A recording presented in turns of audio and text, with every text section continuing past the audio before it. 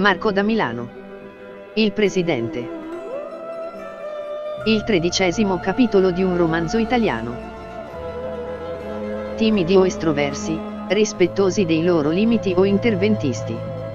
In 75 anni di storia il Presidente della Repubblica è stato di volta in volta garante, notaio, arbitro, ma anche un monarca a tempo con la sua corte e i suoi intrighi.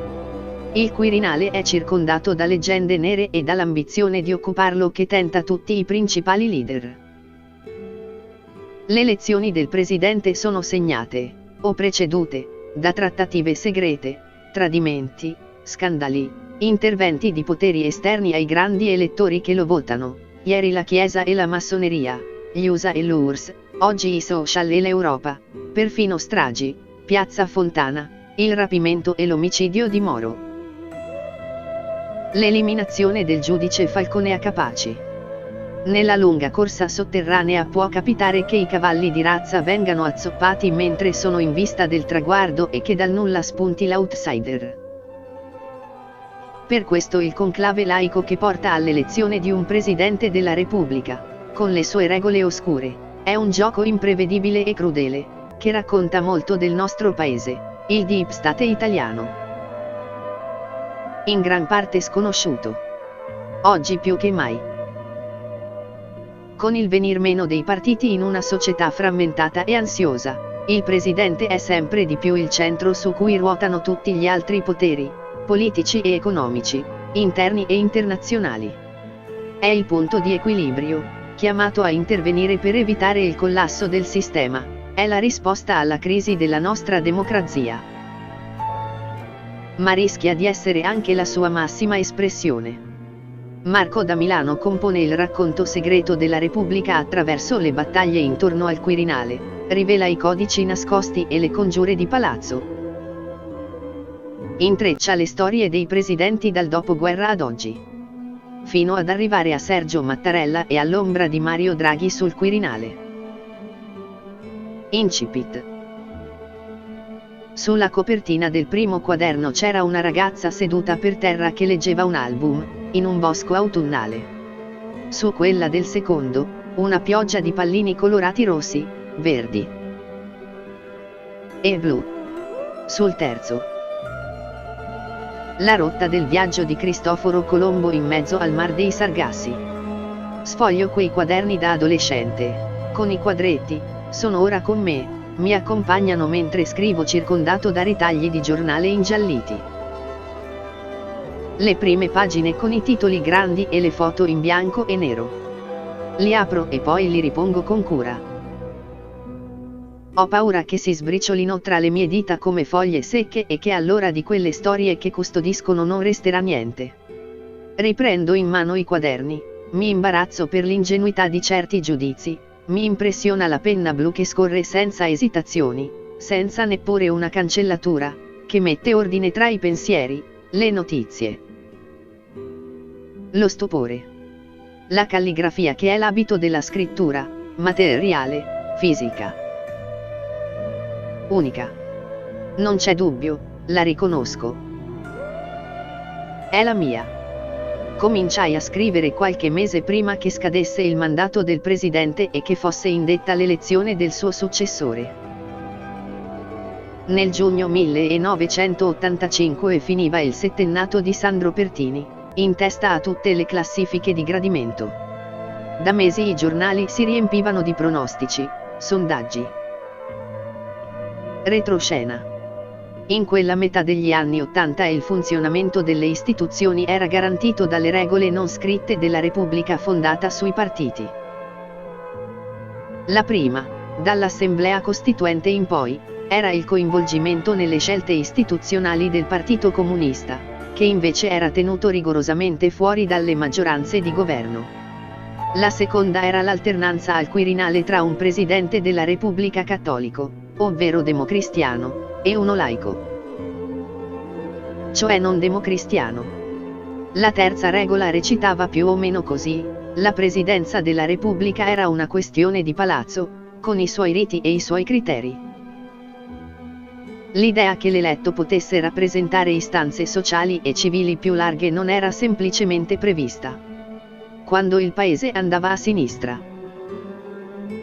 Era stato scelto un presidente con i voti della destra. E viceversa. In quelle settimane gli italiani andavano a dormire tardi con quelli della notte, il programma di Renzo Arbore che aveva toccato punte di audience di un telespettatore su due, con il frate Frassica, il comunista Ferrini, il filosofo Pazzaglia, D'Agostino e l'edonismo reganiano, le massime di Catalano. Una sera aveva telefonato anche Pertini, per fare i complimenti, non si usava e fece impressione. Ma poi si rivelò uno scherzo del giornalista di Repubblica Paolo Guzzanti. Noi ragazzi impazzivano per le clip musicali con gli Wham! E i Duran Duran su Video Music. La Pop TV nata un anno prima. Il Verona di Osvaldo Bagnoli aveva conquistato lo scudetto. Fu l'ultima squadra di provincia a vincere il campionato in cui aveva esordito nel Napoli Diego Armando Maradona.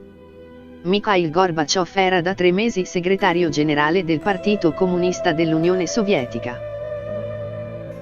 Il presidente del Consiglio italiano era Bettino Craxi, il primo socialista a Palazzo Chigi. Io, intanto, mi preparavo all'elezione del nuovo presidente. Ritagliavo e conservavo gli articoli che uscivano sui quotidiani e i settimanali.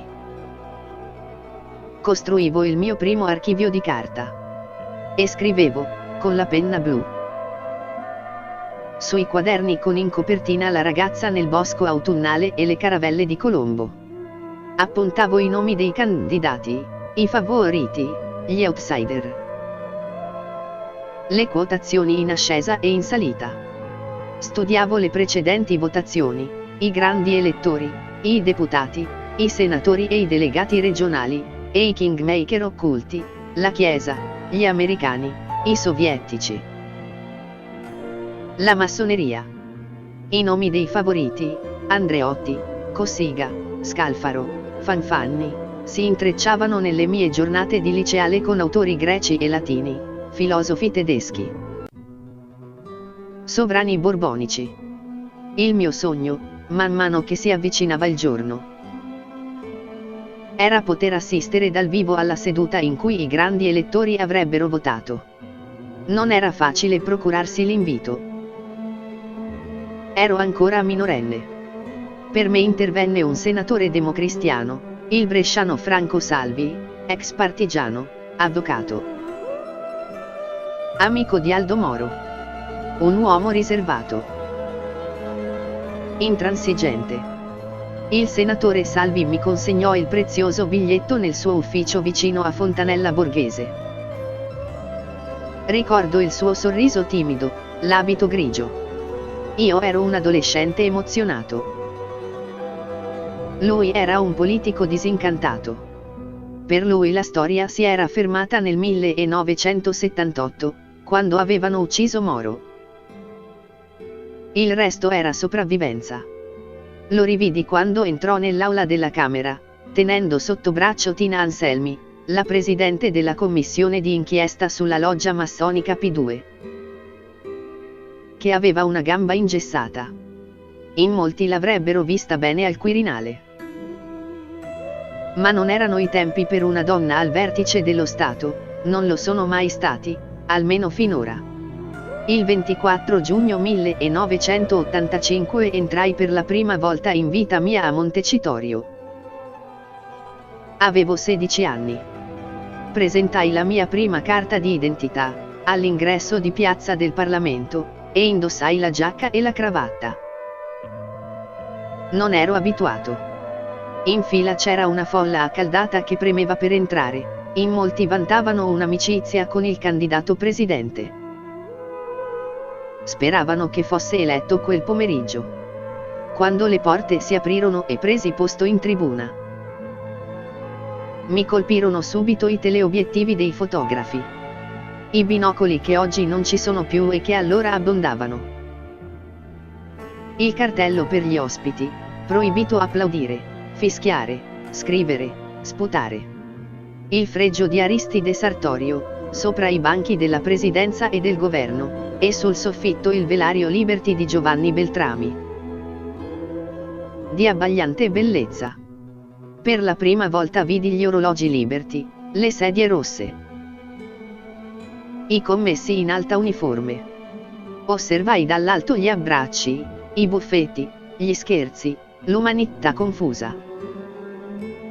Il rispetto che circondava i capi. Mi abituai subito alla luce di ghiaccio, che è il colore dell'aula, e al brusio incessante, che ne è il suono. Alle 16:07. Entrarono la Presidente della Camera, ma all'epoca si diceva al maschile, il Presidente, la comunista Nilde Iotti, e il Presidente del Senato, Francesco Cossiga, democristiano. Era lui il candidato designato. Lo avevano votato la sera prima i grandi elettori della DC riuniti in assemblea, su proposta del segretario Ciriaco De Mita, con la benedizione di tutti i capicorrente che avevano parlato uno dopo l'altro a garantire il loro appoggio. Chi indebolisce Cossiga pecca contro lo Spirito Santo, aveva ammonito Giulio Andreotti. Alla faccia di chi ci credeva finiti, ora rimarremo al centro della politica italiana, aveva esultato il Doroteo Flaminio Piccoli, il presidente del partito. Cossiga era l'uomo del giorno. Era seduto accanto alla Iotti e friggeva, sottoposto all'attenzione dei 1000 elettori, dei fotografi, dei giornalisti. Dalla tribuna lo potevo scrutare anch'io. Lo ricordo immobile, i capelli candidi, il colorito del marmo, più bianco della luce di ghiaccio dell'aula. Neppure una parola, un sorriso o un cenno di saluto per quei senatori che gli sventolavano la scheda come per dirgli voto per te. Solo un movimento impercettibile per chiedere un caffè. Il vincitore della giornata, De Mita, entrava e usciva dall'aula, divorato dal nervosismo. Era la prima volta in 40 anni che un presidente veniva eletto al primo colpo, dai tempi di De Nicola, il capo dello Stato provvisorio, scelto dall'Assemblea Costituente in meno di 2 ore. Il segretario della DC era il vero vincitore della storica giornata. L'urna dove si depositano le schede, di oro e vimini, la mitica insalatiera, era lì in mezzo, sembrava una teca sacerdotale, un calice, un grembo. Finalmente terminarono le chiamate dei senatori e deputati e delegati regionali, l'urna fu aperta e cominciò lo spoglio delle schede. Cossiga, Cossiga, Bianca, Cossiga, Fanfanni, Cossiga. Era vietato prendere appunti. Potevo solo contare i voti con le dita delle mani e tenerli a mente. Non ho mai dimenticato quel momento, neppure quando sono tornato da giornalista accreditato dalla stampa parlamentare, comodamente seduto tra i colleghi, con la possibilità di segnare i voti tracciando i lati di un quadrato. 1, 2, 3, 4, una diagonale in mezzo. 5. Ogni quadrato 5 voti. Ogni riga, 6 quadrati, 30 voti. Ho visto, sotto di me, dalla tribuna stampa, centinaia di parlamentari compiere il mio stesso gesto sui foglietti con la carta intestata. Tutti attenti a non perdere neppure uno dei nomi pronunciati dal Presidente della Camera. Fino a quando non scatta il numero magico, che significa il quorum raggiunto per l'eletto, sottolineato dagli applausi, o mancato. Con un brusio di delusione. Quel pomeriggio di giugno, intorno ai 650 voti, qualcuno applaudì. Bloccato da tutti gli altri. Alle 17:50. Il nome di Cossiga fu letto dalla Iotti 674 volte, il quorum per diventare presidente. Scattò un lunghissimo applauso, tutti in piedi tranne i parlamentari del Movimento Sociale, che a fine mandato diventeranno sostenitori di Cossiga, e i radicali, rimasti fuori dall'aula. Il presidente appena eletto salutò baciò goffamente la mano della Iotti e uscì dall'aula per attendere il risultato ufficiale e la proclamazione. In fondo alle scale, lo attendeva De Mita per un caldissimo abbraccio, di cui anni dopo si sarebbero pentiti entrambi. Nonostante il risultato scontato, Cossiga ottenne molti meno voti del previsto, 752 su 977 voti, il 75%. Lontano dall'82% raggiunto da Pertini 7 anni prima. I franchi tiratori furono oltre 150. Tra le schede si ritrovarono un biglietto ferroviario e 4 voti per Licio Gelli, il capo della P2. Un voto andò all'ex presidente della Corte Costituzionale, il cattolico Leopoldo Elia, maestro di diritto, amico di Aldo Moro. Anni dopo mi raccontarono che per lui aveva votato il professore senatore democristiano Roberto Ruffilli, era l'uomo che seguiva le proposte di riforma istituzionale per conto di De Mita. Ma diffidava di Cossiga e aveva voluto nel voto segreto segnare il suo dissenso. Fu ucciso in casa sua a Forlì dalle Brigate Rosse il 16 aprile 1988. All'uscita la parola finale la mise con i giornalisti il braccio destro di Andreotti: Franco Evangelisti, avete visto, sembravamo cotti. Finiti e invece. Lo sapete perché resteremo qui altri 40 anni? Perché gli altri sono stronzi. Anzi, no. Scrivete che sono inetti. Così non potranno turarsi il naso. Non lo ascoltai di persona, non avevo il permesso di entrare in transatlantico. Lo lessi il giorno dopo sui quotidiani. Ritagliai le prime pagine e gli articoli e mi appuntai le frasi sui miei quaderni a quadretti. Il mio diario si era concluso, ero felice.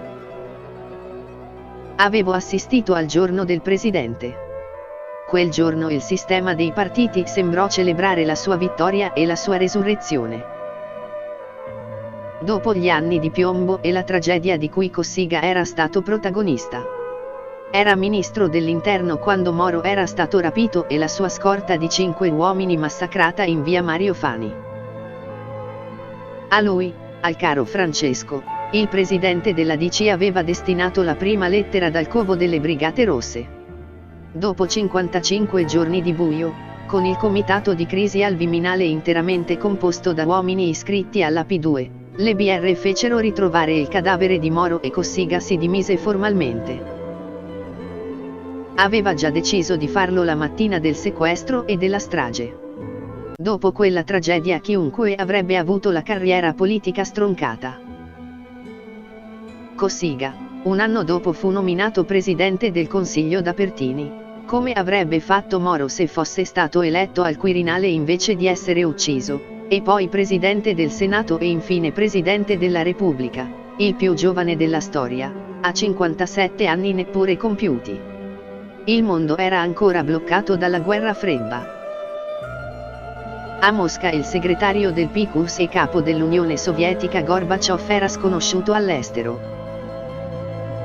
Nessuno avrebbe potuto prevedere la fine della guerra fredda. Di certo non ci pensavano i capipartito italiani. Non si erano accorti che mancava poco al collasso. Appena un settennato. I 7 anni di Cossiga. Nel 1985 avevo assistito, senza saperlo, al punto più alto della Repubblica dei partiti, che coincideva con l'inizio della sua fine. Sotto i miei occhi si era svolto l'evento che fissava quel punto. L'elezione del presidente di mezzo, tra le due epoche repubblicane. L'ultimo della Repubblica fondata sui partiti. Il primo della Repubblica fondata sui presidenti. Nel 1992, in coincidenza con la fine del mandato di Cossiga. Le inchieste Mani Pulite travolsero leadership che si consideravano eterne. Hanno significato la perdita del potere e della rispettabilità, i processi, le condanne. La morte. dopo che il Parlamento si era intrappolato in una serie di votazioni a vuoto per eleggere il presidente e un'altra strage aveva colpito il cuore della Repubblica. A Capaci. Nel 2013 i nomi dei candidati furono bruciati uno dopo l'altro, mentre la piazza assediava il palazzo, finché i grandi elettori andarono a pregare il presidente uscente, quasi novantenne, di restare in carica per un altro mandato. Non era mai successo nella storia. 2 anni dopo, nel 2015, apparve sulla scena da cui si era sempre tenuto distante il nuovo presidente, anche lui legato a Moro. Anche quel giorno ero in tribuna, l'ho visto emozionato e tremante nel salire le scale verso il seggio più alto di Montecitorio, per giurare fedeltà alla Costituzione. In 7 anni, avrebbe affrontato il crollo delle ambizioni di chi lo aveva eletto, il disfacimento del sistema, l'emergenza più grave con la pandemia che ha chiuso in casa il paese. La notte più buia. I quaderni da adolescente e i ritagli sono con me ora. Mentre scrivo. Il titolo di apertura di Repubblica. È Cossiga al primo voto. Nella vignetta di Giorgio Forattini il nuovo presidente è disegnato come un cartone giapponese. Cozinga. In prima pagina c'è il reportage di Giampaolo Pansa. Ecco s'avanza una strana DC. Il ritratto di Paolo Mieli. Un professore estraneo alle correnti. L'editoriale di Eugenio Scalfari. Perché De Mita ha fatto centro. In alto, in prima pagina, c'è la pubblicità di Pandemmes, l'aperitivo, in fondo quella del romanzo di Milan Kundera L'insostenibile leggerezza dell'essere, 50.000 copie in 3 mesi. Annuncia la casa editrice Adelphi. Custodisco questi frammenti come reliquie. Non esisterebbe quel passato se non ce lo avessero tramandato quei giornali che davano un ordine al caos e restituivano spessore alle parole. Allora sembravano ammiraglie inaffondabili che ti consentivano di navigare nella realtà. Oggi appaiono barche di carta nel mare tempestoso del digitale. Della giornata di inizio estate 1985 resta nella mia emozione di adolescente un passaggio storico e una lezione sulla straordinaria ambivalenza che accompagna le cose umane e le guerre di potere. Nel conclave laico che sceglie il presidente la solennità del momento convive con le bassezze più infime e con i calcoli più mediocri. L'istituzione si identifica con la persona e riflette le sue debolezze e le sue cadute. In politica c'è l'ora diurna, le scelte alla luce del sole, su cui si motivano gli elettori, e in stagioni straordinarie si mobilitano i popoli, ma anche la ordinaria fisiologia democratica che risulta notarile, dimessa, o noiosa. Solo a chi non la conosce. E c'è il tempo notturno dei complotti e delle congiure, quello che si consuma dietro la scena. O sotto. L'ora diurna e il tempo notturno si confondono, si intrecciano, in politica come nella vita, tra le passioni e la depressione. L'esaltazione e l'annientamento. È questa la maledizione che pesa sul Quirinale e sul suo inquilino. Tutti i presidenti hanno conosciuto durante il loro mandato gli onori che spettano alla carica e l'amarezza della solitudine. Ho capito solo ora perché già da ragazzo mi affascinasse questa storia. Abbiamo avuto romanzi borghesi, romanzi operai, romanzi criminali, ma non abbiamo ancora il romanzo repubblicano, il romanzo del presidente. Il solo possibile nel paese in cui sta finendo la politica ed è morta la letteratura. Il romanzo che narra di un dramma doppio. Il dramma di una persona, il presidente, e di una istituzione, la presidenza. Nel Regno Unito la chiamano The Crown, la corona, la lunga identificazione tra l'istituzione monarchica e la persona della regina Elisabetta che la occupa da 70 anni. Diventata una saga televisiva. Il Quirinale è la nostra corona repubblicana. Nella persona e nella istituzione si mescolano la luce e le tenebre, il diurno e il notturno, fino a essere indistinguibili. Il presidente è fragile, anche quando appare forte. Come fragile è il paese di cui è garante e responsabile. Il rappresentante dell'unità della nazione, di quel che usa chiamarsi spirito repubblicano, in un paese disunito, frammentato, che sempre rischia di sbriciolarsi, come una foglia d'autunno o il ritaglio di un giornale. E che sempre si tiene. In questa sfumatura si nasconde la miseria della politica, ma anche la sua residua grandezza, la sua possibilità di essere raccontata, nonostante tutto, con intatto stupore. 1. Onorate la giustizia. Voi che giudicate in terra. È scritto sulla campana maggiore di bronzo che in passato, 2 o 3 secoli fa, suonava per segnalare l'inizio delle udienze. Dall'alto della Curia Innocenziana, il palazzo che a Roma ospitava i tribunali, il governatorato, la direzione della Polizia dello Stato Pontificio sotto il Papa Re, è edificato sul Monte Citorio, il luogo in cui, secondo la tradizione, gli antichi romani si riunivano per i comizi elettorali e avevano scaricato i materiali di risulta della bonifica di Campo Marzio. Tra tutti, li più meglio, Palazzoni, lo raccontò Giuseppe Gioacchino Belli nel 1834. Monte Citorio è un pezzo signorile. Il campanone d'ar tribunale, aggiunse 3 anni dopo Belli, aveva smesso di suonare, si era rotto, si era sfasciato. A furia di ricevere insulti e maledizioni. Il campanone nei giorni feriali annunciava le udienze. Ma il sabato cambiava genere. I rintocchi richiamavano il popolo romano per un altro tipo di sentenze. Un banditore si affacciava dal grande balcone sulla facciata ed estraeva i numeri del lotto, li gridava alla folla, che da sotto reagiva con urla di esaltazione e di eccitazione. Ma il lotto non era l'unico sorteggio a eccitare i romani. Aveva scoperto Stendhal durante le sue passeggiate. A Roma, da secoli, c'era un gioco che piaceva molto di più ai governanti e ai sudditi. A eliminazione diretta e crudele. Uno dei nostri vicini, uomo molto in carne e che prendeva la pioggia da almeno un'ora, ci ha detto, è 100 volte più interessante dell'estrazione del lotto. Pensate, signori, che il nome che stiamo per conoscere influirà direttamente sul patrimonio e i progetti di tutti coloro che a Roma indossano abiti di drappo fine.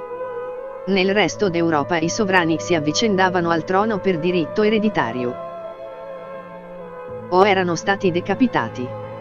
Il metodo romano era meno cruento. In apparenza, si può chiamare Roma la città delle elezioni. Dall'anno della sua fondazione, vale a dire nell'arco di 26 secoli. La sua forma di governo è stata quasi sempre elettiva. Dai consoli ai papi. Era morto il pontefice, Leone XII, il marchigiano Annibale Francesco Clemente Melchiorre Girolamo Nicola della Genga, bisognava farne un altro. Il conclave si riunì per la 3ª volta a Montecavallo, il colle del Quirinale, dove c'era la residenza dei pontefici. Nella Cappella Paolina che doveva riprodurre la Cappella Sistina Vaticana. Era il marzo 1829, la città aspettava l'elezione del nuovo Papa, si preparava ad assistere alla grande battaglia, studiava il peso delle forze in campo. Con precisione e amore per il dettaglio. L'ultimo artigiano di Roma sa benissimo che l'elezione non avviene i primi giorni. Bisogna che i partiti misurino le forze reciproche. I primi scrutini, che non possono portare a nessun risultato, sono di pura cortesia. I cardinali danno il loro voto a chi tra i colleghi vogliono onorare di un segno di pubblica stima. Non c'erano i social, ma le voci sulle quotazioni dei candidati correvano con la stessa velocità. Il cardinale De Gregorio aveva preso i 2/3 dei voti e stava per essere acclamato. Sfortunatamente, il cardinale Benvenuti aveva fatto dello spirito aggiungendo 1 o 2 frasi al suo voto. che è stato dichiarato nullo. Subito si è organizzato tutto per vincere domani mattina, ma, proprio stasera, il cardinale Albani è entrato in conclave. E tutto è perduto. Sono questi. Si dice qui a Roma. Posso confermare che è quanto si racconta nelle cerchie meglio informate. È la verità. Fu eletto il cardinale Francesco Saverio Maria Felice Castiglioni e prese il nome di Pio VIII. A Belli non piacque per niente, di lui scrisse cose orribili. Si arriva a fa la pacchia ai parenti. Morì dopo meno di 20 mesi di pontificato. Forse avvelenato. Dopo il 1846 nessun papa è stato più eletto a Montecavallo. Su una targa di pietra, alla destra dello scalone che dal cortile porta alle stanze, sono incisi i nomi degli inquilini che lo hanno abitato.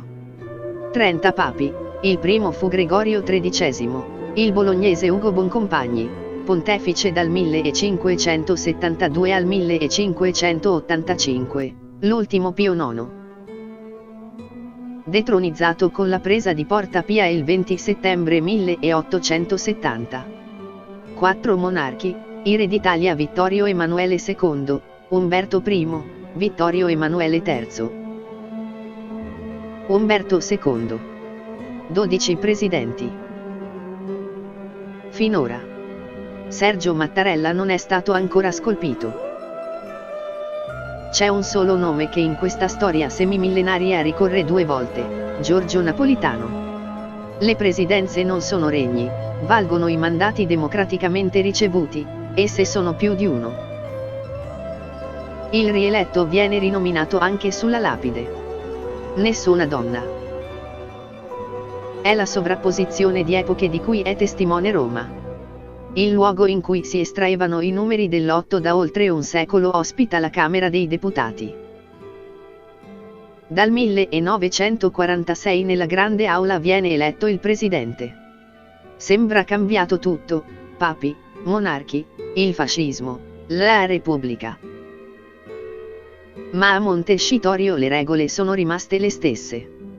Nomi tirati a sorte, voti che ballano nel bussolotto, partiti informali più forti di quelli ufficiali, alleanze, inganni, sorprese. Tradimenti. L'uomo del destino spunta all'improvviso, appare pescato dal caso, e invece è stato lungamente costruito in una mattina di estate oppure in un pomeriggio di inverno, nel palazzo tirato a lucido. Tra i suoi inquilini che almeno per qualche ora provano a essere all'altezza della solennità del luogo. Qui hanno convissuto giustizia e fortuna. E prima ancora le assemblee elettorali e i detriti di una bonifica. A testimoniare che la grandezza dell'uomo, la sua libertà di scegliere, sono impastate con la miseria, lo scarto, il rifiuto. I simulacri del potere si illuminano e si compiacciono della loro eternità quando invece stanno per incontrare la caduta più rovinosa e diventare cocci rotti, calcinacci, macerie, fino a ritornare polvere. Oggi il campanone di Montecitorio si esibisce con i suoi rintocchi solo una volta, ogni 7 anni. L'ultima fu il 3 febbraio 2015. Un grigio martedì mattina. Tornerà a farlo all'inizio del 2022, quando nel palazzo di Montecitorio si riuniranno i 1000 grandi elettori, tra deputati, senatori e delegati regionali, il club più esclusivo e invidiato da chi ne è escluso, i cardinali della Repubblica, convocati in conclave laico. Per votare il nome del successore di Sergio Mattarella.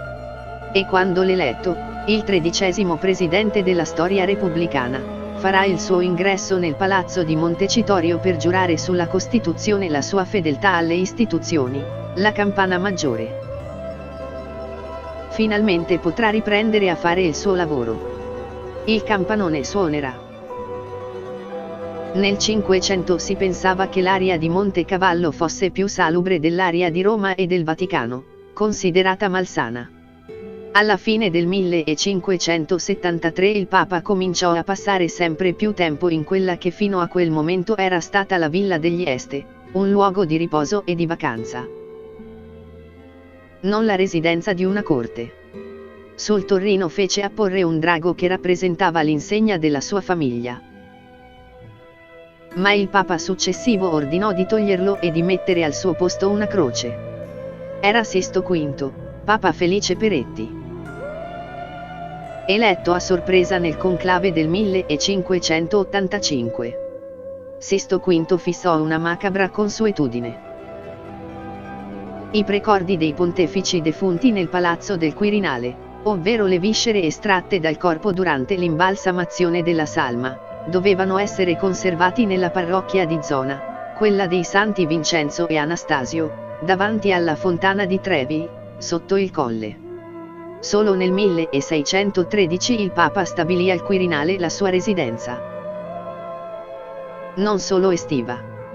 Una reggia laica, senza connotazioni religiose, con i suoi scaloni, gli arazzi, gli specchi, i corridoi, i giardini, la coffee house, la sala degli specchi dove oggi giurano i governi, il salone delle feste, la magnificenza che faceva ironizzare Belli sull'ansia dei papi di tornare in Vaticano. Poveretto. A Montecavallo c'è sta stretto.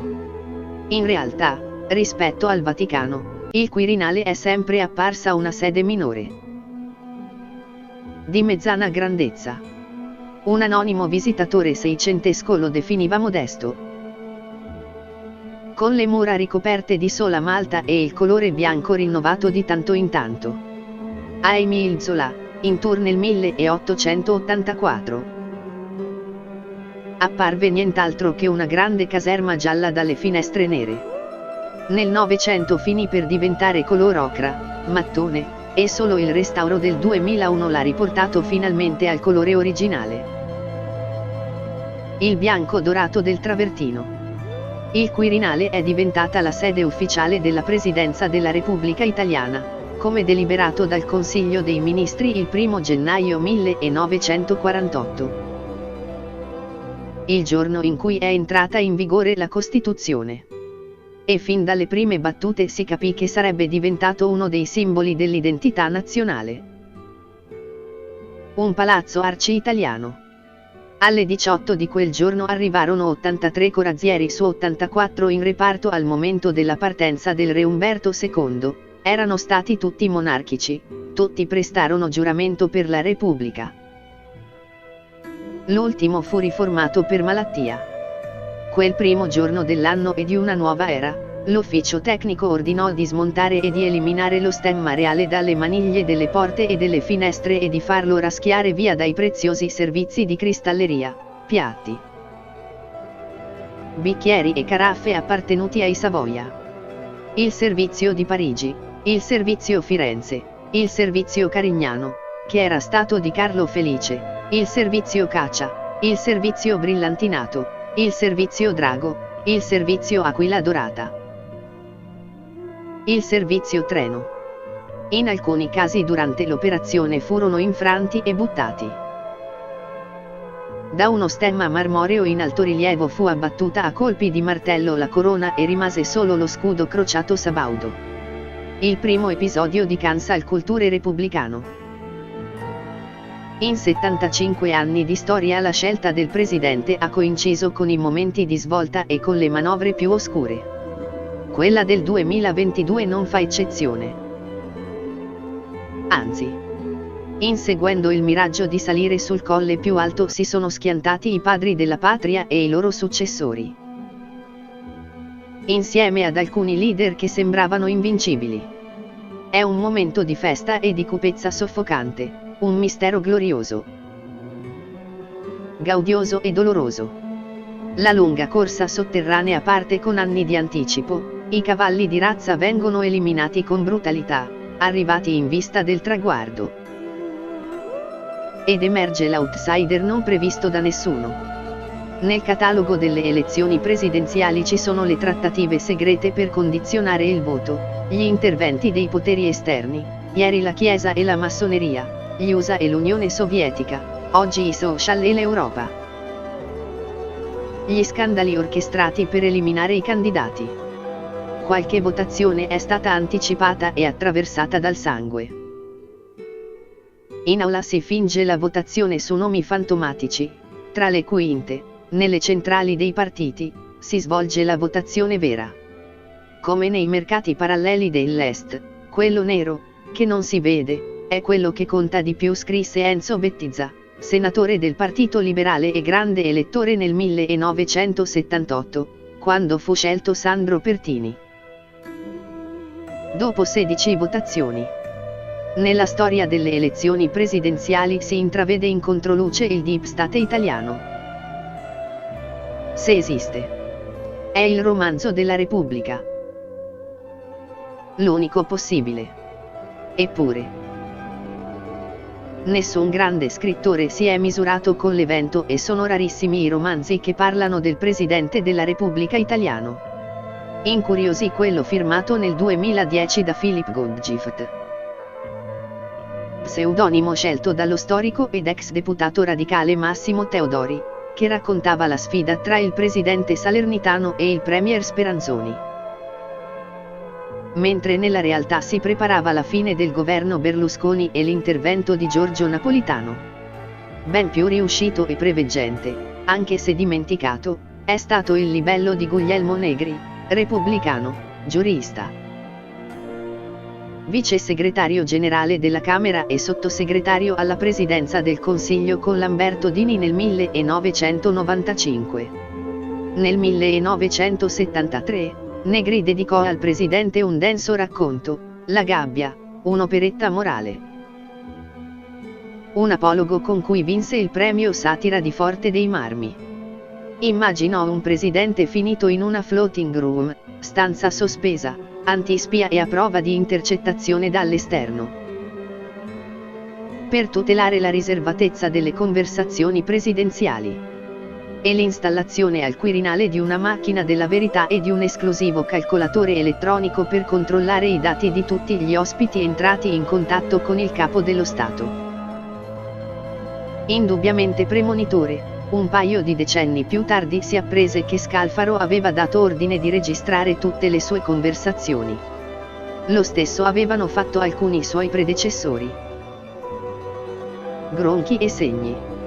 Nella sua favoletta Negri tratteggiava il presidente del Consiglio Giorgio Panda, in cui erano facilmente riconoscibili le fattezze di Giovanni Leone, a colloquio con il presidente della Repubblica Alberto Rosati, nato nel cuore dell'Etruria tirrenica. Una personalità prismatica, vivacissima e forte, eppure minata dal tarlo roditore dell'incoerenza, nell'attività politica e in quella sentimentale, dominata da una sensualità tumultuosa, imprevedibile, quasi crudele per sé e per gli altri.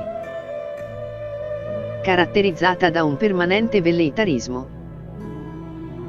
Unito a una non comune capacità di dissimulazione e a una certa inclinazione per le tecniche tenebrose del potere e da un curioso provincialismo non spiegabile se non come un complesso di inferiorità verso uomini e cose stranieri oppure come complesso di superiorità degno di un erede dei Tarquini.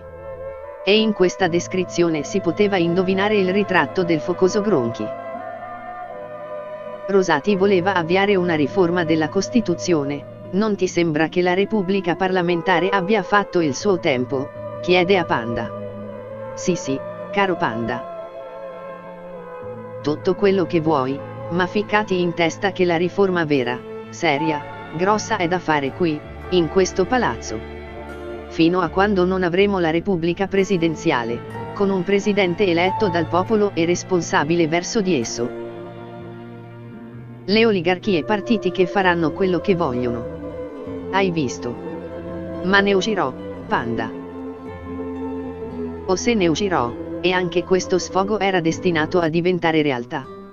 Il presidente del Consiglio Panda nelle pagine finali evitava che il presidente in possesso di tutti i dati riservati dei suoi interlocutori diventasse un presidente grande fratello, ci mancherebbe anche la dittatura elettronica tra le altre degenerazioni delle forme di governo. Con un'armata silenziosa e gelida quanto efficiente e sistematica.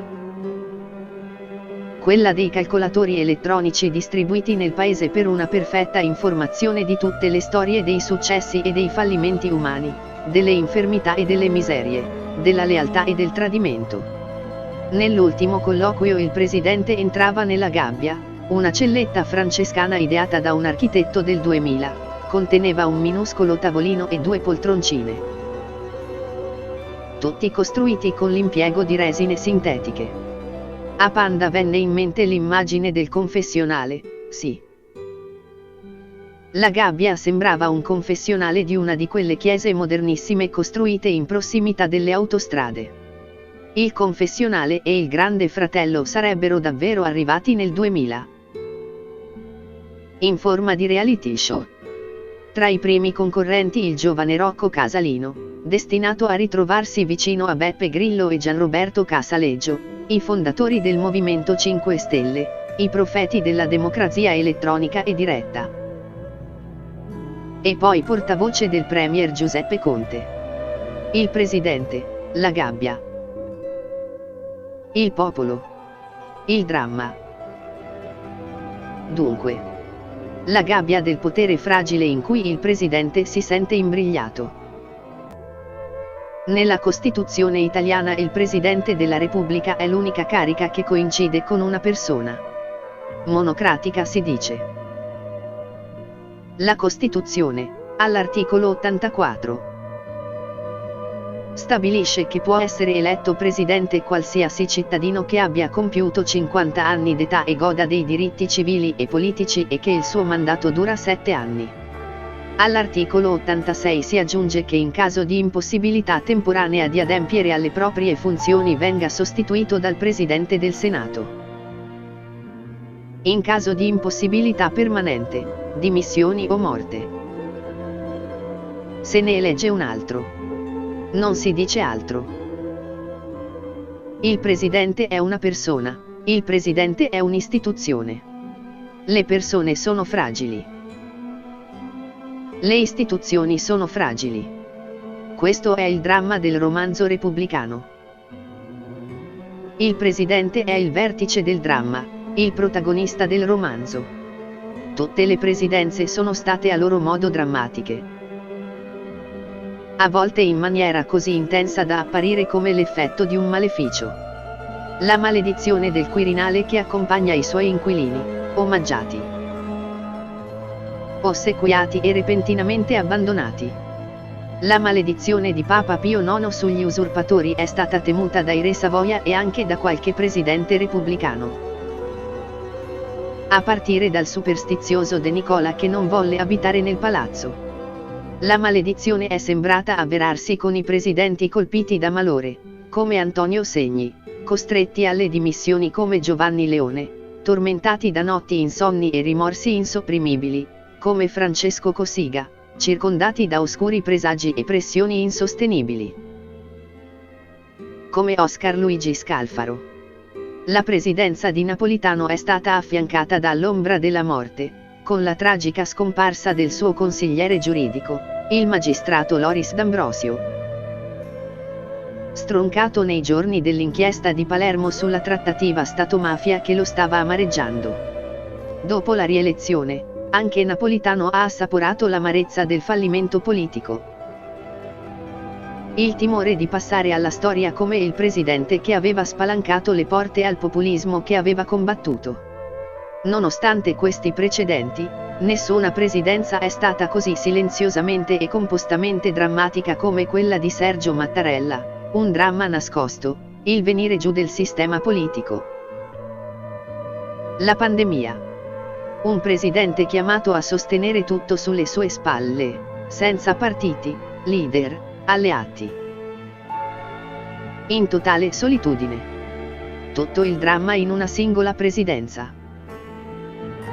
Il dramma sta nella distanza tra la persona e la sua storia, la sua sensibilità, i progetti politici che sogna di affermare e quelli che intende bloccare, e l'istituzione, che non ammette indugi, esitazioni, strappi.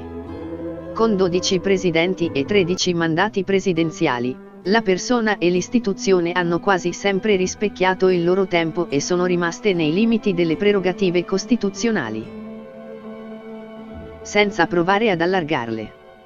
Ma a volte sono entrate in conflitto. tentando di forzare il sistema da una parte o dall'altra. E hanno finito per terremotare tutto.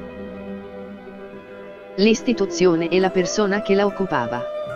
Altre volte, più di recente. Il presidente, la persona e l'istituzione, è stato costretto a intervenire per evitare la catastrofe del sistema. Restava solo lui. Un passo prima del disastro. Qualcuno non aspettava altro che essere chiamato a intervenire. Qualcun altro, nel farlo, ha dovuto cambiare un pezzo di sé. La natura dell'istituzione e il proprio carattere. Chiamiamoli per nome, i presidenti, come insegna a fare Nanni Moretti, in E.C. Bombo, con gli studenti maturandi che però li confondono con la grande Inter degli anni 60. De Nicola, Burnick, Facchetti, Bedin, Guarneri, Picchi, Jair, Mazzola, Domenghini, Suarez. Corso. Enrico De Nicola, Luigi Einaudi, Giovanni Gronchi, Antonio Segni, Giuseppe Saragat, Giovanni Leone, Sandro Pertini, Francesco Cossiga, Oscar Luigi Scalfaro, Carlo Azeglio Ciampi, Giorgio Napolitano. Sergio Mattarella. Timidi o estroversi, ossequiosi delle regole, notarili o esorbitanti. Laici o cattolici. Sui presidenti c'è un'ampia pubblicistica, nella maggior parte dei casi agiografica, caricaturale, il presidente buono, il presidente Vanesio, quello che amava i vini e quell'altro che passava in rassegna i fiaschi al posto dei corazzieri, per aver pubblicato sul Candido una vignetta così su Einaudi. Giovanni Guareschi fu condannato a 8 mesi di carcere per vilipendio al capo dello Stato, quello che amava andare a caccia, quello che fumava la pipa, quello che faceva le corna. A uno piacevano le donne. L'altro recitava il rosario. Tutti i presidenti sono stati uomini. Anche le First Lady sono quasi una rarità. Nella lista compaiono presidenti sposati ma senza consorti visibili, presidenti single o scapoli di fatto e c'è una certa ricorrenza di presidenti vedovi. Affiancati dalle figlie per ragioni di cerimoniale. La donna più votata per il Quirinale finora è stata la comunista Nilde Iotti che ha raggiunto 256 voti al quarto scrutinio delle elezioni per il nono presidente. Il 15 maggio 1992. Un grande applauso circondò la Iotti, che era stata giovane deputata all'Assemblea Costituente, compagna di Palmiro Togliatti, presidente della Camera per 3 legislature, dal 1979 al 1992, la prima ad arrivare allo scranno più alto di Montecitorio, di austerità regale. Il volto nobile della politica. Ma era la candidata di bandiera del PDS e degli altri partiti della sinistra. Senza possibilità di essere eletta. Come fu simbolica la prima donna votata per la presidenza della Repubblica, Ottavia Penna, deputata all'Assemblea Costituente dell'Uomo Qualunque, l'unica donna del gruppo di Guglielmo Giannini. Una delle 21 elette per la prima volta in un'Assemblea nazionale. Tra la qualunquista Penna e la comunista Iotti, colleghe ma distanti tra loro come il Sole e la Luna. Negli scrutini si sono avvicendate diverse candidature femminili senza uno sbocco reale.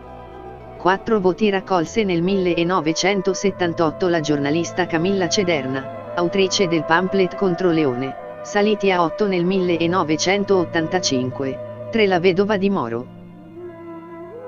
Eleonora. La democristiana Tina Anselmi, presidente della commissione di inchiesta sulla loggia P2. Fu candidata nel 1992 dalla rete di Leoluca Orlando oltre che dal settimanale Cuore di Michele Serra. La radicale Emma Bonino fu sponsorizzata dalla campagna mediatica Emma for President. Ma nel 1999 raccolse appena 15 voti.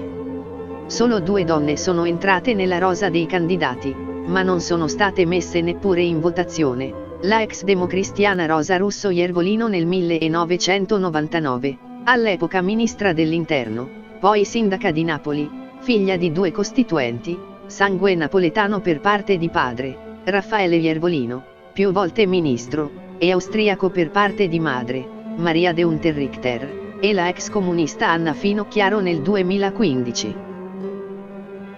Quando era presidente della Commissione Affari Costituzionali del Senato. In quei giorni la osservavo dalla tribuna, seduta nell'emiciclo di Palazzo Madama, ieratica, impassibile, le mani intrecciate sul banco, o al più a disegnare qualche schizzo sui fogli. Qualche uscita per fumare una sigaretta. La incontrai alle 3 del pomeriggio sull'ascensore. Senatrice, scende. No, io salgo. Sembrava salire la senatrice Finocchiaro, invece al posto suo Matteo Renzi scelse un altro uomo. Mattarella. Una storia abbellita. Edulcorata. I quirinalisti, ramo nobile del giornalismo parlamentare. Contribuiscono alla santificazione in vita dei primi cittadini della Repubblica. Il presidente ammonisce, esorta. Si appella. Il presidente non si commuove. Si emoziona. Non ride. Sorride. Il presidente è sempre buono, è papa giovannizzato, quasi mai si incazza. Se è un po' alterato lo si nota dal nodo della cravatta allentato. Il presidente è sterilizzato. Imbalsamato. Il suo corpo prende vita solo per salutare, consolare, abbracciare, carezzare i familiari di una strage, di un terremoto o di un attentato, più raramente per esultare in uno stadio per la partita della nazionale. Lo hanno fatto Pertini e Mattarella. Visto da vicino, il presidente possiede un corpo. E ci mancherebbe. Ho incontrato Francesco Cossiga nella sua casa di Prati nel 2005. Il giorno prima che fosse eletto Papa e il suo amico cardinale Joseph Ratzinger. Cossiga non aveva dubbi in proposito e si divertiva un mondo a imitare Rumar e Moro e gli altri capi democristiani nel loro complicato rapporto con il Vaticano. Mi aveva ricevuto in pigiama, vestaglia e pantofole, davanti a un pannello che riproduceva la centrale di ascolto di un bureau dell'intelligence. Ho visto Scalfaro sul palco di Piazza San Giovanni, al termine della grande manifestazione per la pace contro l'intervento americano in Iraq. Con una bandiera arcobaleno in mano accanto al grande vecchio comunista in grao, davanti alla riproduzione di Guernica, e poi di nuovo, vicino a Rita Levi Montalcini. Quasi sacerdotale con la sciarpa bianca. Era diventato un profeta dopo aver frequentato per tutta la vita le stanze del potere. Chiamava per ringraziare delle interviste, come un novizio alle prime armi. Arrotando gentile la R. Di Ciampi ho un ricordo doloroso. L'ex presidente in prima fila nella chiesa romana di Cristo Re al funerale del giornalista del TG1 Paolo Giuntella che lo aveva seguito per 7 anni. Napolitano altero e aristocratico. Passava tra i giornalisti mettendo soggezione. Mattarella affabile, con una parola per tutti, sussurrata a bassa voce, gli occhi grigio-azzurri carichi di ironia, rivelata quando nel 2018, alla fine di una crisi di governo durata 3 mesi, ha scritto di suo pugno una lettera a Diego Bianchi di Propaganda Live, per rassicurarlo che sarebbe stata riparata la porta di legno del Quirinale, da cui escono le delegazioni dei partiti. Logorata dall'uso. Promessa mantenuta. Nel venir meno di ogni altra istituzione, anche il Papa è ormai contestato in Vaticano, il Presidente è rimasto l'unico intoccabile, la sola istituzione che non può essere messa in discussione. L'eredità di un'antica sacralizzazione del potere, il doppio corpo dello Stato di Ernst Kantorowicz, il doppio corpo del Re, in cui convivono immortalità e caducità, il corpo naturale invecchia e muore. Il corpo politico è palesemente privo di infanzia e di vecchiaia e di tutti gli altri difetti e debolezze di cui è soggetto il corpo naturale. ma nel suo identificarsi con una persona. È anche l'istituzione più contemporanea. È una carica imperfetta, perciò in linea con lo spirito del tempo. Nel terzo ventennio del XX secolo, non solo in Italia, il Parlamento ha perso la sua centralità e la sua sovranità. È ridotto a una macchina burocratica che certifica decisioni prese da altri. Il governo è debole, sottoposto all'improvvisazione di maggioranze politiche che coincidono sempre di meno con le scelte degli elettori. Il terzo potere, quello giudiziario, attraversa in Italia una crisi di fiducia e di credibilità di fronte ai cittadini pari a quella che travolse la classe politica 30 anni fa, quando i magistrati che indagavano sui partiti vennero acclamati come salvatori della patria. Il quarto potere, l'opinione pubblica raccolta dalla stampa, è sotto attacco per conformismi e faziosità. E non sta molto bene neppure il corpo elettorale, il popolo cui appartiene la sovranità, è disorientato, non è più rappresentato dai partiti tradizionali, è negato dalle tecnocrazie. È strumentalizzato come arma di sfondamento dall'antipolitica per arrivare al potere. È sedotto e poi abbandonato. Oscilla tra la rabbia e la diserzione. Resiste solo il presidente, il grande consigliere, il magistrato di persuasione e di influenza, il coordinatore di attività, il capo spirituale, più ancora che temporale, della Repubblica. Come lo definì nella sua relazione all'Assemblea Costituente Meuccio Ruini. Non è l'evanescente personaggio, il motivo di pura decorazione. Il maestro di cerimonie che si volle vedere in altre Costituzioni. Mentre il primo ministro è il capo della maggioranza e dell'esecutivo, il Presidente della Repubblica ha funzioni diverse, che si prestano meno a una definizione giuridica di poteri. Egli rappresenta e impersona l'unità e la continuità nazionale, la forza permanente dello Stato al di sopra delle mutevoli maggioranze. Per lui, in effetti, e solo per lui la Costituzione utilizza un'espressione altisonante: capo. Il Presidente della Repubblica è il capo dello Stato e rappresenta l'unità nazionale, recita l'articolo 87. Un'espressione maledetta, dopo 20 anni di fascismo, sussurrata più che ostentata. Nella costruzione di un impianto costituzionale che non prevede capi. Di ambigua interpretazione. Troppo pesante, essere il capo. O troppo leggero. Il risultato è una schizofrenia istituzionale che in alcuni casi si traduce in una schizofrenia personale.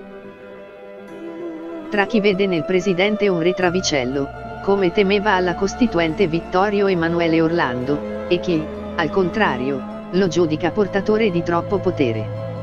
Minaccioso. Pericoloso. Il presidente e il suo doppio volto è indagato da decenni da tutti i principali costituzionalisti e studiosi della materia. Il presidente notaio o imperatore, lo definisce il politologo Mauro Tebaldi. Il presidente maestro di corte o tribuno del popolo. Per Nino Valentino. Un po' arbitro, un po' simbolo, un po' mediatore. Il presidente è per Carlo Fussaro il tutore di cui non riusciamo a fare a meno sul piano internazionale e su quello interno. Per Gino Scaccia ricorda il gigante della favola di Goethe, costretto da un sortileggio ad agire solo per mezzo della sua ombra, derivava la propria concreta forza politica da un astro, del quale era mero satellite, e di cui poteva trasmettere solo il riflesso negativo, il sistema dei partiti. Salvo poi liberarsi della dannazione che lo imprigionava e trasformarsi nel gigante di un nuovo sistema su cui ha proiettato un'ombra più lunga e densa. Una figura elastica, sfuggente, ambigua. Secondo Sabino Cassese. Un enigmatico coacervo di poteri non omogenei lo ha definito Paolo Barile, la figura più enigmatica di tutto l'impianto costituzionale italiano secondo Enzo Cheli, la più enigmatica e sfuggente fra le cariche pubbliche prevista in Costituzione. Ha scritto Livio Paladin. Il presidente è un enigma che rischia di sciogliersi nel suo dramma, con i suoi poteri nulli o infiniti. I settennati presidenziali rappresentano questa oscillazione tra il nulla e l'infinito, il nulla dei poteri. Quando i partiti erano tutto e consideravano l'inquilino del Colle come una figura soltanto rappresentativa, e l'infinito dei poteri, nella seconda parte della storia repubblicana, dal 1992 in poi. Quando i partiti sono decaduti. È la teoria della fisarmonica, una formula inventata da Giuliano Amato, candidato mancato per il Quirinale in almeno 2 o 3 elezioni. Se il presidente è forte, autorevole, popolare, i suoi poteri sono grandi e la fisarmonica si spalancherà fino all'estensione massima. Se è debole e il suo ruolo è contrattato con i partiti, la fisarmonica resterà chiusa. Ha scritto Gianfranco Pasquino. Quando i partiti erano solidi e compatti avevano il potere di impedire al presidente di suonare la fisarmonica. Iniziata tra il 1992 e il 1994 una transizione, caratterizzata dal declino e dalla sostanziale e perdurante debolezza delle strutture partitiche. 3 presidenti, ai quali potremmo già aggiungere Sergio Mattarella, hanno goduto di enorme discrezionalità nell'uso dei loro poteri costituzionali. Scalfaro e Napolitano, entrambi sicuramente parlamentaristi, sono stati costretti, incoraggiati, facilitati dalle circostanze a suonare la fisarmonica dei loro poteri in chiave definibile come semipresidenziale. I poteri del Presidente sono codificati nell'articolo 87 della Costituzione. Il Presidente può inviare messaggi alle Camere, autorizza la presentazione dei disegni di legge del Governo alle Camere, promulga le leggi, emana i decreti, indice le elezioni e i referendum, nomina i funzionari di Stato nei casi previsti, i senatori a vita e i giudici della consulta, ratifica i trattati, accredita e riceve i diplomatici, ha il comando delle forze armate, presiede il Consiglio Superiore della Magistratura e il Consiglio Supremo di Difesa, dichiara lo stato di guerra, deliberato dal Parlamento, può concedere la grazia e commutare le pene. Conferisce le onorificenze della Repubblica. Autorizza, promulga, emana, indice, nomina, ratifica, accredita, riceve, presiede, dichiara, concede. Conferisce. Sono i verbi del Presidente. Luigi Einaudi li riassumeva in 3: consigliare, incoraggiare, avvertire. Letti di fretta e tutti insieme, come una filastrocca, vorrebbero nelle intenzioni restituire l'idea di una perfetta armonia, con il presidente direttore d'orchestra che incoraggia i fiati, accompagna i violini, scatena le percussioni. E invece hanno accompagnato il frantumarsi del sistema, il ritmo sincopato dell'incertezza. Da 4 decenni, l'orchestra si è fatta dissonante e, come nel film di Federico Fellini, il direttore è costretto ad alzare la voce. Sempre di più. Più la alza più finisce per aggiungere confusione. Ma se tace sarà considerato tremebondo. Un'oscillazione tra il nulla e l'infinito. Alcuni poteri che nei primi anni della Repubblica sembravano fondamentali sono caduti in disuso, altri invece si sono allargati a dismisura. All'inizio della stagione repubblicana si parlava di potere di esternazione, ovvero che il Presidente avesse la libertà di esprimere il proprio pensiero su materie disparate. Oggi sembra una banalità, ma i costituenti intendevano codificare, o meglio restringere, la sfera di intervento. Avevano immaginato che il Presidente avrebbe potuto esercitare il suo diritto di parola attraverso i messaggi alle Camere. Furono subito smentiti, per colpa dei mezzi di comunicazione che piacevano a tutti. E moltissimo ad alcuni presidenti. La televisione è nata in Italia nel 1954, un anno prima dell'elezione al Quirinale di Giovanni Gronchi, che non si faceva pregare davanti ai riflettori. C'è un solo luogo in cui la sua aspirazione presidenzialista si è realizzata: nei servizi del telegiornale custoditi dalle teche Rai, i viaggi all'estero, gli speciali, i ricevimenti ufficiali. Gronchi era il protagonista assoluto dell'informazione della TV di Stato appena nata. Nella seconda metà degli anni 60 il profluvio di messaggi di Giuseppe Saragat spediti a mezzo stampa faceva discutere. Il telegramma per l'eliminazione della nazionale di calcio dai mondiali di Inghilterra nel 1966, con la storica sconfitta contro la Corea del Nord. Dopo una sconfitta sportivamente subita giungavi il mio cordiale saluto. Il telegramma per la vittoria del pugile Nino Benvenuti contro Emil Griffith al Madison Square Garden il 18 aprile 1967 o il messaggio per la giornata dell'automobilismo, in cui il presidente rintracciava un vivo desiderio di libertà. A Napoli presero a chiamarlo Don Peppino o telegramma, ma, ironizzò il giornalista Vittorio Gorresio, non è irriverenza, perché innanzitutto c'è in quel Don il rispetto dovuto al primo cittadino dello Stato.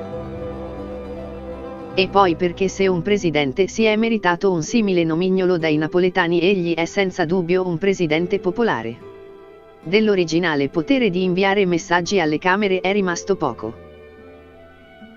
Giovanni Leone provò a ripristinare la tradizione e spedì un messaggio alle Camere nel 1975 sulla crisi istituzionale e sociale italiana, neppure lo discussero. Nel 1991 ritentò Cossiga, questa volta il Presidente del Consiglio, Giulio Andreotti. Si rifiutò di controfirmare il messaggio. Nel 2002 Ciampi inviò alle Camere un messaggio sul pluralismo e la libertà di informazione, in un momento non casuale, con Silvio Berlusconi trionfante. Nel 2013 Giorgio Napolitano ha spedito un messaggio mirato sull'emergenza dell'affollamento carcerario.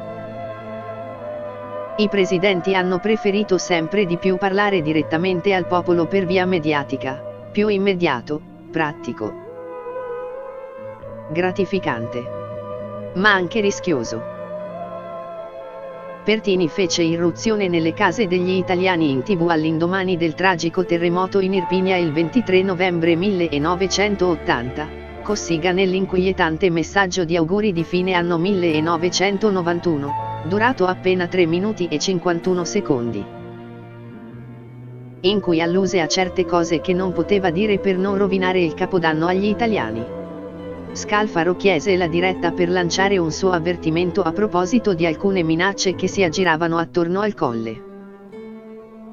Un altro potere è il rinvio alle Camere di una legge, previsto dall'articolo 74 della Costituzione. Il Presidente della Repubblica, prima di promulgare la legge, può con messaggio motivato alle Camere chiedere una nuova deliberazione. Se le Camere approvano nuovamente la legge, questa deve essere promulgata.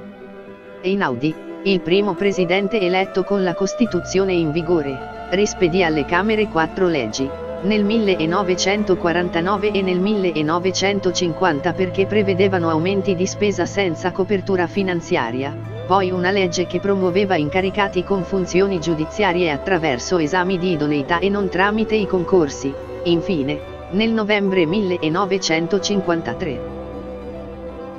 Finì nel mirino presidenziale la legge di proroga di un anno per i diritti del personale dei Ministeri del Tesoro e delle Finanze e della Corte dei Conti.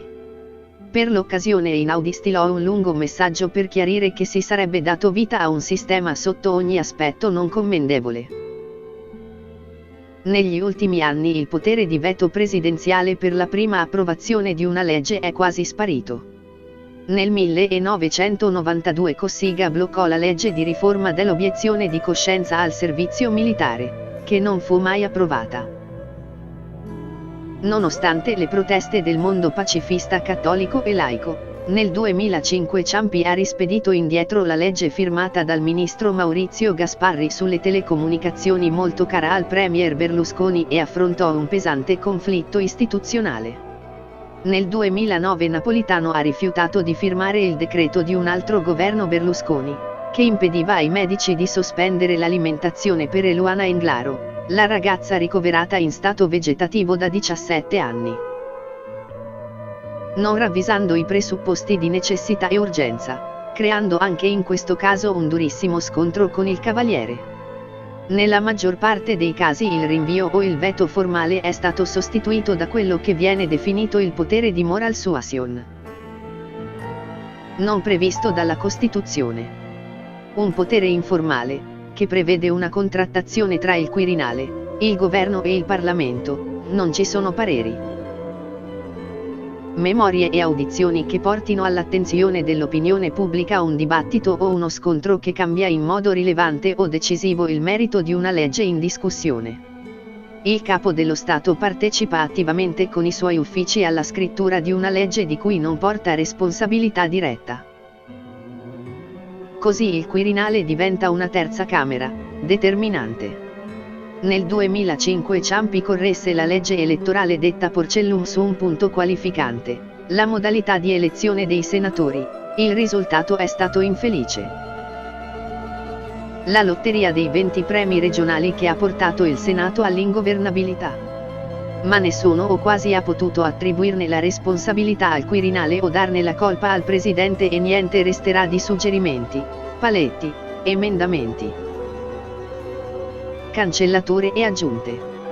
Nel 2019 Mattarella è intervenuto sui decreti sicurezza voluti dal ministro leghista Matteo Salvini, firmati dal Presidente, ma accompagnati con una dura nota in cui venivano indicati i punti da correggere rapidamente. Il 23 luglio 2021, il giorno del suo 80° compleanno, Mattarella ha inviato una lettera ai presidenti delle Camere rimproverando che ancora una volta un decreto, il cosiddetto sostegni bis del governo Draghi, a favore delle categorie colpite dalla pandemia, è stato riempito di provvedimenti che nulla c'entrano con la materia d'urgenza. Un ruolo che si è rafforzato è la funzione di rappresentanza del Paese all'estero e nei consessi internazionali. Il Presidente non ha poteri specifici in materia. Gronchi provò a rivendicare la guida della politica estera, ma fu respinto. Negli ultimi decenni, però, nel marasma delle altre istituzioni, agli occhi della comunità internazionale, a partire da Washington e Bruxelles, il Presidente è diventato il garante della continuità e della stabilità dello Stato e delle alleanze internazionali, della fedeltà atlantica ed europea dell'Italia.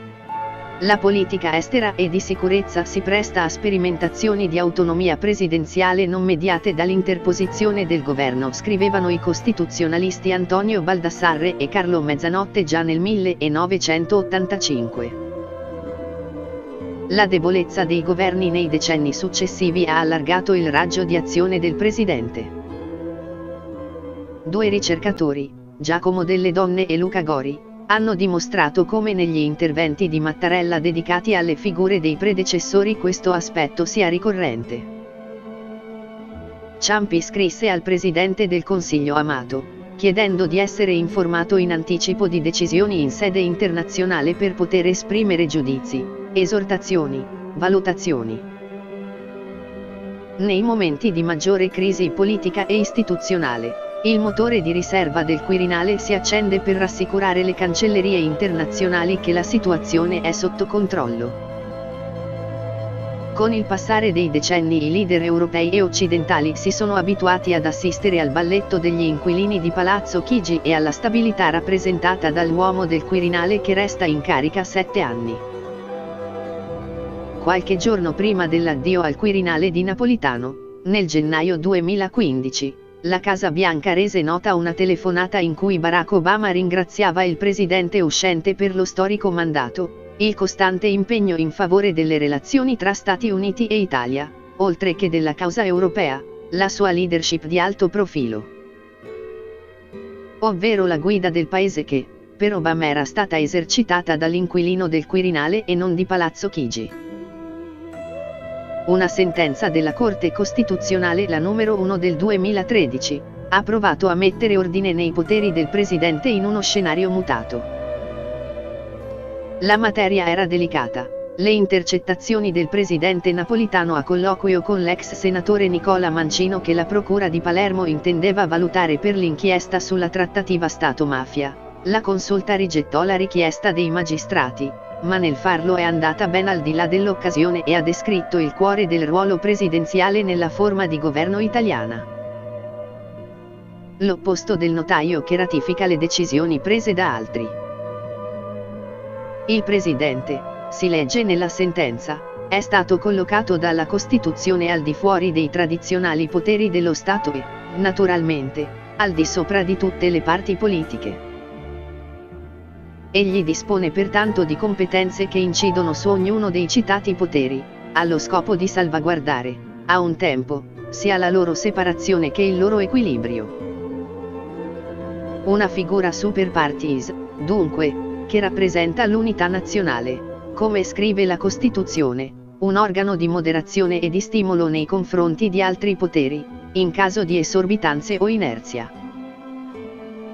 È indispensabile, in questo quadro, prosegue la sentenza della Corte, che il Presidente affianchi continuamente ai propri poteri formali, espressamente previsti dalla Costituzione, un uso discreto di quello che è stato definito il potere di persuasione, essenzialmente composto di attività informali, che possono precedere o seguire l'adozione, da parte propria o di altri organi costituzionali, di specifici provvedimenti, sia per valutare, in via preventiva, la loro opportunità istituzionale, sia per saggiarne, in via successiva, l'impatto sul sistema delle relazioni tra i poteri dello Stato.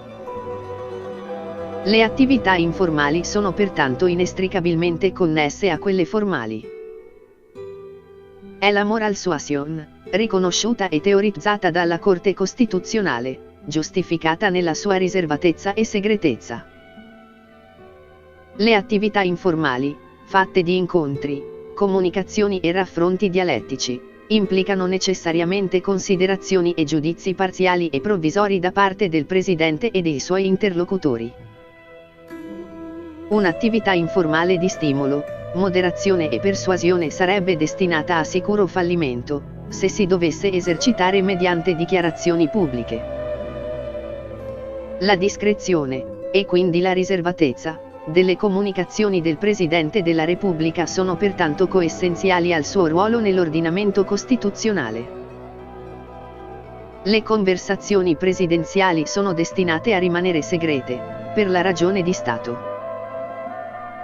Ma la Corte entra anche sui due principali poteri del Presidente. Tutti i poteri hanno lo scopo di consentire allo stesso di indirizzare gli appropriati impulsi ai titolari degli organi che devono assumere decisioni di merito, senza mai sostituirsi a questi, ma avviando e assecondando il loro funzionamento, oppure, in ipotesi di stasi o di blocco, adottando provvedimenti intesi a riavviare il normale ciclo di svolgimento delle funzioni costituzionali. Tali sono, per esempio, il potere di sciogliere le Camere, per consentire al corpo elettorale di indicare la soluzione politica di uno stato di crisi, che non permette la formazione di un governo o incide in modo grave sulla rappresentatività del Parlamento, la nomina del Presidente del Consiglio e, su proposta di questi, dei ministri, per consentire l'operatività del vertice del potere esecutivo. Il Presidente può bloccare o accelerare. È una bussola interna al sistema, come lo definisce il costituzionalista Andrea Manzella, soprattutto quando esercita i suoi due principali poteri: la nomina del Presidente del Consiglio e lo scioglimento anticipato delle Camere. In 75 anni di Repubblica le guerre attorno al Quirinale si sono svolte attorno a queste due facoltà. L'articolo 92. Il Presidente della Repubblica nomina il Presidente del Consiglio dei Ministri e, su proposta di questo, i Ministri. E l'articolo 88. Il Presidente può sciogliere le Camere o anche una sola di esse. Non può esercitare tale facoltà negli ultimi 6 mesi del suo mandato, salvo che essi coincidano in tutto o in parte con gli ultimi 6 mesi di legislatura. Il semestre bianco. Einaudi lasciò dettato nel suo scrittoio del presidente un principio chiaro: la politica del paese spetta al governo che ha la fiducia del Parlamento e non al Presidente della Repubblica. Ma i suoi immediati successori, a partire da Giovanni Gronchi, non la pensarono così, e coltivarono la tentazione di scegliere il Presidente del Consiglio al di fuori delle indicazioni dei partiti, ma furono sconfitti.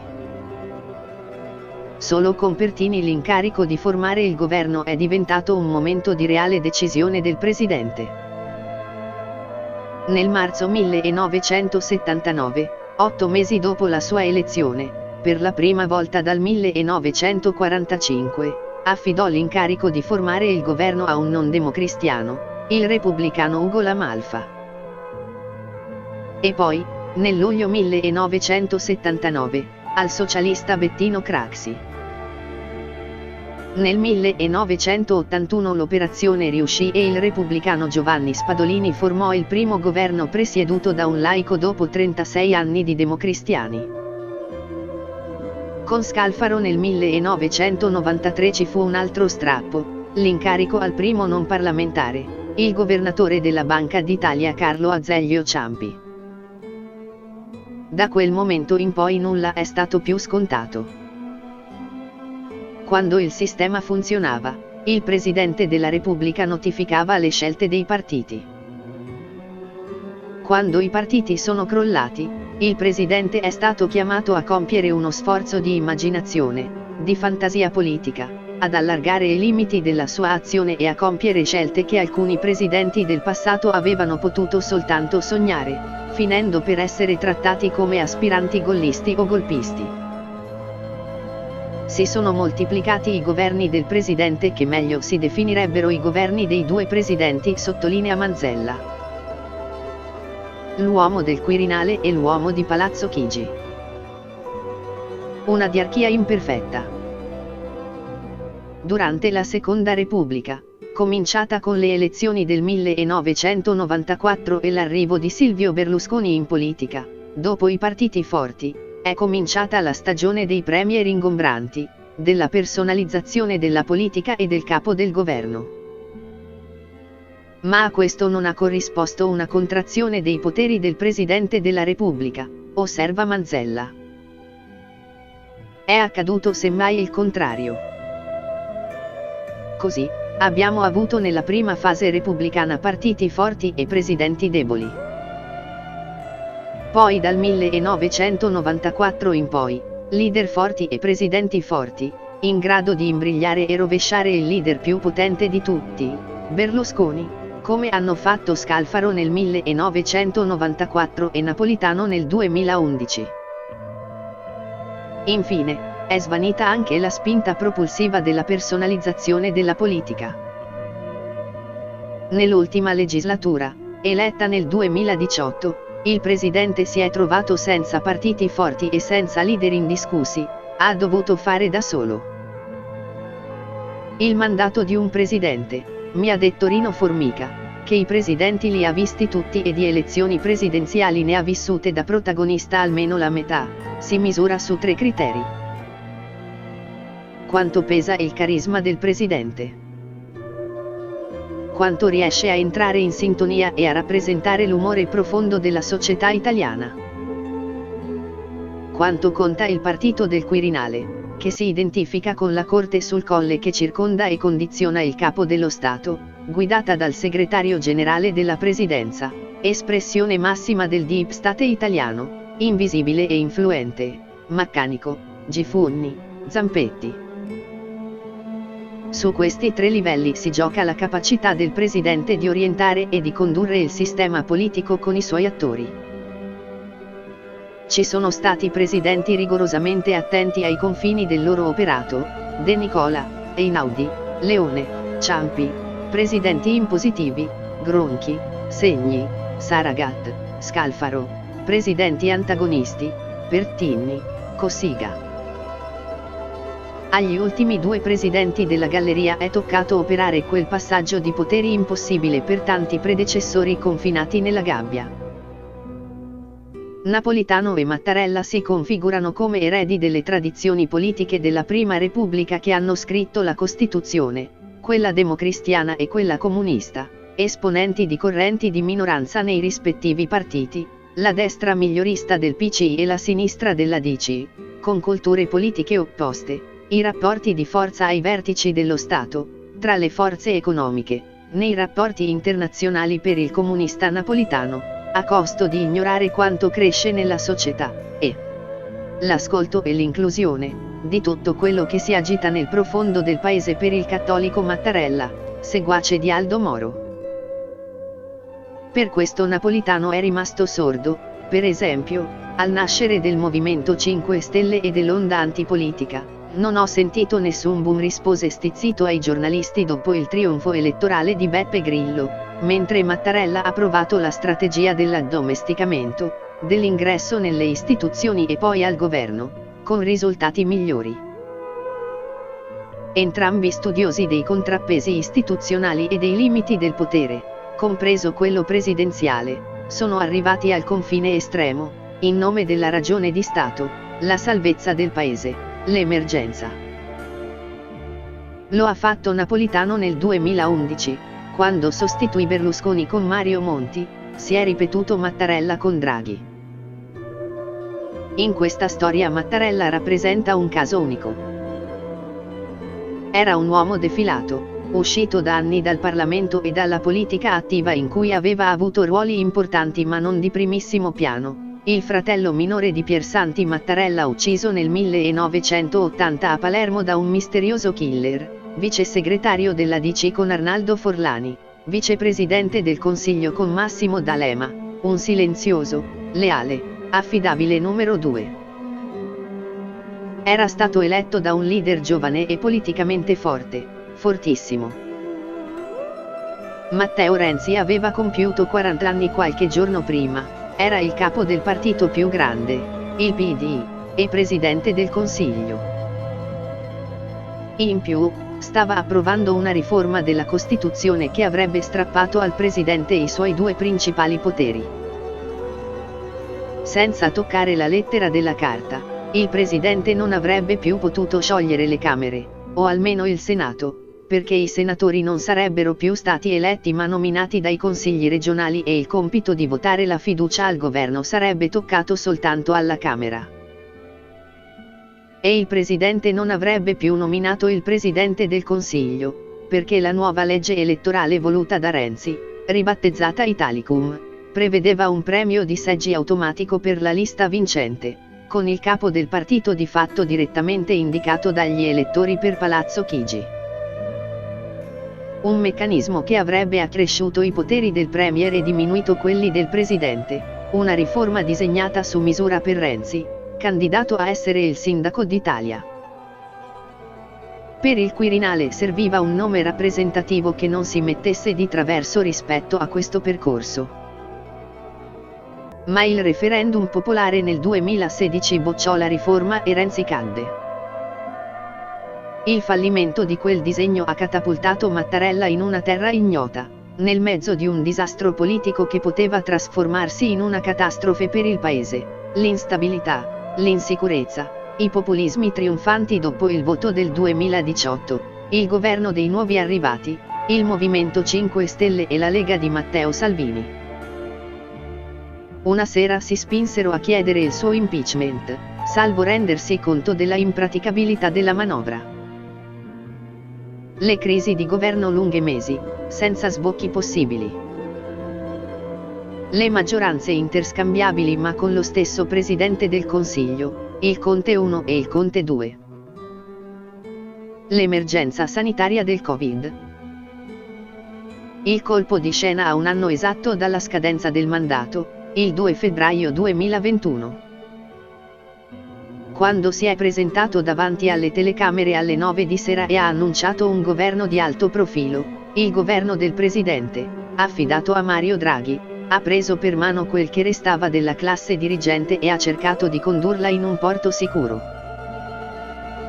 Un presidente di carattere introverso è riuscito a entrare in sintonia con la società italiana sconvolta dalla crisi della pandemia senza gesti esorbitanti, il carisma del timido, che non ha bisogno di alzare la voce, nella stagione delle leadership machiste e ossessionate dalla comunicazione social. Senza darlo a vedere, senza passaggi formali, commissioni bicamerali, referendum popolari, senza che tutto questo scatenasse un dibattito nel paese, e forse ben al di là delle sue intenzioni reali, Mattarella ha portato a conclusione la trasformazione della figura del presidente. Dopo di lui sarà difficile tornare indietro, forse impossibile. Per questo, come successe con la rielezione di Napolitano, ma con ancora più forza, Mattarella è da mesi oggetto di pressioni per accettare un secondo mandato. Il presidente rifiuta, obiettando ragioni di carattere personale e istituzionale. È contrario alla rielezione del presidente e ancora di più a un mandato a tempo che certificherebbe l'impossibilità dei partiti di uscire dal loro impasse, coinvolgendo il Quirinale nei mercanteggiamenti e nelle convenienze. Ma le pressioni restano. È l'effetto del cambiamento della figura presidenziale di cui lo stesso Mattarella è stato artefice. All'incrocio tra la fragilità dello Stato e le richieste della società civile, come si è visto anche durante la lunga stagione della pandemia, il presidente è diventato un quasi miracoloso punto di unità in mezzo alla frantumazione, l'unico riconosciuto da tutti. Si trova all'incrocio tra il palazzo e le domande dei cittadini, i nuovi diritti, la transizione del lavoro, i nuovi italiani arrivati da paesi lontani, i territori lasciati sguarniti. Su di lui pesa il lavoro di ricucitura di un paese lacerato, la funzione di rappresentanza che un tempo sarebbe spettata ai partiti e che oggi è disertata. La pandemia sanitaria, con il suo carico di centinaia di migliaia di morti e il suo dolore indicibile, ha coinciso negli ultimi 2 anni in Italia con il picco della pandemia politica, il virus della divisione, le polemiche scomposte, la rincorsa a illusori vantaggi di parte di cui ha parlato Mattarella in un suo intervento davanti ai sindaci italiani, il 17 novembre 2020, tra i più drammatici del suo settennato. Dedicato al virus della divisione, tra fasce di età più o meno esposte ai rischi più gravi, tra categorie sociali più o meno colpite dalle conseguenze economiche, tra le stesse istituzioni chiamate a compiere le scelte necessarie. In questa situazione il pluralismo e l'articolazione delle istituzioni repubblicane, da moltiplicatori di energie positive, alimentano una spirale autodistruttiva. È l'immagine del paese Babele, ingovernabile, il conflitto tra le istituzioni, lo scontro tra i territori e le regioni, le categorie economiche e sociali una contro le altre. La politica della divisione non è una storia soltanto italiana, è il tratto distintivo del nostro tempo, nell'Europa percorsa dagli antichi fantasmi di un secolo fa, nei paesi dell'Est e nella culla della democrazia liberale, gli Stati Uniti, dove per la prima volta il presidente in carica non ha riconosciuto l'elezione del candidato avversario ed è andato in scena un grottesco, osceno e violento attacco al Congresso. La frattura, l'impossibilità di riportare a unità la necessità di governare le società complesse, è un fenomeno più ampio dell'antipolitica, del populismo, del sovranismo e dei suoi rappresentanti. È una guerra civile permanente che si combatte territorio per territorio, centimetro per centimetro. Attraversa gli schieramenti politici in modo trasversale, perché la sfiducia nei confronti delle istituzioni non ha colore, non è soltanto della destra o della sinistra, anche se a beneficiarne è la nuova destra, quella parte che scommette e investe sulla disgregazione del corpo sociale per poi proporre una soluzione verticale. Un capo, l'annullamento degli istituti di controllo e dei corpi intermedi in cui si articola la società, la concentrazione del potere. Se la società democratica non riesce a considerare il pluralismo una virtù, ma lo trasforma nel caos senza possibilità di governo, l'alternativa resterà il modello cinese, russo, turco o trumpista. La fuga delle democrazie occidentali dall'Afghanistan ne è l'immagine più completa. Nel deserto si muove il presidente. È il vertice di un sistema senza sistema, dell'Italia che fatica a ritrovare il suo ruolo in Europa e nel mondo.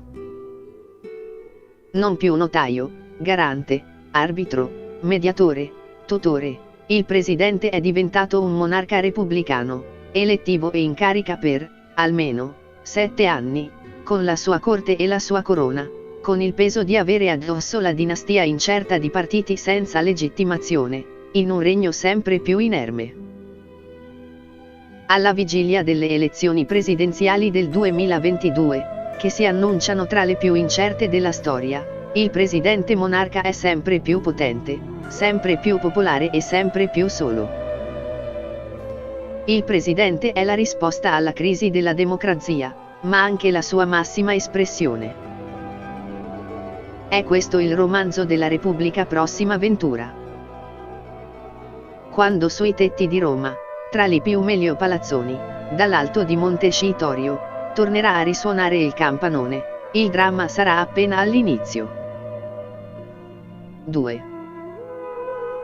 Il gioco più interessante. Non ci sono regole, non c'è campagna elettorale, non c'è un programma da presentare e nessun pubblico criterio di valutazione. È un gran bazar, un souk, un mercato parallelo, una borsa nera. Una corsa di cavalli, ma del genere palio, dove conta molto più quello che avviene dietro la linea di partenza, in cui la gara comincia prima della rottura del canapo, i colpi bassi, le provocazioni, le eliminazioni. Per arrivare al traguardo servono tenuta nervosa, resistenza agli attacchi, disponibilità a ricevere gli appoggi più inaspettati, una rete di sostenitori che lavora per la candidatura. La virtù della discrezione, l'ostentazione del distacco, la scomparsa dalla scena al momento giusto.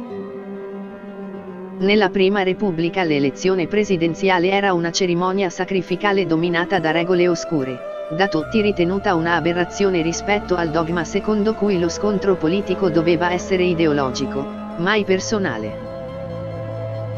Un'ipocrisia che le elezioni presidenziali, per loro natura, smentivano una volta ogni 7 anni, almeno in quel caso, previsto dalla Costituzione, bisognava votare un candidato, un nome, una persona, con la sua storia, la sua appartenenza, il suo carico di amici e nemici, buone compagnie e cattive. Per questo il Colle era temuto e ambito dai leader di partito. Temuto per quel tanto di principio monarchico che introduceva nella Repubblica dei partiti fondata sull'impersonalità del potere, il presidente andava imbrigliato, controllato, frenato nelle sue pulsioni. Ambito perché abitare la reggia del Colle era una prospettiva che piaceva a tutti. Ugo La Malfa affermava di non conoscere uomo politico che non facesse un pensierino all'alta carica e non riusciva a darsene una spiegazione, ma quando toccò a lui ci pensò e come e ci restò anche parecchio male di non averla raggiunta. Nella Seconda Repubblica la funzione del presidente è cambiata. La politica si è personalizzata. E la scelta del nome da eleggere si è fatta ancora più decisiva. Il candidato che sarà eletto è un signore che lo apprende da una telefonata di qualcun altro la sera prima della sua elezione, ha ammesso Dario Franceschini, con disincanto. Nel 2006 toccò a lui, in quel momento capogruppo dell'Ulivo alla Camera, annunciare a Massimo D'Alema che per il Quirinale era stato scelto il nome di un ex comunista. Non D'Alema, però, a lui era stato preferito Giorgio Napolitano. L'elezione del presidente è una specie di rito bizantino, da pochi conosciuto e al quale si è solo obbligati a partecipare, ha scritto Nino Valentino che fu segretario particolare e capo ufficio stampa di Giovanni Leone al Quirinale. Il giornalista Enzo Bettiza, principe degli inviati e senatore del Partito Liberale, PLI, dal 1976 al 1979, raccontò l'elezione del 1978 che elesse Sandro Pertini in un diario pubblicato a caldo: vorrei applicare a questa Roma bizantina, greve, oscura, lambita dal terrore e dai compromessi più vischiosi, lo sguardo esterno del corrispondente e dell'inviato dall'estero che sono stato per tanti anni. Spero di riuscirci, anche se dovrò partecipare alla vicenda come uno dei 1000 elettori. Non ci riuscì. Era partito con la tensione di partecipare a un evento storico, ma nelle sue note restò il disgusto per essere finito nell'anonimato dei 1000 votanti, il senso di esclusione dalle scelte, i nomi finti, votati per coprire quelli veri su cui avviene la trattativa. Le esibizioni a vuoto, di simbolo e di bandiera, le schede bianche, le astensioni, hanno creato in pochi giorni un senso di impotenza e di frustrazione in molti elettori. Diversi appaiono già sfiancati e irritati dall'artificiosità della commedia. Un rito bizantino, una commedia artificiosa, in cui sono stati bruciati politici considerati invincibili. Nessun leader di partito è riuscito a salire al Quirinale, con le eccezioni di Giuseppe Saragat nel 1964, ministro degli esteri, fondatore e guida indiscussa del Partito Socialdemocratico, e Antonio Segni nel 1962, che come capo della corrente dorotea della DC era più potente di un segretario di partito. Sono soltanto 4 i presidenti riusciti nell'impresa di trasferirsi direttamente da un ruolo di governo al Quirinale: Luigi Einaudi, governatore di Banca d'Italia, vicepresidente del Consiglio e ministro del Bilancio; Segni, ministro degli esteri; Saragat, ministro degli esteri; Carlo Azeglio Ciampi, ministro del Tesoro e del Bilancio. E solo 4 presidenti su 12 sono stati presidenti del Consiglio, il vertice del potere esecutivo: Segni, Leone, Cossiga, Ciampi, quasi sempre alla guida di governi deboli e di breve durata. Tutti gli altri sono passati da un percorso istituzionale, super partes, il più sicuro per arrivare al Quirinale. La presidenza della Camera permette di conoscere bene almeno più della metà dei grandi elettori. Hanno occupato il seggio più alto di Montecitorio prima di arrivare al Colle Giovanni Gronchi, 1955, Giovanni Leone, 1971, Sandro Pertini, 1978, Oscar Luigi Scalfaro, 1992, appena 31 giorni prima di essere eletto al Quirinale, da record, e poi Giorgio Napolitano, 2006 e 2013. Senza calcolare il capo dello Stato provvisorio Enrico De Nicola, 1946, presidente della Camera tra il 1920 e il 1924. In questa veste non disse una parola durante la seduta del 16 novembre 1922, quando Benito Mussolini annunciò che avrebbe potuto trasformare l'Aula in un bivacco di manipoli. Francesco Cossiga è stato votato mentre ricopriva una carica istituzionale, la presidenza del Senato, e così Sergio Mattarella nel 2015, fuori dalla politica attiva e dal Parlamento da 7 anni, eletto giudice della Corte Costituzionale dalle Camere in seduta comune nel 2011. Fino al 1999, infine, tutti i presidenti sono stati eletti tra i parlamentari. Il primo a essere stato scelto fuori dalle Camere è stato Ciampi, seguito nel 2015 da Mattarella, che però è stato deputato per 25 anni, dal 1983 al 2008. Essere defilati da un ruolo politico attivo o dalla leadership di un partito aiuta nella corsa al Quirinale, ma sarebbe da ingenui parlare di figure di secondo piano o scolorite per personaggi come Cossiga e Scalfaro, abituati a ogni manovra, o Ciampi, Napolitano e Mattarella. C'è un filo che unisce la maggior parte dei presidenti della Prima e anche della Seconda Repubblica, un filo che non si vede. Non è la visibilità di una leadership o di una carica istituzionale che spinge nella corsa al Quirinale, ma l'invisibilità. Non è il fascio di luce dei riflettori che segna la carriera di un politico a far parte essenziale del percorso di apprendistato del futuro presidente. C'è la frequentazione delle zone di riservatezza, i rapporti speciali con gli apparati, le informazioni, le regole di funzionamento dello Stato profondo.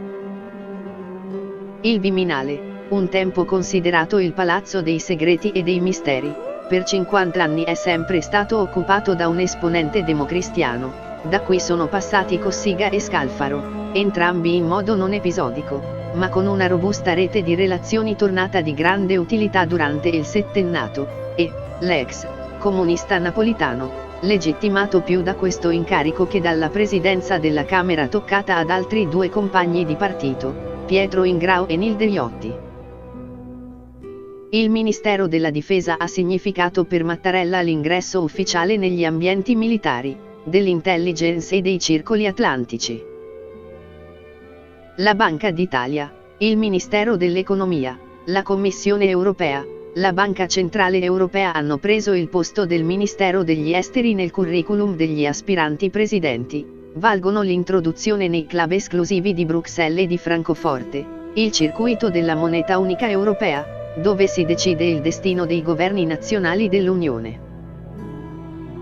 Il rapporto privilegiato con il Vaticano oltrepassa la regola antica dell'alternanza al colle tra un esponente cattolico e uno laico, unisce tutti i presidenti e i quirinabili, credenti e non credenti.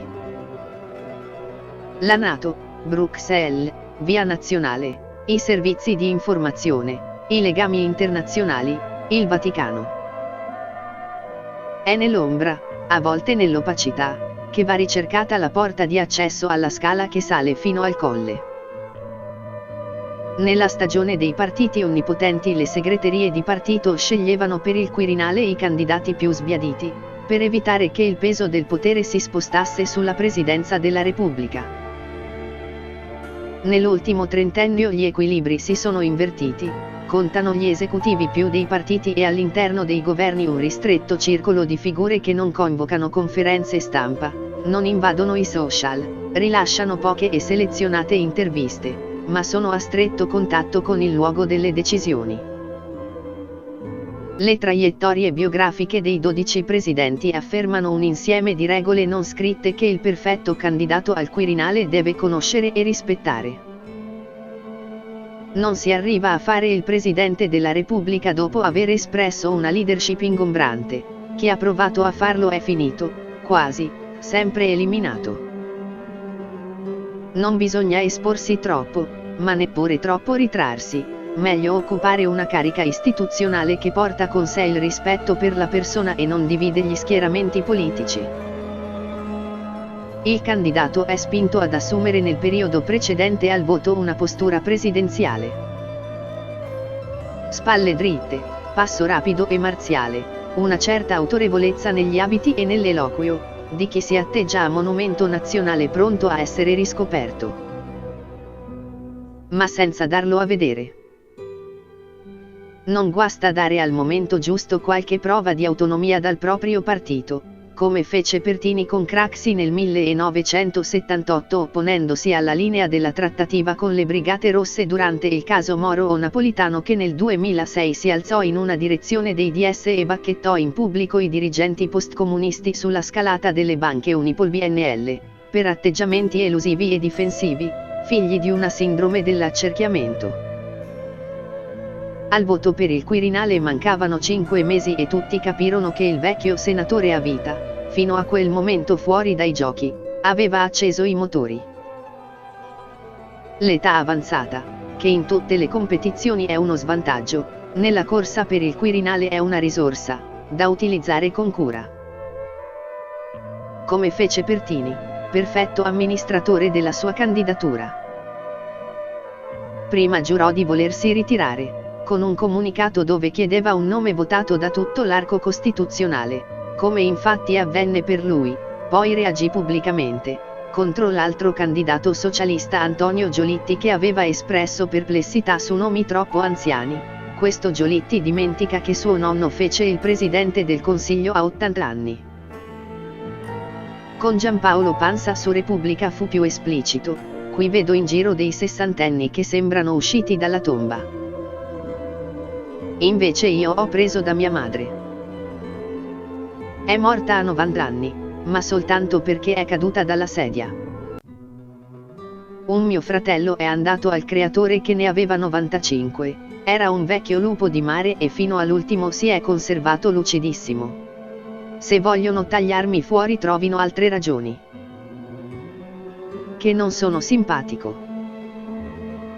Che ho un caratterino. Ma l'età, quella no, lui ne aveva 81 quando arrivò al traguardo. Al contrario di Ugo La Malfa, 75enne, candidato nascosto nella stessa elezione, che rimase in montagna in Valle d'Aosta. Non si degna di votare insieme con i parlamentari che dovrebbero votarlo, appuntò Bettiza. Stava nella Valle dell'Eco, come la disegnò su Repubblica Giorgio Forattini, da cui doveva arrivare il suo nome ai grandi elettori. Rientrò solo l'8 luglio, per votare Pertini. Nel bagliore accecante delle luci televisive appare un volto cotto non so se dal sole o dalla tensione. La testa triangolare vezzosamente reclinata in un gesto abituale, la voce soffocata e riluttante, la risata nervosa e solitaria che nella dizione sostituisce quasi la punteggiatura. Così lo descrisse l'antipatizzante Bettiza. Pertini si era ritirato e ce l'aveva fatta, La Malfa era scomparso e nessuno lo aveva richiamato. Se le cose vanno male, improvvisamente tornano le rughe sul volto, la stanchezza, la vecchiaia senza più un orizzonte. Consuetudini, più che regole, che possono essere stracciate in qualsiasi momento, perché l'unico riferimento resta lo scarno articolo 83 della Costituzione.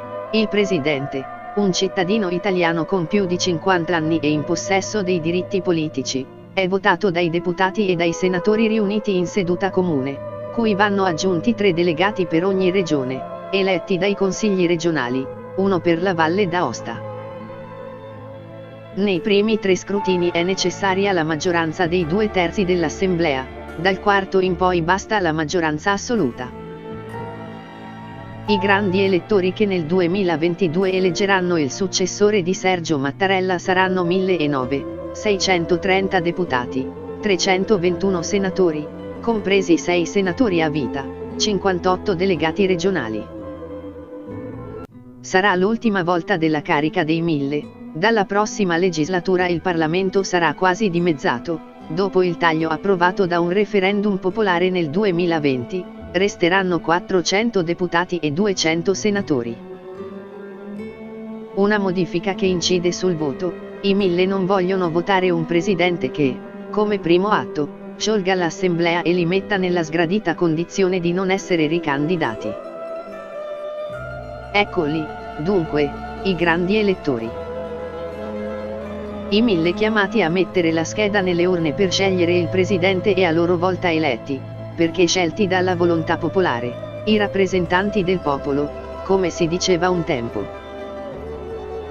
Tra di loro, in 75 anni, si sono mescolati padri e madri della patria, costituenti, partigiani, fascisti, premi Nobel, capitani di industria, scrittori, artisti, qualche pregiudicato. Un piccolo mondo di iniziati per Nino Valentino. Tutto contribuisce a trasmettere la solennità, la sacralità del momento. L'insalatiera, l'urna in cui vengono depositate le schede. Il catafalco, introdotto nel 1992 per tutelare la segretezza del voto contro i franchi tiratori. La lettura dei voti. Lo spirito repubblicano, la versione laica dello Spirito Santo, che assiste chi dovrà scegliere il futuro presidente. La realtà è meno edificante. L'elezione presidenziale è il momento orribile dei candidati, dei leader e dei grandi elettori. Nei giorni della votazione esplodono le divisioni nei partiti, i rancori, gli odi personali, senza alcun freno. Nel 1971 Fanfani stentava a decollare perché nel suo partito il candidato ufficiale della DC raccoglieva ostilità insormontabili. Quando il presidente della Camera Pertini aprì una scheda, la guardò con un certo sconcerto e poi sentenziò: nulla. Fanfani, che gli era seduto accanto come presidente del Senato, riuscì a sbirciare. E lesse una rima beffarda: nano maledetto, non sarai mai eletto. Le votazioni sono infinite, incomprensibili. They have chosen the best man but in the worst possible way, scrisse il Times dopo i 21 scrutini necessari per arrivare all'elezione di Saragat, con i deputati e senatori imprigionati a Montecitorio il giorno della vigilia di Natale. Per la prima volta nella storia il Parlamento fu in attività il 25 dicembre.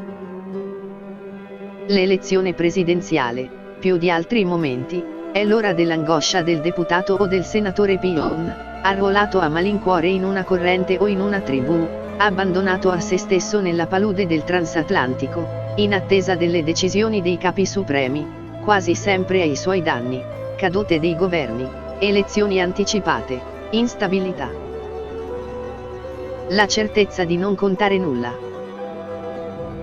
Altro che grandi elettori, la formula più esatta è un'altra: infimi esecutori, sbottò Bettizza, che era uno di loro, nel 1978.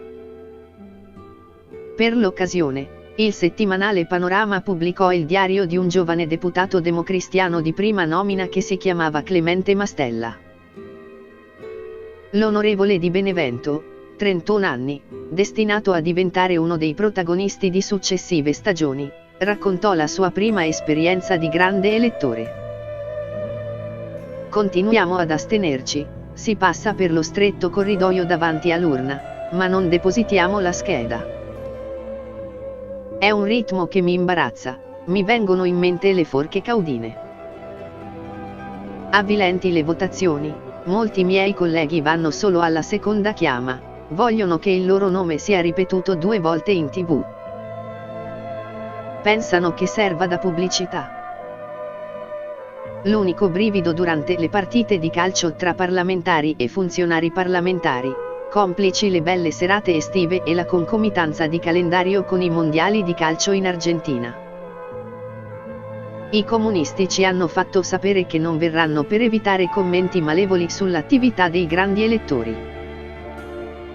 A noi non sembra così scandaloso giocare a calcio, visto che le trattative le conducono i leader e noi neppure votiamo.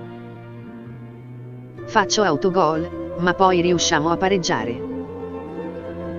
Sconfortante il finale, mi sono messo l'abito blu per l'elezione di Pertini. Mi consolo pensando che almeno sarà contenta mia moglie. Per coerenza voto scheda bianca. Ho già prenotato il treno per tornare a Benevento. La cerimonia del giuramento me la vedrò in TV. Non sarà molto diverso dal modo in cui ho visto tutto il resto. La noia, la frustrazione, il nervosismo. Circola voce che nel partito repubblicano Bucalossi abbia minacciato il figlio di La Malfa inveendo: sei un contadino rifatto. Ti schiaffeggerò al centro dell'aula, raccontò Bettizza nel 1978. Avvicino in transatlantico Bucalossi e domando se è vero. No, risponde, non ho minacciato il figlio di La Malfa, ma Biasini, e non gli ho dato del contadino, ma del pidocchio rifatto. Ah, ecco. Mai come nelle elezioni presidenziali vale la definizione per il transatlantico di corridoio dei passi perduti, il senso di caducità di ogni cosa terrena ancorché sotto l'egida del potere, ha scritto Guglielmo Negri. Quando a tarda sera spente le luci dell'aula, il salone è vuoto, silenzioso, buio e attraversato solo dall'esile lama di luce delle lampade di sicurezza, c'è chi sente tornare i passi di coloro che si sono allontanati per sempre. Soltanto il cimitero può offrire quel senso di avvicendarsi delle generazioni che dà il corridoio dei passi perduti quando non sia in grande giornata, quando il caldo della lotta politica non scacci i freddi rintocchi del passato e la triste cadenza delle ombre. Il cimitero di ambizioni si rianima quando le votazioni assumono il ritmo di una corrida impazzita e Montecitorio si trasforma in un'arena, in una plaza de toros incontrollabile. Almeno questo non è cambiato, in 75 anni di storia repubblicana. Nel 2015, il 26 gennaio, 70 ore prima dell'inizio delle votazioni, ho visto entrare Matteo Renzi nel transatlantico di Montecitorio che cominciava ad affollarsi di grandi elettori. Erano le 6 di sera, il premier avanzava verso la buvette della Camera, portava un maglione blu sotto la giacca, era seguito dal fedelissimo deputato lodigiano Lorenzo Guerini, futuro ministro della difesa e quindi quirinabile di diritto per il 2022, la ministra Maria Elena Boschi in rosso, il portavoce Filippo Sensi, il capo dei deputati del PD Roberto Speranza, poi uscito dal partito. Mi sembrò un torero che calcava la sabbia, come il leggendario Juan Belmonte descritto dallo spagnolo Manuel Chavez Nogales. Cominciai a notare che spuntavano nuovi amici, intorno al piccolo torero coraggioso cominciava a formarsi quella corte che si accalca intorno ai politici quando si annuncia un imminente cambiamento della situazione, in grado di portarli al potere. Renzi era lì per misurare il campo, per segnare il territorio. Era in campagna elettorale, a caccia di voti, il nome del candidato presidente era solo un dettaglio. Per qualunque presidente si fosse votato, in ballo c'era lui, la sua giovane e tracimante leadership. Sarò il primo presidente del Consiglio a non votare per il Presidente della Repubblica. Gli altri premier non parlamentari sono stati Ciampi e Dini, ma durante il loro governo non ci furono elezioni presidenziali. Ci informò sul suo primato addentando una patatina nella buvette. Baci con i parlamentari del PD, corteggiamento con 2 deputati del Movimento 5 Stelle, Alfonso Bonafede e Giulia Sarti. Perché non venite a parlare con me al Nazareno, sono solo pochi passi.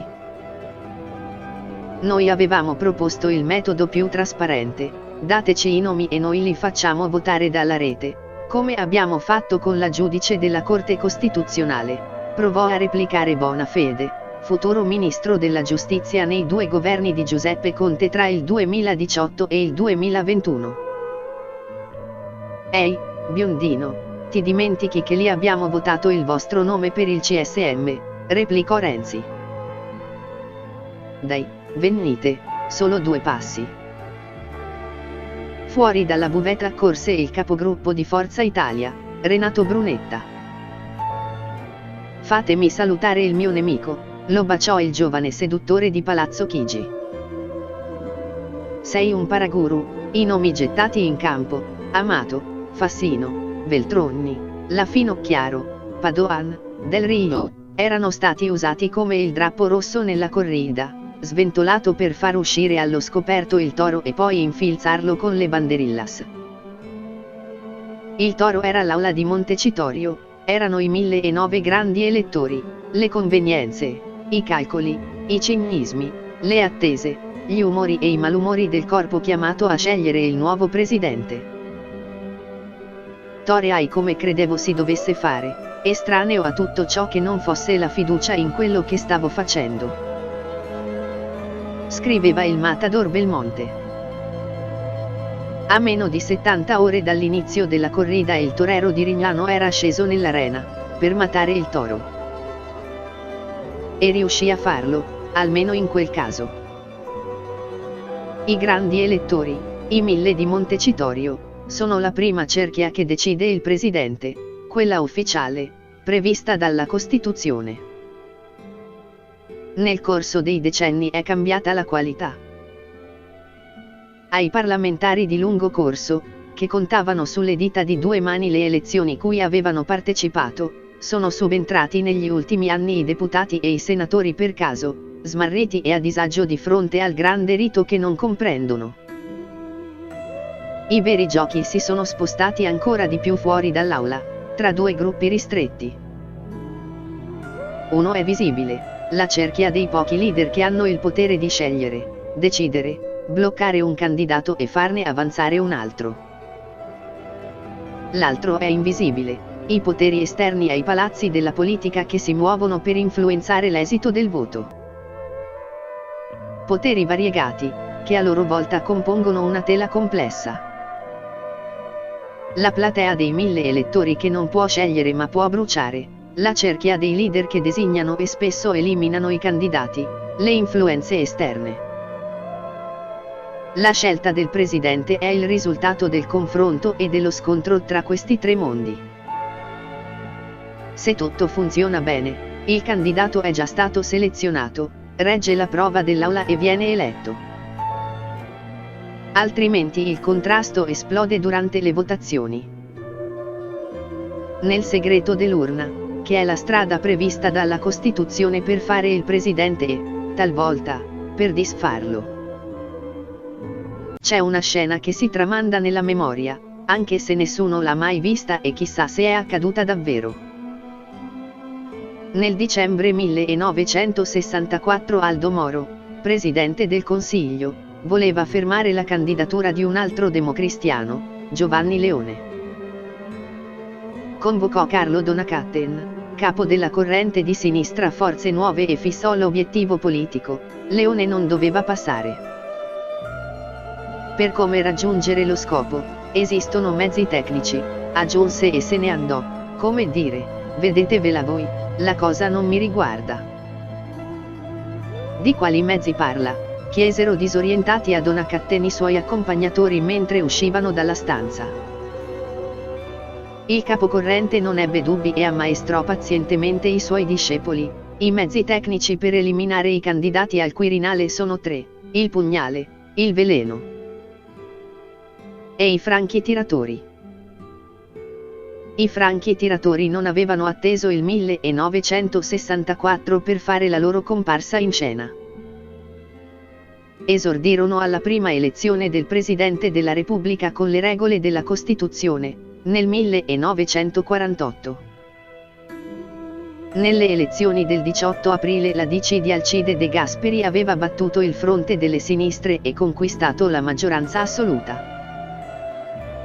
Sembrava un passaggio facile: De Gasperi aveva individuato per la carica un uomo delle istituzioni in grado di mettere d'accordo tutti: il laicissimo ministro degli esteri Carlo Sforza. Ma lo statista trentino non sapeva che una settimana prima si erano incontrati vicino Modena due giovani leader della DC, Amintore Fanfani e Giuseppe Dossetti, e avevano concordato la linea: Sforza mai. Per antipatia personale. Sforza è un cacciatore di gonnelle in piena attività.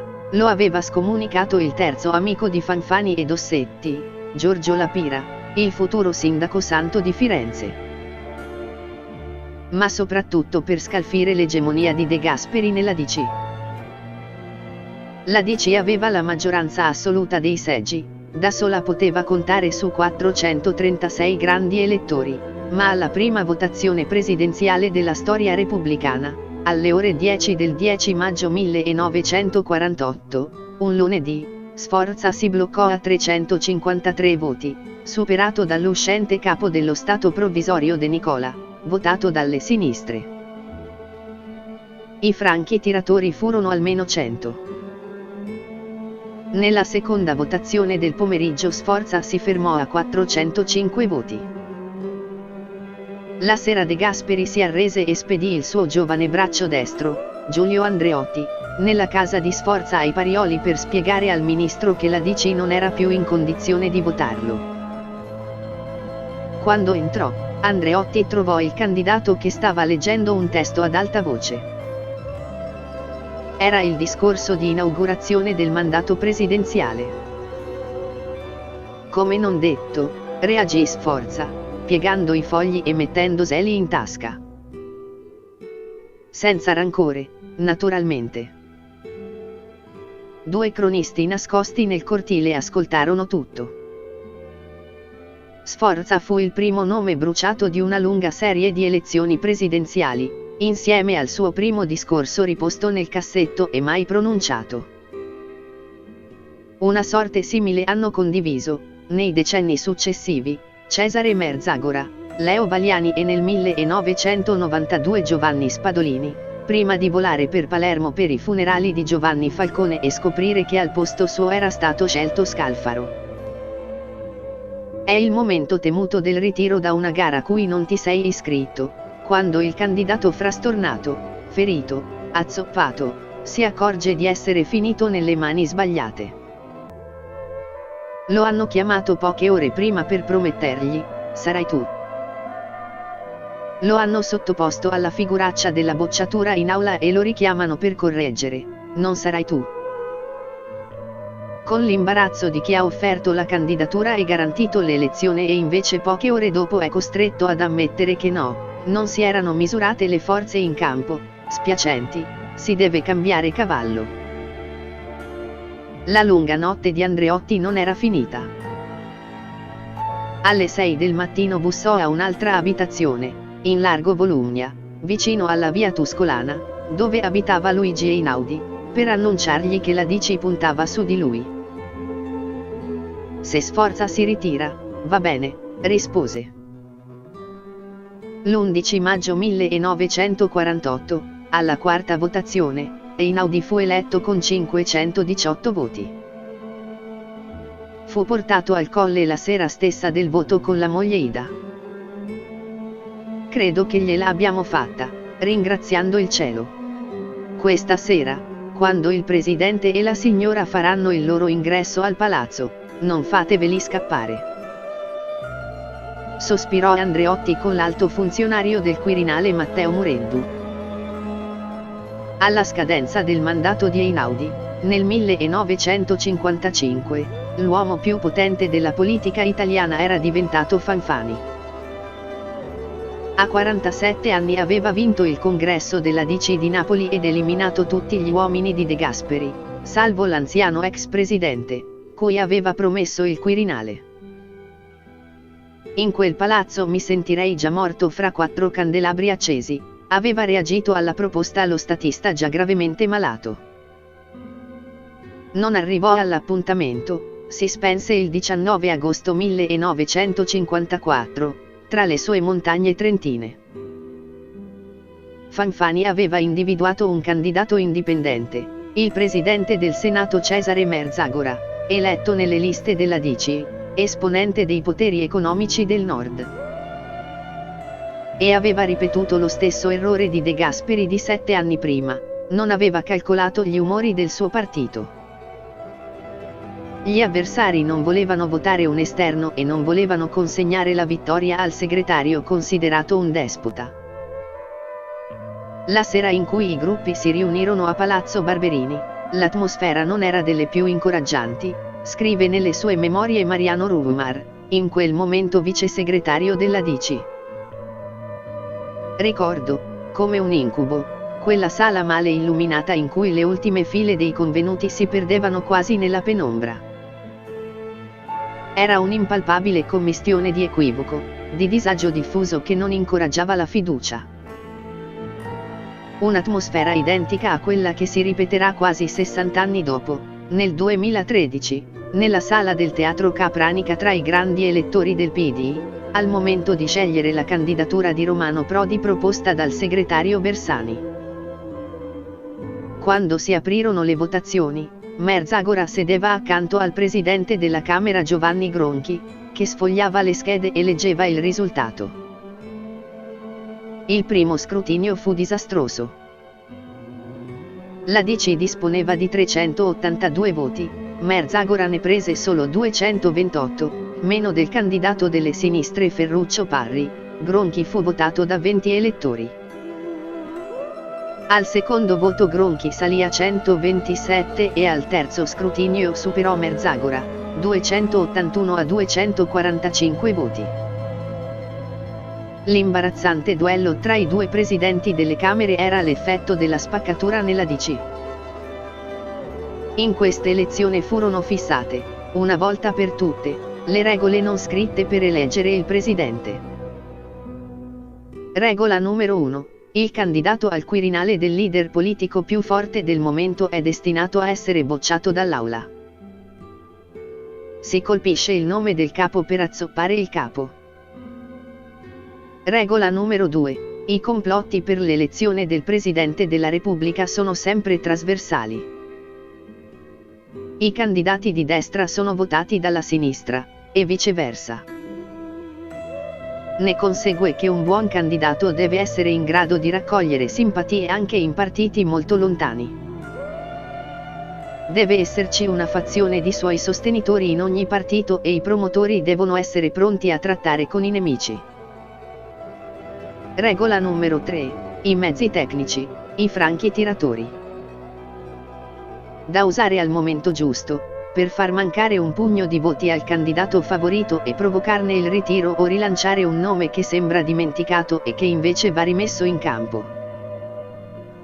Anche l'elezione di Gronchi, come quella di Einaudi, venne decisa nel tempo privilegiato per la congiura, la notte. E ancora una volta il protagonista della notte fu Giulio Andreotti. Con la morte del suo nome tutelare, De Gasperi, e con l'ascesa di Fanfani, per la prima volta era fuori da tutto, non aveva cariche di partito ed era stato estromesso dal governo di Mario Scelba. Ad appena 36 anni la sua carriera politica rischiava di essere già finita. Faceva parte della corrente di destra interna sconfitta da Fanfani, ma la giovane età lo spingeva a essere tra i più motivati tra i capi della destra democristiana a infliggere un colpo al segretario. Fu così determinato e cinico da spingersi, lui anticomunista di ferro, a cercare i voti per Gronchi nelle file nemiche, la sinistra, i socialisti e i comunisti. Per condurre la trattativa, sul versante opposto, era stato scelto un altro futuro protagonista delle elezioni presidenziali, Pertini. Il capo socialista, ex partigiano, mito della resistenza, convocò a tarda notte l'uomo della destra D.C. Andreotti nella sua abitazione sul Lungotevere e per essere sicuro che le cose sarebbero state coperte dalla massima riservatezza spedì fuori casa la moglie Carla. Quando Andreotti arrivò, però, fu accolto a sorpresa da una piccola folla nel cortile del condominio. Erano pellegrini in processione con una Madonna che passava nei caseggiati. Si aprirono le porte dell'ascensore, Pertini uscì in vestaglia per accogliere l'ospite, lo trovò in mezzo alla processione, sbalordito lo trascinò dentro e chiuse le porte. Nessuno si accorse di loro e l'accordo tra la destra democristiana e le sinistre socialiste e comuniste fu firmato, tra i canti e le preghiere dei pellegrini. Da quella sera Pertini e Andreotti cementarono un'amicizia personale e un'alleanza politica. Il giorno dopo a mezzogiorno, tornarono a riunirsi i gruppi parlamentari della DC, con discorsi roventi e ironici contro l'inavvedutezza di Fanfani che era stato costretto a ripiegare su Gronchi. Toccò al vice segretario Rumor l'ingrato compito di annunciare a Merzagora che la DC aveva deciso di mollarlo per convergere su Gronchi. Fate bene, dovete annacquare il rosso con cui nasce questa presidenza, reagì con eleganza il candidato appena bruciato. Nel pomeriggio Gronchi fu eletto presidente, con 658 voti su 833, il 78%. Fu lui stesso a leggere personalmente la pioggia di schede che lo trascinava al Quirinale. Si sbrodola addosso il suo nome, commentò il socialista Matteo Matteotti. Lo votarono tutti, da destra e da sinistra, la DC, i socialisti, i comunisti, perfino i missini. Indro Montanelli scrisse che aveva raccolto i voti come un uccellatore di tordi. Merzagora restò solo, davanti alla porta vetrata, in fondo al transatlantico guardava nel vuoto che si era fatto davanti a lui, che era quasi un cerchio magico che deputati e senatori non varcavano. Nessuno sapendo che cosa si potesse dire allo sconfitto lo fotografò Vittorio Gorresio. Su un divano di lato, presso quella porta, sedeva Guido Gonella tra i suoi amici. Lo sentivo ridere spesso e attorno a lui si affollavano molti per dare ascolto al vincitore, non ci avrebbe creduto nessuno, Ancora ieri, ma ce l'abbiamo fatta. La storia delle elezioni presidenziali è una storia che non può essere scritta, né ricostruita da nessuno, è la storia che rimane nel ricordo, a volte labile, dei protagonisti, è la storia che si è fatta nelle tante ospitali trattorie romane, nelle abitazioni degli attacchi e dei managers degli uomini politici, nelle sedi di partito o di corrente, nei ministeri, negli abitacoli delle macchine o persino sulle spiagge solitarie. Ovunque si andarono svolgendo, con ritmo sempre più intenso, incontri, colloqui, intese, riunioni, convivi. Così Valentino aveva fotografato la preparazione dell'elezione del 1964, i 4 lunghi mesi di sospensione tra il malore di Antonio Segni nel suo studio al Quirinale, il 7 agosto, le sue dimissioni arrivate il 6 dicembre, e l'elezione del suo successore, Giuseppe Saragat, avvenuta il 28 dicembre, al 21° scrutinio. In quei 4 mesi, aggiungeva Valentino, si mosse una fitta rete di personaggi non secondari, i grandi elettori ombra, le eminenze del mondo politico ed economico italiano, i detentori della paria del sistema, che offrivano sovente, senza alcuna discriminazione e senza troppe sottigliezze, i propri servigi a destra e a manca, con la disinvoltura con cui si trattano gli affari o si stipula un contratto di fornitura, così da rendere il gioco politico ancor più intricato, di quanto non lo fosse già per cause obiettive. Segrete fino a un certo punto, di alcune di queste cene è stato pubblicato il resoconto. Nel 1961, nei mesi che precedettero la fine del settennato di Gronchi, il SIFAR, il servizio segreto, dedicò particolare attenzione a uno dei possibili candidati, il leader dei socialdemocratici Saragat. Uno di questi rapporti, datato 10 agosto 1961, va citato ampiamente perché spiega le strategie dei candidati presidenziali, quando al voto mancano pochi mesi, e non solo negli anni 60. La sera del 3 corrente, l'onorevole Saragat ha invitato a cena alla periferia di Roma le sottonotate persone, non iscritte al PSD, che dovrebbero divenire i suoi collaboratori qualora venisse eletto Presidente della Repubblica. La cena si è protratta dalle 22 alle 2 e il leader socialdemocratico ha fatto le seguenti dichiarazioni. Le proprie possibilità di essere eletto sono legate all'esito dello scontro tra Gronchi e Segni. Per facilitare la propria elezione dovrà, Saragat, fare fino alla prossima primavera una politica che non scontenti nessuno. Nel quadro di questa posizione va considerato anche l'articolo da lui recentemente pubblicato sul quotidiano La Giustizia a commento dell'enciclica, Mater et Magistra, nel quale ha scritto che, sul piano sociale ed economico, le differenze tra la dottrina cristiana e l'ideologia socialdemocratica sono praticamente irrilevanti. A questo suo scritto ha reagito l'onorevole Gronchi facendo diffondere la voce secondo la quale il leader del PSD attraversa una crisi religiosa e si è riavvicinato alla Chiesa. Con ciò Gronchi ha voluto discreditarlo nei confronti dei comunisti. Egli, Saragat, non ha potuto smentire tale notizia perché se l'avesse fatto si sarebbe alienato le simpatie dei democristiani. Colpi del genere, e anche più duri, nei prossimi mesi, saranno molto frequenti.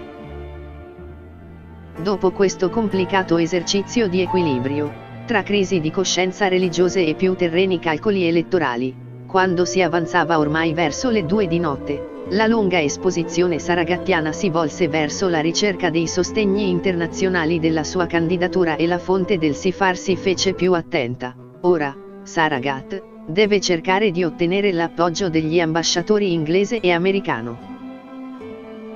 Per il primo, la cosa è abbastanza semplice. Difatti il rappresentante del governo britannico a Roma proprio in questi giorni l'ha invitato a colazione e si è complimentato con lui per l'articolo che ha scritto e pubblicato sulla giustizia a favore dell'ingresso dell'Inghilterra nel MEC. Mercato europeo comune. Con l'ambasciatore americano, invece, la cosa è più complessa perché il suo giudizio, che il diplomatico personalmente non può condividere, su Kennedy e sulla politica statunitense è decisamente negativo. Pertanto nel prossimo colloquio sarà molto cauto e attribuirà tutte le deficienze politiche di Kennedy all'eredità negativa derivatagli dall'amministrazione Eisenhower. Renzo Triumfera, il giornalista dell'Europeo che pubblicò il dossier Saragat, il fascicolo numero 146, scrisse che molti documenti erano siglati, a penna o matita, con la lettera G, che stava per Giovannino II, il generale dei carabinieri Giovanni De Lorenzo, chiamato a guidare il SIFAR mentre al Quirinale regnava Giovannino I, cioè Gronchi. Più Giovanni III il minore, il generale Giovanni Allavena, braccio destro di De Lorenzo. I solerti spioni del SIFAR segnalarono anche che il monarchico Achille Lauro si era detto disponibile a votare per Saragat, che gli inglesi volevano portare Nenni a Washington, che Saragat considerava con l'avvicinarsi del voto le sue quotazioni in rialzo e in ribasso quelle di Segni, che Gronchi restava in corsa per succedere a se stesso. E che il suo fedelissimo Mario Tanasi, tirando le somme, vedeva Saragat poco libero di agire, intento com'era ad apparire contemporaneamente un anticlericale sul punto di convertirsi, un socialista con tendenze liberali, un liberale con spunti sociali, e un anticomunista che, però, non nuocerà al PCI. Una vitaccia. Il fascicolo, pubblicato da Triumfera sull'Europeo nel 1967 quando Saragat aveva finalmente raggiunto l'obiettivo, nel 1964, perché nel 1962 fu eletto il rivale Segni, fu distrutto nel tritacarte dal generale Allavena. Ma raramente si è letto un profilo così preciso del perfetto Quirinabile, con la descrizione della tela necessaria per avvicinarsi alla meta. Le ombre, le trattative, i patti segreti e inconfessabili, i candidati da spingere e quelli da azzoppare. Durante la Prima Repubblica i centri di pressione, i fantasmi che volteggiavano attorno al Quirinale, erano almeno 5, gli Stati Uniti con l'alleato inglese, l'Unione Sovietica, il Vaticano, la Massoneria, il Partito dei Padroni, privati e pubblici. Sono pressioni eternamente sospettate quelle dell'URSS, sempre temute quelle degli USA, apertamente dichiarate, almeno in un caso, quelle del Vaticano, sottaciute o millantate quelle massoniche, tollerate nell'indifferenza quelle degli enti di Stato, ha scritto Ezio Mauro prima delle elezioni presidenziali del 1985. Era ancora il mondo di Yalta. La conferenza di Yalta fu un vertice tenutosi dal 4 all'11 febbraio 1945 presso Livadiia, 3 km a ovest di Yalta, in Crimea, durante la Seconda Guerra Mondiale, nel quale i capi politici dei 3 principali paesi alleati presero alcune decisioni importanti sul proseguimento del conflitto, sull'assetto futuro della Polonia, e sull'istituzione dell'Organizzazione delle Nazioni Unite. La conferenza era identificata nei documenti segreti con il nome in codice Argonaut. I 3 protagonisti furono Roosevelt, Churchill e Stalin, capi rispettivamente dei governi degli Stati Uniti d'America, del Regno Unito e dell'Unione Sovietica.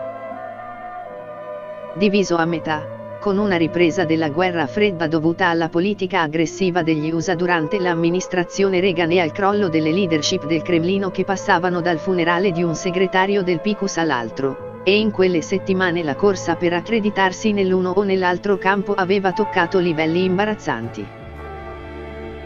Era successo quando il presidente Pertini, in visita di Stato nell'Argentina appena uscita dalla dittatura militare, aveva deciso di interrompere di colpo il viaggio per volare dalla parte opposta del mondo e partecipare a Mosca ai funerali del capo sovietico Konstantin Chernenko e alla presentazione del suo giovane successore Mikhail Gorbaciov. Mi oppongo recisamente a questa idea per lo sgarbo che si fa ad argentini e brasiliani e per lo sforzo fisico che egli si impone, senza ragione. Alle mie obiezioni si altera e mi tratta male, annotò il segretario generale del Quirinale Antonio Maccanico sul suo diario. Come se non bastasse, l'aereo presidenziale venne manomesso, mancavano 6 coperchietti delle gomme, un sabotaggio grave ma facile da individuare, più un avvertimento che un attentato fallito. Le reazioni italiane furono pessime. È netta l'impressione che con questa alzata d'ingegno Pertini si sia precluso in modo definitivo la rielezione, appuntò Maccanico. I comunisti restarono freddi. La stampa sparò a zero. Non vorremmo che le elezioni si svolgessero attorno a un'altra salma, commentò Montanelli. A difendere Pertini restò soltanto l'amico Andreotti, ministro degli esteri. Era un'altra prova dell'esistenza di una regola non scritta delle elezioni presidenziali nella Prima Repubblica, la Repubblica della Guerra Fredda, come l'ha definita lo storico Umberto Gentiloni. La simpatia dell'URSS era la scorciatoia più sicura per conquistare i voti del PCI senza passare da una trattativa con i dignitari comunisti di Via delle Botteghe Oscure, o almeno così ritenevano i candidati al Quirinale. Perché ai comunisti l'idea di passare come telecomandati da Mosca non piaceva per niente. Nel 1970 Fanfani, fiero anticomunista in patria, provò ad agganciare il PCI con una visita a Mosca per il 23° convegno internazionale di scienze storiche organizzato nei giorni di Ferragosto. Una sezione era dedicata alla storia dell'economia, di cui Fanfani si considerava esperto, avendo dedicato una quindicina di volumi al tema. Appena arrivato, il 17 agosto, già che si trovava lì, incontrò il ministro degli esteri Andrei Gromyko, il presidente del Soviet dell'Unione Alexei Tikhov, e il primo ministro sovietico Alexei Kosygin. Qualche settimana dopo il ministro degli esteri Aldo Moro ricevette il collega Gromyko a Roma per un incontro ufficiale che si concluse con un invito a Mosca. Il ministro degli esteri sovietico non fece in tempo a tornare in Italia che si ritrovò di fronte Moro, in volo verso il Giappone. Moro aveva scelto una rotta inusuale per andare in Giappone, calcolò con puntiglio il solito Gorresio. Solitamente i viaggiatori dei nostri giorni scelgono quella polare, Roma-Milano-Copenaghen-Anchorage-Tokyo, che consente di raggiungere la meta nel giro di 21 ore, e con soli 3 scali intermedi. Moro invece andò via Mosca passando per Parigi, cambiando aerei tra Alitalia, Air France e Aeroflot, facendo soste più prolungate e pagando qualcosa di più per il suo biglietto di viaggio, 447.500 lire in luogo delle 428.000 che si spendono sulla rotta polare, o delle 402.000 su quella equatoriale. Un simile attivismo scatenò la reazione stizzita dei comunisti. Chi viaggia a Mosca per lusingarci non ha imparato dall'esperienza, s'adombrò Giorgio Amendola. Noi ci definiamo in altra maniera. Ma aerei di Stato, voli transoceanici, atterraggi e decolli da Mosca continuarono a riempire le agende dei possibili candidati al Quirinale fino al termine della Guerra Fredda. Nel 1984, durante la festa nazionale dell'unità del PCI a Roma, 3 mesi dopo la morte di Enrico Berlinguer, il ministro degli esteri del governo Craxi, Andreotti, scandì che le Germanie erano 2 e 2 dovevano restare, cementando il muro di Berlino che sarebbe crollato solo 5 anni dopo. Ho seguito la penosa canea che è venuta dopo le tue naturalissime e responsabili dichiarazioni sulla Germania. Sono cose che tutti sanno e che tutti fingono di non sapere quando loro sembra opportuno. Abbiamo con te, finalmente, un ministro degli esteri. Purtroppo, non abbiamo uno Stato. E il capo del governo. Glissons, gli scrisse in privato il comunistissimo pittore Renato Guttuso, a conferma delle amicizie trasversali che Andreotti raccoglieva in quel campo. Ma anche in quel caso, il corteggiamento non bastò per entrare tra i favoriti per il Quirinale. Non era il pedigree filosovietico, infatti, ma la benedizione americana, a favorire la corsa. L'unica elezione presidenziale della storia in cui gli Stati Uniti sono stati clamorosamente sconfitti è stata quella di Gronchi nel 1955. L'ambasciatrice a Roma, Claire Bootluce, aveva spedito a Washington un telegramma in cui assicurava che l'unica cosa certa fosse che Gronchi non sarebbe stato eletto presidente. Quando le cose andarono diversamente si ironizzò su alcune malattie diplomatiche dell'ambasciatrice, si è presa la gronchite. Atlantici di acciaio furono i successori di Gronchi, Segni e il socialdemocratico Saragat, come anche il democristiano Leone e il socialista Pertini.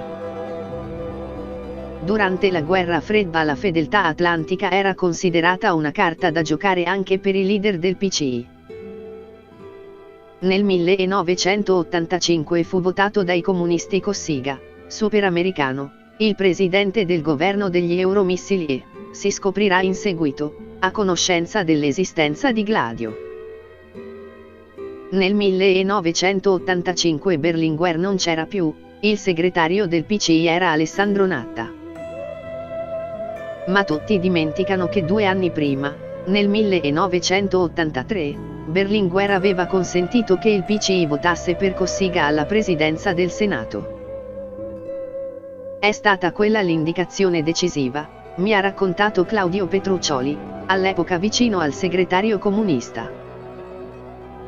Mi sono chiesto molte volte perché Berlinguer prese quella decisione che senza dubbio avrebbe avuto l'effetto di riportare Cossiga tra i favoriti per il Quirinale.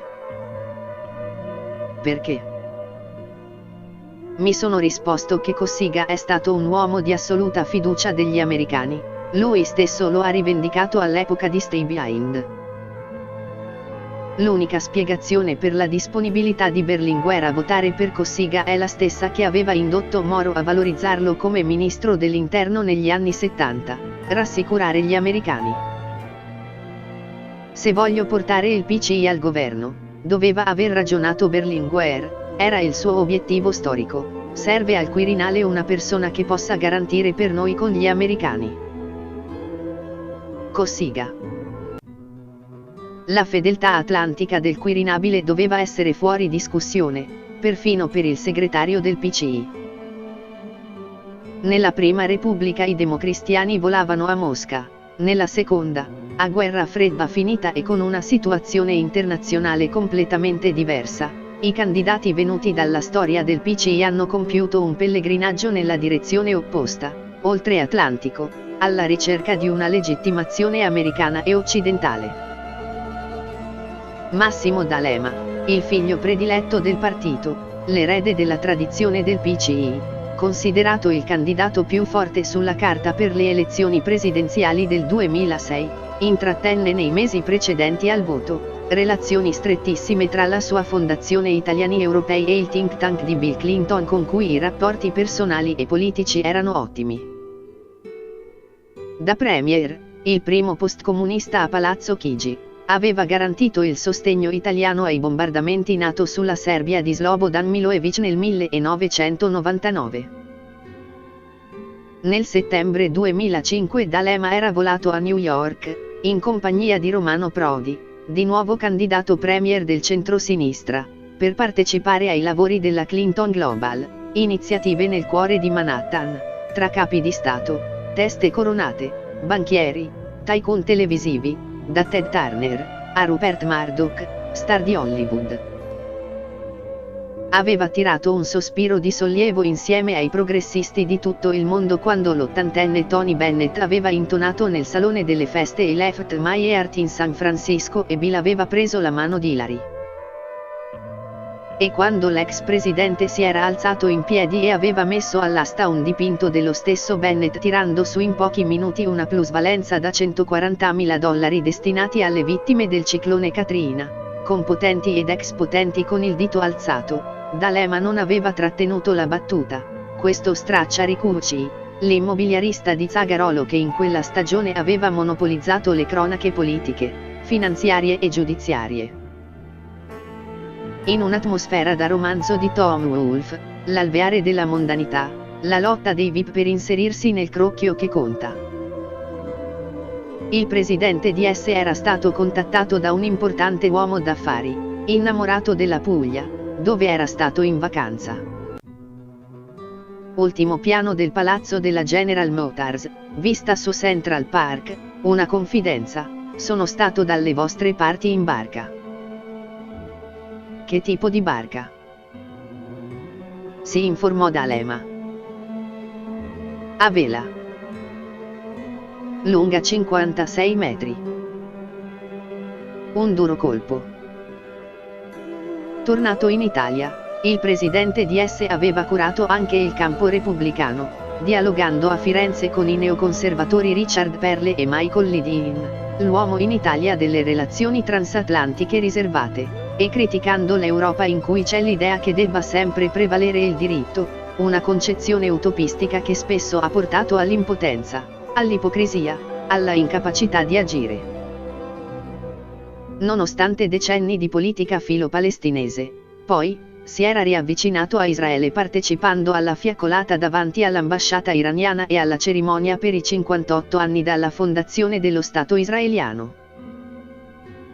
Anche con gli ambienti economici più diffidenti nei suoi confronti c'era stato un tentativo di pacificazione, culminato con una cena nell'appartamento milanese di Guido Rossi, l'avvocato che aveva definito Palazzo Chigi, l'unica merchant bank in cui non si parla inglese, ai tempi della privatizzazione della Telecom sponsorizzata dai capitani coraggiosi dalemiani.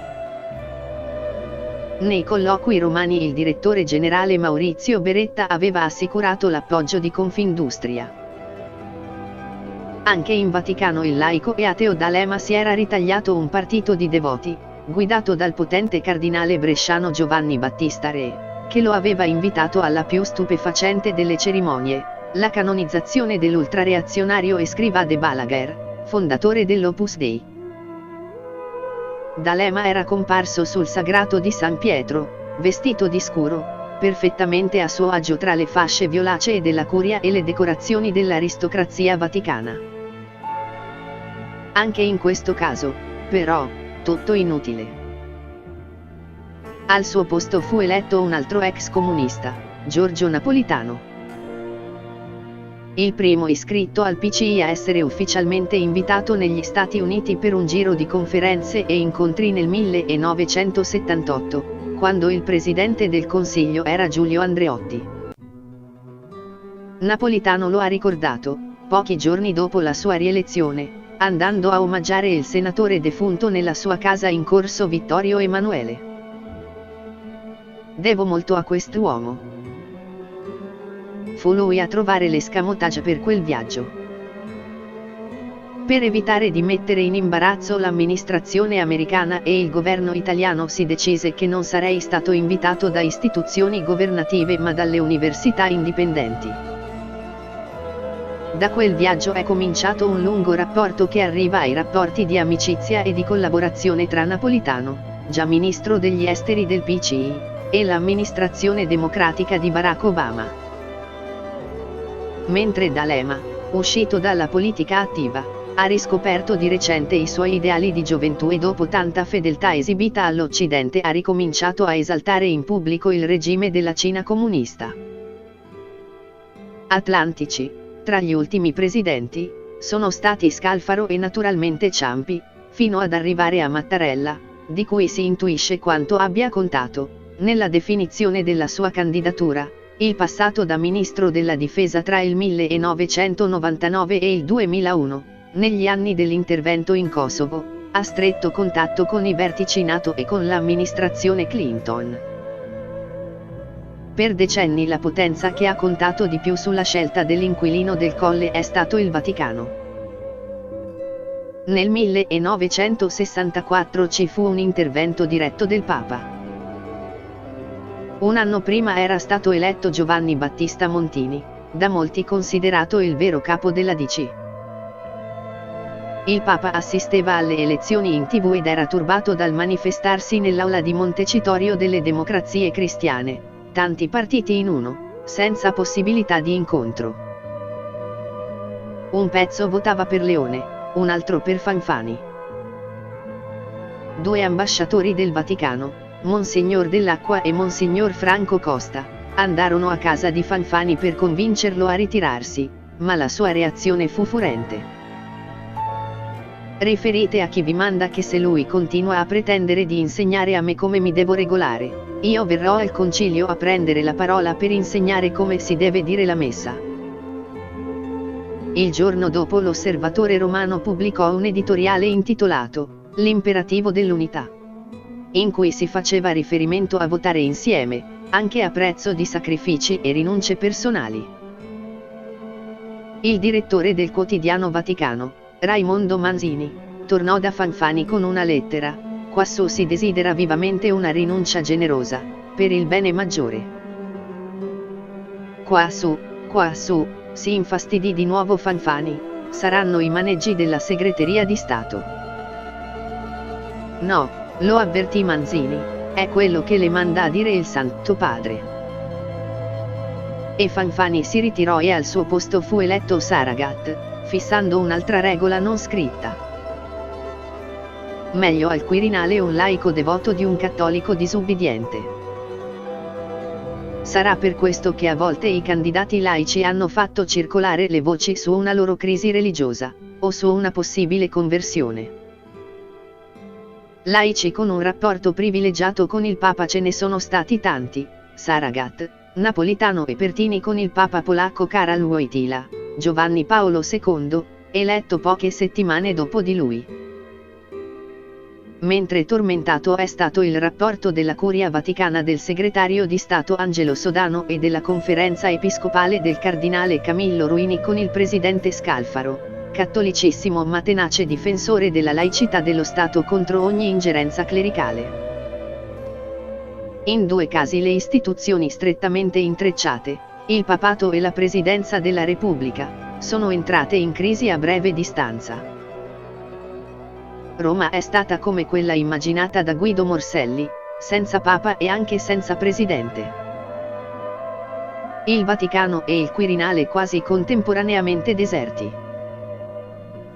Un doppio vuoto di potere.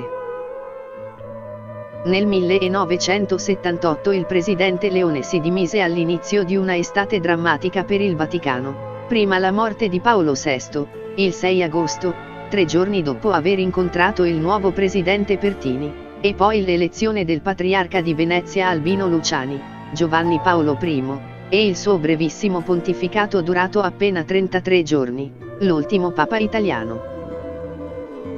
Nel 2013, alla vigilia delle elezioni politiche, si è dimesso Papa Benedetto XVI, Joseph Ratzinger, il primo a farlo nell'era moderna. E di nuovo le due elezioni si sono intrecciate.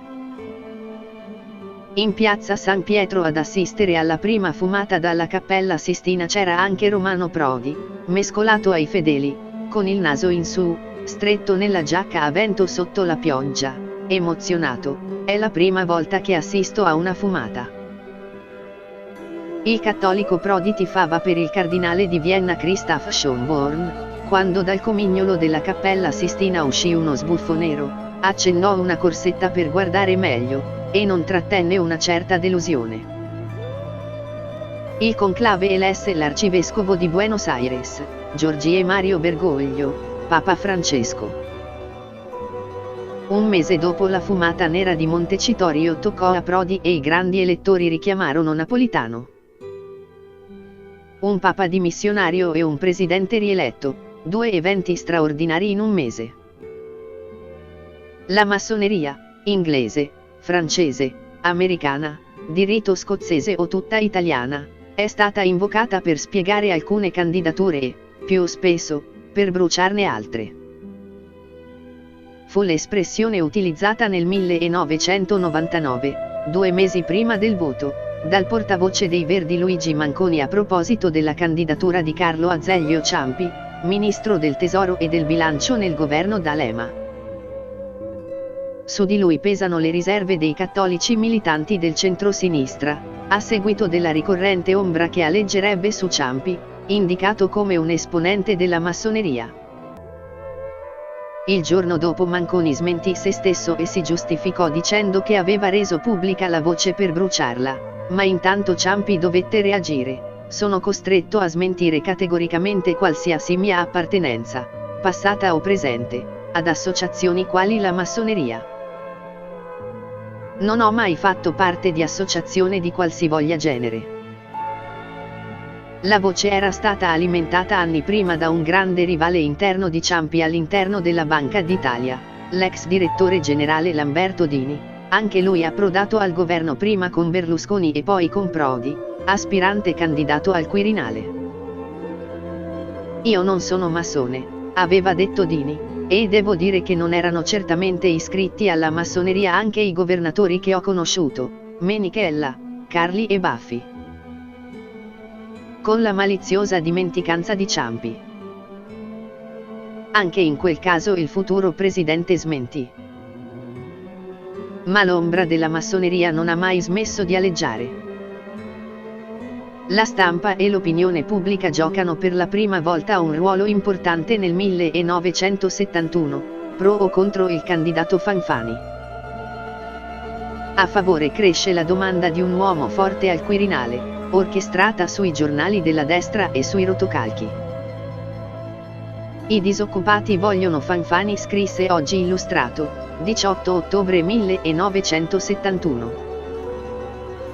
Un cronista del Giornale d'Italia, Guido Paglia, andò a intervistare i giocatori delle squadre di Roma e Lazio e concluse che Fanfani accumulava la maggior parte delle preferenze. Sul fronte opposto il Manifesto, il giornale appena nato dopo la radiazione del gruppo di sinistra di Luigi Pinto e Rossana Rossanda dal PCI, condusse una durissima campagna di stampa contro il fanfascismo, un temperamento integralista e una concezione autoritaria e corporativa della politica e dello Stato, pubblicando a puntate un'antologia di scritti giovanili di Fanfani e chiedendo al PCI di non votare per il Presidente del Senato. Per la prima volta un'elezione presidenziale fu preceduta da una spettacolare campagna di stampa e da richiami alla mobilitazione di piazza contro l'uomo del fascismo. Anche l'altro gruppo egemone tra gli extraparlamentari di sinistra, Lotta Continua, raccolse in un libro bianco le illegalità del governo Fanfani. La malizia era tutta in fondo alla copertina, dove si leggeva che la prima edizione era uscita nel 1958 a cura del PCI, la seconda edizione nel 1971 a cura di Lotta Continua. Il libello era la ristampa fedele di un libro bianco curato dal PCI nel 1958 contro il governo Fanfani, ordinanze prefettizie, disposizioni delle questure per impedire manifestazioni sindacali o del PCI, volantini, manifesti. L'uomo dello Stato di polizia nel 1958, oggi lo prepara di nuovo.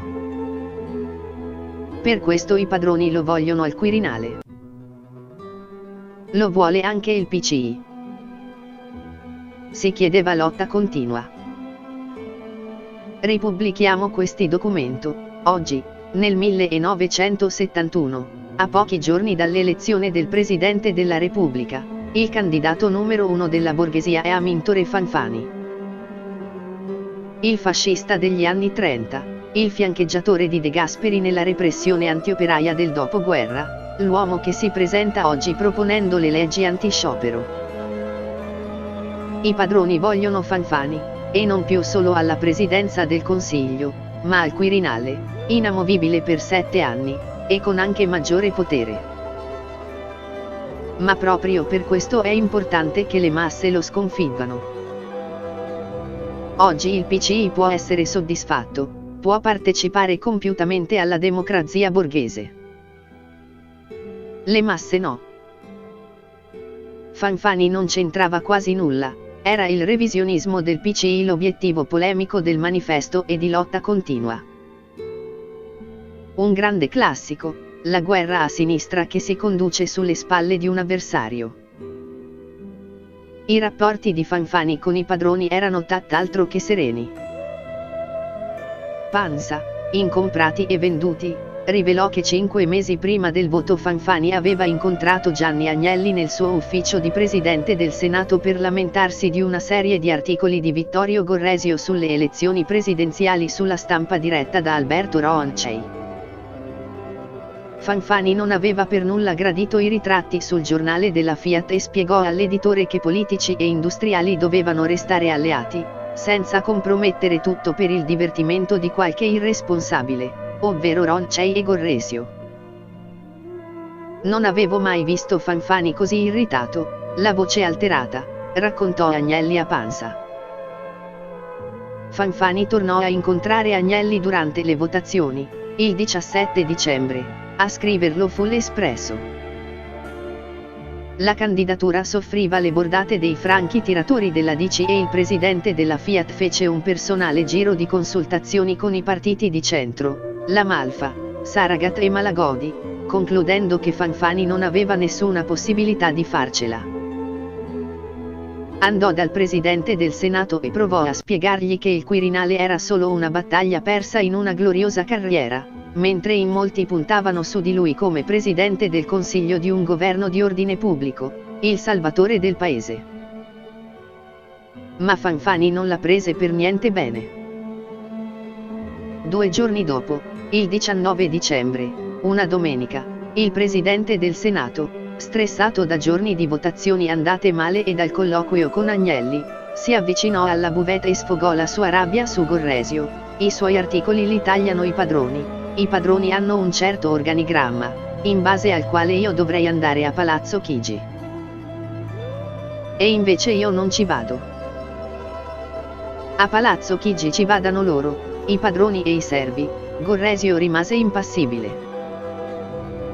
Ma il giorno dopo sulla stampa uscì un tagliente trafiletto non firmato ma scritto dal direttore Roncei, intitolato Moderatore Supremo. Il senatore Amintore Fanfani, candidato alla presidenza della Repubblica, massima funzione moderatrice della nostra vita politica, si è lasciato precipitare ieri in un sorprendente sfogo nervoso nei riguardi di questo giornale, s'è abbandonato ad affermazioni ingiuriose, egli sa bene quanto siano gratuite, contro persone che fanno il loro mestiere. Tale linguaggio, sebbene usato in un momento di estrema tensione, non s'addice a un presidente, anche solo del Senato. Quel giorno la candidatura di Fanfani cadde, definitivamente. Di campagne mediatiche pro o contro i candidati sono piene le elezioni presidenziali successive. Nel 1992 il settimanale satirico Cuore, diretto da Michele Serra, già inserto del quotidiano del PCI L'Unità, faceva campagna elettorale per la deputata democristiana Tina Anselmi, già presidente della commissione parlamentare di inchiesta sulla loggia P2, e per il comico Beppe Grillo. Grillo for President, strillava la coccarda tricolore sulla prima pagina verdolina. Sembrava satira, invece era una premonizione. Nel gennaio 1999, in vista dell'elezione presidenziale, partì ufficialmente la campagna Emma for President per lanciare la candidatura della leader radicale al Quirinale. Tra i primi 1000 firmatari c'erano gli industriali Emma Marcegaglia ed Ernesto Illy, gli scrittori Gino Pampaloni e Alberto Bevilacqua, gli attori Vittorio Gassman, Claudia Cardinale e Nino Manfredi, i registi Pupi Avati e Bernardo Bertolucci, il premio Nobel Rita Levi Montalcini. Il 23 aprile i cantautori Bruno Lauzi e Edoardo Bennato scesero in piazza a dare manforte alla campagna con la maglietta Finalmente l'uomo giusto. Il 12 maggio un sondaggio rivelò che la commissaria europea era la presidente ideale per la metà dei quasi 3.000 intervistati. Si tratta di risultati chiarissimi, commentò il ricercatore Giampaolo Fabris. La maggior parte degli italiani vuole Emma Bonino capo dello Stato e di questo i grandi elettori non potranno non tenerne conto. La Bonino, però, fu più realistica. Nei palazzi mi sento una desaparesida. Il giorno dopo, infatti, alla prima votazione, prese 15 voti contro i 707 di Ciampi, eletto al primo colpo. Nel 2006 avanzò un'altra strana campagna di stampa di un giornale, Il Foglio diretto da Giuliano Ferrara, a favore del presidente dei DS Massimo D'Alema. due personaggi cresciuti nella famiglia rossa del PCI, ma lontani per ragioni di schieramento che vedevano Ferrara collocato da tempo tra i consiglieri più ascoltati da Berlusconi. La campagna partì il 6 maggio, a qualche giorno dal voto, con un'intervista in prima pagina al segretario dei DS Piero Fassino, intitolata "La guerra è finita. O no? Io la metto così, la guerra è finita. Perciò la candidatura di D'Alema al Quirinale deve essere il primo atto di una pace da costruire e non l'ultimo atto di una guerra che continua". Fassino chiedeva solennemente a Berlusconi di valutare alla luce del sole la possibilità di eleggere D'Alema alla presidenza della Repubblica. E lanciava l'idea che D'Alema presentasse un programma presidenziale. È un'ipotesi che rappresenterebbe un'innovazione importante. Ferrara per giorni trasformò Il Foglio nel giornale della campagna presidenziale d'alemiana. "Noi siamo per D'Alema presidente, nel senso che siamo per un'alleanza strategica D'Alema-Berlusconi, in modo che il primo faccia dismettere ai suoi l'illusione di una politica separata dal paese e il secondo faccia dismettere l'illusione di un paese vivo e reale separato dalla politica". Erano i giorni in cui D'Alema vantava di avere in pugno una falange di grandi elettori. "I miei 200 parlamentari possono far male", fu udito dire a un vertice del centro-sinistra. La sua elezione al Quirinale con i voti di Berlusconi sarebbe stato il vero inizio della Seconda Repubblica, ma non andò benissimo. L'intervista di Fassino e l'attivismo di D'Alema spaventarono il resto del centro-sinistra, che in poche ore trovò una soluzione. Fu eletto Napolitano e Ferrara manifestò la sua delusione. "Ho il culo rosso, mai a Sisred", su una chiappa arrostisce D'Alema e sull'altra Berlusconi. Per la prima volta nel 2013 i social si scatenarono contro la candidatura di Franco Marini alla presidenza della Repubblica. Non furono necessari, in quel caso, gli articoli di Gorresio, bastò il bombardamento dei tweet dei suoi compagni di partito, il Partito Democratico. Ma anche in questo caso non riuscirono a trascinare al Quirinale Stefano Rodotà. Fu rieletto Napolitano. La rete e l'opinione pubblica non hanno il potere di fare la candidatura di un presidente, ma hanno il potere di farla fallire. Nel 2021, in vista del voto, la stagione del tiro al piccione è puntualmente ripresa all'inizio del semestre bianco di Mattarella. Il bersaglio preferito è la ministra della Giustizia Marta Cartabia, ex presidente della Corte Costituzionale, candidata a essere la prima donna al Quirinale. Sarà per questo che la tempesta di fuoco su di lei è stata più violenta del solito. Guarda Gingilli, Vispa Cartabia, Scartabia, ministra del nulla, il nulla mischiato con niente. Parla come un topo di biblioteca con la testa tra le nuvole e, non guardando dove mette i piedi, finisce in tutte le buche e i tombini aperti. Più che timore e panico, la prospettiva di vederla al Quirinale mi scatena il vomito. A scrivere queste e altre piacevolezze è stato il direttore del Fatto Quotidiano Marco Travaglio, tifoso accalorato dell'ex premier e capo del Movimento 5 Stelle Giuseppe Conte, mentre in Parlamento si votava la riforma della giustizia, da lui considerata una schiforma. Al voto per il Quirinale, in quel momento, mancavano ancora 6 mesi. E già eravamo messi così, al vomito. Capitolo 3. Golpisti immaginari, picconatori, monarchi. Il 23 giugno 1959 il generale Charles de Gaulle è atterrato all'aeroporto di Malpensa a Milano. È in visita in Italia per ricordare i 100 anni delle battaglie della Seconda Guerra di Indipendenza, Magenta e Solferino, che videro uniti contro gli austriaci Napoleone III e il Regno Sabaudo. Lo ha accolto il Presidente della Repubblica Italiana Giovanni Gronchi e insieme hanno sfilato per Corso Sempione, acclamati dalla folla. La prima immagine di quella giornata è questa. I due presidenti in piedi a bordo di una cabriolet nera scortata dalle jeep dell'esercito e dai corazzieri a cavallo.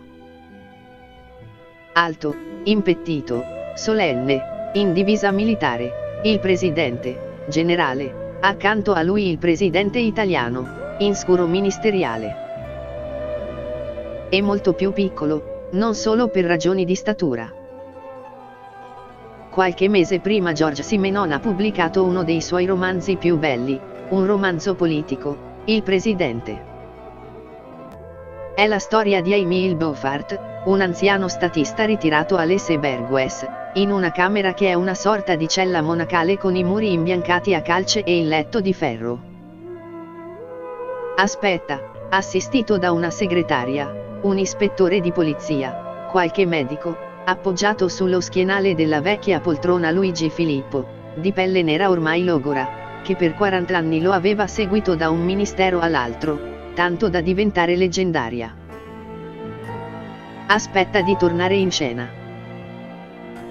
A Parigi è in corso una complicata crisi di governo, l'ennesima. La crisi di governo si protraeva da una settimana e, come al solito, si parlava già di crisi istituzionale. Il capo dello Stato, Cournot, aveva consultato uno dopo l'altro una dozzina di leader politici e non sapeva più a che santo votarsi. Giornalisti e fotografi stazionavano nel cortile dell'Eliseo, dove pioveva, e nei corridoi e alla buvette della Camera capannelli di deputati discutevano animatamente davanti alle finestre. Nei ministeri, dove ogni crisi favorisce o minaccia la carriera di centinaia di funzionari, regnava una calma preoccupata. Nel palazzo dell'Eliseo, sede della Presidenza della Repubblica, ogni volta era un susseguirsi di tentativi per costruire alleanze, venivano fatti dei nomi, i giornali pubblicavano addirittura possibili liste dei ministri. Poi, all'ultimo, il castello crollava e all'Eliseo ricominciava la giostra.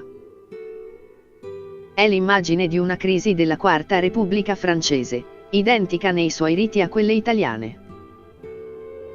I partiti disordinati, il presidente impotente.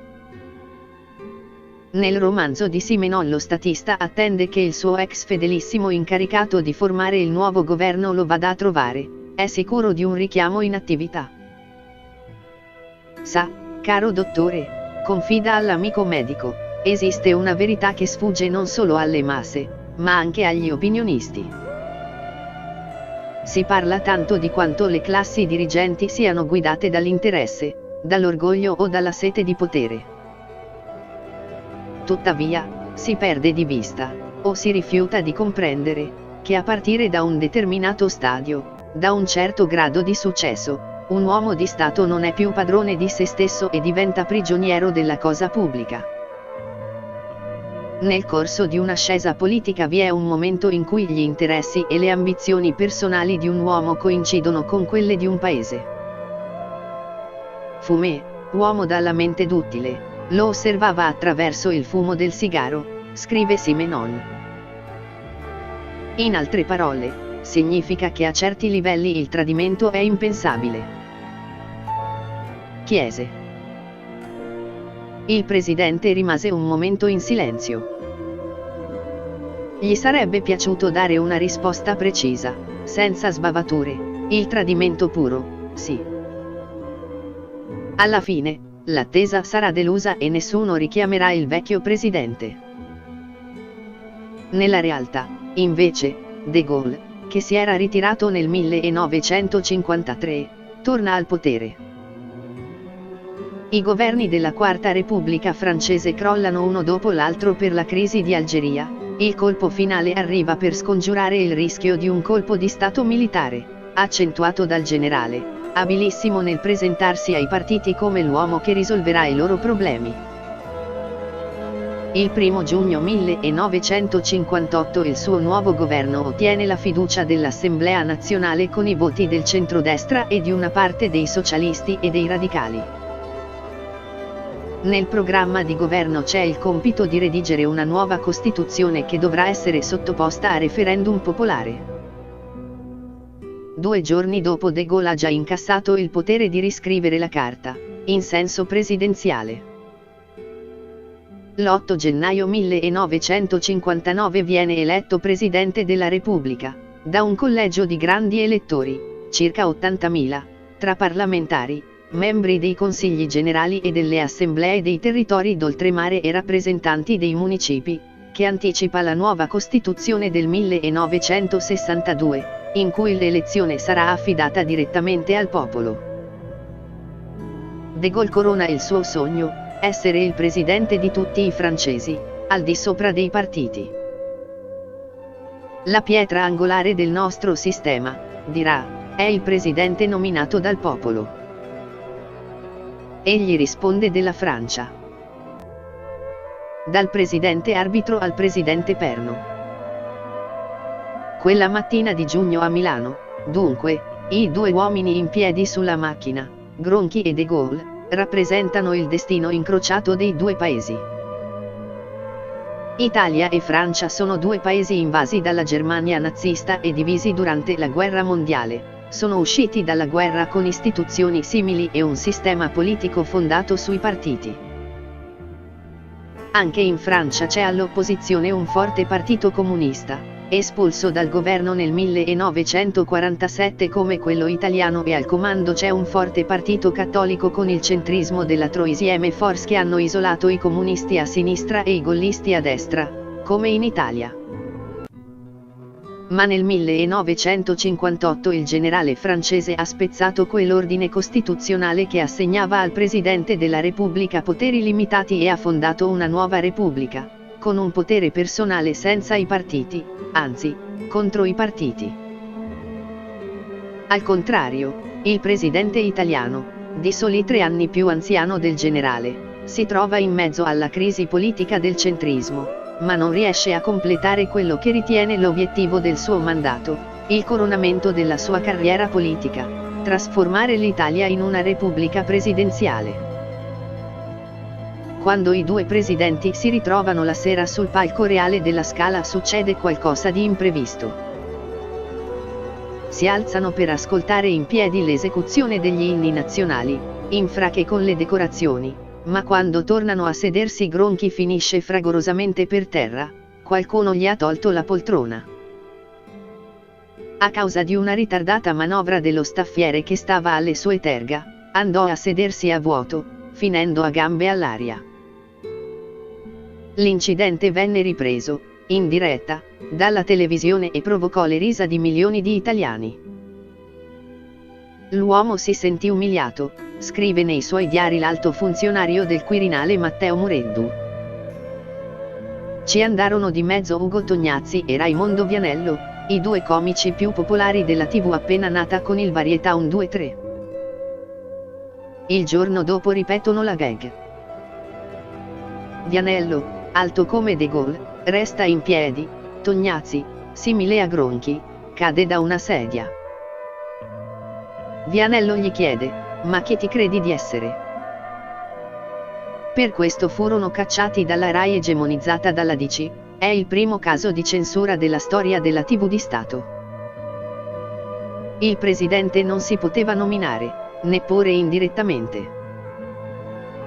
Quella fragorosa caduta di Gronchi è un presagio. È il simbolo della tentazione gollista che attraversa gli inquilini del Quirinale tra gli anni 50 e 60, il desiderio dei pieni poteri. È all'origine del conflitto tra i presidenti e i capi dei partiti, un groviglio politico in cui si infilano gli apparati di sicurezza, l'esercito, i carabinieri, i servizi. Il pericolo di una svolta autoritaria, guidata dall'uomo del Colle, è una tentazione impossibile, destinata a essere frustrata, ma per questo non meno pericolosa, anzi. In Italia i primi due presidenti, il capo dello Stato provvisorio Enrico De Nicola e Luigi Einaudi, si erano attenuti al loro mandato formale. De Nicola, il provvisorio, fin troppo, non aveva mai deciso nulla, lo chiamavano Celestino V, come il Papa del Gran Rifiuto. Solo dal 1 gennaio 1948, e solo per 5 mesi, Ebbe il titolo di Presidente della Repubblica. Aveva votato per la monarchia il 2 giugno, viveva nel tetro Palazzo Giustiniani. Alcuni vedevano in lui un usurpatore, e per questo lo attaccavano. Altri lo consideravano come una macchietta, come un uomo indeciso, bizzoso. Altri ancora erano attratti da quella faccia bonaria che sembrava offrire qualche promessa di tranquillità all'Italia torbida e anarchica di allora. Ma la maggioranza lo guardava con indifferenza. Era escluso che la presidenza avesse un valore rappresentativo di quei giorni e di quegli stati d'animo, ha scritto il giornalista Domenico Bartoli. Con il primo presidente costituzionale, Luigi Einaudi, il Quirinale e il suo inquilino tornarono a riprendere l'antico prestigio. A cominciare dalla guida stesa nel corridoio della lunga manica lungo 223 metri, per ordine della signora Ida, moglie del capo dello Stato, che voleva proteggere il marito claudicante da possibili cadute sul pavimento lucidato a cera. Nell'agosto 1948 le due Camere approvarono la legge determinazione dell'assegno e della dotazione del Presidente della Repubblica e istituzione del Segretariato Generale della Presidenza della Repubblica. L'assegno personale era di 12 milioni l'anno, la dotazione di 180 milioni, del Palazzo del Quirinale, dei fabbricati di Via della Dataria e di Montecavallo e della tenuta di Castel Porziano. San Rossore e Tombolo tornavano al demanio statale. Il segretario generale, da ora in poi, sarà il capo dell'amministrazione, il collegamento tra il presidente e gli altri palazzi, un posto ambito, oggetto di trattative e di scambi durante le elezioni presidenziali. Il primo, con Einaudi, fu il magistrato Ferdinando Carbone, già capo di gabinetto del presidente al Ministero del Bilancio, di media statura, estroverso, accento barese, che diventerà presidente della Corte dei Conti. Il partito del Quirinale comincia a trovare le sue gerarchie formali e quelle non scritte. Il presidente è attento al bilancio e personalmente frugale. C'è l'episodio raccontato da Ennio Flaiano, una cena a palazzo che si conclude con un'offerta a sorpresa. Io prenderei una pera, ma sono troppo grandi, c'è nessuno che vuole dividerne una con me? Chiede Einaudi. Flaiano alza la mano, per farmi vedere, come a scuola. Il presidente tagliò la pera, il maggiordomo ne mise la metà sul piatto e me la posò davanti come se contenesse la metà della testa di Giovanni il Battista. Alla fine del mandato Einaudi restituì allo Stato alcuni milioni di dotazione avanzati alla chiusura del bilancio. Un fatto unico, mai più verificato. Sui suoi poteri il capo dello Stato è altrettanto parsimonioso. Lasciò scritto in lo scrittoio del Presidente: la politica generale del governo è diretta dal Presidente del Consiglio che ha la fiducia del Parlamento e non invece al Presidente della Repubblica. Ma fu il primo a scegliere un Presidente del Consiglio senza passare dalla designazione dei partiti. Il 12 agosto 1953, dopo la caduta di De Gasperi, ricevette nella residenza estiva di Caprarola il ministro del Tesoro democristiano Giuseppe Pella e gli affidò l'incarico. Pella era una specie di tecnico e il suo fu il primo governo del presidente, che trovò puntualmente l'ostilità delle correnti democristiane. Un anno dopo la DC si scelse un nuovo capo, Amintore Fanfani, e il governo Pella voluto da Einaudi chiuse la sua missione. Einaudi voleva un presidente silenzioso, decoroso, informato su tutto, arbitro e non promotore di politica. Il successore Gronchi, eletto con uno schieramento trasversale contro la segreteria Fanfani, il primo presidente democristiano, il capo della corrente della sinistra sindacale, si sentiva legittimato a cercare un rapporto con il popolo. La vita politica non si chiude né si identifica nella funzione parlamentare. È un fatto che interessa più larghi strati di opinione pubblica. quella che spesso afferma la sua volontà al di sopra, al di là e talvolta contro la volontà dei partiti, disse nei suoi primi auguri di Natale del 1955. L'opera mia non può limitarsi a dare un presidente del Consiglio al Paese, ma deve collaborare a rispondere alle esigenze del Paese, avvertì nel 1957, dopo la caduta del governo Segni.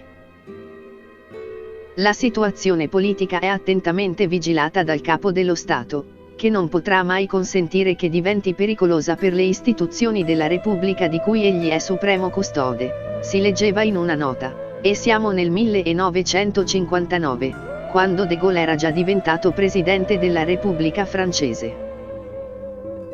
Durante la crisi di governo la delegazione della DC portò al presidente un solo nome, Antonio Segni. E gli altri? Domandò Gronchi. Non scherzare, Giovanni. Sai bene che il governo lo facciamo noi, gli replicarono. Se potessero, lo cancellerebbero volentieri dalla storia repubblicana, scrisse Renzo Trionfera sull'Europeo.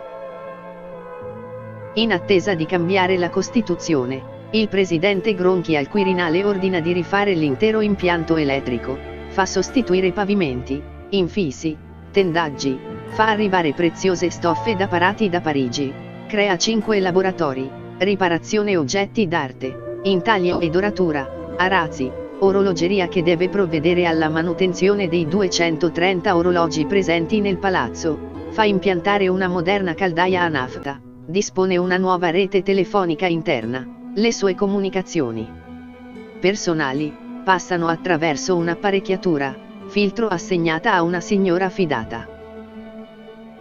Viene allestito un ufficio stampa con le telescriventi e una sala per le proiezioni con schermo cinemascope. A Castel Porziano Gronchi fa allestire un grande chalet in legno peach pine, un campo da tennis e uno da boce, 6 foresterie, oltre ai soliti restauri. Il suo sogno è riprendersi dallo Stato la tenuta di San Rossore, nell'attesa arrivano edificazioni di ogni tipo e viene ripristinata la tradizione di ospitare nel parco un branco di dromedari. I successori di Gronchi, però, se ne disinteresseranno completamente. L'ultimo ad andarsene, con il presidente Leone, sarà Nadir, inconsolabile per la perdita della compagna. Alla fine, i costi per lavori e arredi nelle 4 residenze presidenziali supereranno i 2,5 milioni dell'epoca. Gronchi non vive al Quirinale, è rimasto nel lussuoso attico in via Carlo Fea nel quartiere Nomentano dove abita con la moglie Carla. Gli agiografi lo lodano. È un segno di modestia, gli avversari malignano che vuole vivere fuori casa in assoluta libertà. Il gossip appare confermato quando il presidente fa aprire un piccolo portone in una via laterale del palazzo del Quirinale, da cui per 7 anni entrano le persone attese, senza essere viste, e arrivano dal presidente direttamente con un ascensore e una scala a chiocciola. Ma il restauro non riguarda solo i palazzi. Gronchi organizza il cerchio magico del Quirinale come un partito del presidente. Il nuovo segretario generale è il prefetto Oscar Moccia, ma l'uomo più importante è un giovane funzionario della Camera entrato nello staff del presidente, ha solo 32 anni. Si chiama Francesco Cosentino, e diventerà uno dei personaggi chiave della storia repubblicana e anche uno dei meno conosciuti. Un'ombra che attraversa i governi, le istituzioni, i settennati. Il padre Ubaldo è stato un alto funzionario della Camera già durante il fascismo, nominato segretario generale di Montecitorio il giorno della liberazione di Roma, il 5 giugno 1944. Il figlio Francesco ha iniziato la sua carriera come segretario di Vittorio Emanuele Orlando e poi come segretario del Capo dello Stato provvisorio. Il 27 dicembre 1947, nella Sala degli Specchi di Palazzo Giustiniani, De Nicola firma la Costituzione. Nella foto della storica firma si vedono il presidente De Nicola, De Gasperi, il presidente dell'Assemblea Costituente Umberto Terracini, il ministro della Giustizia Giuseppe Grassi. Le figure apicali del nuovo Stato. L'unico senza ruolo, anonimo, sconosciuto, nelle didascalie infatti non viene mai riportato, è una figura alle loro spalle, in doppio petto. Nella cerimonia ha un ruolo essenziale, è lui che tiene in mano la cartellina di cuoio in cui c'è la prima copia della Costituzione, è lui che aggiusta la sedia di De Nicola, è lui che indica ai presidenti dove va apposta la firma, è lui che conserva solertemente le copie vergate. È Francesco Cosentino, l'ombra della Repubblica.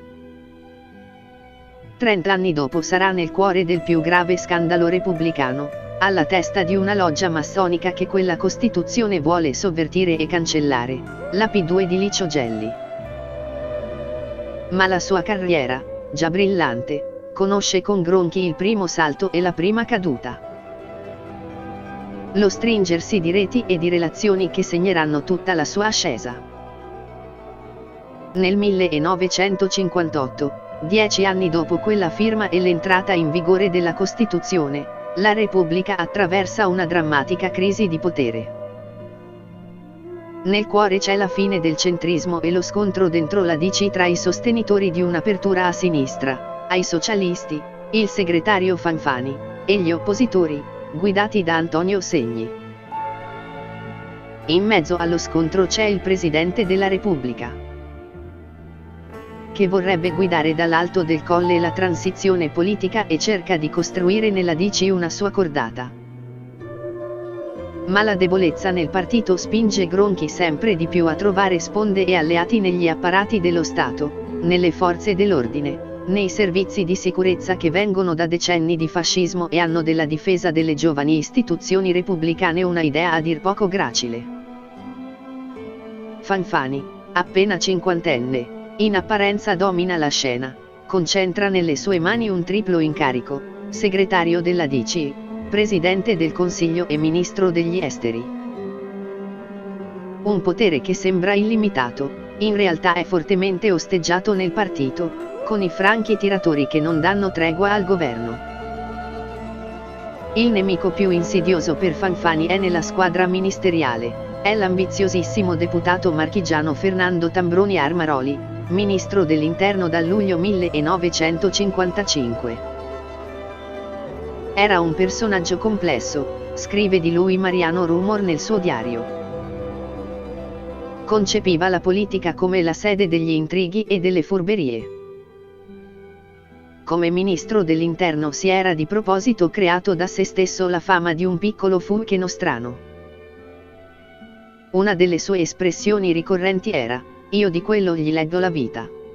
Era gradito a Gronchi, del quale era stato seguace a inizio carriera.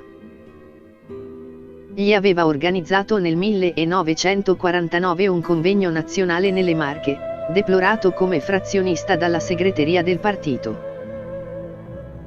Tambroni è l'uomo che Gronchi ha scelto per farsi largo tra le correnti della DC e per portare avanti il suo progetto presidenziale.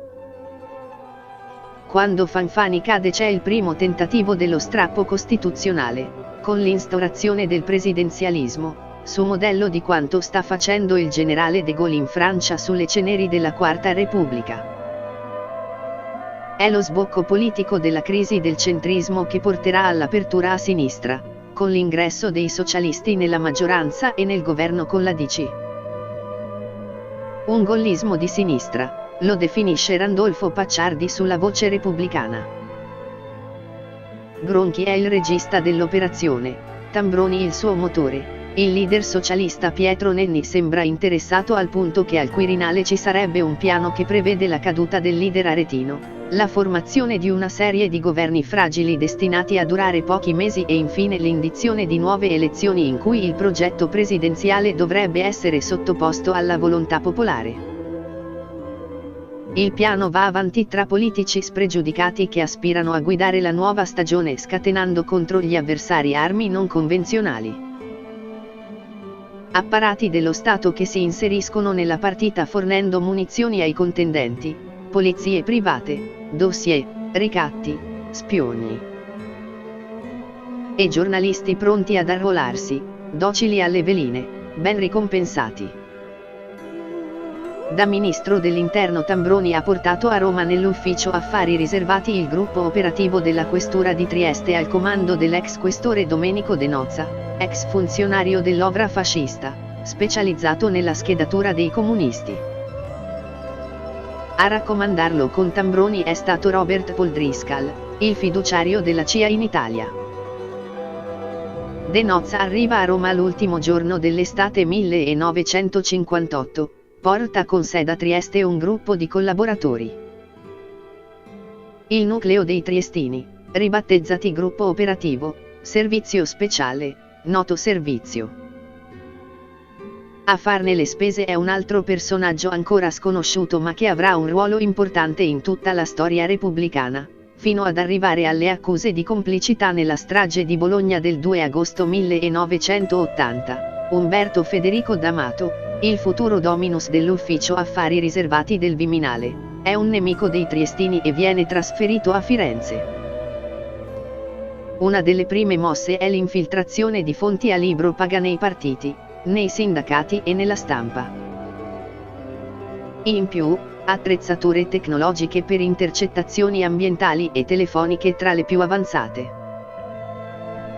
Tambroni autorizza anche il libero accesso agli archivi delle questure, mentre gli uomini del SIFAR hanno bisogno di un permesso speciale. Sono una polizia segreta parallela. Alla fine degli anni 50, al vertice degli apparati ci sono due servizi di spionaggio interno, in rivalità tra loro, con diversi punti di riferimento politici nella DC e ai vertici delle istituzioni, il SIFAR di De Lorenzo e l'ufficio affari riservati dei triestini fedeli a Tambroni, a sua volta legato al presidente Gronchi. C'è anche uno squadrone informativo che in quei giorni si prodiga per coronare il sogno di Tambroni. Autorevoli giornalisti politici che hanno ricevuto regali calcolabili tra le 100.000 e le 200.000 lire consistenti in quadri d'autore, si legge nella nota riservata. Il notista principe Enrico Mattei nelle ore decisive per l'incarico fa circolare nella sala stampa di Montecitorio che Gronchi ha scelto il suo nome e che per Tambroni è fatta. Il 6 febbraio, invece, Gronchi rinuncia all'idea di incaricare Tambroni e convoca Segni. La macchina resta in piedi e il piano viene rinviato di un anno. Raramente si era registrata nella capitale un'atmosfera così pesante, così sinistra, scrisse un giornalista esperto di mondanità romana Costanzo Costantini, uomini politici, sindacalisti, giornalisti, intellettuali, spiatti, pedinati, minacciati. Anche Gronchi registra. Si verrà a sapere che il SIFAR del generale De Lorenzo lo ha rifornito di uno speciale microfono occultato sulla scrivania per conservare tutte le conversazioni del presidente. Lo stesso servizio ha consegnato alla segretaria del Capo dello Stato una speciale macchina da scrivere, Flexoriter, e al segretario generale Moccia l'apparecchio che trasforma i documenti da distruggere in poltiglia. La struttura dei triestini diventa a un certo punto così ingombrante e soffocante da essere sciolta. E si racconta che la mole dei fascicoli si fosse così allargata da costringere Tambroni a farli trasportare in un appartamento privato in piazza Indipendenza. Nel frattempo il ministro ha aperto un quotidiano, Telesera, finanziato dal Banco di Sicilia con 500 milioni. Nella proprietà ci sono l'avvocato massone Umberto Ortolani, il socio di Licio Gelli nella futura P2, e gli armatori Amalfi, imparentati con il factotum del Quirinale che cura il rapporto tra Tambroni e il presidente Gronchi, Francesco Cosentino. Nel febbraio 1960, mentre nelle sale esce La dolce vita di Federico Fellini, il governo Segni entra in crisi e per Gronchi è la grande occasione di regolare i conti con la DC. Vorrebbe essere il regista della fine del centrismo e dell'inizio del centrosinistra, con i socialisti nell'area del governo. Ritengo che le consultazioni non possono essere condotte con il metodo della domanda e risposta, ma richiedono una valutazione ampia che mi metta in condizione di formarmi un'opinione precisa e motivata, dice il presidente ai giornalisti.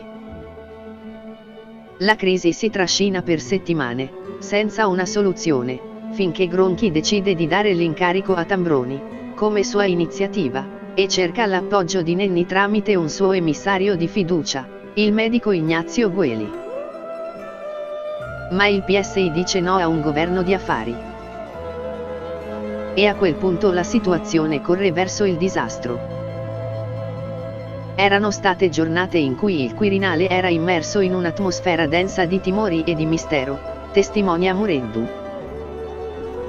Lo studio privato del presidente, alla Palazzina, sembrava diventato un covo di cospiratori, dove si notava l'alternarsi di uomini circospetti. Le visite del generale De Lorenzo si erano moltiplicate e Francesco Cosentino appariva più indaffarato del solito. Le misure di sicurezza erano state rinforzate e qualcuno affermava di aver scorto Tambroni entrare furtivo in palazzo a bordo di una Fiat 500, condotta dall'archivista Enrico Zacchia dell'ufficio di Cosentino. Tambroni forma un monocolore DC, un governo del presidente. Gronchi gli consegna un elenco di punti programmatici che vanno dall'attuazione della Costituzione alla riforma della scuola, l'energia elettrica e il nucleare. A preparare gli spunti per il programma è stato Cosentino. Troppo per un governo provvisorio e senza maggioranza. Il 7 aprile il governo Tambroni ottiene la fiducia della Camera con i voti dei neofascisti del Movimento Sociale. Per la prima volta nella storia della Repubblica, 15 anni dopo la caduta del fascismo e la liberazione. La DC prova a raddrizzare la strada verso l'apertura a sinistra ma Gronchi, con una mossa a sorpresa, rinvia Tambroni al Senato. Il 29 aprile ottiene la fiducia, con il tripudio delle destre. La storia dice che nell'estate 1960 il governo Tambroni trascinò l'Italia sull'orlo della guerra civile. Il permesso per il congresso del Movimento Sociale a Genova, città medaglia d'oro della Resistenza, scatenò la reazione della piazza antifascista. Il 5 luglio ci fu un morto a Licata. Il 6 luglio nuovi scontri a Porta San Paolo a Roma. Il 7 luglio a Reggio Emilia la polizia sparò sui manifestanti, 5 morti e decine di feriti tra la popolazione, ricordati dalla canzone di Fausto Amodei, sono morti dei compagni per mano dei fascisti. L'8 2 morti a Palermo e 1 a Catania. Alla fine, Tambroni si ritrova isolato. In scontro con Aldo Moro segretario della DC e anche con Gronchi che aveva puntato su di lui e che si ritrova coinvolto nella catastrofe. Un ruolo decisivo per eliminare il presidente del Consiglio lo svolge il generale De Lorenzo che colpisce il gruppo dei triestini e il gruppo della CIA dell'agente Driscoll che avevano sostenuto Tambroni nella sua ascesa. Il 19 luglio Tambroni si dimette e con lui finisce di fatto anche la presidenza di Gronchi. Uscirà di scena alla scadenza del mandato, nel 1962, e morirà il 17 ottobre 1978, solo e dimenticato da tutti, con i funerali nella sua Pontedera, lontano da Roma che ha provato a conquistare e che l'ha tradito. Il giorno della morte di Gronchi, per coincidenza, il Ministero dell'Interno ha reso pubblico il memoriale che Aldo Moro ha scritto mentre era prigioniero delle Brigate Rosse mesi prima, durante il suo rapimento. Il memoriale è stato ritrovato in forma dattiloscritta e parziale in un covo delle BR a Milano in via Montenevoso. 12 anni dopo saranno ritrovate nello stesso luogo le 419 pagine di fotocopie degli originali manoscritti del memoriale e di altre lettere e biglietti sparsi, più le copie di 2 pagine dattiloscritte della lettera sull'ex ministro Taviani che le BR avevano diffuso già durante il sequestro. Nel memoriale il presidente della DC rapito e ucciso dalle Brigate Rosse parla dei fatti del 1960. Questo fu il fatto più grave e più minaccioso per le istituzioni intervenuto in quell'epoca. De Lorenzo, in continuo contatto con me, mi fornì tutte le intercettazioni utili e altri elementi informativi, che mi permisero di esigere le dimissioni del governo Tambroni e promuovere la costituzione del governo Fanfani, che fu il primo a fruire dell'astensione socialista. In complesso il periodo 60-64 fu estremamente agitato e pericoloso. Un periodo estremamente agitato e pericoloso, in cui si confrontano le forze democratiche, raccolte nei partiti, e gli apparati in guerra tra loro che vedono nel Quirinale il possibile sbocco di una svolta d'ordine. La differenza con la Francia è che in Italia i partiti sono ancora forti, anzi, negli anni 60 la DC esprime le leadership più autorevoli e prestigiose dopo De Gasperi. Tra il 1960 e il 1963 alla guida della DC c'è Moro, appena quarantenne, impegnato nel favorire l'apertura a sinistra con i socialisti al governo, unico caso dell'Europa occidentale prima della Germania Ovest della Grande Coalizione. E alla guida del governo c'è Fanfani, tornato al potere. Sono i due cavalli di razza democristiani, diversi ma complementari, insieme reggono il paese in quel periodo estremamente agitato e pericoloso. Il disastro del governo Tambroni, invece, dimostra che anche un progetto presidenzialista su modello francese in Italia scatena le forze più oscure della reazione. De Gaulle non è un uomo di sinistra, ma è stato il capo della resistenza al nazismo, incarna una destra nazionalista ma antifascista, democratica. Mentre in Italia qualsiasi forzatura della Costituzione attrae le pulsioni degli apparati nostalgici del fascismo e scatena la reazione della piazza. Per questo, con i partiti forti e i presidenti velleitari, il presidenzialismo all'italiana non può decollare. Moro è il protagonista di quella fase. È il politico che più di tutti ha intuito la fragilità della democrazia italiana e che sa pesare quanto conti, ben al di là delle percentuali elettorali, quella che lui definisce la destra profonda italiana, politica, economica, clericale, militare, giornalistica.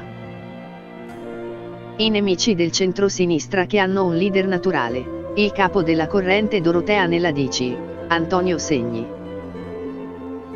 Professore universitario, ministro della riforma agraria con De Gasperi, 2 volte presidente del Consiglio, fondatore della corrente dei Dorotei di cui Moro ha fatto parte, Segni viene eletto Presidente della Repubblica il 6 maggio 1962, al 9° scrutinio, con 443 voti, il 51,9%.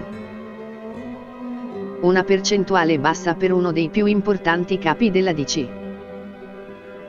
Un uomo esile, più che magro, i capelli bianchi e soffici come la seta, una sciarpa bianca al collo quasi tutto l'anno, e 2 mani lunghe, affusolate, sempre sollecite a salutare la folla.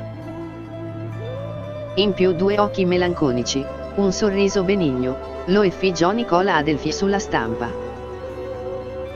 Segni si definisce pessimista per abitudine, di certo è ostile all'apertura a sinistra. E Moro lo ha voluto al Quirinale proprio perché pensa in questo modo di conquistare il suo appoggio alla svolta e di tranquillizzare i settori più conservatori della destra democristiana.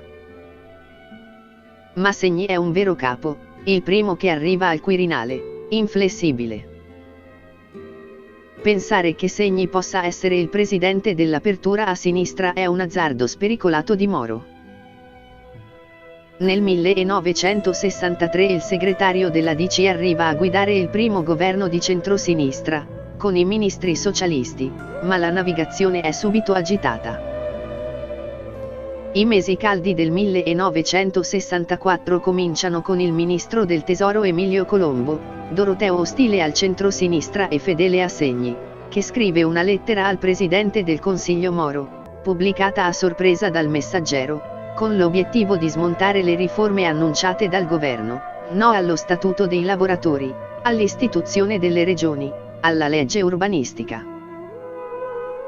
Colombo denuncia un possibile collasso, un pericolo mortale non solo per l'economia ma anche per la democrazia. e si fa portavoce delle preoccupazioni analoghe del governatore della Banca d'Italia Guido Carli.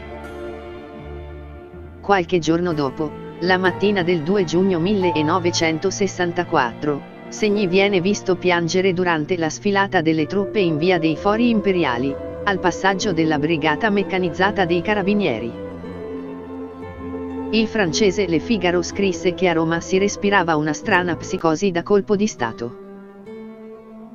Il comandante dei Carabinieri è il generale Giovanni De Lorenzo. Il governo Moro cade qualche giorno dopo, alla fine di giugno. Segni, il primo capo riconosciuto della DC a salire sul Colle, è attraversato dalla tentazione di costituire un governo di salvezza nazionale che vada oltre i partiti. Il 27 giugno si aprono le consultazioni e il Corriere chiede in un editoriale un governo di emergenza per una situazione di emergenza. Tutto è rimesso in discussione, tutto è in gioco, siamo al limite della rottura politica ed economica. A guidare il governo d'emergenza dovrebbe essere il presidente del Senato Cesare Merzagora, indipendente eletto nelle liste della DC. Il repubblicano Randolfo Pacciardi gli scrive invitandolo a rompere gli indugi: il capo dello Stato deve prendere la situazione in mano, fare un messaggio alle Camere, cioè al Paese, rilevando che la situazione è grave ma rimediabile. Deve nominare il Presidente del Consiglio e alcuni ministri tecnici presi fuori dal Parlamento. Contro un governo presidenziale le Camere non voterebbero. E se i comunisti contro questo governo mobilitassero la piazza, il governo dovrebbe avere mano ferma una volta per tutte. Merzagora risponde: bisogna avere il coraggio di camminare diritti senza schiavitù e passaggi obbligati.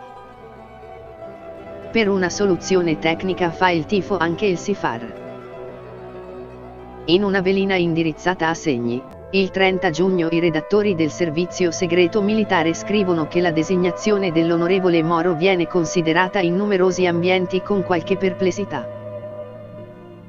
Ma soltanto il capo dello Stato potrà dire la parola decisiva e alla sua persona si dirigono in questi giorni, con rinnovata rispettosa devozione, le fiduciose speranze di tutti gli italiani. La lista del governo Merzagora è già pronta, scritta a mano su carta intestata, Excelsior Albergo Gallia Milano, è sbalorditiva. Vicepresidente al coordinamento economico è Donato Menichella, ministro del Tesoro Enrico Cuccia. Fanfani e Moro restano al governo come vicepresidenti. Sono previsti i capi dei partiti laici Saragat, La Malfa e Malagodi, il socialista Giolitti, ma nella lista figura anche il comunista Luigi Longo, ministro delle ferrovie, e perfino un esponente missino, Nencioni o di Crollalanza, alla riforma della burocrazia. Il primo governo di unità nazionale della storia repubblicana. Il PCI prova a entrare prudentemente in gioco, per nulla preoccupato, come si sarebbe detto in seguito, della tenuta democratica delle istituzioni. Anzi, Togliatti è molto soddisfatto che il tentativo di governo con i socialisti stia andando verso la distruzione. Di governi di emergenza ve ne possono essere di diversi e ciò implica posizioni nostre diverse, detta il segretario del PCI nella riunione della direzione del 15 luglio 1964. Un mese prima della morte, sconfessando un deputato della nuova leva che ha proposto una mozione contro i Dorotei, si chiama Giorgio Napolitano, da Presidente della Repubblica darà vita a un governo tecnico di emergenza guidato dall'ex rettore dell'Università Bocconi e commissario europeo Mario Monti, realizzando il progetto che nel 1964 sarebbe stato considerato forse un colpo di Stato. Evidentemente ha fatto tesoro della lezione di Togliatti: esistono governi di emergenza diversi che richiedono posizioni diverse. Ma l'ipotesi è già naufragata, con grande dispetto di Merzagora che scrive la sua lettera di dimissioni da Presidente del Senato. Il 4 luglio Moro riceve di nuovo l'incarico, ma il pressing su Segni perché lo faccia fuori non si interrompe. Moro è fuori dal sistema liberistico, è un paternalista. dice al presidente il governatore della Banca d'Italia Carli, ostile al centro-sinistra. Segni lo appunta sul suo diario. Il 15 luglio il presidente scrive una lettera riservata a Moro: non è possibile fare un governo che nascerebbe fondato sull'umiliazione di una parte, la DC, che è poi il partito più forte. Chi potrebbe impedire ai cattolici di fare un altro partito? Sarebbe politicamente la fine di tutto. State attenti a quello che fate. È la minaccia, o il fantasma, di una scissione della DC, con la fondazione di un partito cattolico di destra. Una preoccupazione che Moro condivide con Segni, anche lui vuole evitarlo. Quel giorno entra in scena un altro protagonista, il comandante dei Carabinieri, il generale De Lorenzo, convocato al Quirinale per le consultazioni, con una nota ufficiale.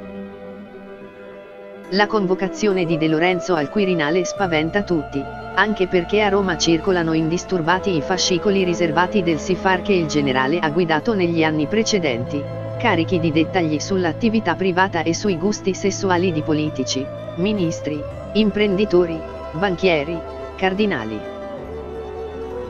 Dossier che si intrecciano con un altro elenco di personaggi pericolosi per la sicurezza pubblica da arrestare, tutti o quasi di sinistra. Sono le prime liste di questo tipo della storia repubblicana, i ricattati e gli enucleandi, destinata a essere emulata in tanti altri scandali successivi. In quelle ore sta succedendo altro. Appena uscito dal Quirinale, il generale De Lorenzo partecipa a un incontro segreto con i capi della DC nella casa nel quartiere Balduina del parlamentare Tommaso Morlino, uomo di Moro. Ci sono il segretario della DC Rumor, i capigruppo Zaccagnini e Gava e lo stesso Moro. Quando De Lorenzo esce, entra anche il capo della polizia Vicari. Vicari e De Lorenzo furono concordi nel segnalare la tensione dell'opinione pubblica, espressero l'avviso che elezioni anticipate non fossero per questo consigliabili, specie alla DC, ma non emerse allarme di sorta circa possibili disordini di piazza e non si accennò nemmeno lontanamente a possibili reazioni repressive, appuntò Rumor, che nel suo diario non risparmia critiche al generale. Segni era preoccupato che un cedimento della DC sui temi più ostici a un vasto ceto di italiani, come lo slittamento della stabilità economica, l'espropriazione dei suoli edificabili, incontrasse vivaci e incontrollate reazioni in vasti strati dell'opinione pubblica. Era una preoccupazione schiettamente democratica. Ma De Lorenzo, ambizioso e intraprendente, ne trasse la convinzione che bisognava prepararsi a una minaccia immaginaria, predisponendo un piano di interventi, che fu poi reso noto come Piano Solo. Moro esce dagli incontri sfiduciato e depresso, colpito da un malore dovuto alla stanchezza e alla tensione nervosa, informa Segni la solita velina SIFAR. La manovra sta per raggiungere il risultato, Moro è a un passo dalla rinuncia, a quel punto Segni tornerebbe ad avere la massima libertà di manovra. La sera del 16 luglio, alla fine di quella giornata interminabile, Segni annota sul suo diario: Moro è molto stanco e depresso. Io gli dico, urgenza di decidersi. Cosa sta accadendo in quelle ore lo rivela 3 anni dopo l'Espresso con l'articolo di Lino Giannuzzi intitolato Complotto al Quirinale. Il 14 luglio del 1964 fu la giornata più calda dell'anno, 36 gradi all'ombra. In quel giorno, secondo la ricostruzione, il generale De Lorenzo ha convocato generali di divisione e di brigata, colonnelli, alti ufficiali. Tutti sudano quando il generale avverte: la nazione ha bisogno di noi. È il Piano Solo, il tintinnar di sciabole, il fantasma del colpo di Stato che agita l'accaldata politica romana alle prese con la prima crisi del centro-sinistra. Improvvisamente il Parlamento e i partiti hanno avvertito che potevano essere scavalcati. La sola alternativa è stata quella di un governo di emergenza, affidato a personalità cosiddette eminenti, a tecnici, a servitori disinteressati dello Stato, che nella realtà del paese qual è, sarebbe stato il governo delle destre, con un contenuto fascistico, agrario, industriale, nei cui confronti il ricordo del luglio 1960 sarebbe impallidito, scrive Nenni sull'Avanti. Il 26 luglio 1964. Alla fine il piano, il colpo di Stato, il golpe o il governo di emergenza non scatta. Nenni gonfiò un fantasioso e inesistente pericolo per le istituzioni democratiche per coprire il mancato successo della presenza socialista nelle conclusioni del negoziato con cui fu risolta la crisi, liquidò la cosa rumor. Che è una possibile interpretazione di quanto è avvenuto, accentuare il rischio di un golpe per mascherare la ritirata dei socialisti sul programma di cambiamento.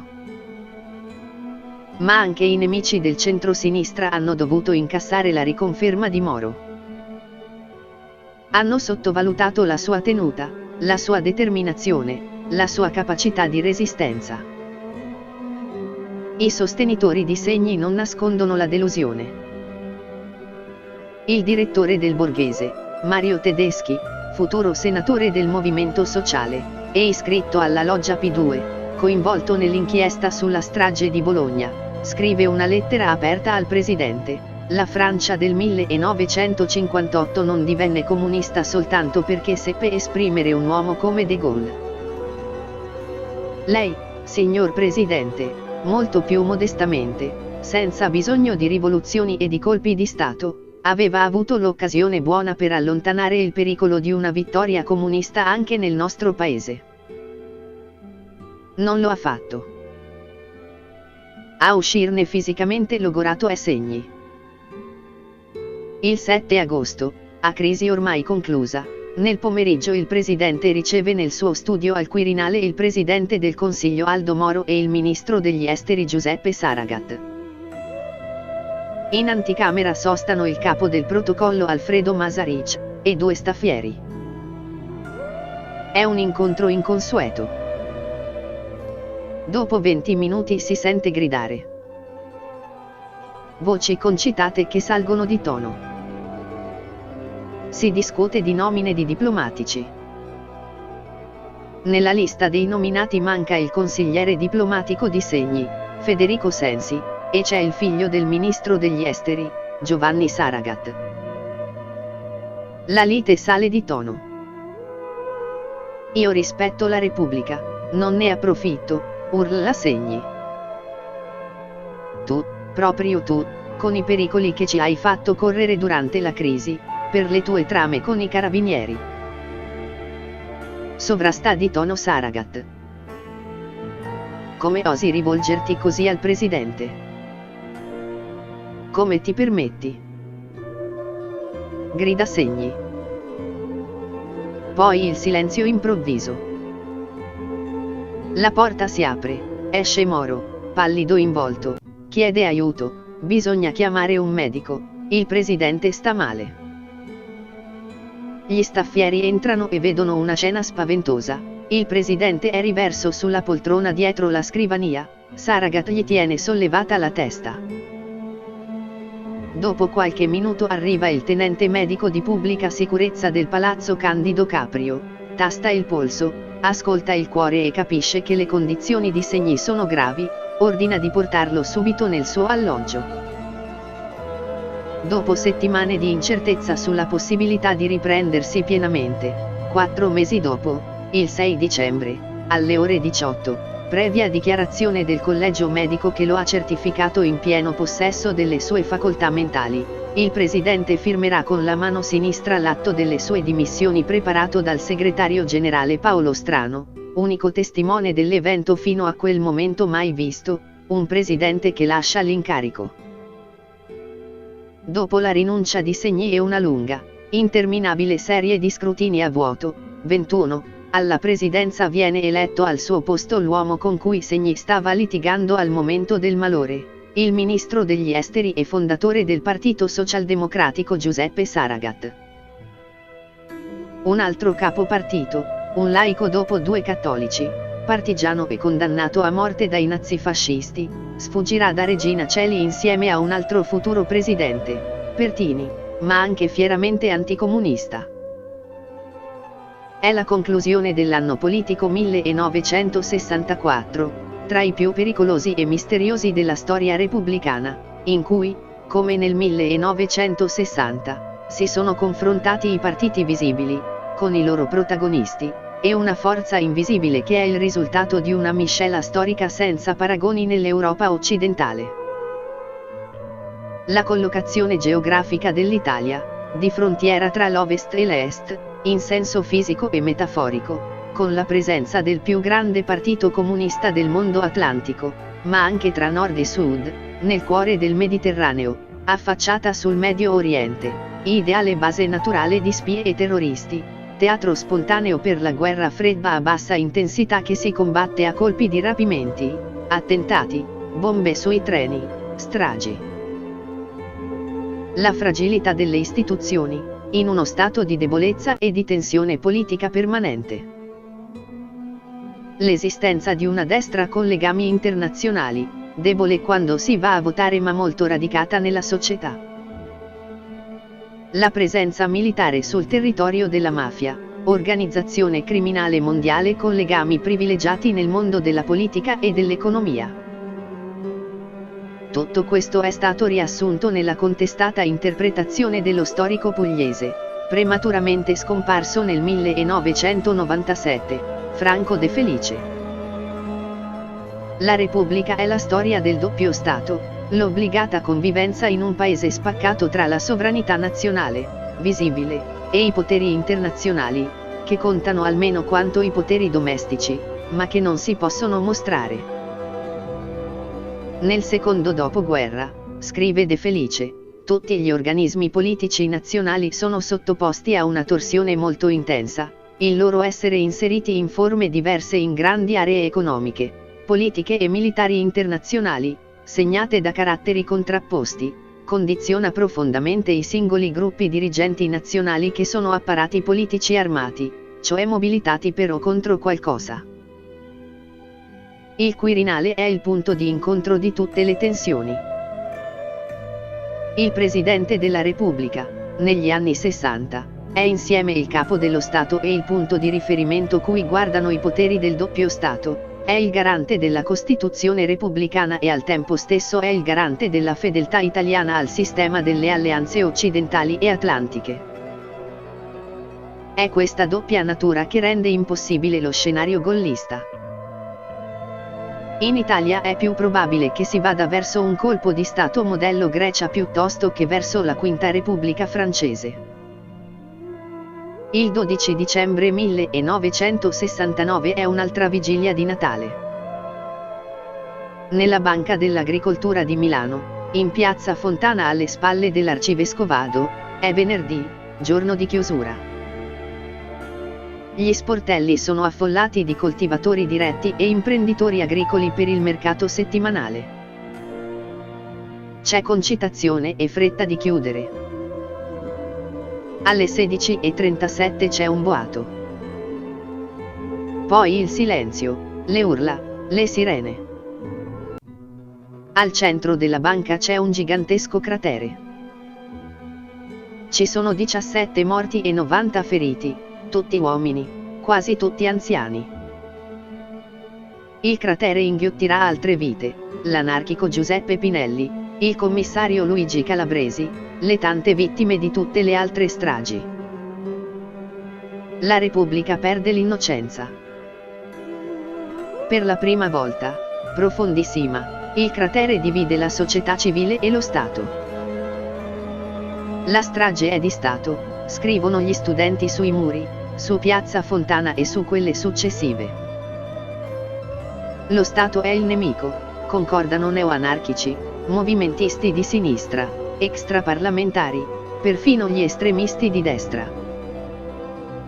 Lo Stato è la politica, i partiti, le istituzioni, la scuola, l'università, l'informazione. Lo Stato è il governo dei padroni. Lo Stato è il diverso da noi. La contestazione e le mobilitazioni nelle fabbriche spingono il centrosinistra ad approvare riforme che aspettano da anni: la nascita delle regioni, il referendum popolare, la legge sul divorzio, lo statuto dei lavoratori con l'introduzione dell'articolo 18, la possibilità di appellarsi al giudice contro i licenziamenti ingiusti. Riforme concordate dal governo democristiano con i sindacati, fortissimi in fabbrica e ancora rappresentativi. In un quadro di crescente instabilità politica, nazionale e internazionale. È Aldo Moro a ricordare quella giornata, nel 1978. Di nuovo nel memoriale, durante l'interrogatorio dei suoi rapitori. I gravi fatti di Piazza Fontana a Milano, che dettero inizio a quella che è stata chiamata la strategia della tensione, ebbero un precedente, se mal non ricordo, di minore gravità in occasione della Fiera di Milano. Ero quel giorno a Milano, proprio per la fiera, e vidi le tracce della devastazione. Moro si riferisce alla bomba esplosa nel padiglione della Fiat alla Fiera Campionaria di Milano il 25 aprile 1969, senza vittime, su cui ha indagato il vicecapo dell'ufficio politico della questura calabresi, 8 mesi prima dell'ordigno depositato nella Banca dell'Agricoltura. Ma i fatti di Piazza Fontana furono certo di gran lunga più importanti. Io ne fui informato, attonito, a Parigi dove ero, insieme con i miei collaboratori, in occasione di una seduta importante dell'Assemblea del Consiglio d'Europa, che, per ragioni di turno, io mi trovavo a presiedere. Proprio sul finire della seduta mattutina ci venne tra le mani il terribile comunicato di agenzia, il quale ci dette la sensazione che qualche cosa di inaudita gravità stesse maturando nel nostro paese. Le telefonate, intrecciatesi tra Parigi e Roma nelle ore successive, non potettero darci nessun chiarimento, ma solo la sensazione che qualche cosa, almeno al momento, di oscuro ed imprevedibile, si fosse messo in moto. Qualcosa di oscuro e di imprevedibile è apparso sulla scena, risalendo dal fondale italiano, limaccioso e torbido. Moro lo intuisce subito. Mi confermò in questa angosciosa convinzione il fatto che il mio vecchio amico dottor Tullio Ancora, allora alto funzionario della Camera dei Deputati e da tempo mio normale organo di informazione e di collegamento con il Partito Comunista, mi telefonò in ambasciata a Parigi, per dire con qualche circonlocuzione che non ci si vedeva chiaro e che i suoi amici, comunisti, consigliavano qualche accorgimento sull'ora di partenza, sul percorso, sull'arrivo e sul trasferimento di ritorno. Si trattava, si precisava, di una pura precauzione, non legata a qualche fatto specifico e di sicuro accertamento. Io ritenni, poiché ne avevo la possibilità, di adottare le consigliate precauzioni e rientrai a Roma non privo di apprensione. Si leggono e si rileggono queste parole consegnate alle Brigate Rosse con un senso di straniamento. La sera di Piazza Fontana era stato consigliato a Moro, da qualche fonte del PCI, di cambiare percorso e orario, quello che invece non fu fatto da nessun apparato dello Stato la mattina del 16 marzo 1978 in via Fani. Da molti anni Moro sapeva di essere minacciato, di essere nel mirino di qualcuno, di qualcosa di oscuro e imprevedibile che si era messo in movimento. Ed era lì, a rivelarlo agli uomini che lo avevano rapito e che lo avrebbero ucciso. Nel 1969 Aldo Moro è un uomo ancora giovane, ha appena 53 anni, è già stato segretario della DC e per 5 anni presidente del Consiglio. È il ministro degli esteri, è passato all'opposizione all'interno della DC, con un discorso in cui annunciava l'arrivo di tempi nuovi che corrono in fretta, si annunciano e avanzano in fretta come non mai. Al suo partito, alla DC da sempre al potere, ha chiesto di aprire finalmente le finestre di questo castello nel quale siamo arroccati, per farvi entrare il vento che soffia nella vita, intorno a noi. Moro è il politico che sa comprendere i tempi nuovi. Ma è anche un uomo di potere, attento ai segnali più impercettibili. Nessuno meglio di lui sa leggere i movimenti interni e internazionali, quanto si agita negli ambienti dell'intelligence, nessuno meglio di lui sa decifrare gli avvertimenti. Nessuno meglio di lui sa di cosa parla quando avverte che qualcosa di oscuro e misterioso si è messo in moto. Tentativi di intervenire ai primi accenni di crisi dei partiti ce ne erano già stati con Gronchi e Consegni, mi ricorda Rino Formica. Ma l'offensiva vera contro i partiti arriva nel 1970-71. I due imperi, quello americano e quello sovietico, cominciano ad avere problemi di assetto. Ci sono tensioni nel blocco comunista, pensa all'invasione della Cecoslovacchia nel 1968, e in quello democratico, occidentale, con il Vietnam. I partiti italiani della democrazia permanente sono in fragile equilibrio tra di loro. Nasce la strategia della tensione, l'attacco alla democrazia fragile. Strategia della tensione. È un giornale inglese, l'Observer, a utilizzare questa espressione il 14 dicembre, 2 giorni dopo la strage di Piazza Fontana. Uno degli autori dell'articolo, Neil Askerson, ha rivelato nel 2014 che il contenuto fu suggerito da 2 giornalisti dell'Espresso, Antonio Gambino e Claudio Risè, oggi psicanalista. La storiografia più aggiornata guarda alla strage di Piazza Fontana come un avvertimento, prosegue Formica. Rimettere sotto controllo il sistema politico. Nel 1970 c'è una forte instabilità, c'è la lacerazione della DC, salta l'unificazione socialista, il PCI deve ricostruire le sue ragioni. Nei partiti cominciano a sentirsi le infiltrazioni, le presenze di forze controllate dall'esterno.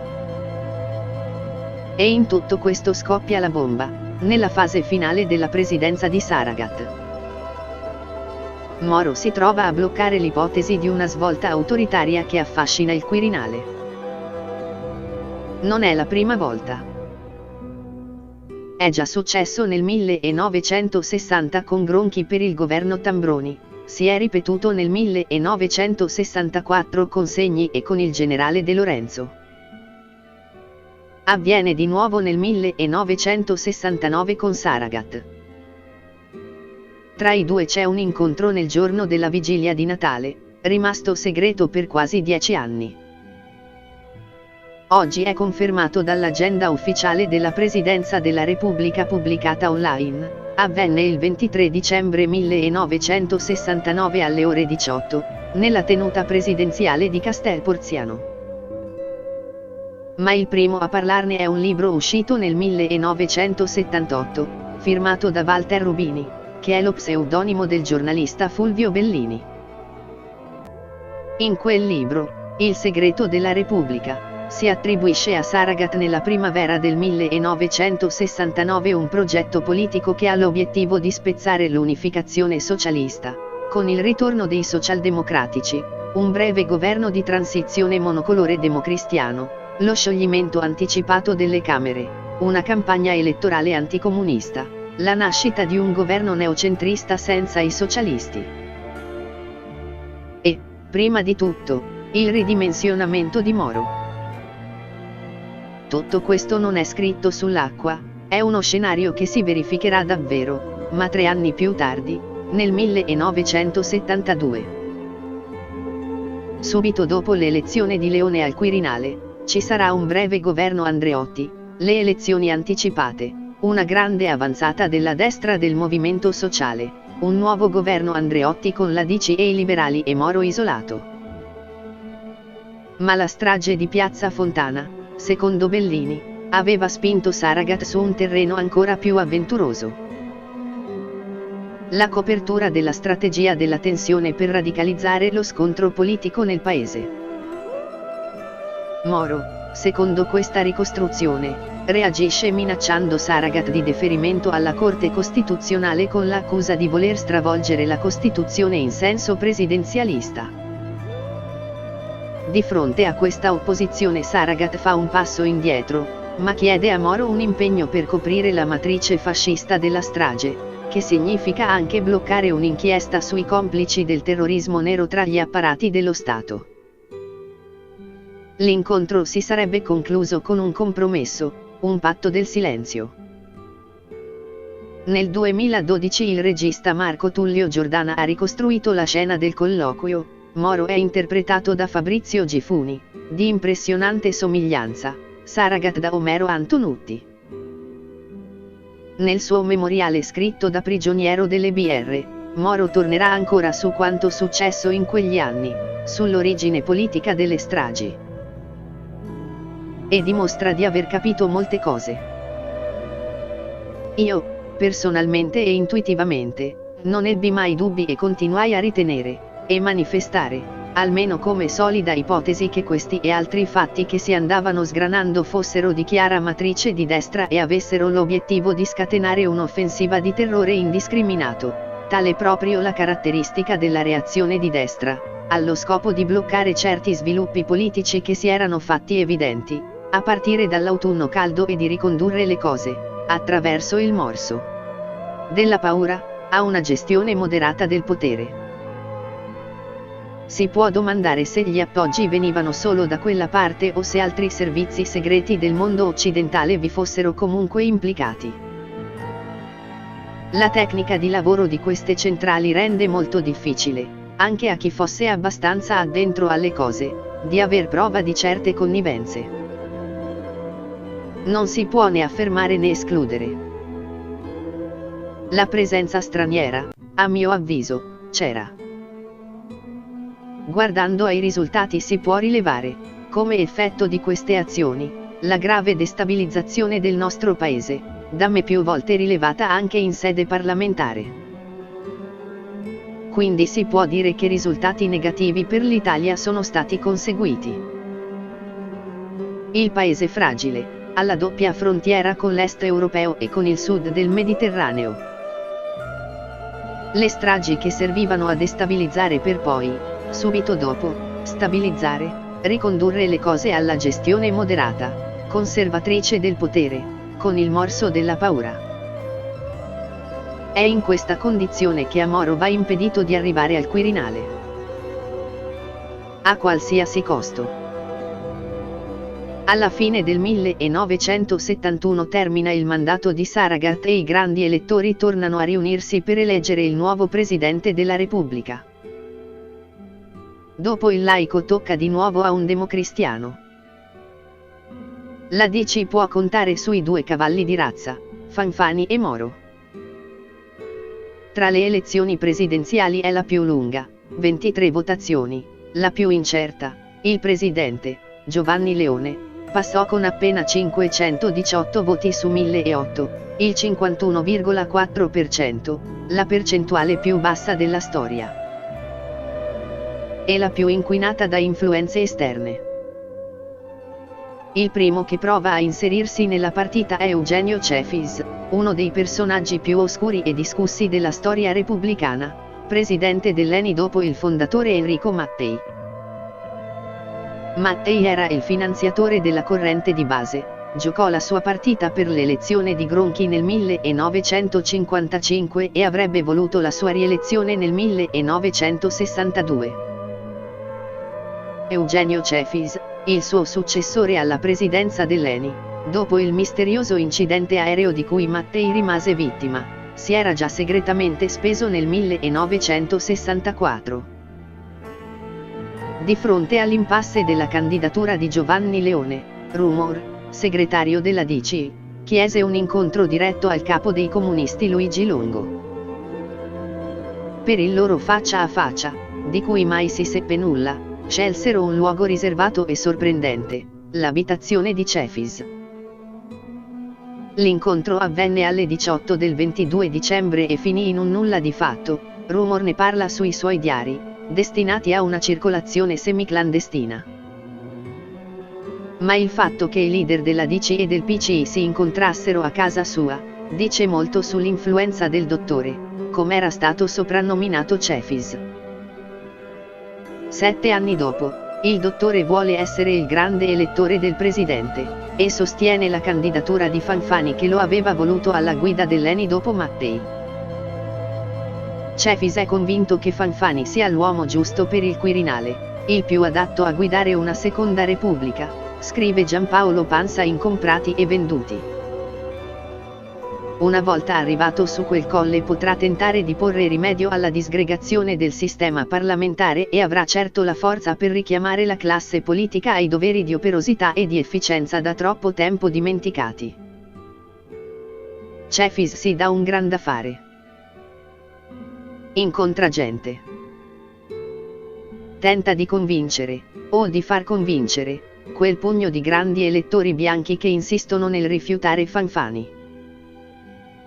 E forse mette in moto coloro che poi verranno richiamati i parlamentari squillo della Montedison, per colmare i vuoti prodotti nel fronte fanfaniano dai franchi tiratori del partito di maggioranza. Non c'è niente da fare. La candidatura di Fanfani non decolla, anzi, tramonta. E salgono altri nomi. Uno è quello del capo socialista Pietro Nenni. Come andò, me lo racconta Rino Formica, al suo esordio da grande elettore come senatore del PSI, ci fu una riunione della direzione socialista alla Camera e si decise di lanciare Nenni.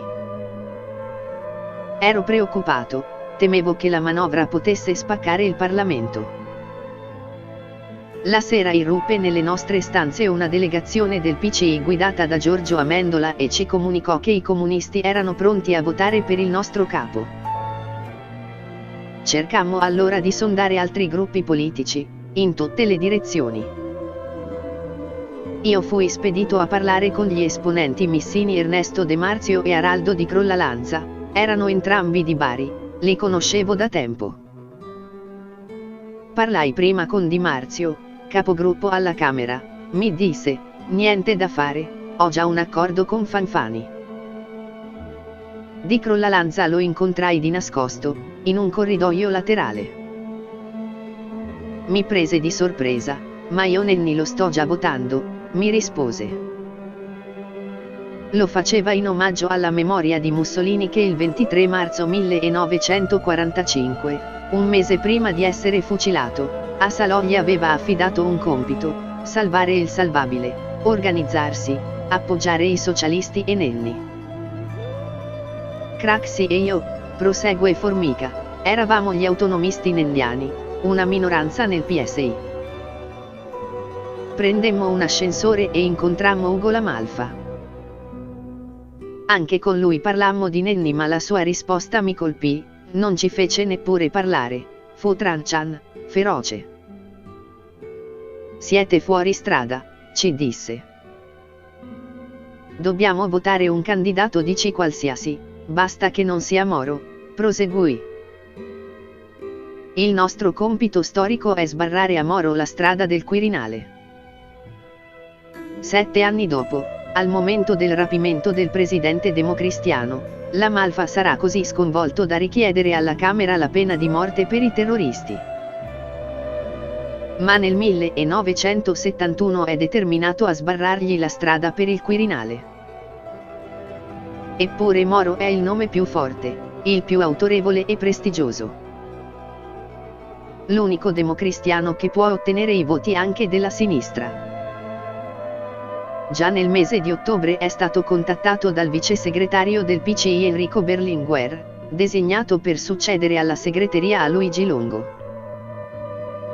Berlinguer non ritiene prudente un incontro diretto e spedisce dal leader democristiano il suo emissario, un uomo di fiducia, il deputato Luciano Barca.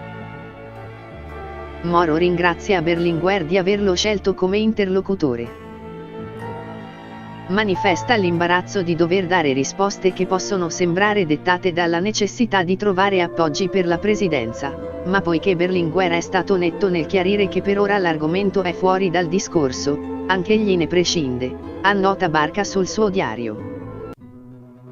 Sul piano internazionale Berlinguer ha compiuto scelte importanti, dice Moro, ma occorre che l'abbandono della scelta di campo sia percepita chiaramente sia dagli americani che dalle forze moderate italiane.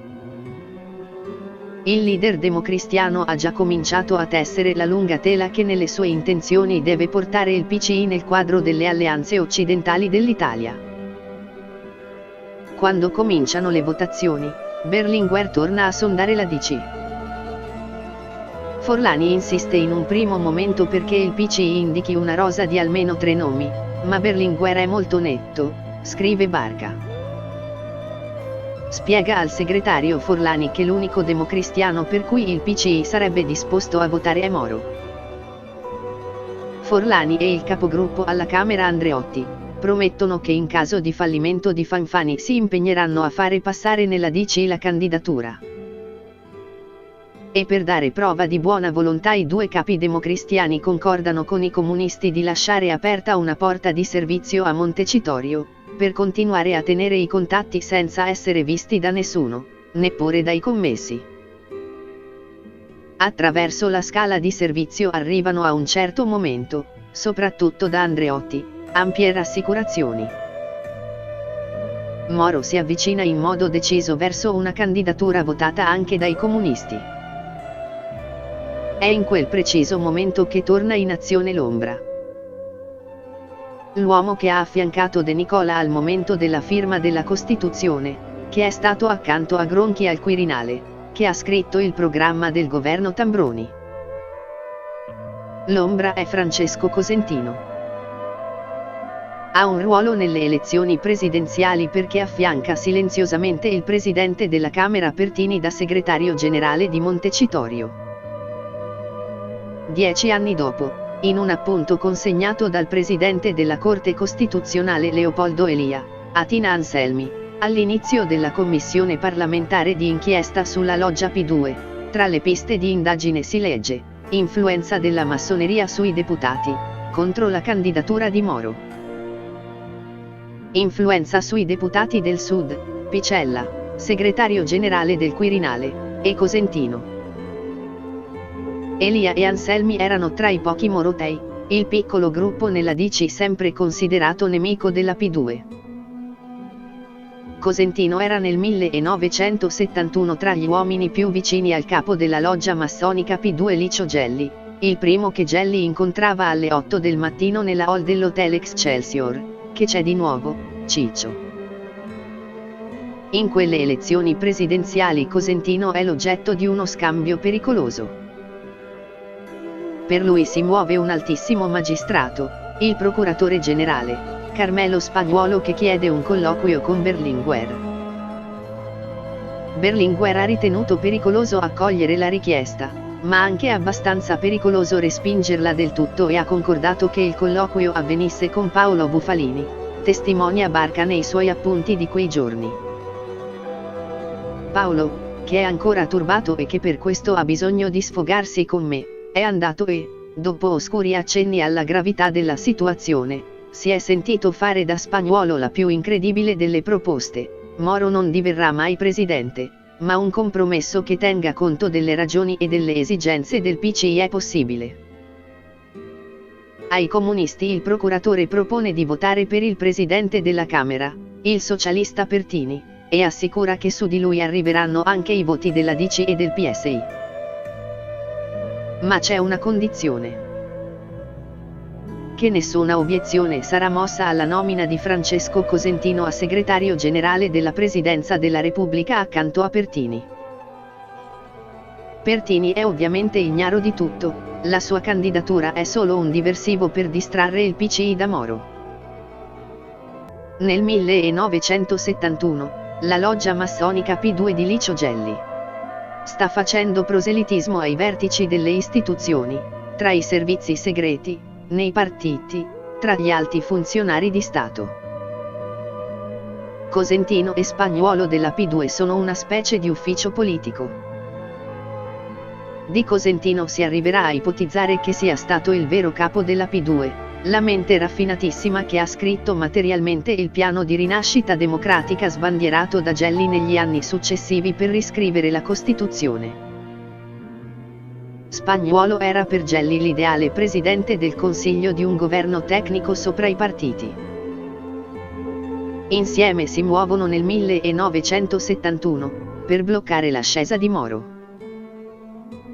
Berlinguer rifiuta l'offerta piduista, ma intuisce che la candidatura di Moro sarà bruciata, si stanno muovendo forze troppo potenti. Martedì 21 dicembre 1971, San Tommaso Apostolo, come annota scrupolosamente il notista della stampa Vittorio Gorresio, 4 ambasciatori della DC, in ordine alfabetico, Andreotti, Forlani, Spagnolli e Zaccagnini, bussano a casa del senatore a vita Giovanni Leone, malato di bronchite, la voce roca, qualche linea di febbre, per comunicargli che l'Assemblea dei grandi elettori democristiani lo ha designato come candidato ufficiale alla presidenza della Repubblica a voto segreto. Poche ore prima i nomi di Leone e di Moro sono stati messi ai voti davanti ai grandi elettori della DC. Berlinguer aspetta con barca la fine dell'Assemblea democristiana in piazza Montecitorio, nonostante il freddo. La notizia arriva da un cronista amico: c'era una grande maggioranza per Moro, ma Forlani e Andreotti hanno fatto cambiare idea al corpaccione. Leone ha prevalso per pochissimi voti, forse appena 12, non si saprà mai perché le schede vengono bruciate subito. Berlinguer e Moro si incontreranno per la prima volta, a casa del consigliere Tullio Ancora, soltanto a giochi fatti, il 24 dicembre. Quel giorno Leone viene eletto sesto presidente della storia repubblicana, al 23esimo scrutinio, con appena il 51,4%, la percentuale più bassa della storia, e 518 voti, soltanto 14 in più del quorum necessario, con la destra di origine fascista determinante, il Movimento Sociale di Giorgio Almirante. Sono stato eletto il giorno dopo Santa Vittoria, mi porterà fortuna, si fa coraggio con la moglie che festeggia l'onomastico. Scioglierà le Camere, incaricherà Andreotti di formare un governo con i liberali e senza i socialisti. Come nel piano di Saragat. Il paese va a sinistra, il palazzo svolta a destra. Andreotti, Cosentino e Spagnuolo e la destra hanno vinto, annota Barca quella sera. Qualche mese dopo, il 10 aprile 1972, Leone riceverà Gelli al Quirinale, con il gran maestro della massoneria italiana Lino Salvini. Il capo della P2 si vantò in seguito di aver consegnato al nuovo presidente un memorandum: la Costituzione deve essere rivista, la Repubblica parlamentare ha fatto il suo tempo. Dobbiamo trasformare l'Italia in una Repubblica presidenziale. Di quel voto segreto dei parlamentari della DC del 1971 nessuno parlò più, per molti anni. Leone prevalse su Moro con uno scarto non rilevante e grazie all'appoggio quasi totale dei senatori, rivelò anni dopo Giulio Andreotti. Così come il successivo voto sul candidato della DC nell'aula di Montecitorio. Il voto su Leone è sicuramente diretto e indirizzato da un'ala massonica. Anche alcuni grandi elettori socialisti massoni lo votarono. Da lì arrivarono i voti mancanti, commentò Formica. Moro vedeva nei movimenti internazionali la possibilità di sbloccare la democrazia totale, ovvero la dottrina per cui la politica estera dei due campi doveva trovare una proiezione nella politica interna degli stati appartenenti ai due campi. I nemici e gli amici in campo internazionale dovevano essere tali anche sul piano interno, in Italia più che mai. Moro voleva spezzare questa idea e trovava ostacolo tra i reazionari di destra che volevano forzare la mano alle istituzioni in senso golpista, ma anche tra i democratici come la Malfa che non volevano muovere nulla, puntavano a conservare lo status quo. Moro di quel tradimento a voto segreto dei suoi amici di partito non parlò mai, almeno da uomo libero. Ma la mancata elezione al Quirinale del 1971 spunta nel memoriale dal covo delle Brigate Rosse come un passaggio decisivo. E con una notazione sorprendente, alcune mie prese di posizione mi valsero ancora una volta, come già nel 69, la qualifica di antipartito, una posizione negativa registrata e amplificata tra i gruppi parlamentari che giocò il suo ruolo, come è naturale, decisivo ai fini della mia qualificazione personale per la carica di Presidente della Repubblica, si legge. Tanto poco dominavo il partito che in questo caso fui battuto da un altro eminente parlamentare. Non ero depositario di segreti di rilievo né ero il capo incontrastato della DC. Si può dire solo che in essa sono stato presente e ho fatto il mio gioco, per evitare una involuzione moderata della DC e mantenere aperto il suo raccordo con le grandi masse popolari. Vincendo o perdendo. Anzi, più perdendo che vincendo. Moro perde il Quirinale contro Leone, un eminente parlamentare, e vince la destra che si sbarazza dell'avversario più intelligente e temuto. Un leader importante accusato di corteggiare l'antipolitica, lui che era il più politico di tutti. Con Leone al posto di Moro il sistema politico diede alle richieste di cambiamento una risposta di conservazione che avrebbe pesato negli anni 70. Cominciò la più debole e tormentata presidenza della storia repubblicana, negli anni della crisi economica, dell'inflazione, del terrorismo rosso e nero che insanguina le città. Anche la presidenza della Repubblica è delegittimata. Quando Leone va ai funerali delle vittime della strage di Piazza della Loggia a Brescia, la folla lo insulta, lo fischia. Il presidente che fa le corna contro i giovani contestatori a Pisa è l'immagine simbolo di uno Stato delegittimato.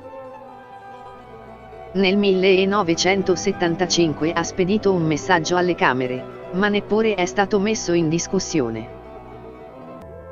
All'inizio del 1978 si dimette il governo Andreotti, un monocolore DC, e scatta il momento di portare il PCI nella maggioranza e poi nel governo. Moro, presidente della DC, è il regista dell'operazione, è di nuovo il candidato per il Quirinale, questa volta senza ostacoli. Alla scadenza del mandato di Leone, nel dicembre 1978, nei progetti sarà lui il settimo Presidente della Repubblica a pilotare la svolta politica più importante del dopoguerra. Il 9 marzo 1978 Moro va al Quirinale per incontrare il Presidente. Trova un uomo stanco, amareggiato, isolato, sottoposto a una durissima campagna di stampa, depresso perché si sente abbandonato da tutti. Leone fa una offerta: Aldo, sono pronto a lasciare la presidenza nella certezza che sarai tu a prendere il mio posto. Ma Moro lo convince a tenere duro. Se ti dimetti, gli dice, non sarà possibile eleggere presidente un altro democristiano dopo di te. Non è ancora il tempo. Alla fine dell'incontro Moro ricorda al capo dello Stato l'iter della grazia per un detenuto, un caso umano che gli sta molto a cuore. Non può immaginare che qualche giorno dopo sarà lui a chiedere agli uomini dello Stato di essere graziato dalla condanna a morte delle Brigate Rosse. È l'ultima volta che Moro va al Quirinale. Il tempo. Il tempo è stata la chiave della sua politica. Il presidente della DC lo ripete anche nel suo ultimo discorso, il 28 febbraio 1978, quando convince tutta la DC a votare il governo con i comunisti. Se mi chiedete fra qualche tempo che cosa accadrà, io dico, può esservi qualche cosa di nuovo. Dice in conclusione. Quel fatto nuovo è la sua elezione a Presidente della Repubblica. La garanzia dal colle del percorso democratico del PCI, ormai diventato un partito di governo. È l'argomento con cui il leader convince i democristiani ad accettare l'impensabile, la caduta della pregiudiziale anticomunista, la maggioranza con il PCI, la messa in discussione degli equilibri di Yalta. Anche il PCI è diviso, la sera prima della fiducia al nuovo governo Andreotti sembra saltare tutto. Ancora una volta si incontrano i due ambasciatori di Moro e di Berlinguer, Tullio Ancora e Luciano Barca, in mezzo alla strada, quando tutto sta per saltare. Ancora porta all'emissario del segretario del PCI un messaggio semplice: nessuna preoccupazione, bisogna andare avanti, Moro è il garante della svolta. E invece il 16 marzo 1978 si spezza anche questo progetto. I terroristi rossi rapiscono Moro. A guidare le indagini sono gli uomini della P2 che hanno sempre avversato il suo disegno politico. Occupano l'intero comitato di crisi costituito al Viminale dal ministro dell'Interno Francesco Cossiga. Il suo omicidio, 55 giorni dopo, distrugge la tela che aveva costruito per decenni.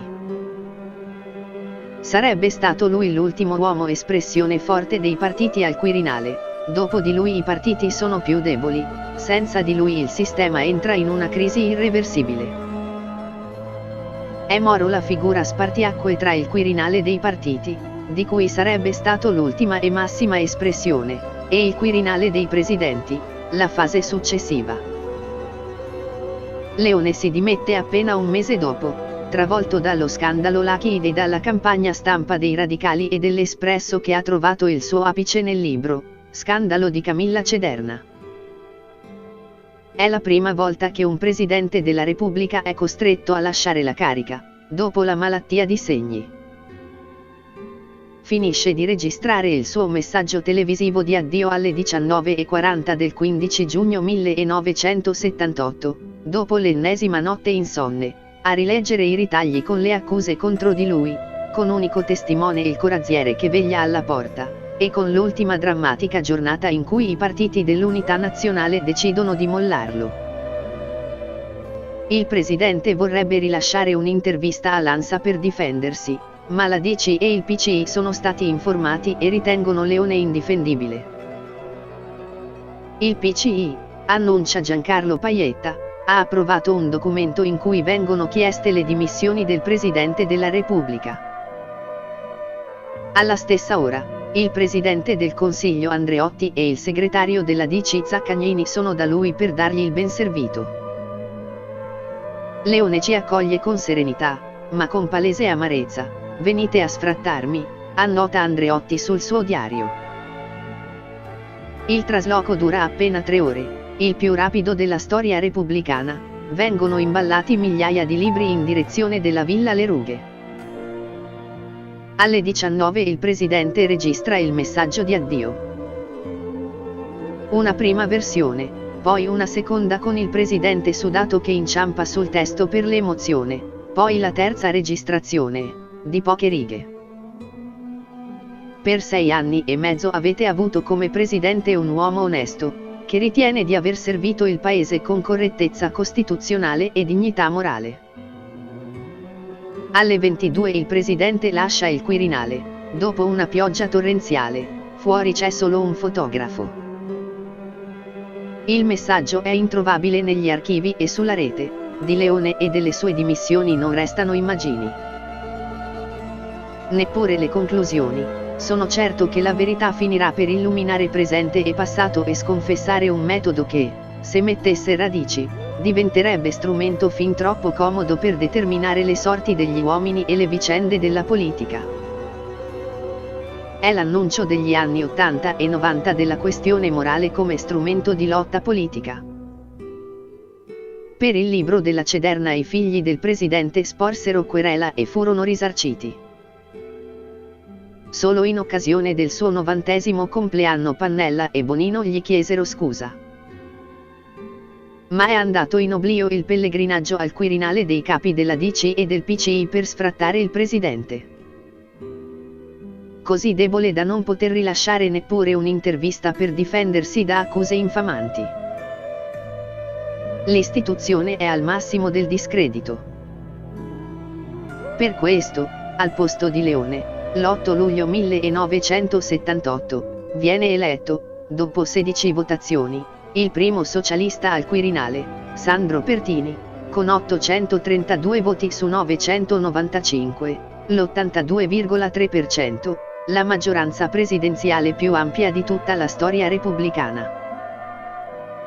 una gioventù antifascista, partigiano, condannato a morte ed evaso insieme al predecessore Saragat dal carcere di Regina Coeli. A 82 anni viene chiamato a ricostruire la credibilità di uno Stato che non è riuscito a salvare la vita all'uomo politico più influente. Anche l'elezione di Pertini è stata preceduta da trattative sotterranee. La disponibilità a votarlo di La Malfa è arrivata in cambio dell'assicurazione che con il leader socialista al Colle saliranno altre due figure. Il nuovo segretario generale, Antonio Maccanico, avellinese, già vice segretario generale della Camera con Cosentino numero 1.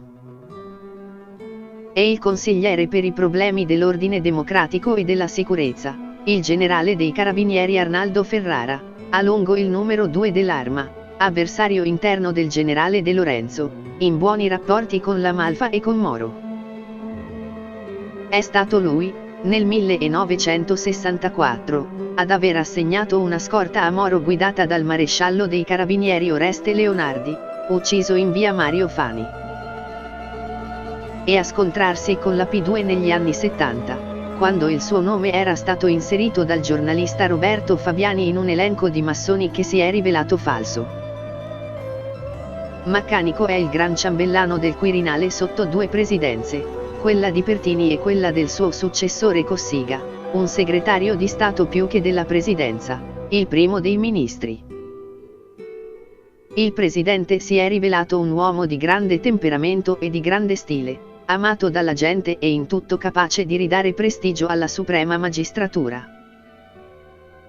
Occorre accertare fino a che punto vorrà seguire l'attività del governo e del Parlamento, è la parte più importante e delicata del mio compito.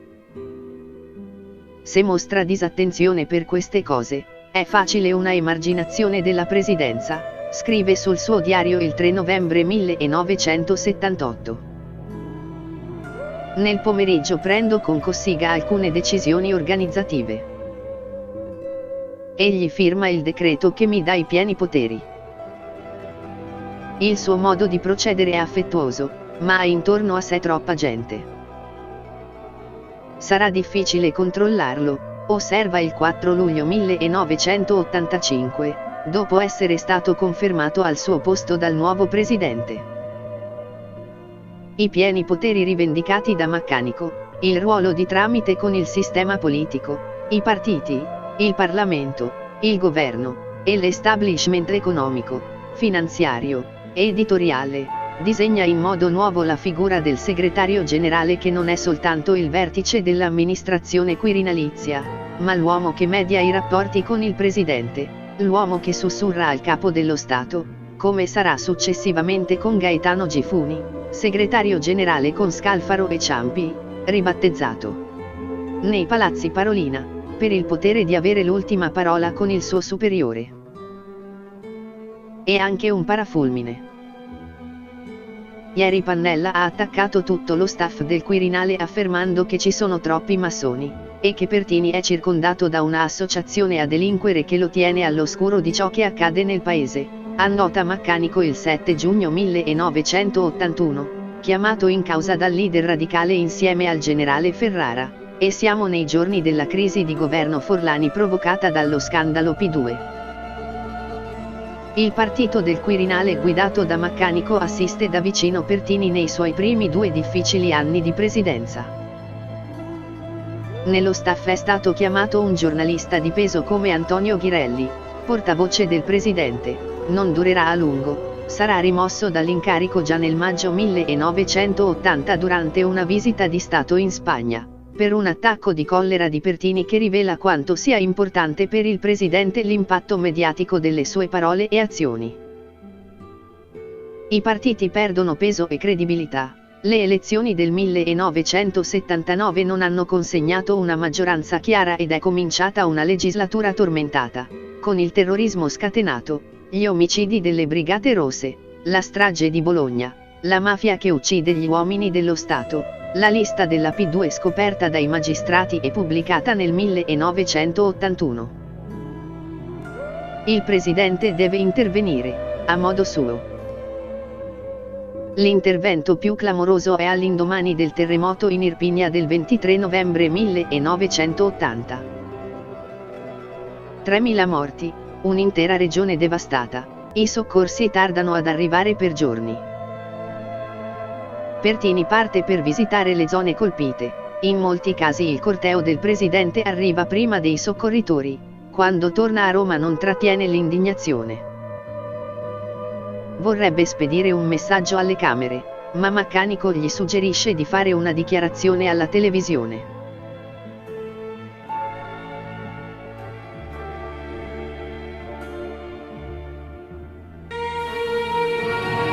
Sono tornato ieri sera dalle zone devastate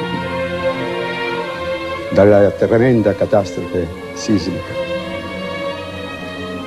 Ho assistito a degli spettacoli che mai dimenticherò. Interi paesi rasi al suolo. La disperazione poi dei sopravvissuti. Sono arrivato in quei paesi subito dopo la notizia che mi è giunta a Roma della catastrofe. Sono partito ieri sera. Ebbene, a distanza di 48 ore non erano ancora giunti in quei paesi gli aiuti necessari. È vero, io sono stato avvicinato da abitanti delle zone terremotate. Hanno manifestato la loro disperazione e il loro dolore, ma anche la loro rabbia. Non è vero, come qualcuno ha scritto, che si siano scagliati contro di me, anzi, io sono stato circondato da affetto, da comprensione umana, ma questo non conta. Questo che ho potuto constatare, che non vi sono stati i soccorsi immediati che avrebbero dovuto esserci. Ancora dalle macerie si levavano gemiti, grida di disperazione di sepolti vivi. E i superstiti, presi di rabbia, mi dicevano: ma noi non abbiamo gli attrezzi necessari per poter salvare questi nostri congiunti, liberarli dalle macerie. Io ricordo anche queste scene di una bambina che mi si è avvicinata disperata, mi si è gettata al collo e mi ha detto piangendo che aveva perduto sua madre, suo padre e i suoi fratelli. Una donna disperata e piangente che mi ha detto: io ho perduto mio marito e i miei figli. E i superstiti che lì vagavano tra queste rovine, impotenti a recare aiuto a coloro che sotto le rovine ancora vi erano. Ebbene, io allora in quel momento mi sono chiesto, come mi chiedo adesso questo. Nel 1970 in Parlamento furono votate leggi riguardanti le calamità naturali. Venga a sapere adesso che non sono stati attuati i regolamenti di esecuzione di queste leggi. E mi chiedo se questi centri di soccorso immediato sono stati istituiti, perché non hanno funzionato? Perché a distanza di 48 ore non hanno fatto sentire, non si è fatto sentire la loro presenza in queste zone devastate? Non bastano adesso, vi è stato anche questo episodio che devo ricordare, che mette in evidenza la mancanza di aiuti immediati.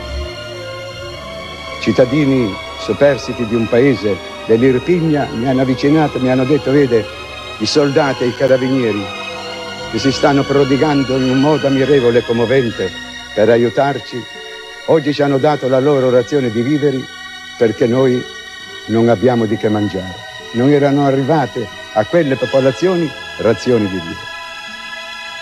Quindi questi soccorsi, questi centri di soccorso immediati, se sono stati fatti, ripeto, non hanno funzionato. Sì. Vi sono state delle mancanze gravi, non vi è dubbio. E quindi chi ha mancato deve essere colpito, come è stato colpito il prefetto di Avellino, che è stato rimosso giustamente dalla sua carica. Adesso non si può pensare soltanto ad inviare tende in quelle zone. Sta piovendo, si avvicina l'inverno, con l'inverno il freddo, E quindi è assurdo pensare di ricoverare, di far passare l'inverno ai sopersti sotto queste tende. Bisogna pensare a ricoverarli in alloggi, questi sopersti. E poi bisogna pensare a dare a loro una casa.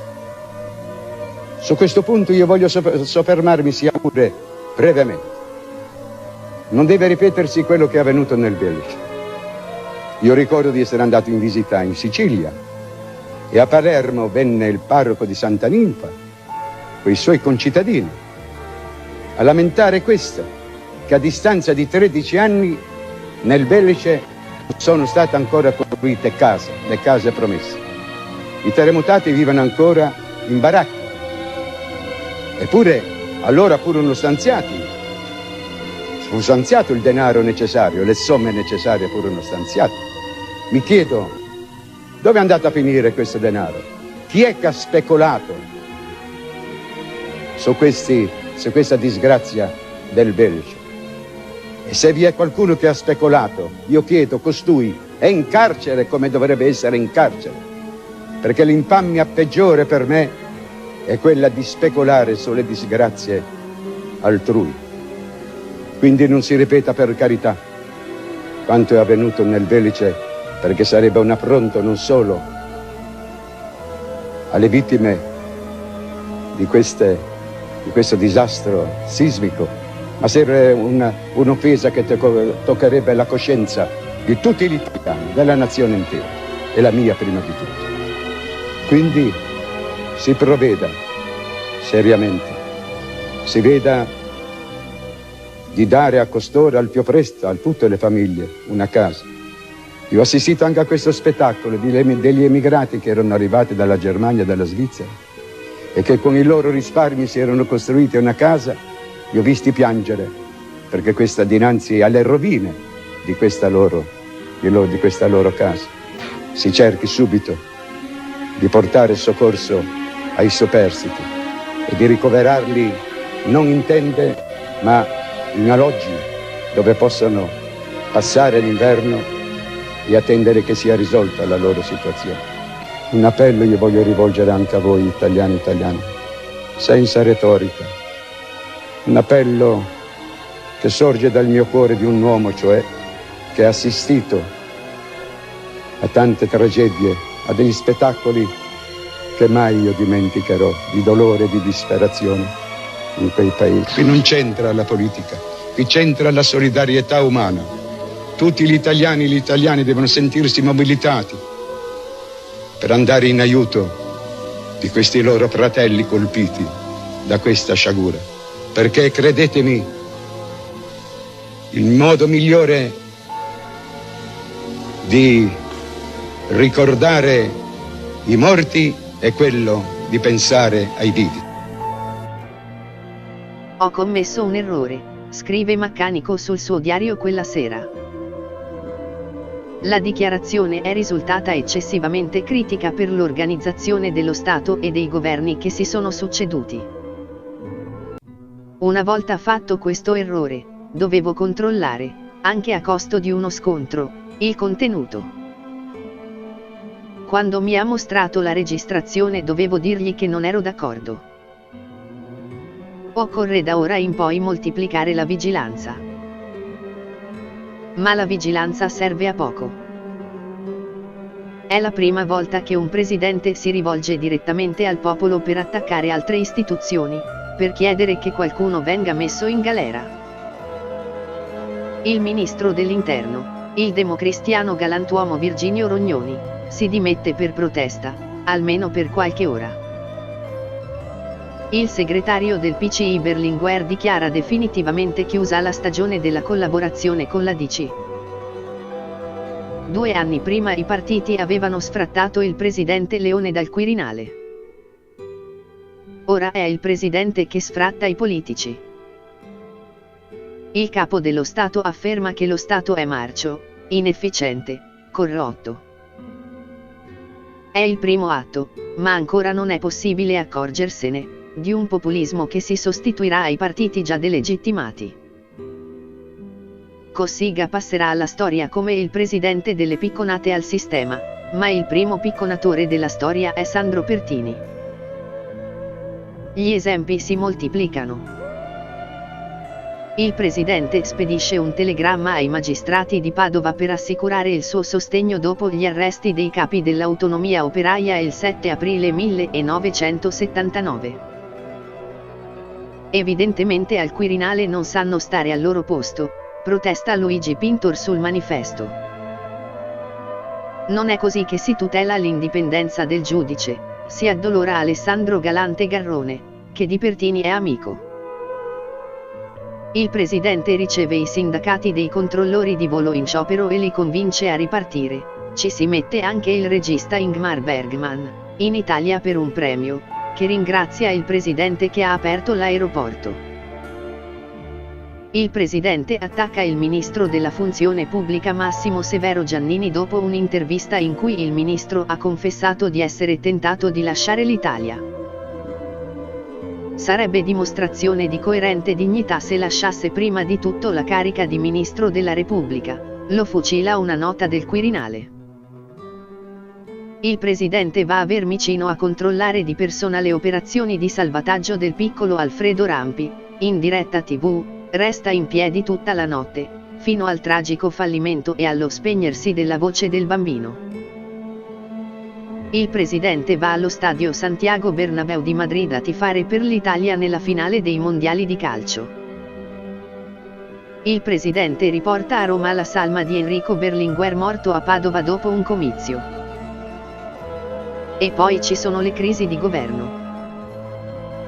Il presidente socialista prova subito, già nella prima crisi nell'inverno 1979, a dare l'incarico di formare il governo a un non democristiano, Ugo La Malfa. Eccomi qui, crocifisso, scherza il capo repubblicano al momento di ricevere l'incarico. Morirà qualche giorno dopo aver rinunciato. Nell'estate 1979, dopo le elezioni anticipate, convoca al Quirinale il segretario del PSI Craxi.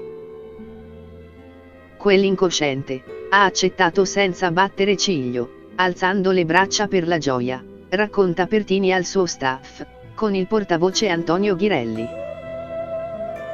Anche Craxi fallisce, ma ormai è solo questione di tempo. Nel 1981, dopo lo scandalo della P2, per la prima volta da 36 anni un non democristiano è presidente del Consiglio, il repubblicano Giovanni Spadolini. E nel 1983 tocca al socialista Bettino Craxi.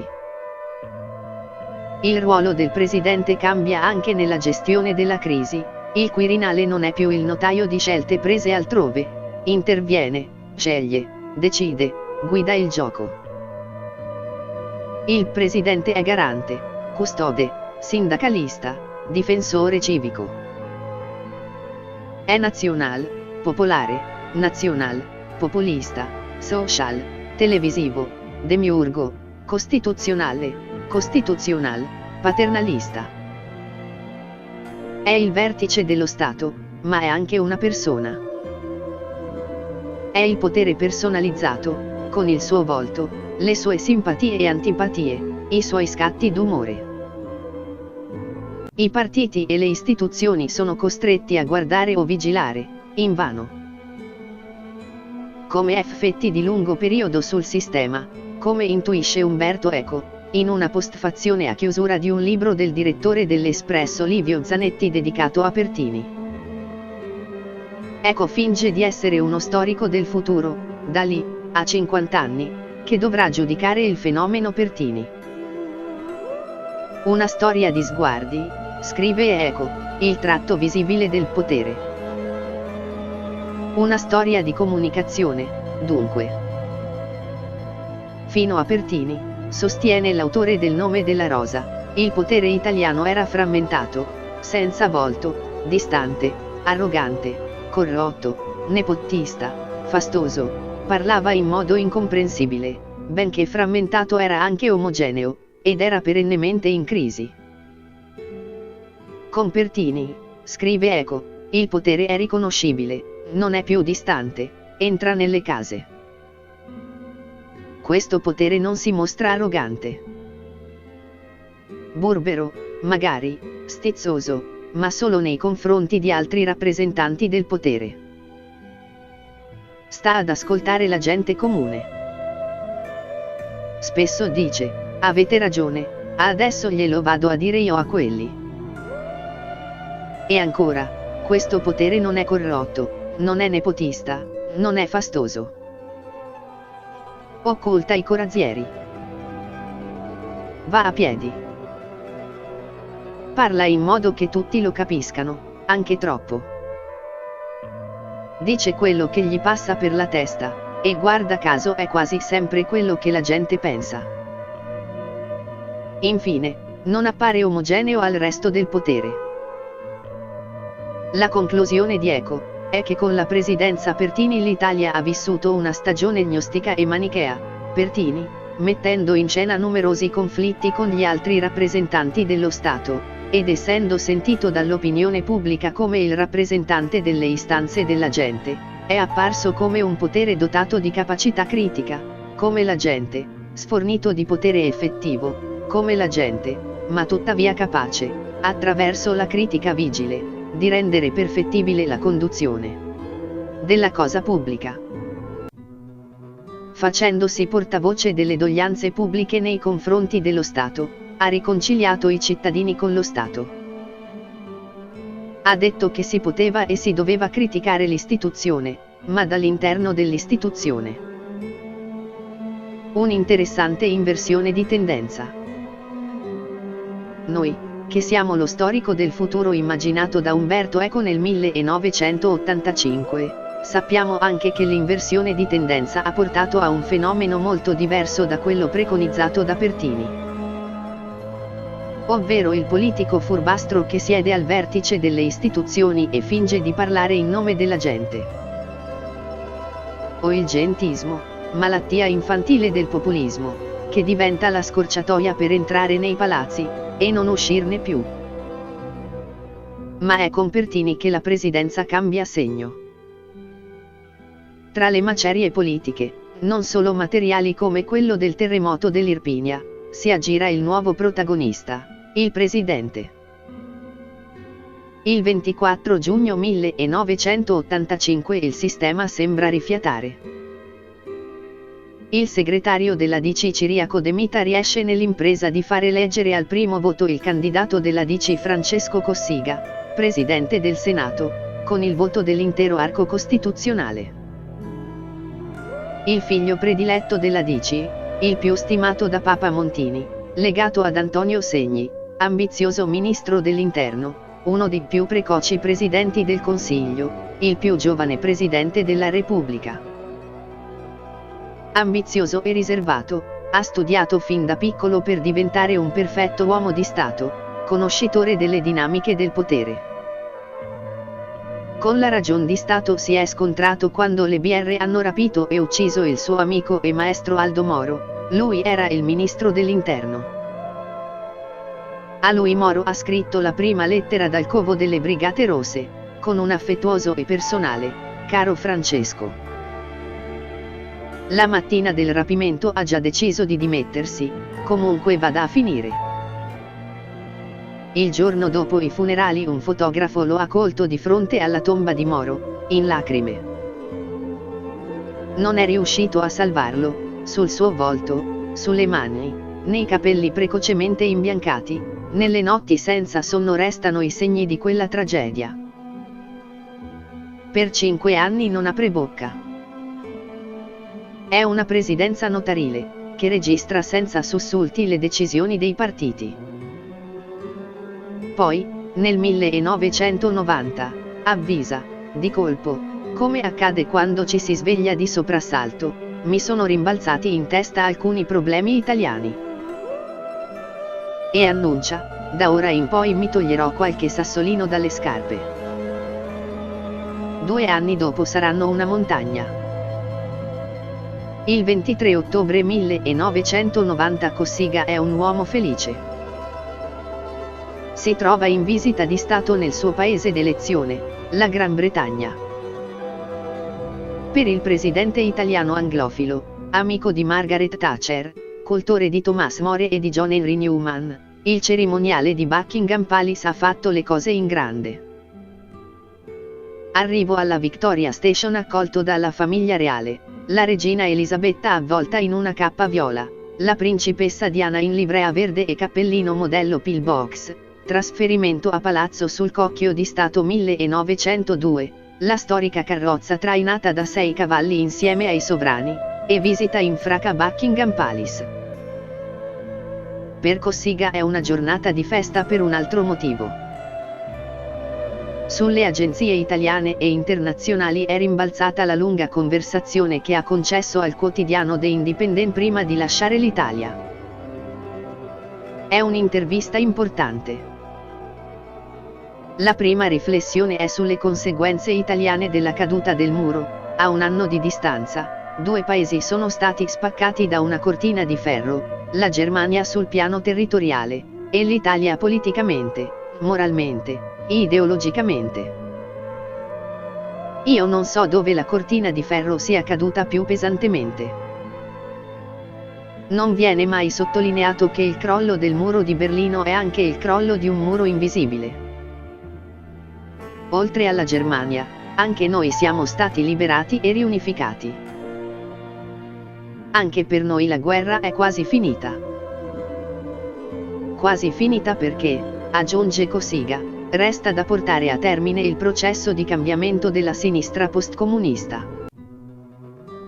In Italia, spiega, il comunismo è profondamente radicato, non è mai stato imposto con la forza, è diventato un partito ed ha preso slancio attraverso liberi voti.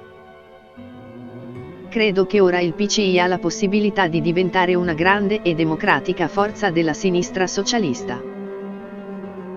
Ed esso ha anche l'occasione di fornire un notevole contributo alla costruzione di un'Italia più giusta e più moderna, perché finora il sistema democratico è stato bloccato nel punto più delicato possibile, quello dei sistemi d'alternanza. Il presidente si ferma anche a ragionare sul fenomeno della Lega, è una reazione popolare alla disfunzione del potere centrale, al crescente potere dei partiti politici, al loro tentativo di omogeneizzare l'intera società economica e civile. C'è tutto, si potrebbe dire. Manca solo un dettaglio: chi potrà guidare l'Italia fuori dalla palude? All'elezione del nuovo Presidente della Repubblica mancano meno di 2 anni, il capo dello Stato a fine mandato è un uomo ancora giovane, appena 62 anni, chi meglio di lui potrebbe essere il garante del cambiamento? Purtroppo per Cossiga è questa la lettura dell'intervista che si fa a Palazzo Chigi nelle stesse ore. Basta poco a Giulio Andreotti per organizzare una reazione. Ed è una mossa spettacolare, una carambola che tira il boccino a destra per scompigliare la sinistra. Il colpo dello scorpione, in grado di strappare Cossiga al fronte del cambiamento che si proponeva di guidare. E di sospingerlo nel campo opposto, un nemico da eliminare per gli eredi del PCI che Cossiga si era preoccupato di sdoganare sulla stampa internazionale. Il veleno di Giulio agisce in un pugno di frasi pronunciate alla Camera per rispondere alle interrogazioni sul caso delle carte di Moro ritrovate in via Montenevoso, quasi con distrazione, di passaggio. Il Presidente del Consiglio ammette che dagli anni 50 in poi opera in Italia una rete informativa di reazione e di salvaguardia da attacchi nemici inserita nella NATO. È la rete Gladio, l'operazione Stay Behind. Cossiga, in visita a Edimburgo, accusa il colpo. Capisce al volo che la mossa di Andreotti è diretta contro di lui e prova subito a difendersi. È vero, ammette con i giornalisti, da sottosegretario alla difesa ho collaborato in via amministrativa alla struttura Gladio. Ma si vedrà che ho agito correttamente. E aggiunge, quasi a voler rassicurare Andreotti sulle sue intenzioni, non ho nessuna intenzione di farmi riconfermare al Quirinale. Il mio mandato scade il 3 luglio 1992.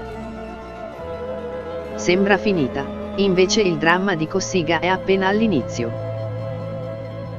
Perché il colpo di Andreotti ha raggiunto il risultato. Gli uomini del PCI, che si sta trasformando in PDS, non si fidano più del presidente. Cossiga lo capisce appena tornato in Italia. Chiama Ugo Pecchioli, il suo principale interlocutore negli anni della solidarietà nazionale e durante i 55 giorni del sequestro Moro. È una persona con cui c'è confidenza, un lungo rapporto di collaborazione. E invece, per la prima volta, l'inquilino del Quirinale si trova davanti al gelo. Questa cosa di Gladio è gravissima, un'organizzazione segreta anticomunista. E tu ci hai tenuti all'oscuro di tutto. Da quel momento in poi l'isolamento del presidente è totale. E la sua amarezza enorme. Nella primavera del 91 diventa evidente che lo scontro di Cossiga non è più con Occhetto e con il PDS, ma nel cuore della Democrazia Cristiana, il partito del presidente. Dove tutti, ormai, sono uniti dalla voglia di stritolare l'ex figlio prediletto. A Paolo Guzzanti, suo abituale intervistatore sulla Stampa, confessa di sentirsi come il suo maestro nel covo delle BR, abbandonato dal suo partito. Figuriamoci, la DC ha già buttato alle ortiche Aldo Moro, figuriamoci se non ha la faccia di gettare alle ortiche anche me. Scrive una lunga lettera aperta al popolo con cui Cossiga annuncia di voler lasciare la DC e di rifiutare l'iscrizione al gruppo democristiano del Senato. Anche con Andreotti lo scontro è furibondo. Nell'estate 1991 Cossiga spedisce un messaggio di 85 cartelle alle Camere sulle riforme istituzionali. Nel cambiamento provocato dalla caduta del muro di Berlino il presidente vede un momento magico per sperare in un reale cambiamento delle regole della politica, una domanda di riforma che sale dalla società civile. C'è l'individuazione della debolezza del governo, l'intrinseca instabilità con la conseguente incapacità di intervenire, c'è la richiesta, politicamente dirompente, di una fase costituente, con l'elezione di un'assemblea costituente e la nascita di un governo provvisorio di grande coalizione, aperto cioè agli eredi del PCI. E c'è l'apertura alla democrazia diretta, a una revisione della Costituzione conclusa da un referendum popolare. La reazione di Andreotti è a dir poco gelida, non è facile esprimermi su 86 pagine dattiloscritte, pur avendovi dedicato parte della notte. Ecco le mie impressioni, avverte. Osservazioni affilate, definitive. Quella del divo Giulio nei confronti dell'amico Francesco è una requisitoria, la reiterata contrapposizione tra popolo sovrano e rappresentanza è pericolosa, perché sappiamo storicamente i rischi della soggettiva distinzione tra paese reale e paese legale. Quanto alla spietata fotografia, a mio avviso generalizzata, della situazione presente mi sembra che ne dovrebbe derivare una squalifica generale che sarebbe ingiusta e foriera di incertezze. La conclusione è secca, non credo che sia giusto il tuo pensiero. Io comunque firmerei, per un atto di riguardo verso la tua persona e per non suscitare erronee illazioni. Vedi tu. Alla fine la firma non ci sarà. Il messaggio di Cossiga sarà discusso in Parlamento un mese dopo, a fine luglio, e rapidamente dimenticato. Un atto mancato che precede, di pochi mesi, le inchieste di Mani Pulite, la strage di Capaci, il crollo finale della Prima Repubblica. I telefoni di ministri, deputati, direttori e giornalisti all'alba squillano, è il presidente che chiama, si mostra deluso, puntualizza, si difende, contrattacca, si deprime. E si moltiplicano i retroscena, i racconti maliziosi sulla follia dell'inquilino del Colle, la Cassandra del Quirinale, il sardo matto, externator, la lepre marzolina, il picconatore. Ma io non sono matto, faccio il matto. Sono il finto matto che dice le cose come stanno. Il folle shakespeariano, il fool, il buffone della Repubblica. Un atto unico, dramma e farsa e viceversa. Il capo dello Stato che ogni sera appare in televisione per demolire un pezzo delle istituzioni e le persone che le incarnano, i signori che da sempre governano l'Italia, i notabili democristiani che lo hanno eletto al Colle e che ora sono trattati come la nomenclatura sovietica. Il vertice del sistema parla come il leader antisistema, usa un linguaggio pieno di disprezzo e di sberleffi, come se non fosse il sovrano ma il buffone che dice la verità. Bombarda il quartier generale, ma dall'alto del suo scranno. E così la Prima Repubblica muore con questo marchio di fabbrica. Lo chiameranno in molti modi: populismo, antipolitica. Il leader che smette di guidare e si mette al livello dell'uomo comune, il capo che rinuncia alla responsabilità di indicare una direzione e si pone alla testa della contestazione e della rivolta. Il politico di professione, da sempre inserito nella foto di gruppo ministeriale, che esce dalla famiglia degli uomini in blu, si infila la maglietta, va in televisione. Per l'ultimo messaggio di fine anno, il 31 dicembre 1991, sceglie la strada di un silenzio inquietante, il dovere sommo, e direi quasi disperato, della prudenza sembra consigliare di non dire, in questa solenne e serena circostanza, tutto quello che in spirito e dovere di sincerità si dovrebbe dire. E allora mi sembra meglio tacere. Vi sarà certo altra più appropriata occasione per farvi conoscere il mio schietto pensiero e i miei propositi.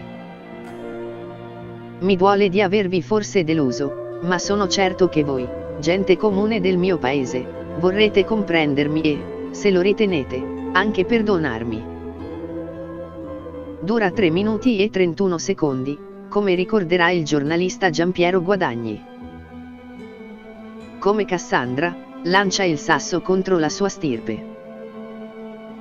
Alla vigilia delle elezioni del 1992 Cossiga non è più l'unico picconatore in circolazione nel palazzo.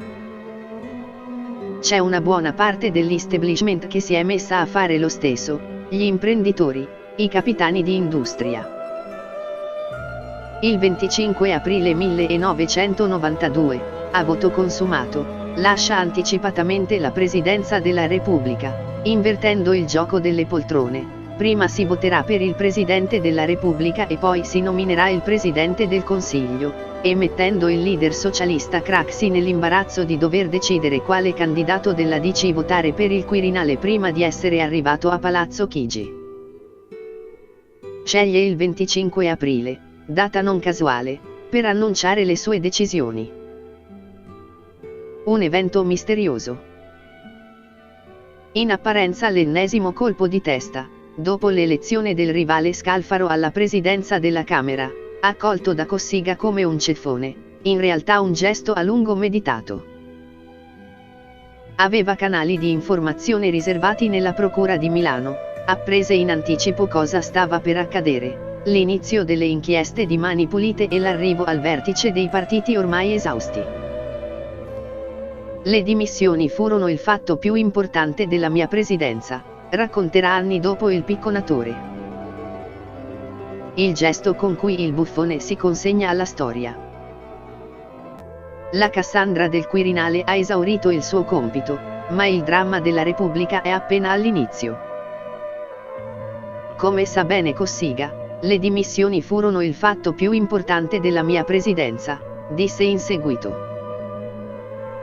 Lasciando il Quirinale, a casa ho trovato una candela e ho acceso una candela. Poi è venuto il temporale, le loro candele si sono spente. La mia è rimasta accesa. Capitolo 4. Il botto. La prego di dire a Gava che se non sarò Presidente della Repubblica finirà la Prima Repubblica. L'incontro dura pochi secondi, il tempo di una stretta di mano e di trasmettere il messaggio.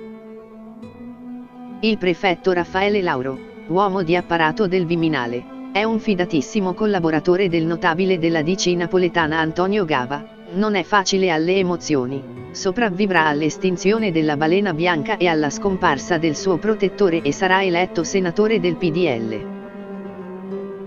Ma non potrà mai dimenticare quella sera dell'11 maggio 1992, quell'aria appestata, l'attesa di una catastrofe.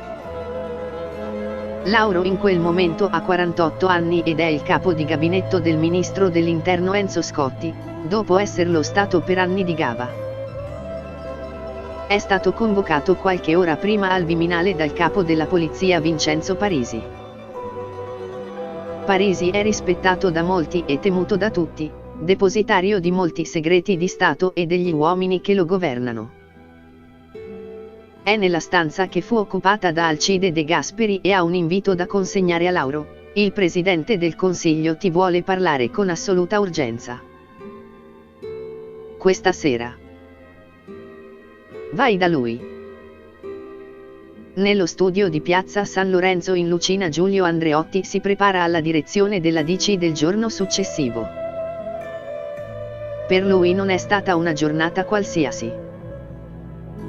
In mattinata ha partecipato a una riunione con Forlani, De Mita, i capigruppo parlamentari Gava e Mancino, è rimasto silenzioso, se ne è andato prima della fine senza rilasciare dichiarazioni, inseguito dai sospetti. Andreotti vuole correre solo per sé, titola quella sera l'agenzia Repubblica, quotidiano politico, economico, finanziario riservato agli abbonati, come si definisce, redazione in via dell'Arcione, a 2 passi dalla Fontana di Trevi, 8 paginette al giorno molto lette nei palazzi della politica, dense di analisi, notizie e messaggi in codice, colpi bassi, avvertimenti, pesanti allusioni, dettagli imbarazzanti, scandali di politici e imprenditori. A curarle è il direttore Lando Dell'Amico, una antica conoscenza del sottobosco della capitale, nella zona grigia tra giornalismo e dossieraggio in cui si muoveva anni prima Mino Pecorelli con la sua OPI. L'agenzia Repubblica è legata al massiccio deputato romano Vittorio Sbardella, che Giampaolo Pansa ha soprannominato lo squalo per la stazza e la ferocia, ex militante della destra fascista che ha scalato la DC romana con le buone, e più spesso con le cattive, fino a dominarla. Con il divo Giulio ha appena rotto ogni legame, dopo il rifiuto di consegnargli la leadership della corrente a Roma e nel Lazio. L'incognita scudo crociata si chiama Andreotti, che si sta muovendo autonomamente nelle vesti di uomo per tutte le stagioni. Anche il suo pentimento al Viminale va visto in quest'ottica, scrive l'agenzia dello Squalo, riferendo di un convegno del pomeriggio, quando di fronte ai prefetti riuniti al Ministero dell'Interno, il divo Giulio si è lasciato andare a un ragionamento insolito per lui. L'occasione è la paludata presentazione di un rapporto sulle tensioni sociali nel paese, un appuntamento di routine. Ma Andreotti ha colto quel momento per un gesto inatteso, un'autocritica, un appello ai partiti a rinnovarsi. Ancora di più, a cambiare pelle o a chiudere i battenti. Una terapia intensiva. Può darsi che sia meglio che i partiti se ne vadano, che sciolgano le fila. O che almeno si trasformino in comitati elettorali all'americana. La voce nasale del Presidente del Consiglio si affila quando passa a esaminare il tema più scabroso di quei giorni, le indagini giudiziarie di Milano. I problemi che nascono dalle recenti inchieste vanno affrontati politicamente. Bisogna abolire il finanziamento pubblico dei partiti prima che sia un referendum a farlo, propone Andreotti. E, già che ci siamo, è necessario procedere anche con il dimezzamento del numero dei ministeri. Sono parole inaudite. In platea i funzionari abbottonati nel loro abito blu restano impietriti, sconcertati da quanto ascoltano dal Presidente del Consiglio che del sistema è il simbolo vivente. È il suo programma per il Quirinale, mormora qualcuno. Anche lui ha capito che deve dare qualche picconata, come ha fatto Cossiga negli ultimi mesi del suo mandato. Il colpo più duro arriva in finale, un cupo esame di coscienza, un mea culpa pubblico al termine del quale il cattolico Andreotti emette una sentenza terribile, senza possibilità di assoluzione né di redenzione. Per certe cose, e per certe scelte che abbiamo fatto, meritiamo l'inferno, che il Signore ci perdoni. Andreotti ha 73 anni, presiede il suo 7° governo, è l'incarnazione vivente del potere democristiano e del suo immobilismo. Ha esordito da sottosegretario di De Gasperi nel 1947, in questa veste ha gestito il primo voto per il Quirinale che finì con l'elezione di Luigi Einaudi. Da qualche tempo lo chiamano Belzebù, da quando Craxi accostò il nome del capo della P2 Licio Gelli al personaggio di Belfagor, un diavolo minore che aveva bisogno di un capo, un diavolo maggiore. Andreotti ha scherzato con ironia e con cinismo su questa nomea, ma ora che si avvicina il momento finale del suo percorso politico non scherza più, come dimostra il momento conclusivo della giornata, l'incontro con il prefetto Lauro. La stretta di mano è rapida, si entra subito nella questione. Dica a Gava che se non sarà eletto finirà la Repubblica, scandisce Andreotti una sola volta. Glielo dica. E la prego anche di riferirmi la sua risposta prima della riunione della direzione di domani mattina. Lauro non ha diritto di replica, esce dall'udienza frastornato e prova a contattare Gava, senza successo. Il napoletano Gava è il capo della corrente Dorotea, maggioritaria nella DC, dai suoi voti dipende la scelta del candidato per il Quirinale, e le parole di Andreotti gli vengono riferite solo al risveglio, di buon mattino. Le occhiaie stanche, il sorriso sornione, il capogruppo alla Camera della DC ne ha viste tante nella vita, l'ambasciata di Andreotti gli arriva come l'esagerazione di un uomo che sente di essere escluso dalla corsa e che prova a riaprirla. Certo, Andreotti non è mai stato tipo di troppe parole. Ma il numero 1 dei Dorotei le allontana da sé come un brutto sogno, è solo un cattivo pensiero, passerà. Quando alle 9 comincia la direzione in Piazza del Gesù, i soliti capicorrente seduti intorno al solito grande tavolo quadrato, le solite telecamere che riprendono l'evento, è tutto come sempre, non c'è da preoccuparsi, ma quale fine della Repubblica, deve pensare Gava, al massimo ci sarà la fine di Andreotti. E quanto all'inferno, l'ha dichiarato alle agenzie, parli per sé, ognuno valuti i peccati con la propria coscienza. Per il Quirinale l'uomo che possiede il pacchetto di maggioranza delle azioni del partito, il capo della corrente Dorotea, ha già fissato la strategia e non intende cambiarla. La DC deve mettere in campo il suo nome più rappresentativo. Non è il presidente del Consiglio Andreotti, è il segretario del partito Arnaldo Forlani. E poi non c'è più tempo per cambiare idea, all'inizio delle votazioni per eleggere il successore di Cossiga mancano solo 24 ore. Il tabaccaio di Montecitorio ha raddoppiato le ordinazioni, 295 kg di tabacco. Alla Bouvet rafforzano le scorte di tramezzini e suppli. Tutto è pronto per il gran ballo della Repubblica. Ma Andreotti ha ragione, sarà l'inferno.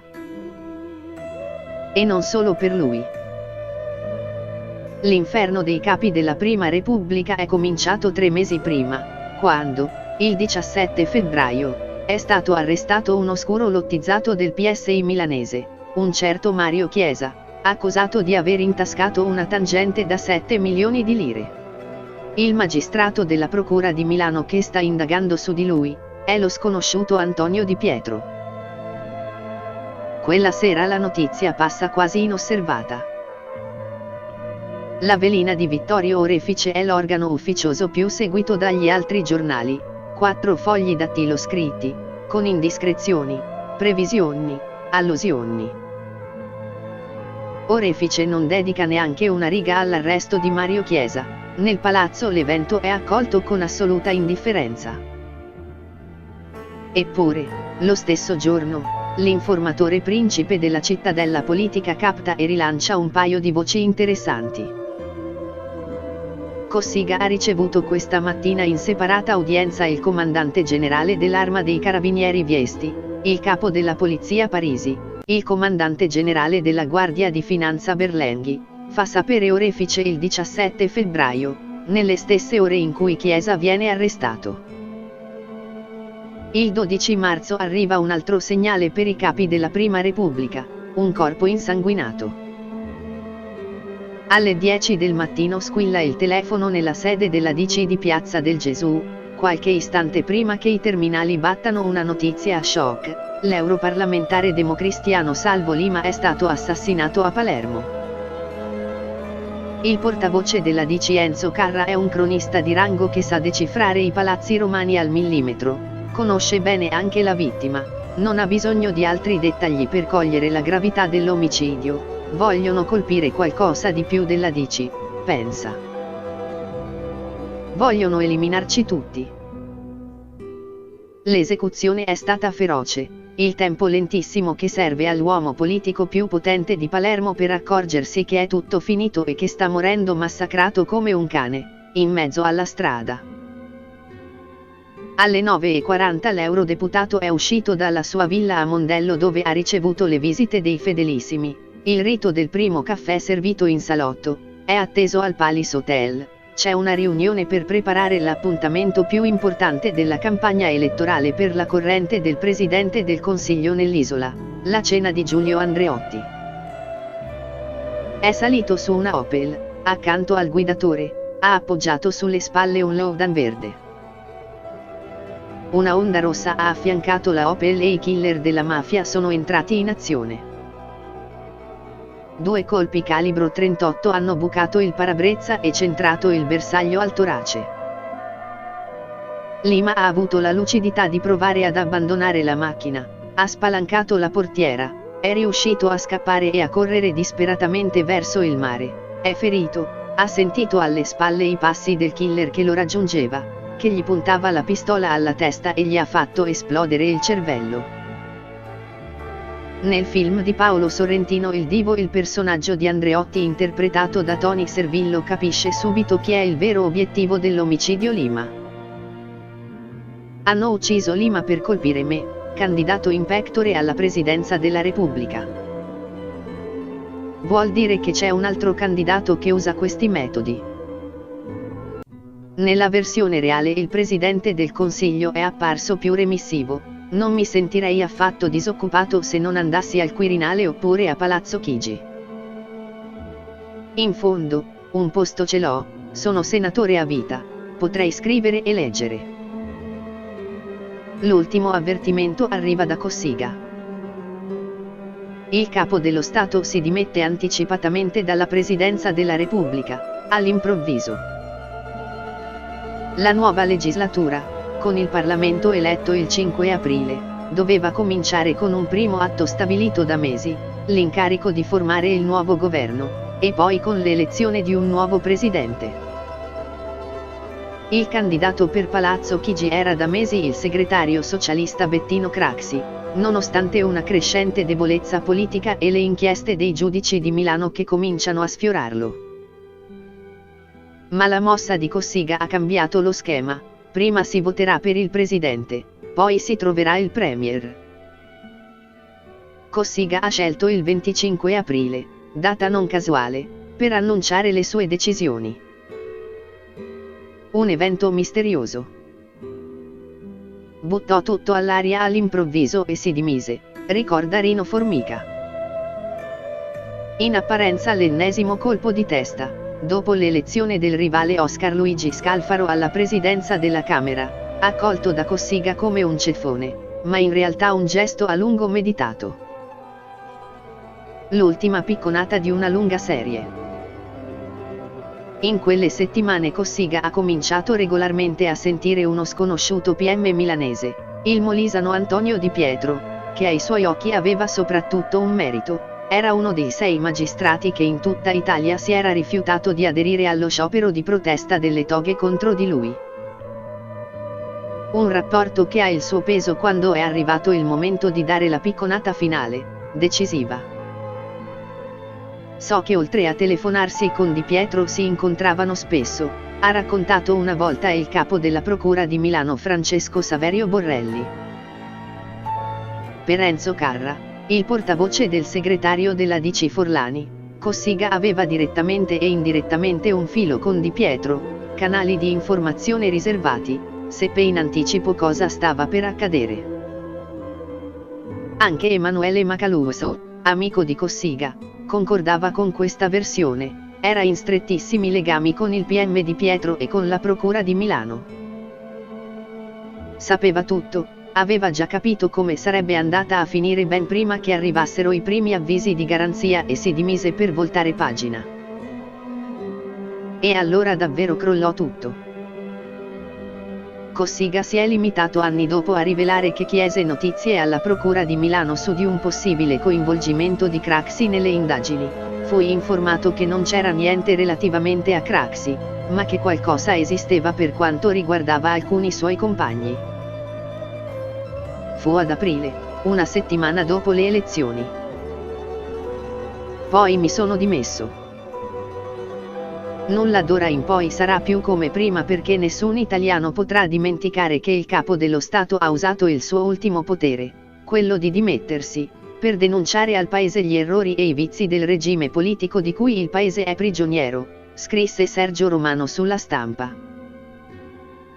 Con le sue ultime parole Cossiga ha giocato alla oligarchia politica del paese il suo tiro peggiore, ha lasciato, uscendo di scena, la parola agli italiani. L'ultimo messaggio di un presidente uscente potrebbe essere il primo messaggio di una nuova democrazia. Sono inconsapevolmente tetri gli umori democristiani all'inizio della gara presidenziale.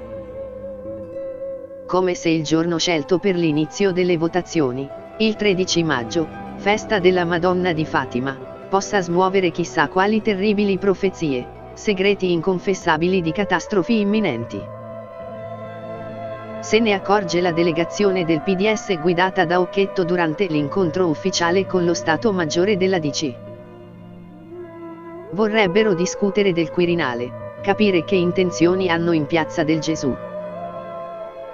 E invece Forlani comincia a parlare d'altro, senza nessun motivo si mette a discettare delle ultime ore di Adolf Hitler nel bunker di Berlino, il 30 aprile del 1945. Di fronte a Occhetto un po' stupito e ai suoi il segretario della DC si dilunga sul matrimonio con Eva Braun, l'angoscia dei gerarchi, le ultime disposizioni, la distribuzione delle fiale di cianuro. Loro sapevano che stavano per morire. Si preparavano al suicidio. E continuavano come se nulla fosse, sospira l'Arnaldo. Ecco. Noi siamo in una situazione del genere. E ora, se volete, discutiamo pure del capo dello Stato. È questo lo stato d'animo con cui si preparano alla guerra del Colle. La paura. I due generali democristiani sono all'ultima battaglia, lo sanno entrambi, e scendono in campo ciascuno con la sua indole. Forlani refrattario a candidarsi, si lascia pregare. Che ci andrei a fare al Quirinale? Ripete ai suoi sponsor e ai suoi colonnelli. Andreotti, invece, non si tira mai ufficialmente indietro, sta come un ragno in attesa della presa e intanto tesse la tela a tutto campo. È il leader più conosciuto della DC, ma dentro il partito è anche il più odiato. Non è un caso che non sia mai stato segretario, in Piazza del Gesù non lo considerano neppure un democristiano. I cavalli di razza sono loro, tocca a loro trovare la soluzione per il Quirinale.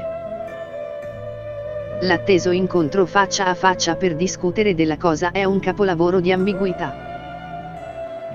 Si vedono in Piazza San Lorenzo in Lucina, nella piccola stanza dello studio di Andreotti, c'è un solo testimone. Il ministro Cirino Pomicino. Giulio e Arnaldo la prendono alla lontana, cominciano a parlare di tutto tranne che della decisione all'ordine del giorno. A sentirli fremevo, racconta Cirino Pomicino. Perciò a un certo punto li interruppi e introdussi l'argomento senza tanti giri di parole. C'è da scegliere il candidato della DC alla presidenza della Repubblica, perciò, cari ragazzi, dovete mettervi d'accordo. I due settantenni sorridono a sentirsi chiamare ragazzi e dicono la loro. Democristianamente. Se c'è la candidatura dell'amico Arnaldo la mia non esiste, giura Andreotti.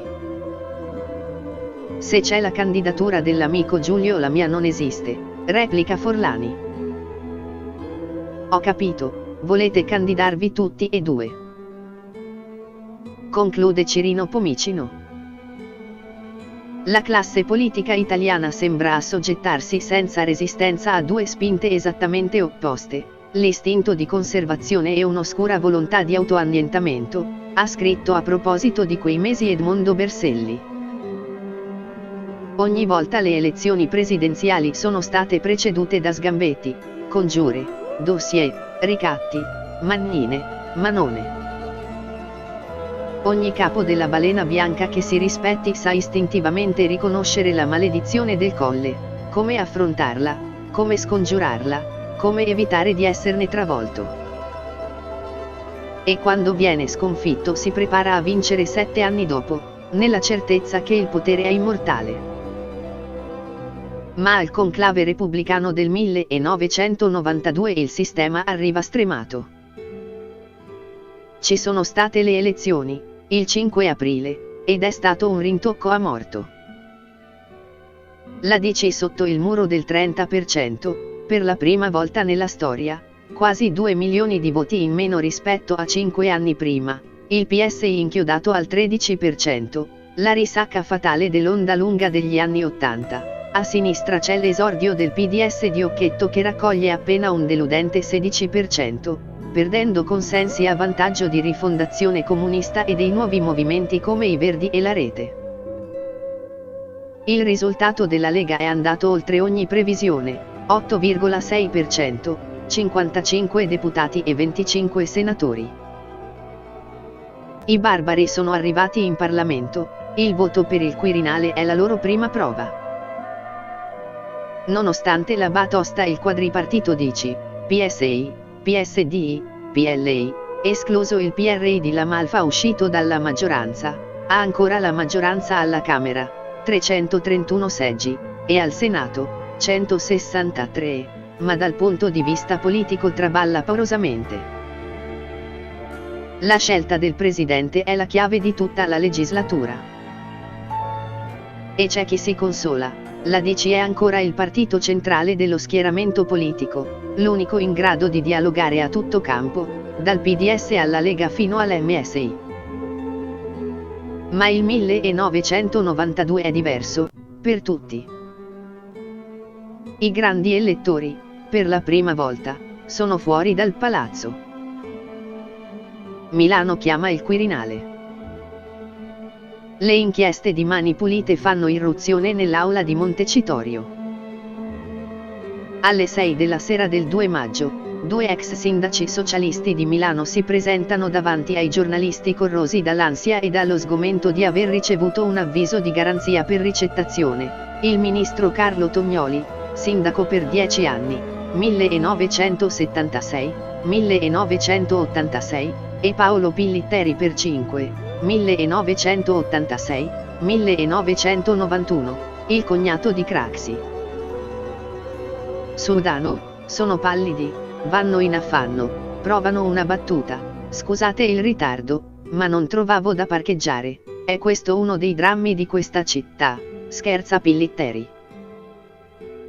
Poi torna serio con la formula di rito, se siano notizie vere o false, lo stabilirà la magistratura. Il 4 maggio si riunisce la direzione del PSI in via del Corso e a rendere ancora più drammatica la riunione dell'esecutivo socialista c'è il falso allarme per una bomba al tritolo. Nella sede della direzione nazionale del glorioso partito Craxi ascolta irrequieto, le dita che tambureggiano sul tavolo, La relazione di Claudio Martelli, Ministro della Giustizia. Nomina commissario del PSI a Milano Giuliano Amato. E finalmente si presenta davanti alle telecamere. Il caldo è insopportabile. Se mi fate respirare vi leggo una dichiarazione, sbotta il leader di fronte ai fotografi. Estrae un foglietto. Sto facendo l'elenco dei colpevoli, detta l'ex presidente del Consiglio, candidato numero 1 a Palazzo Chigi. Sto compilando la lista di coloro che hanno confessato grossi reati contro la pubblica amministrazione, di coloro che ne sono sospettati e di coloro che lo potrebbero essere. E poi sto compilando la lista degli sciacalli, degli ipocriti e dei falsi moralizzatori.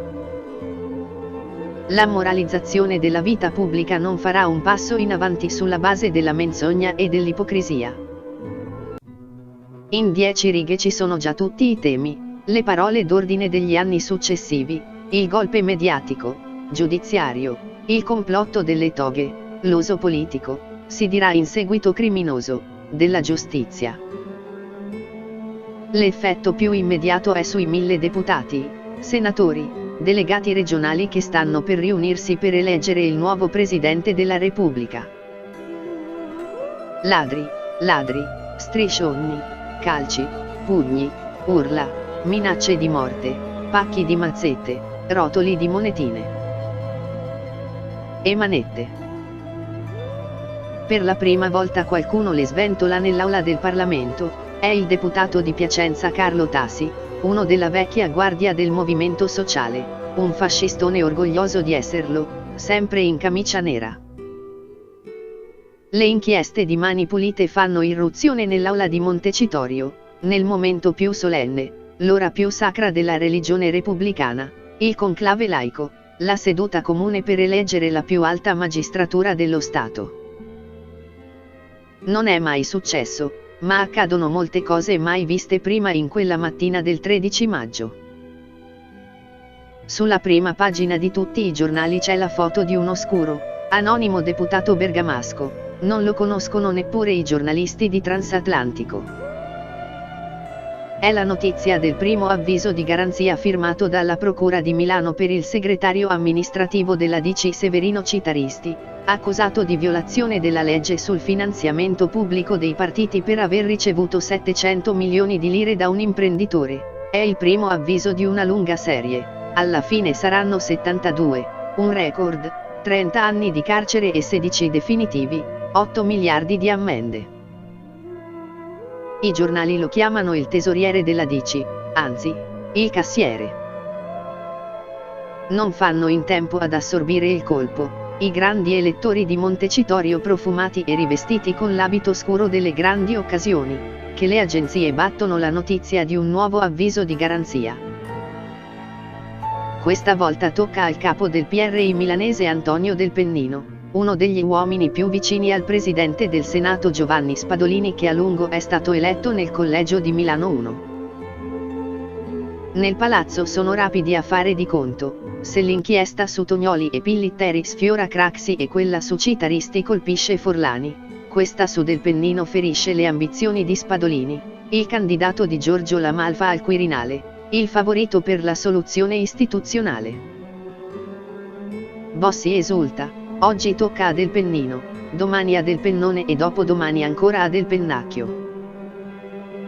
Il deputato della rete Gaspare Nuccio aggiorna con un pennarello il cartellino che si è appuntato al bavero della giacca. Pillitteri, Tognoli, Culicchia, Borsano, abbiate almeno la decenza di non votare. Sono le 11:36, alle 10 in punto il Presidente della Camera ha aperto ufficialmente la seduta per il primo scrutinio. Scambio di apostrofi fra il deputato Serra e i parlamentari dell'MSI. Destra Nazionale. Richiami del Presidente. I parlamentari dell'MSI gridano ladri all'indirizzo dei parlamentari della DC. Il deputato Filippo Berselli si scaglia verso i banchi dei parlamentari della DC ed è bloccato dai commessi, recita il resoconto stenografico della seduta del 13 maggio 1992. Ma non rende l'idea di quanto accade nell'aula quella mattina. Uno spettacolo mai visto. L'inferno.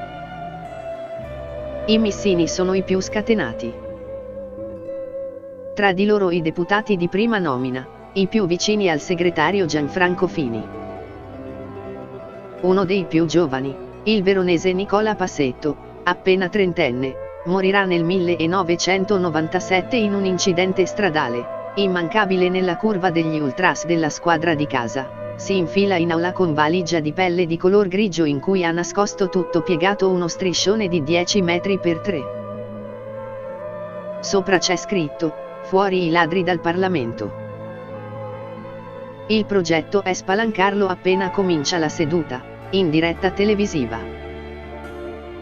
Non c'è neppure il tempo di attuare il piano, perché la rissa si scatena quando il capogruppo missino Giuseppe Tatarella chiede la parola per dichiarare illegittimo il seggio elettorale, moralmente, politicamente e giuridicamente viziato di incostituzionalità.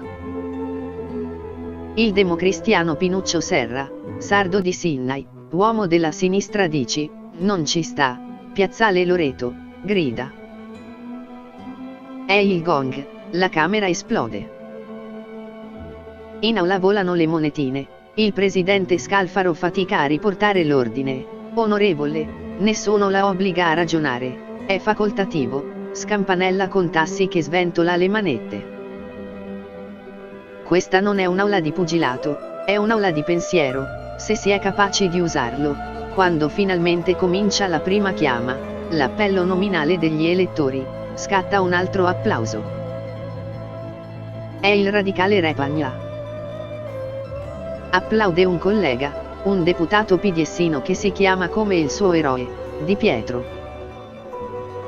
E lo farà ogni volta, per tutti e 16 gli scrutini. Fuori dall'aula è il turno delle mazzette, lo striscione Forza Di Pietro, un pacco di banconote false tirato dai manifestanti contro Forlani. Il candidato numero 1 al Quirinale. Il primo giorno di votazioni si conclude come previsto con una fumata nera. Tra le schede nulle ci sono alcuni voti per il PM Antonio Di Pietro, non può essere votato ed eletto perché non ha ancora compiuto 50 anni. Forlani è il candidato della DC, annota la velina di orefice il 15 maggio. In partenza conta sui voti solo del quadripartito che sono in totale 546 rispetto al quorum di 508 voti. Le incognite nascono dalla quasi certezza di un congruo numero di franchi tiratori. Quanti potranno essere? Pomicino è ottimista. Egli calcola non più di una trentina di dissidenti. Andreotti è d'accordo. Di fronte alla candidatura di Arnaldo Lamia non esiste più. In realtà gli emissari del Divo Giulio si muovono fino all'ultimo momento per la candidatura del Presidente del Consiglio. In tutte le direzioni, a destra e a sinistra. Sul fianco missino lavora il nostalgico Peppino Ciarrapico, braccio armato ed economico dell'andreottismo. Incontrai Cristofori, sottosegretario alla Presidenza del Consiglio, braccio destro di Andreotti. Su sua richiesta. L'argomento non poteva essere che uno. Cristofori mi disse che Andreotti non era candidato ma che, se si fosse presentata l'occasione, era intenzionato a non lasciarsela sfuggire, testimonia Claudio Petruccioli. Andreotti non aveva capito che non avrebbe mai avuto i voti degli ex comunisti. Si era bendato e aveva chiuso gli occhi. Eppure non erano informazioni di seconda mano. Era stato Giorgio Napolitano a dirci: Andreotti non lo voteremo mai. Ma lui si illudeva di poterli trascinare dalla sua. I suoi si scaldarono molto e crearono le condizioni per rafforzarlo, ricorda Enzo Carra, il più vicino a Forlani. Il progetto era questo: Andreotti al Quirinale, Forlani segretario della DC, Craxi a Palazzo Chigi con Martinazzoli vice, racconta Cirino Pomicino. Prima delle votazioni organizzai una riunione in Villa Tumidei, sull'Appia Antica. C'erano tutti i big: Andreotti, Forlani, Craxi, Gava. Io non ci andai, mi ero intimidito, e fu un errore. Arrivarono al caffè che non avevano combinato un cazzo. Fino al trappolone escogitato dai Dorotei, Forlani candidato, Andreotti sacrificato. Non potevamo prenderla bene. Anche l'agenzia Repubblica quella sera di vigilia la vede nera. Noi non sappiamo qual razza di demone abbia spinto i gruppi parlamentari della DC a mettere temerariamente in campo Arnaldo Forlani per il Quirinale. Le ragioni consce e subconsce che hanno irrefrenabilmente spinto i parlamentari DC a chiedere il sacrificio del proprio segretario sull'altare del Quirinale vanno ricercate nell'urgenza di scongiurare in questo modo l'incombente candidatura di Andreotti. Forlani stasera ha accettato per servizio di scendere domani nell'arena di Montecitorio per farsi sbranare, disarmato, dalle belve. Alla maniera degli antichi martiri cristiani di Roma, purché a prevalere non sia Belzebù. Perché, se il segretario della DC sarà sbranato, come non speriamo ma fortemente e motivatamente temiamo a causa del cecchinaggio andreottiano che si prepara, nel Colosseo di Montecitorio nessun altro scudo crociato potrà seguirne l'esempio come candidato ufficiale e unico del partito di maggioranza relativa. Nemmeno Giulio Andreotti, che con il sacrificio di Arnaldo Forlani sulla via del Quirinale muore politicamente anche lui. La velina di Orefice è secca, concludendo, la linea subordinata a Forlani è la sconfitta. Se Forlani riuscirà, si chiuderà questo capitolo. Altrimenti, se ne aprirà uno completamente nuovo. Io quello lì non lo voto, sbraita di buona mattina il DC padovano Settimo Gottardo in via degli Uffici del Vicario. Gottardo, ex sindaco di Padova, è uno dei deputati DC più vicini a Mario Segni, il figlio del capo Doroteo che divenne presidente della Repubblica nel 1962. Oggi è il leader del movimento referendario che si batte per il sistema elettorale maggioritario. Si riferisce al segretario Forlani. È un sabato mattina meravigliosamente primaverile, l'aula è affollata come non mai, Forlani arriva vestito di fresco lana blu chiaro, è sempre il solito coniglio mannaro, si avvia alla battaglia svogliatamente, ho dormito benissimo, chiacchiera con i cronisti. Vedo che siete più emozionati di me, cercherò di partecipare alla vostra emozione, cose così. Il fedelissimo Pier Ferdinando Casini lo scorta in aula, si è messo in completo verde, per scaramanzia, il blu verrà dopo.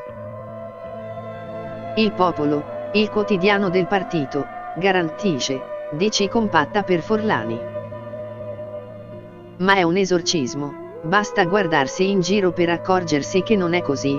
Mario Segni non partecipa alla prima votazione, il socialista Formica neppure, i repubblicani tengono su Spadolini. E quando Scalfaro comincia a contare le schede ci si accorge subito che il nome di Forlani va a rilento. Forlani, Bianca, Bianca, Iotti, Bianca. Andreotti, seduto in terza fila, tiene il conteggio dei voti impassibile. Alla fine della mattinata, chiusura del quinto scrutinio, il candidato unico della DC e di Craxi si arresta a quota 469, 40 voti in meno del quorum necessario per l'elezione, 508, 70 in meno dei voti che previsti sulla carta. Nella DC parte la caccia al francotiratore. Qualcuno giura addirittura di aver visto il sottosegretario Cristofori infilarsi in tasca la scheda con il nome Forlani e infilare una scheda bianca nell'urna in stile Liberty. Vertici convulsi, i forlaniani affrontano gli andreottiani sospettati speciali, Forlani cede a quello che non avrebbe mai voluto fare, In un angolo di Montecitorio incontra gli ambasciatori leghisti, l'ideologo Miglio, il Lambard Speroni e il Veneto Rocchetta. Tutti trattano con tutti, la Camera si trasforma in un gran bazar.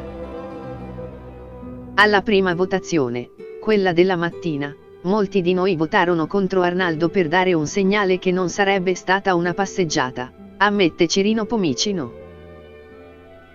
Ma con un risultato così negativo capii che non si poteva più scherzare e nelle ore che ci separavano dallo scrutinio del pomeriggio provai a convincere tutta la corrente, anche i più ostili come Vitalone e Cristofori, li chiamai uno a uno: attenti, non pensate che silurando Forlani apriamo la strada ad Andreotti. Nel pomeriggio lo spoglio riparte alle 17.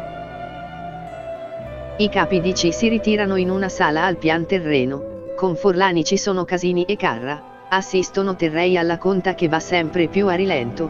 Forlani: Bianca, Bianca. Arrota Scalfaro.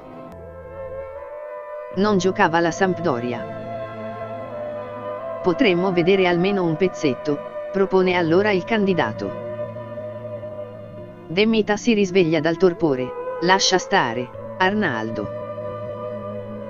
E poi a quest'ora sarà finita.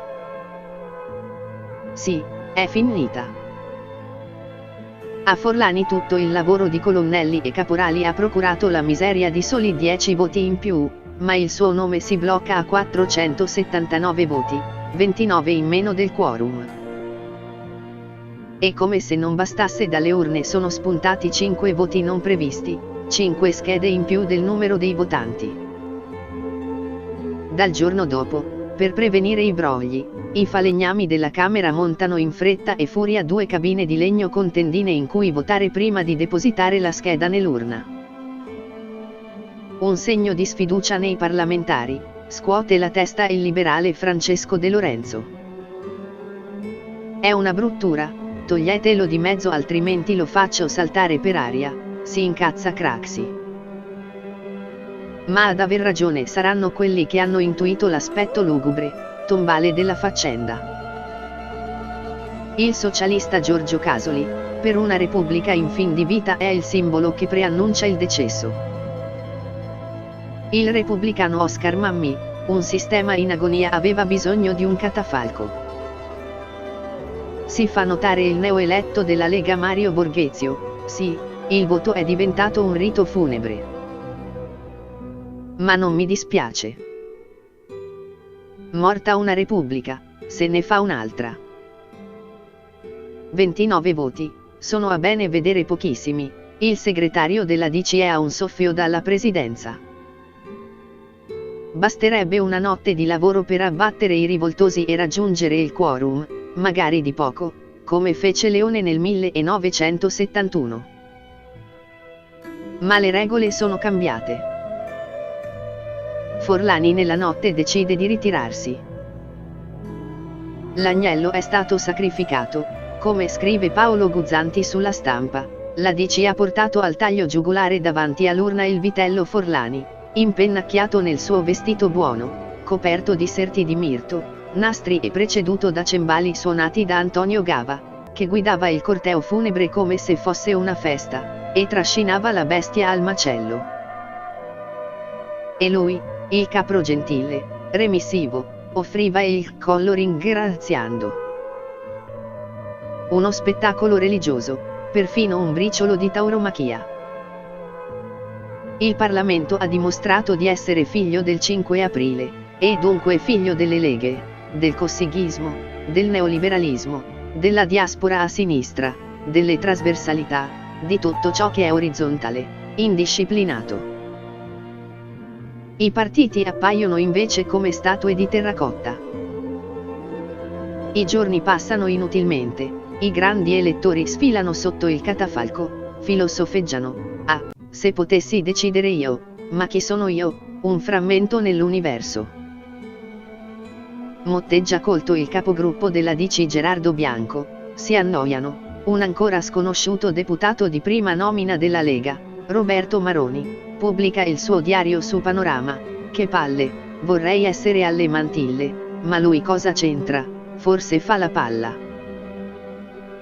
Mangiano alla buvette, 24 panini, 5 crocchette e 3 litri di acqua consumati in una giornata dal DC Giovanni Alterio, che ha il fisico del ruolo ma non paga il conto, almeno secondo il collega verde Stefano Apuzzo che gli consegna un sacchetto di ghiande per placargli l'appetito. Divorano padri della patria, l'ex presidente della Corte Costituzionale, il cattolico Giovanni Conso, proposto dal PDS, e poi l'82enne senatore a vita Leo Valiani. Accompagnai Forlani nel colloquio in cui gli proponemmo l'appoggio della DC, racconta Carra. Lui ci teneva tantissimo, ci pose il problema della sua origine ebraica e noi, ma no, professore, che dice, noi cattolici saremmo onorati di votare per lei, come ha detto Papa Wojtyla siete i nostri fratelli maggiori. A Bisanzio, al confronto, erano dilettanti, commenta D'Alema, capogruppo PDS. Fantasmi. Anime morte. Sui grandi elettori si abbattono il conduttore di punta delle TV berlusconiane Gianfranco Funari, che va in onda all'ora di pranzo ed è l'idolo delle casalinghe, e il Corriere della Sera, il giornalista del TG3 Michele Santoro con la sua Samarcanda che scuote i palazzi e i fax che per la prima volta fanno la loro comparsa in un'elezione presidenziale. Mi dicono, ma non vi vergognate? Non vi voteremo più, spiega Michelangelo Agrusti, uno dei ribelli della sinistra DC vicini a Mino Martinazzoli. Contro tutto questo, stasera ho dato un voto simbolico, ho scritto sulla scheda il nome di Giorgio Ambrosoli. Non riesco a credere a quello che sto vivendo, a questo spettacolo di centinaia di persone che discutono se si debba votare Forlani o Andreotti. Protesta il deputato della Rete Nando Dalla Chiesa, figlio del generale dei carabinieri ucciso dalla mafia. Craxi a questo punto capisce che deve rompere gli indugi e prova a lanciare un candidato del PSI al Quirinale. Il professor Giuliano Vassalli, antifascista, l'uomo che ha fatto evadere da Regina Coeli 2 futuri presidenti, Saragat e Pertini, torturato in via Tasso, medaglia d'argento della Resistenza, padre del diritto penale italiano, ex ministro della giustizia, la personalità con il prestigio e la competenza necessarie per bloccare la valanga Mani Pulite in arrivo. È la sera di giovedì 21 maggio, quando l'agenzia Repubblica scrive: scommettendo su questa nuova candidatura socialista il segretario della DC rischia brutto. Non si vede perché i parlamentari del quadripartito dovrebbero privilegiare Vassalli rispetto alla precedente candidatura fallita dello stesso Forlani. E conclude, siamo all'impasse.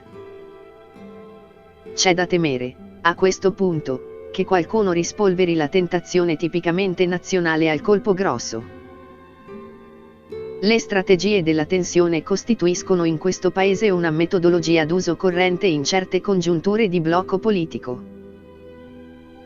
Quando venne meno la solidarietà nazionale, e il sistema politico apparve anche allora bloccato, ci ritrovammo davanti il rapimento di Moro e la strage della sua scorta.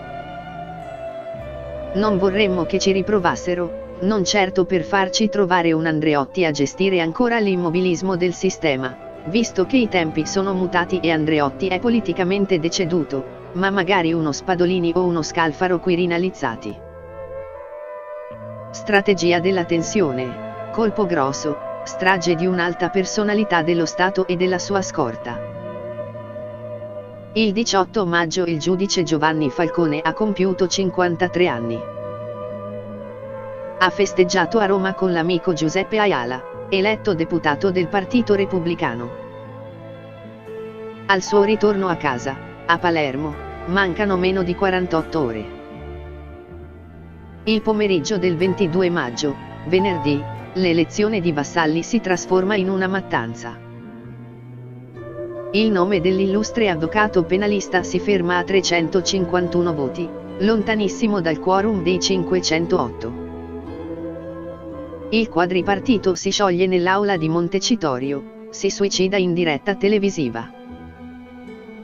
Un rito cannibale, centinaia di franchi tiratori scatenati, non si commentano i terremoti, sono senza parole, riesce a sussurrare Formica. Craxi anche lui non ha molto dire, bel esempio di coerenza e di lealtà, impreca non si sa contro chi.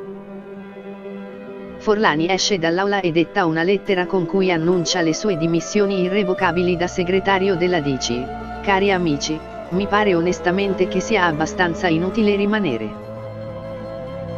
Lo fa o perché non controlla più il partito o perché è l'ultima carta da giocare per diventare Presidente della Repubblica. Reagisce a caldo nello studio di Giuliano Ferrara, all'istruttoria, il leader della Lega Umberto Bossi, dimostrando ancora una volta il suo fiuto politico. Perché, in effetti, il senatore non può sapere che alla stessa ora i colonnelli democristiani sono riuniti a cena. Ci sono Pino Leccisi, il demitiano Giuseppe Gargani, il ministro dell'interno Enzo Scotti, il portavoce di Forlani Enzo Carra. Ci dicemmo che esaurito il giro laico bisognava tornare a un democristiano, da cercare fuori dal recinto del quadripartito, ricorda Carra. Sì, ma chi avrebbero votato gli ex comunisti? Decidemmo di telefonare a Gerardo Chiaromonte. Fu Scotti a cercarlo al telefonino. Chiaromonte era il presidente uscente della commissione antimafia, una figura istituzionale. Lunedì chi voterete? Andreotti. Chiese Scotti. Risposta negativa. Qualcuno di noi sussurrò a Scotti, chiedigli di Scalfaro. Scotti eseguì, e Chiaromonte fu molto netto, Scalfaro. Non esiste proprio. E la nostra serata finì con una sensazione. La vera carta era tornare a Forlani come candidato di tutto il Parlamento e non più come uomo della DC e della maggioranza. È la stessa cosa che pensano gli andreottiani. La strategia del ragno sembra riuscita. Il Parlamento è nel caos, i candidati sono stati bocciati uno dopo l'altro, non c'è più una maggioranza, il divo Giulio è pronto finalmente a scendere in campo come salvatore della Repubblica. È il momento decisivo. Nel fine settimana i grandi elettori si riposano. Lunedì 25, però, deve saltare fuori la candidatura risolutiva. Andreotti sta sotto il sasso, come la vipera, punta tutto sul partito personale che copre l'intero arco parlamentare e fa paura.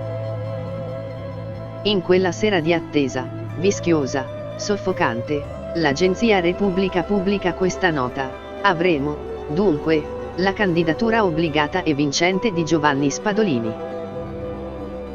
Manca ancora, perché passi in modo indolore questa candidatura del partito trasversale, qualcosa di drammaticamente straordinario. I partiti cioè, senza una strategia della tensione che piazzi un bel botto esterno, come ai tempi di Moro, a giustificazione di un voto d'emergenza, non potrebbero accettare d'autodelegittimarsi. Per la seconda volta in 2 giorni, nella sospensione, nel vuoto, l'agenzia di stampa ufficiosa allude, prevede, ha intuito qualcosa.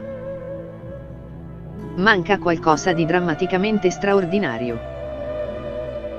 Un bel botto, esterno. È la notte romana di venerdì 22 maggio. Giovanni Falcone chiude l'ultima telefonata con i colleghi del Pullmani Pulite di Milano, con il sostituto procuratore Antonio Di Pietro. Si contattano per collaborare sulle rogatorie internazionali. Restano d'accordo che si risentiranno all'inizio della settimana successiva. È sabato 23 maggio. Alle 6 del pomeriggio Andreotti è nel suo studio privato di Piazza San Lorenzo in Lucina con Claudio Martelli. Stanno discutendo della questione, il Quirinale. Sono sempre stato leale nei vostri confronti, rivendica il Presidente del Consiglio. Sì, ma se già la candidatura di Forlani ha incontrato resistenze nel PSI, quella tua spaccherebbe il partito, replica Martelli. È a quel punto che squilla il cellulare del ministro della giustizia. È Enzo Scotti, il ministro dell'interno. La voce è concitata: c'è stato un attentato contro Falcone. Per fortuna è incolume. Martelli riferisce ad Andreotti: il discorso sul Quirinale si chiude. Si prepara rapidamente l'aereo di Stato con cui Martelli intende volare a Palermo per salutare il suo più stretto collaboratore, miracolosamente scampato a un grave attentato. Le agenzie di stampa non hanno ancora battuto la notizia. Il primo flash dell'ANSA è delle 18:53. Si parla di un'esplosione sull'autostrada Trapani-Palermo e di una nota personalità coinvolta. Squilla il cellulare di Claudio Petruccioli, il braccio destro di Occhetto. Il sottosegretario Cristofori desidera parlargli con urgenza. Andai da lui. Mentre percorrevo i pochi metri che separano Montecitorio da Palazzo Chigi cercavo di immaginare cosa avrebbe detto, scriverà poi Petruccioli.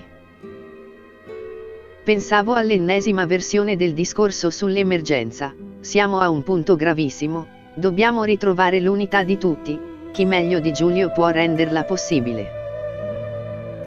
Mi sbagliavo.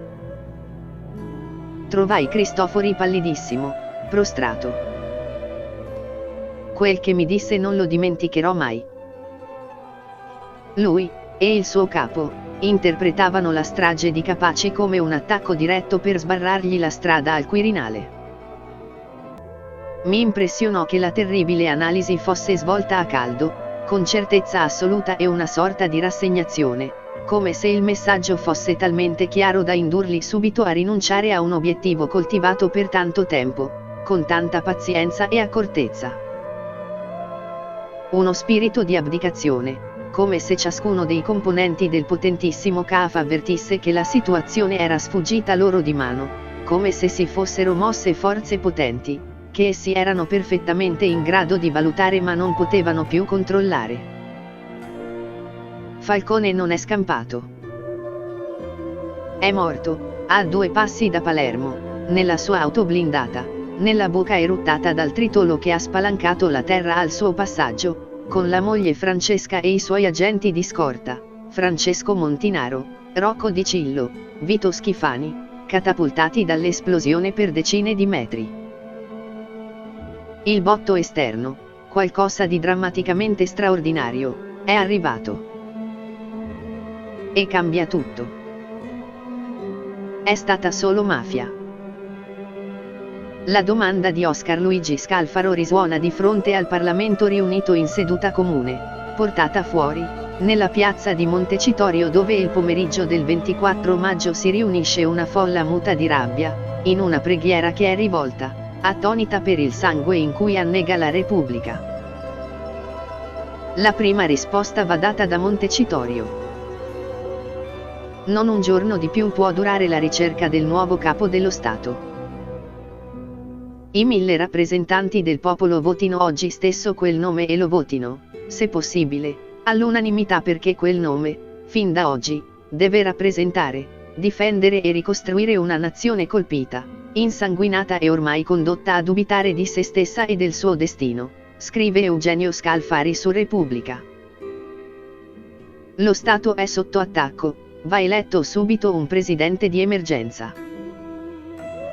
Il giorno dopo ai funerali nella cattedrale di San Domenico di Palermo non è più il momento del silenzio.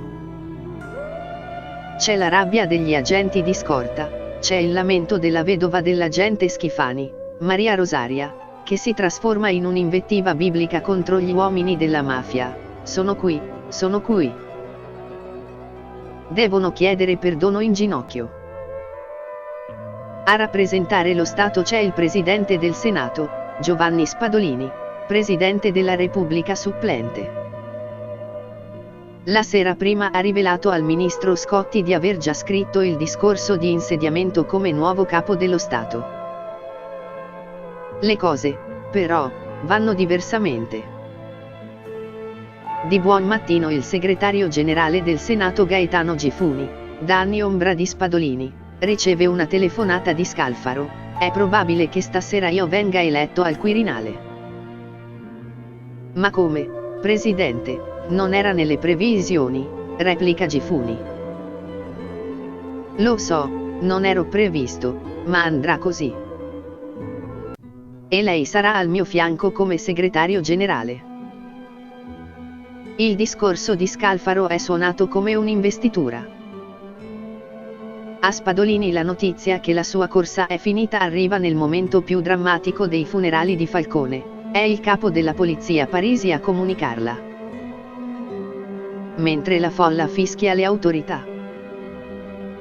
Lunedì 25, alle 21:37, il Parlamento in seduta comune elegge con 672 voti il cattolicissimo deputato novarese di 73 anni. È il primo magistrato ad arrivare al Quirinale e, anche se ha esercitato solo per 36 mesi, Scalfaro si sente con la toga nell'anima. È a Montecitorio fin dai tempi della Costituente, legato a Mario Scelba e alla destra democristiana. Toccherà a lui guidare dal Quirinale la transizione che si sta per aprire e che si rivelerà terribile. La prima scelta da fare è il nome per Palazzo Chigi. Craxi ha fatto votare Scalfaro perché è stato il suo ministro dell'interno e lo considera un alleato, non ha capito che l'aria è cambiata. Sarà convinto a rinunciare alla guida del governo, presidente del Consiglio sarà un altro socialista, Giuliano Amato. Ma è solo il primo passo. Tra il 1992 e il 1994 Scalfaro guida la transizione dal Quirinale, mentre le inchieste di Mani Pulite arrivano ai vertici di Roma e nell'aula di Montecitorio un deputato della Lega fa sventolare un gigantesco, orrendo cappio. Il simbolo della nuova stagione che doveva portare pulizia e si rivela voglia di giustizia sommaria, di forca, per sostituire un nuovo potere al vecchio senza cambiare nulla. Come aveva previsto Andreotti, la Prima Repubblica è finita. E quello che verrà dopo è una nebulosa oscura in cui è pericoloso navigare. Per i partiti storici la scomparsa nel giro di un anno. Per Andreotti un processo per mafia, per Forlani la ripresa televisiva al processo con la saliva sulle labbra, per Craxi la condanna e la morte ad Hammamet. Per gli italiani ancora il sangue e il tritolo delle bombe di mafia del 1993. L'inferno. Capitolo 5. Una diga sul colle. Il lunedì mattina, alle 8:30, il presidente mi telefona, devo vederla. Vengo preso e accompagnato a casa di Scalfaro, prima e unica volta, nel suo domicilio privato sull'Aurelia. Arrivo là, il presidente mi fissa con lo sguardo e dice: tocca a lei, appunta quel giorno sul suo diario Carlo Azeglio Ciampi. È il momento in cui inizia la sua vita politica, il 26 aprile 1993, quando ha già compiuto 72 anni, l'età della pensione. È l'incontro tra due presidenti, il cattolico politico alla Costituente Scalfaro e il laico, benché credente praticante, Ciampi, che ha vissuto sempre ai vertici della Banca d'Italia, in uno dei momenti più drammatici della storia repubblicana, con una classe dirigente in rotta, i conti economici sull'orlo del baratro, la mafia scatenata che uccide i magistrati ed esporta la strategia stragista fuori dai confini della Sicilia. Una situazione di emergenza che giustifica la scelta inedita di Scalfaro, l'incarico di formare il governo affidato per la prima volta nella vita della Repubblica a una figura senza tessera di partito e fuori dal Parlamento, dai giochi e dai miasmi della politica arrivata al capolinea. È la prima volta che un semplice cittadino, senza mandato elettorale, parla davanti a voi come Presidente del Consiglio. Si presenta il nuovo inquilino di Palazzo Chigi davanti alle Camere nel discorso della fiducia. Un mese prima Giulio Andreotti ha ricevuto il primo avviso di garanzia per associazione mafiosa, 7 ministri del governo Amato si sono dimessi, Bettino Craxi sta attendendo il voto della Camera sulle prime autorizzazioni a procedere. I TG della Sera aprono con il bollettino di guerra sulle inchieste e sul marco che vola sulla lira. I due presidenti finirono sotto assedio. Il momento più drammatico è la notte del 28 luglio 1993. Ciampi è nella sua casa al mare sul litorale laziale, a Santa Severa, dove ha casa anche Scalfaro, quando apprende delle bombe esplose a Roma, a San Giovanni in Laterano e San Giorgio al Velabro. Cerco di contattare Scalfaro, appunta il presidente del Consiglio sul suo diario. Le mie preoccupazioni sono accresciute dal fatto che si interrompe, verso la 00:20, il funzionamento del telefono collegato con il centralino di Palazzo Chigi. Anche Scalfaro è sotto attacco, sfiorato dai sospetti dell'inchiesta sui fondi neri del SISDE, il servizio segreto civile, riservati ai ministri dell'interno, come è stato il Presidente della Repubblica. Si vuole arrivare a lui, al Presidente, il più vicino al capo della polizia Vincenzo Parisi. Ma Scalfaro reagisce come avrebbero fatto i predecessori Pertini e Cossiga, convoca le telecamere e spara a zero. A questo gioco al massacro io non ci sto. Io sento il dovere di non starci e di dare l'allarme. Il tempo che manca per le elezioni non può consumarsi a fuoco lento, con le persone che rappresentano le istituzioni dello Stato. Il ruolo del Presidente fa un altro salto. È lui il vertice della magistratura, la garanzia che sulle inchieste Mani Pulite non ci saranno colpi di spugna, è lui che va colpito, alla vigilia del momento più delicato, lo scioglimento anticipato del Parlamento che nell'immaginario è popolato da inquisiti, per tornare a votare. La manovra contro Scalfaro anticipa lo scontro più duro, dopo il voto. Con l'ingresso in politica di Silvio Berlusconi nel 1994 comincia la Seconda Repubblica. Dopo i partiti forti, è la stagione dei premier ingombranti, della personalizzazione della politica e del capo del governo. Berlusconi si rivolge direttamente al popolo. È il popolo la sua fonte di legittimazione, non le designazioni dei partiti, le consultazioni, l'incarico del presidente. Si ritiene l'unto del Signore, figlio della religione della democrazia maggioritaria, dove al Presidente della Repubblica tocca la ratifica di quanto votato dal popolo. Non sarà così, però. Alla fine di questa storia i poteri del Presidente ne usciranno addirittura rafforzati. Il Presidente sarà il vero contropotere di Berlusconi, l'unico in grado di imbrigliare e di rovesciare il leader più forte di tutti. Dopo la vittoria elettorale del nuovo partito, Forza Italia, e della prima coalizione di centrodestra, con la Lega di Umberto Bossi e Alleanza Nazionale di Gianfranco Fini, il primo incontro segreto di Berlusconi con Scalfaro avviene con la mediazione di Gianni Letta, il braccio destro del Cavaliere, il suo ambasciatore nei palazzi romani, incaricato di mediare e interloquire per conto dell'uomo di Arcore. Le darò l'incarico, spiega Scalfaro a Berlusconi, a condizione che si tenga al suo fianco questo uomo qui come sottosegretario, indicando Letta. Non potrei fare altrimenti. Senza questo uomo qui non farei niente, sorride Berlusconi. L'accordo dura pochissimo. Il presidente è pronto a diventare per Berlusconi il nemico numero 1. Scalfaro depenna dalla lista dei ministri l'avvocato Cesare Previti, spostato dal Ministero della Giustizia a quello della Difesa. Qualche giorno prima è intervenuto sull'operazione Di Pietro, con cui Berlusconi intendeva portare nel suo governo come ministro dell'interno il PM di Mani Pulite, l'uomo più popolare d'Italia. A bloccarlo è stato il suo capo, il procuratore Francesco Saverio Borrelli, dopo aver consultato il Quirinale. È l'inizio della lunga guerra tra Berlusconi e la Procura di Milano che durerà 20 anni.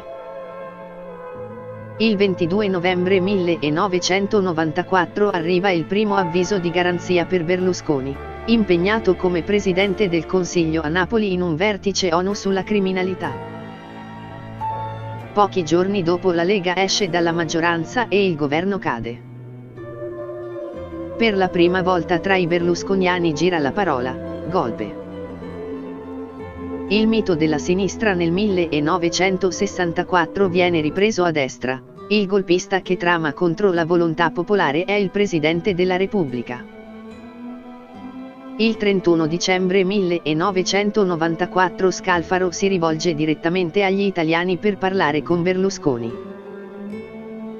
Il capo della polizia Parisi è morto da poche ore. All'improvviso, l'omaggio di Scalfaro non è formale, un servitore delle istituzioni, un grande uomo carico di senso dello Stato, con una capacità di servire eccezionale, di riservo, di fedeltà, di stare al di sopra. Riservo e fedeltà sono termini che Scalfaro sottolinea con il tono di voce. Poi arriva la richiesta di una tregua istituzionale. Non siamo a una contrapposizione, a una polemica, a un braccio di ferro fra il Presidente della Repubblica e il Presidente del Consiglio. Non lo siamo proprio. Vorrei sapere offrire questo appello, lo dico a tutti, se mi permettete, lo dico, con affetto, al Presidente del Consiglio nel presentargli gli auguri, all'onorevole Berlusconi. La tregua offerta da Scalfaro è un governo tecnico. Il primo nome nella lista del Presidente lo rivela dopo quasi 30 anni Irene Pivetti, all'epoca giovanissima Presidente della Camera per conto della Lega di Bossi. È lei ad andare in missione a Milano per conto di Scalfaro, a contattare in segreto il prescelto nella sua abitazione. È Mario Monti, economista, rettore dell'Università Bocconi, da pochi mesi commissario europeo designato dal governo Berlusconi insieme a Emma Bonino. Per Scalfaro è il candidato ideale, fuori dai partiti ma di area moderata.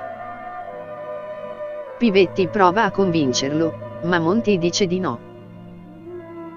Allora Scalfaro va sul secondo nome, Lamberto Dini, ex direttore generale della Banca d'Italia, ministro del Tesoro nel governo Berlusconi. Un governo di emergenza, con pochi punti programmatici. Scalfaro rassicura il Cavaliere che la fiducia potrà essere tolta in qualsiasi momento e che le elezioni anticipate arriveranno presto. Per rendersi più credibile, nelle riunioni alla presenza di Gianni Letta e del segretario generale del Quirinale Gaetano Gifuni, il presidente estrae un calendarietto di cartone da sfogliare per fissare la data del voto anticipato. Per Berlusconi diventerà un tormentone, la prova dell'inganno subito. Il governo Dini è appoggiato anche da Massimo D'Alema e il PDS e i popolari, gli ex democristiani che hanno perso le elezioni. Per Berlusconi è il governo del ribaltone. Le elezioni arriveranno nella primavera del 1996 e saranno vinte dall'Ulivo, la coalizione di centrosinistra guidata da Romano Prodi. Del governo che nasce da quel voto fanno parte anche Dini e due futuri presidenti della Repubblica, Carlo Azeglio Ciampi e Giorgio Napolitano. Nel 1999 viene eletto il successore di Scalfaro.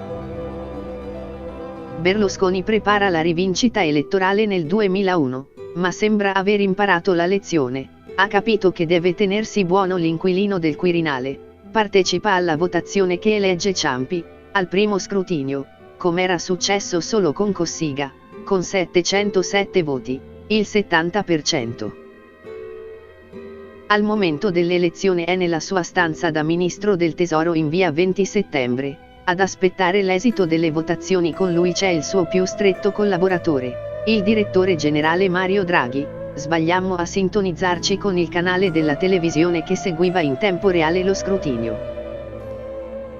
Ciampi, 79 anni, è stato governatore della Banca d'Italia, e l'unica tessera mai posseduta da Ciampi era la stessa di Parri, il Partito d'Azione, un filo culturale, minoritario in politica ma in sintonia con le correnti profonde dello spirito repubblicano, che ha resistito nei decenni in cui azionista diventa nel gergo del palazzo sinonimo di velleitarismo, anche a sinistra. Le passioni grigie, le ha chiamate il filosofo Remo Bodei, che appaiono impiegatizie, modeste e di routine soltanto a coloro che considerano la democrazia un regime orientato dai gusti volgari e dalle opinioni superficiali o retto da lobbies che manipolano spregiudicatamente il consenso, passioni civili non militarizzate, connesse al senso dello Stato e del bene pubblico. Il settennato di Ciampi è condizionato dall'attentato dell'11 settembre 2001, dal ritorno della guerra su scala mondiale come strumento di politica, con gli interventi americani in Afghanistan e in Iraq.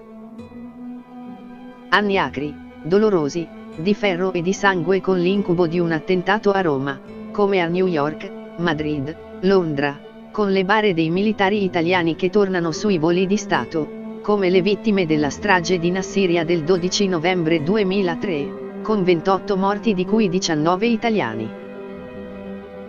Il mandato di Ciampi coincide in gran parte con la legislatura che va dal 2001 al 2006, interamente egemonizzata dal Cavaliere che ha vinto le elezioni. Con Berlusconi sono scontri sotterranei, rivelati a distanza di anni. Ciampi preferisce mantenere il riservo sulla sua azione, anche a costo di finire vittima di incomprensioni su una sua presunta debolezza o accondiscendenza verso l'uomo di Arcore. E invece, si scoprirà dopo, è stato una diga, a volte insormontabile, sulle leggi ad personam sulla giustizia o sulla legge che porta la firma del ministro Maurizio Gasparri sul sistema delle telecomunicazioni che rifiuta di firmare, colazione con Berlusconi che dice di considerare un atto di guerra una non promulgazione, annota Ciampi sul suo diario. In una nota riservata di Gifuni, Berlusconi fa sapere al presidente di considerare la decisione di rinviare la legge alle Camere una bomba che determinerà effetti devastanti, una pugnalata alle spalle, minaccia di non farsi più vedere al Quirinale, non mi vedrete più, non verrò più al Quirinale. Gifuni riferisce, ma la decisione di Ciampi ormai è irrevocabile. L'intervento in Iraq del 2003 provoca un altro duro conflitto istituzionale, perché Berlusconi si è rivenduto con gli americani e con l'amministrazione Bush quello che non è nelle sue disponibilità, la partecipazione italiana alle operazioni belliche, vietata dall'articolo 11 della Costituzione. Ancora una volta il custode del Colle è chiamato a intervenire. Nasce da qui la definizione della partecipazione italiana come paese non belligerante. Altri scontri sono sulle nomine. I ministeri degli esteri e dell'economia, dove le scosse interne alla maggioranza berlusconiana portano a un continuo turnover di nomi, tra Tremonti e Siniscalco all'economia, e da Frattini a Fini alla Farnesina. Nel 2006 lo scontro più duro, quando per qualche ora Berlusconi rifiuta di accettare il risultato delle elezioni che vede per un soffio vincente di nuovo Romano Prodi, ex presidente della Commissione europea. Il ministro dell'Interno Giuseppe Pisano rifiuta di ubbidire a Berlusconi che gli ordinava di sospendere la proclamazione dei risultati, anche in questo caso il Quirinale ha vigilato. Ciampi è a fine mandato, qualcuno propone la sua rielezione, ma il presidente dice di no. Ha già indicato la scelta del suo possibile successore, con la nomina di Napolitano a senatore a vita. Il 15 maggio 2006 Ciampi dice addio al palazzo presidenziale, dopo lo scambio di consegne con il successore. Ore 20:05, annota, esco in auto dal Quirinale, levo lo sguardo al Torrino. Folla applaudente in piazza. Un saluto di sobrietà, categoria in seguito abusata. Napolitano viene eletto Presidente della Repubblica il 10 maggio 2006, al quarto scrutinio, con 543 voti, il 53%, lo schieramento del centrosinistra. Ha 81 anni, è il primo iscritto al Partito Comunista ad arrivare al Quirinale. Quando era ragazzo, Al risuonare delle sirene durante i raid aerei americani a Napoli del 1943, si rifugiava nelle grotte di tufo di Palazzo Serra di Cassano, trascorreva le notti sotto le bombe, tra i signori e il popolino. Imparai a reagire con molto autocontrollo e con ragionevole fatalismo, un apprendimento che mi sarebbe tornato utile. Soprattutto nell'Italia del 2011 arrivata a un passo dal fallimento non solo economico, nei 150 anni dalla fondazione dello Stato unitario che rischiano di concludersi con la sua dissoluzione, nel mezzo di una guerra finanziaria internazionale che aggredisce il paese e con gli eserciti della politica in rotta. L'uomo che nel novembre 1945 prese la tessera del Partito Comunista, che ha fatto della politica una scelta di vita, di fronte alla capitolazione dei partiti, si è posto come garante dei tecnici, con un governo che è presieduto da Mario Monti ma è il governo del presidente Giorgio Napolitano. Re Giorgio, lo ha incoronato il New York Times, da figura onorifica a silenzioso power broker della transizione italiana. L'uomo dell'anno per il mensile Wired che gli ha dedicato la copertina, ha dimostrato a 86 anni una sorprendente velocità nel rimanere collegato alla realtà, più di Lady Gaga e di Lionel Messi, e un'animazione online in cui appare come Garibaldi, Mosè, il maestro Jedi e l'incredibile Hulk, nulla è impossibile per lui. Più che un presidente, un santo protettore. San Giorgio ha ucciso il drago berlusconiano mercoledì 9 novembre, nelle ore più drammatiche, in uno scenario finanziario e politico devastante. Alle 13 lo spread aveva sfondato la quota record di 574 punti, la borsa era sprofondata a meno 3,6% e nessuno poteva giurare che Silvio Berlusconi avrebbe davvero lasciato la guida del governo come aveva annunciato la sera prima dopo che alla Camera la sua maggioranza si era arrestata a 308 voti. È stato in quel momento che Napolitano ha deciso di intervenire, con una doppia mossa a sorpresa, una nota del Quirinale con cui il presidente comunicava che sulle dimissioni del premier non poteva esistere alcuna incertezza e, nel tardo pomeriggio, la nomina di Mario Monti a senatore a vita che designava in anticipo il presidente della Bocconi a guidare il nuovo governo. Una decisione personale, non concordata con nessuno. Il muro di Berlusconi è venuto giù esattamente lo stesso giorno del muro di Berlino. Ma Claudio Petruccioli, vicino al presidente negli anni di Botteghe Oscure, fa notare un'altra ricorrenza suggestiva: il 9 novembre è il 18 Brumaio, il giorno del colpo di stato di Napoleone su cui scrisse Marx. È stato il 18 Brumaio di Napolitano. La svolta di Napolitano, Napoleone è stata a lungo preparata, perfino preconizzata. Per il presidente l'anno comincia con una visita a Reggio Emilia, prima tappa di un tour con cui il presidente ripercorre le fasi del Risorgimento, da Torino a Palermo, da Napoli a Mantova. C'è un filo che lega tutti i suoi interventi. L'unità nazionale, mentre la politica si disgrega e l'Italia, progressivamente, va fuori controllo. Ricostruire. L'eroe di Napolitano nell'epopea risorgimentale non è Garibaldi e neppure Mazzini, è un politico, Camillo Benso conte di Cavour. Il presidente sembra identificarsi in quel primo ministro che guida il cambiamento con realismo e moderazione, che seppe governare la dialettica di posizioni e di spinte e padroneggiare quel processo fino a condurlo allo sbocco più avanzato, lo ricorda a Sant'Ena dove il conte è sepolto. E cita Cavour, naturalmente, nel discorso più importante dell'anno, il messaggio di fronte al Parlamento in seduta comune il giorno della festa dell'unità nazionale, il 17 marzo. Quando, in conclusione, avverte, reggeremo, in questo gran mare aperto, alle grandi prove che ci attendono, a condizione che operi nuovamente un forte cemento nazionale unitario. Non so quando e come accadrà, confido che accada. A metà marzo, il Cavaliere sembra ancora saldo a Palazzo Chigi.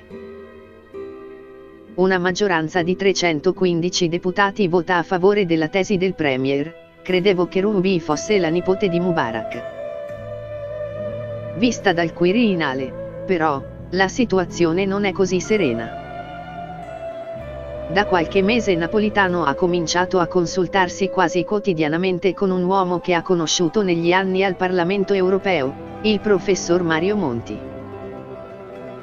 Il 2 febbraio all'Università Bocconi c'è tutta l'elite italiana ed europea a commemorare Tommaso Padoa-Schioppa scomparso all'improvviso un mese prima, Mario Draghi, Romano Prodi, il presidente della BCE, Jean-Claude Trichet. Monti fa gli onori di casa. Lei costituisce, signor Presidente, il nostro più alto punto di riferimento, in una fase tormentata della vita italiana. E Napolitano, parlando di Padoa-Schioppa, traccia il ritratto del public servant, un servitore della cosa pubblica, non riducibile alla figura del tecnocrate. Uomini che conoscono il senso del limite, sanno dove la loro responsabilità si arresta e cede il passo alla sfera delle decisioni politiche, assunte in nome della sovranità popolare. E aggiunge, per ciascuno di essi può poi venire il momento di assumere eccezionalmente funzioni politiche, rappresentative e di governo, il momento in cui si avverta, per forti ragioni, il dovere di non sottrarsi a quel difficile e ingrato esercizio, ma questo è un altro discorso. L'operazione Monti parte quel giorno. Nella formazione di Napolitano c'è la figura del padre, avvocato penalista tra i più prestigiosi di Napoli, liberale, crociano e, si può immaginare, cultore di Cavour, da cui si era diviso per il rifiuto di seguirlo nella professione e per la sua iscrizione al PCI. C'è un legame privilegiato con gli europeisti di matrice azionista come Altiero Spinelli. E c'è la lettera personale che l'ex governatore della Banca d'Italia Paolo Baffi gli aveva scritto nel 1989, poco prima di morire. Seguo con interesse il vostro travaglio auspicando un esito che recuperi pienamente alla società italiana ed europea tante forze intellettuali e morali oggi quasi ghettizzate, e il vuoto si sente.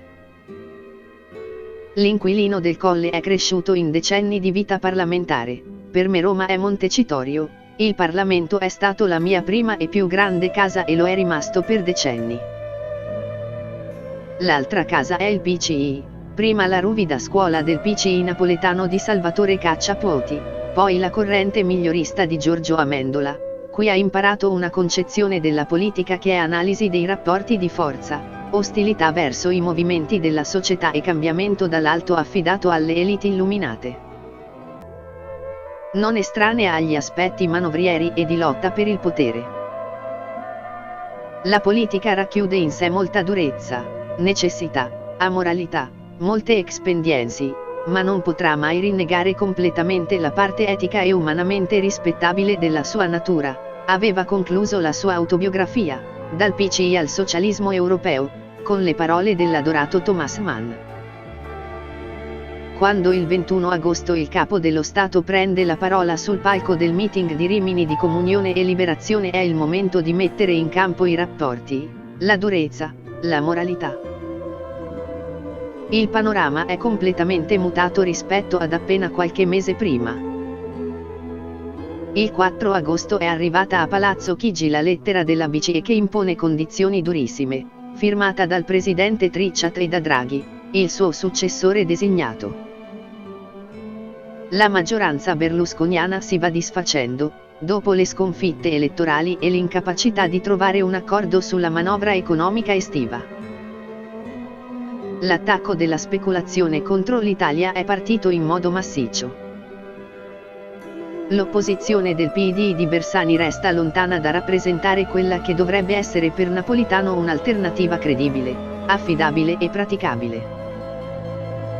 E il presidente, dalla kermesse di Comunione e Liberazione, si toglie la cravatta, un gesto per lui inusuale, da guerriero, abbandona le ritualità e usa il linguaggio della verità, diretto, spietato. Lungo questa strada non si poteva andare e non si è andati molto lontano. Ora bisogna portarsi tutti all'altezza dei problemi da sciogliere e delle scelte da operare, scandisce. Si impone, ripete, un'autentica svolta che passa attraverso un recupero di affidabilità dell'Italia sul debito pubblico, sulla crescita, nel contesto europeo. E conclude, non credo a una impermeabilità della politica che possa durare ancora a lungo. Bisogna andare molto oltre, e rapidamente. Passeranno poco più di 2 mesi da quel discorso prima di procedere con il governo Monti, il 9 novembre, il 18 Brumaio di Re Giorgio. Berlusconi è tornato umiliato da Bruxelles, dove il presidente francese Sarkozy ha opposto un beffardo risolino di complicità con la cancelliera tedesca Angela Merkel a una domanda sul premier italiano. La sua maggioranza non riesce ad approvare la riforma delle pensioni e la tassa sull'abitazione richieste dall'Europa. Bisogna andare oltre, il presidente prende l'iniziativa. La sera del 12 novembre Berlusconi va al Quirinale per dimettersi. Non tornerà più a Palazzo Chigi. Di fronte c'è una folla radunata per festeggiare la caduta del cavaliere, spumante, coppie che si baciano, trenini, clacson, cori di insulti, inviti ad andare in galera. Un'orchestra vera, con strumenti e spartiti, che suona l'Alleluia di Handel. Nessuna bandiera di partito, solo il tricolore. Qualcuno chiama per nome il Presidente della Repubblica, grazie Giorgio, Monti diventa Presidente del Consiglio di un governo interamente tecnico, senza politici in squadra, appoggiato da tutti i grandi partiti. Napolitano porta a termine quello che Scalfaro aveva immaginato di fare 17 anni prima. 3 anni dopo Timothy Geithner, ministro del tesoro dell'amministrazione di Barack Obama, pubblica un libro di memorie in cui rivela che nell'autunno 2011 alcuni funzionari europei contattarono gli americani con una trama per far cadere Berlusconi. Ma gli americani rifiutarono, non possiamo avere il suo sangue sulle nostre mani, e puntarono sulla politica di Draghi per salvare l'euro. Per Berlusconi le dichiarazioni di Geithner sono la prova che la sua sostituzione del 2011 è stato un nuovo colpo di Stato, come nel 1994 con Scalfaro. Il mito del tintinnar di sciabole che turbò i sogni del centrosinistra nel 1964 si sposta a destra, serve a giustificare la debolezza politica del governo Berlusconi con un complotto, il tintinnar dei mercati. Cambiano personaggi e figure, ma non la sede centrale della presunta congiura. Il Quirinale. Capitolo 6. La carica dei 101. Il destino era già scritto nell'indirizzo, Piazza Capranica 101. La sede del Teatro Capranica, in una piazza a 2 passi dal Palazzo di Montecitorio, trasformato nel teatro degli equivoci e dei veleni. Il palcoscenico che ha dissolto il sogno di un grande partito di centrosinistra in grado di guidare e di cambiare l'Italia per mano dei franchi tiratori che hanno affossato la candidatura di Romano Prodi al Quirinale. 101, come il numero civico del teatro. La parola, che suona festosa e da carica disneyana, da quel momento in poi sarà tetra, perché legata a un omicidio politico violento e rimasto impunito. Lei mi chiede come ho votato. Le rispondo, come mi ha permesso di fare la Costituzione. Che nome abbiamo scritto quel pomeriggio sulla scheda, mi creda, non si saprà mai. Mi disse qualche settimana dopo uno dei principali indiziati, a pranzo, davanti a un piatto di orecchiette alle melanzane e ricotta salata, nonostante il caldo di luglio. Lei scriva, anche sulla tovaglietta di carta se vuole, ma niente registrazione, nessun nome, ovviamente. Sarebbe irrilevante, così come non interessa a quale corrente io appartenga, quello che le dico io potrebbero confermarlo tutti. Un'altra cosa. Eviti, per favore, di ricorrere a categorie come quelle del pentimento.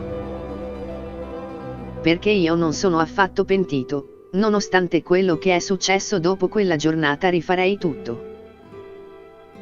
Aveva ragione lui. E allora bisogna raccontarla tutta quella giornata, per capire cosa è accaduto dopo. E ripartire dalla scena finale, come la ricordo. Sono le 17:10, la campana maggiore di Palazzo Montecitorio, il campanone, comincia a rimbombare, scuote gli edifici intorno, fa tremare il selciato. Il cielo è color ferro, c'è una pioggerellina sottile. Il freddo è più autunnale che primaverile, anche se è lunedì 22 aprile. La Repubblica Italiana ha un nuovo presidente, il 12° dal 1946. La campana suona più forte, ora è quasi rock, le auto blu avanzano lentamente da Palazzo Chigi. Quando le porte si aprono l'eletto in cappotto scuro scende rapido, nonostante l'età cammina a passi spediti verso il portone della Camera. Forse vuole consumare rapidamente l'emozione, forse ha fretta di terminare il rito anche lui. Sto assistendo a una scena che entra nella storia. Giorgio Napolitano, 88 anni, è stato votato il sabato precedente come capo dello Stato dal Parlamento e dai delegati regionali in seduta comune, nel sesto scrutinio, con 738 voti su 997. Il 12° presidente è l'11°, lo stesso uscente. Napolitano è il primo inquilino del Quirinale a essere rieletto alla più alta carica repubblicana. Dovrebbe essere un giorno di festa, ma più che la soddisfazione pesa l'angoscia, lo spettacolo di un sistema politico obbligato ad aggrapparsi a un uomo arrivato alla quarta età per salvarsi dal precipizio, un cortocircuito politico, istituzionale senza precedenti. Lasciare l'Italia senza presidente, senza governo 2 mesi dopo il voto, nel pieno della peggiore recessione del dopoguerra. Napolitano ha accettato il secondo mandato nonostante mesi di dinieghi pubblici e privati, aveva già fatto gli scatoloni, dopo che si è compiuto un tradimento. In 2 giorni, tra il 18 e il 19 aprile, tra la prima e la quarta votazione per l'elezione del nuovo presidente, il Partito Democratico ha candidato uno dei suoi capi principali, Franco Marini, e non è riuscito a consegnargli i voti necessari per essere eletto. Ha quindi pugnalato il suo padre fondatore, Romano Prodi, acclamato la mattina e bocciato il pomeriggio, a voto segreto. Ma non è soltanto questo il tradimento. L'inganno delle aspirazioni e delle speranze degli elettori è cominciato molto prima. Sabato 13 aprile, al primo scrutinio nell'aula di Montecitorio mancano 5 giorni, il popolo di Berlusconi invade le strade di Bari. Alle 3 del pomeriggio la centralissima Piazza della Libertà comincia a riempirsi. Sull'enorme palco, sotto la scritta "Un governo forte oppure elezioni subito", una band suona i pezzi di Lucio Battisti, Julio Iglesias, Renato Carosone, Domenico Modugno, colonna sonora da crociera pop. In attesa del comizio la gente balla la tarantella.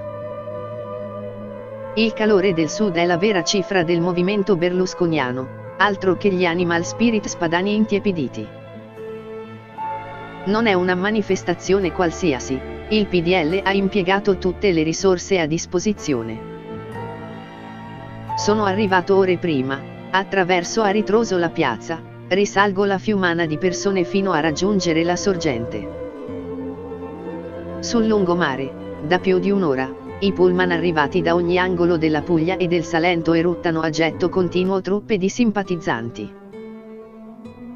Conto i torpedoni numerati: Mesagne, Maglie, Gallipoli, Lecce 25, Lecce 26, Lecce 27. Sotto un gazebo vengono distribuite bandiere azzurre, cappellini, foulard, fischietti. Giovani, anziani, famiglie intere, padri, madri e figli si preparano al rito. celebrano la vestizione, con la serietà dei guerrieri medievali. Non si è badato a spese, eppure non c'è una scadenza elettorale che giustifichi una mobilitazione così spettacolare. Cosa ha da dire il cavaliere di così importante per motivare una manifestazione tanto grossa e perfino rischiosa per lui? Bari è la città di Giampaolo Tarantini e di Patrizia D'Addario, l'escort che trascorse la notte con l'allora premier sul lettone di Putin di Palazzo Grazioli.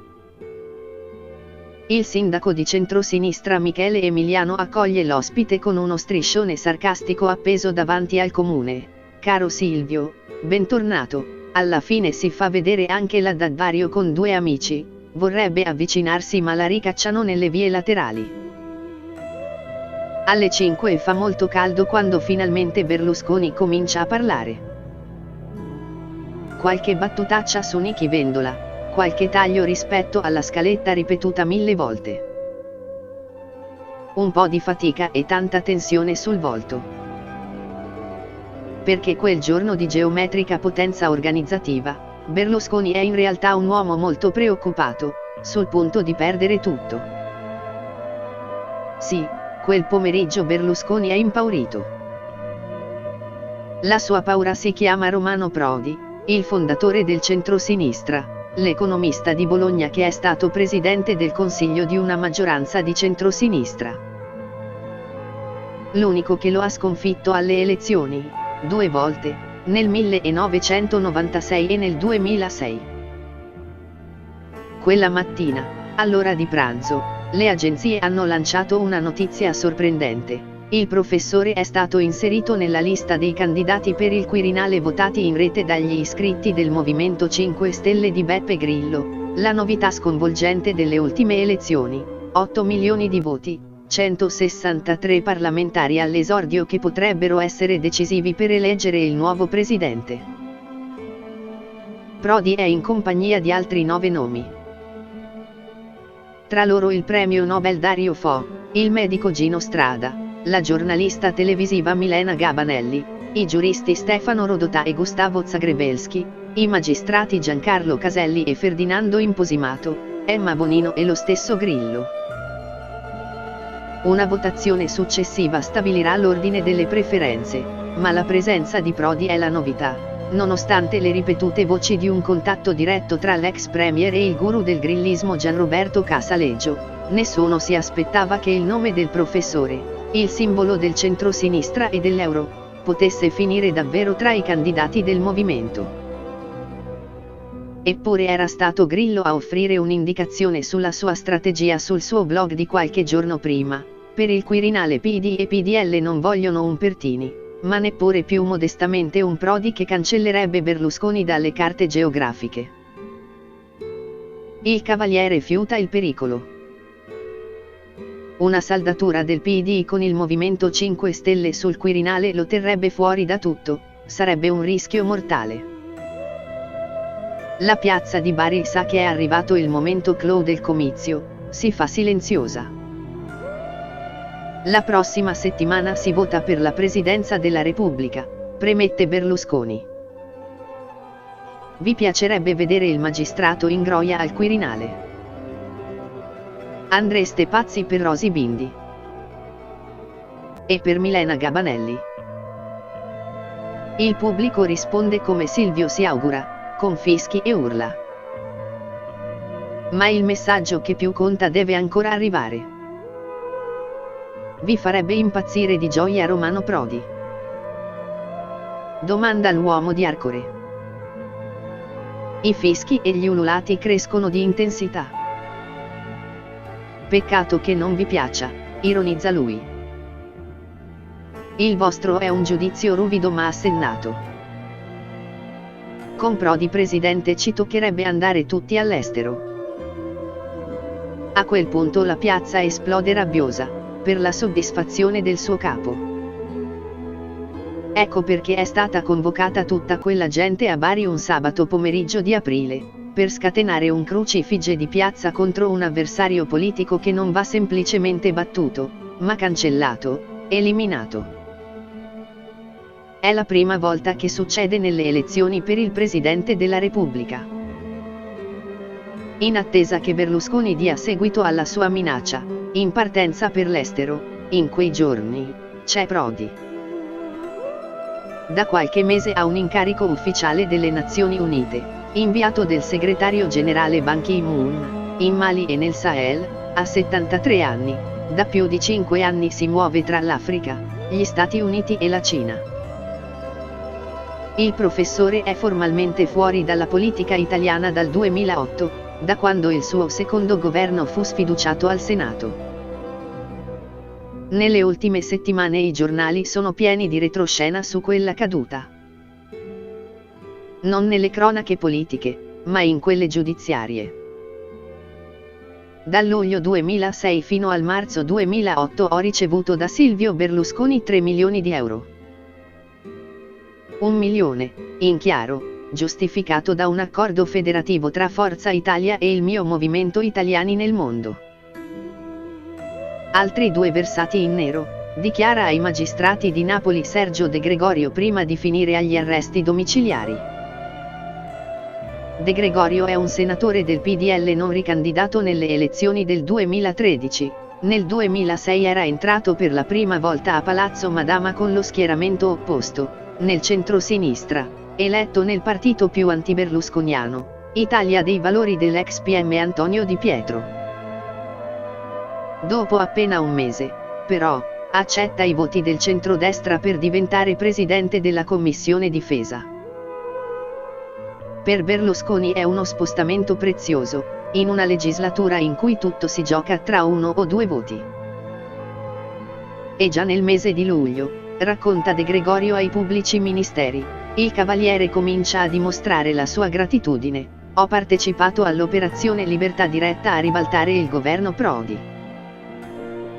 Già dopo il voto che mi vide eletto presidente della Commissione Difesa, discussi a Palazzo Grazioli con Berlusconi di una strategia di sabotaggio, della quale mi intesto tutta la responsabilità. L'accordo si consumò nel 2006. Il mio incontro a Palazzo Grazioli con Berlusconi servì a sancire che la mia previsione di cassa era di 3 milioni. Subito partirono le erogazioni. Ho ricevuto 2 milioni in contanti da Walter Lavitola a tranche da 200 e 300 mila euro. Il PD, invece, tace. Sono passate 6 settimane dal voto del 24-25 febbraio e il segretario Pierluigi Bersani è un uomo ammutolito, bloccato all'istante in cui la sua corsa per Palazzo Chigi si è fermata. Alle 5 del pomeriggio del 25 febbraio, quando le prime proiezioni sul voto hanno spazzato via i sondaggi della vigilia e gli exit poll che davano il centro-sinistra comodamente in vantaggio. Dopo lo shock, Bersani riappare il 26 febbraio, davanti alle telecamere, nel buio acquario romano inaugurato nel 1887 nel quartiere Esquilino, a 2 passi dalla stazione Termini. Sale sul palchetto, inforca gli occhiali, beve: siamo arrivati primi ma non abbiamo vinto, ammette, beve ancora. Altro che mancata vittoria, quella sera il candidato premier dei progressisti è il ritratto della sconfitta. Sono seguiti i 50 giorni più difficili della sua vita, i suoi avversari interni aspettano il momento di sferrare l'attacco e di rovesciarlo, è stato umiliato dai portavoce grillini Vito Crimi e Roberta Lombardi in diretta streaming. L'incarico di formare il governo è sfumato come una vecchia pellicola in dissolvenza, lo scontro con il Quirinale e con Napolitano da latente è diventato esplicito, ma ora alla vigilia delle votazioni per il nuovo Presidente della Repubblica Bersani sa che ha un'ultima carta da giocare. La sua candidatura a Palazzo Chigi è congelata, sospesa, per rilanciarla serve un cambio di gioco. Il presidente va scelto insieme al PDL, a Berlusconi. L'unica strada per conquistare un atteggiamento benevolo del centrodestra dopo che il dialogo con il Movimento 5 Stelle si è rivelato impossibile. La settimana più lunga del PD inizia alle 8 di sera di domenica 14, quando Matteo Renzi va al TG5 a dire che per lui le candidature di Franco Marini e di Anna Finocchiaro sono inaccettabili. Marini è stato trombato alle elezioni in Abruzzo. La Finocchiaro è ricordata perché andava a fare la spesa all'Ikea con la scorta che le portava il carrello. Un affondo violento.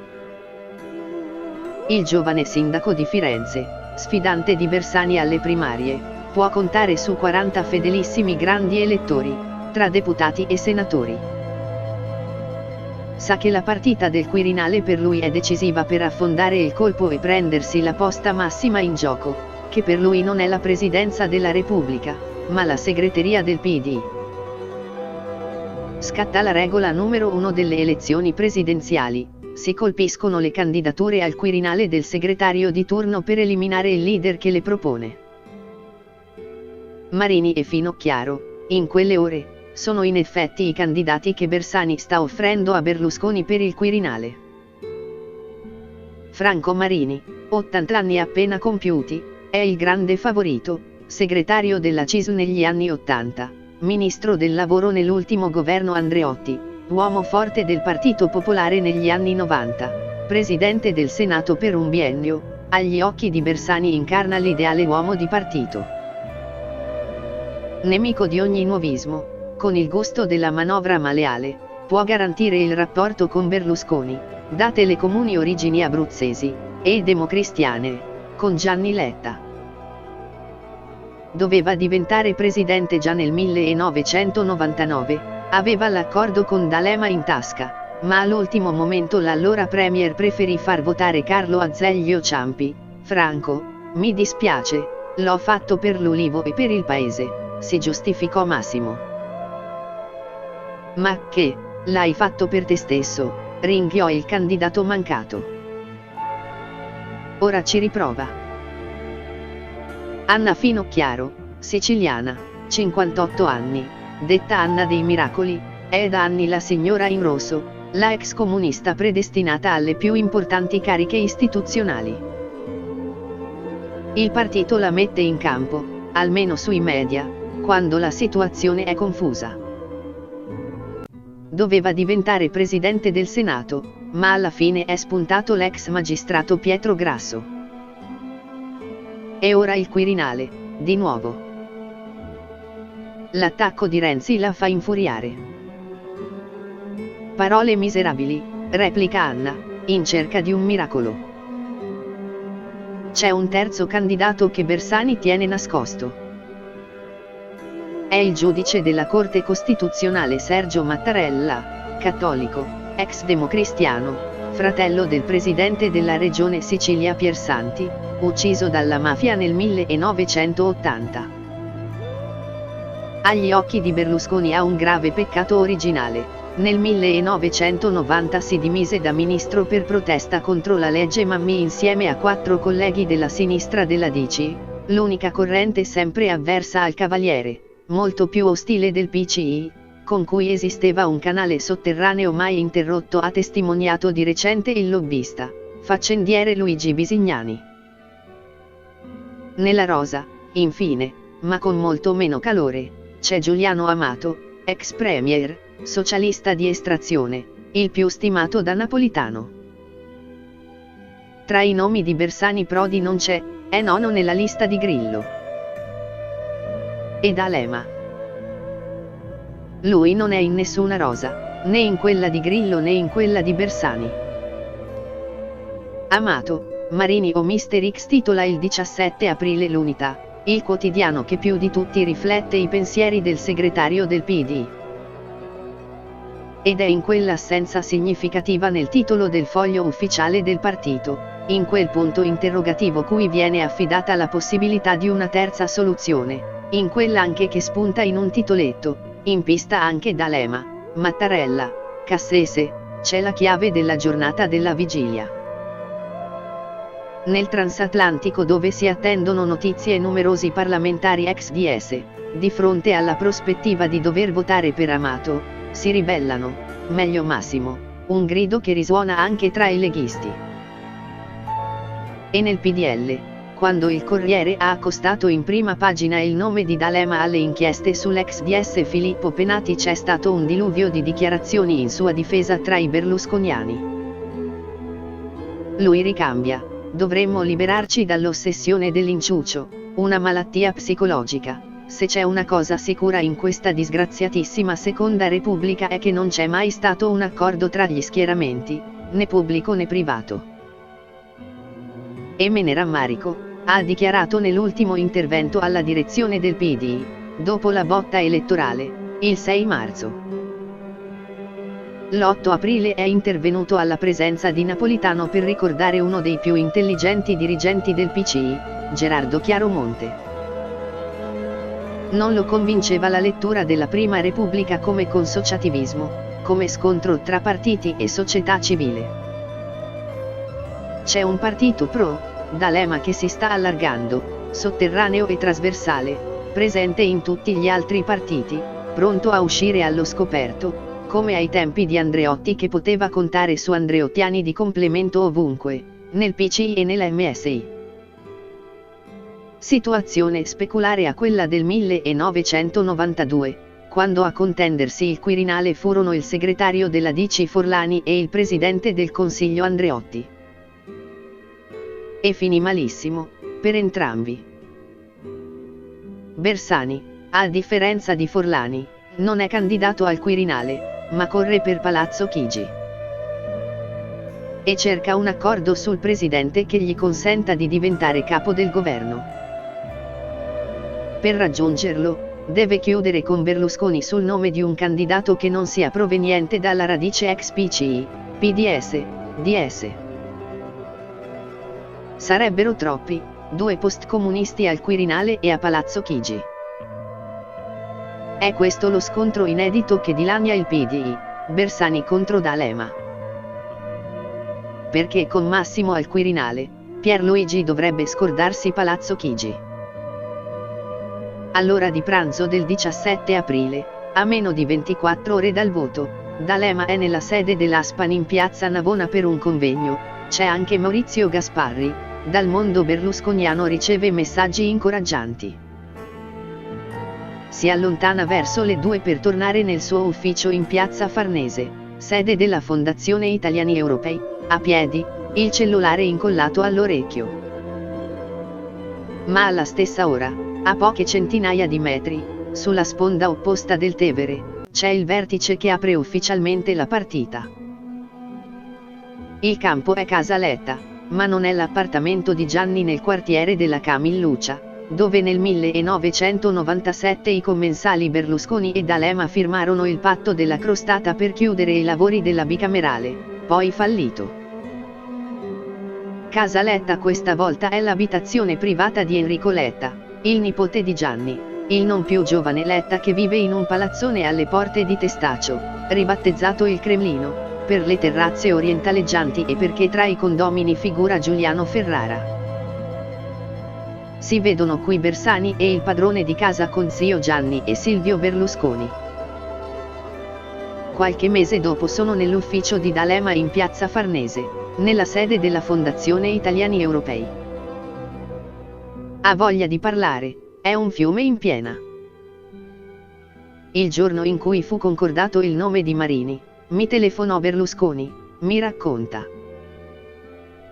Non lo sentivo da diversi anni, all'inizio mi chiese se ci davamo del tu o del lei. Ci sono dei parlamentari del PDL, soprattutto i più giovani, che vorrebbero votare per te. Ma noi non possiamo farlo. I nostri elettori ti considerano l'avversario più pericoloso, più insidioso. E cominciò a farmi l'elenco dei mali che gli avevo procurato.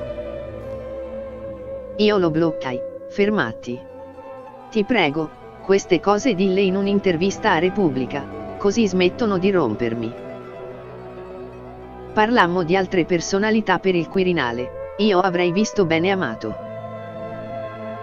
Comunque non siamo messi in imbarazzo, concluse malignamente, tanto il tuo partito non ti propone. Sapevo da Berlusconi che non potevo venire fuori da quel tipo di scenario, ero assolutamente sereno. Per qualche ora il patto su Marini resta riservato, mentre a Montecitorio sale il nervosismo, soprattutto tra i deputati di prima nomina del PD, i giovani debuttanti al gran ballo del potere, frustrati dalla mancanza di notizie e dalla segretezza che avvolge le trattative.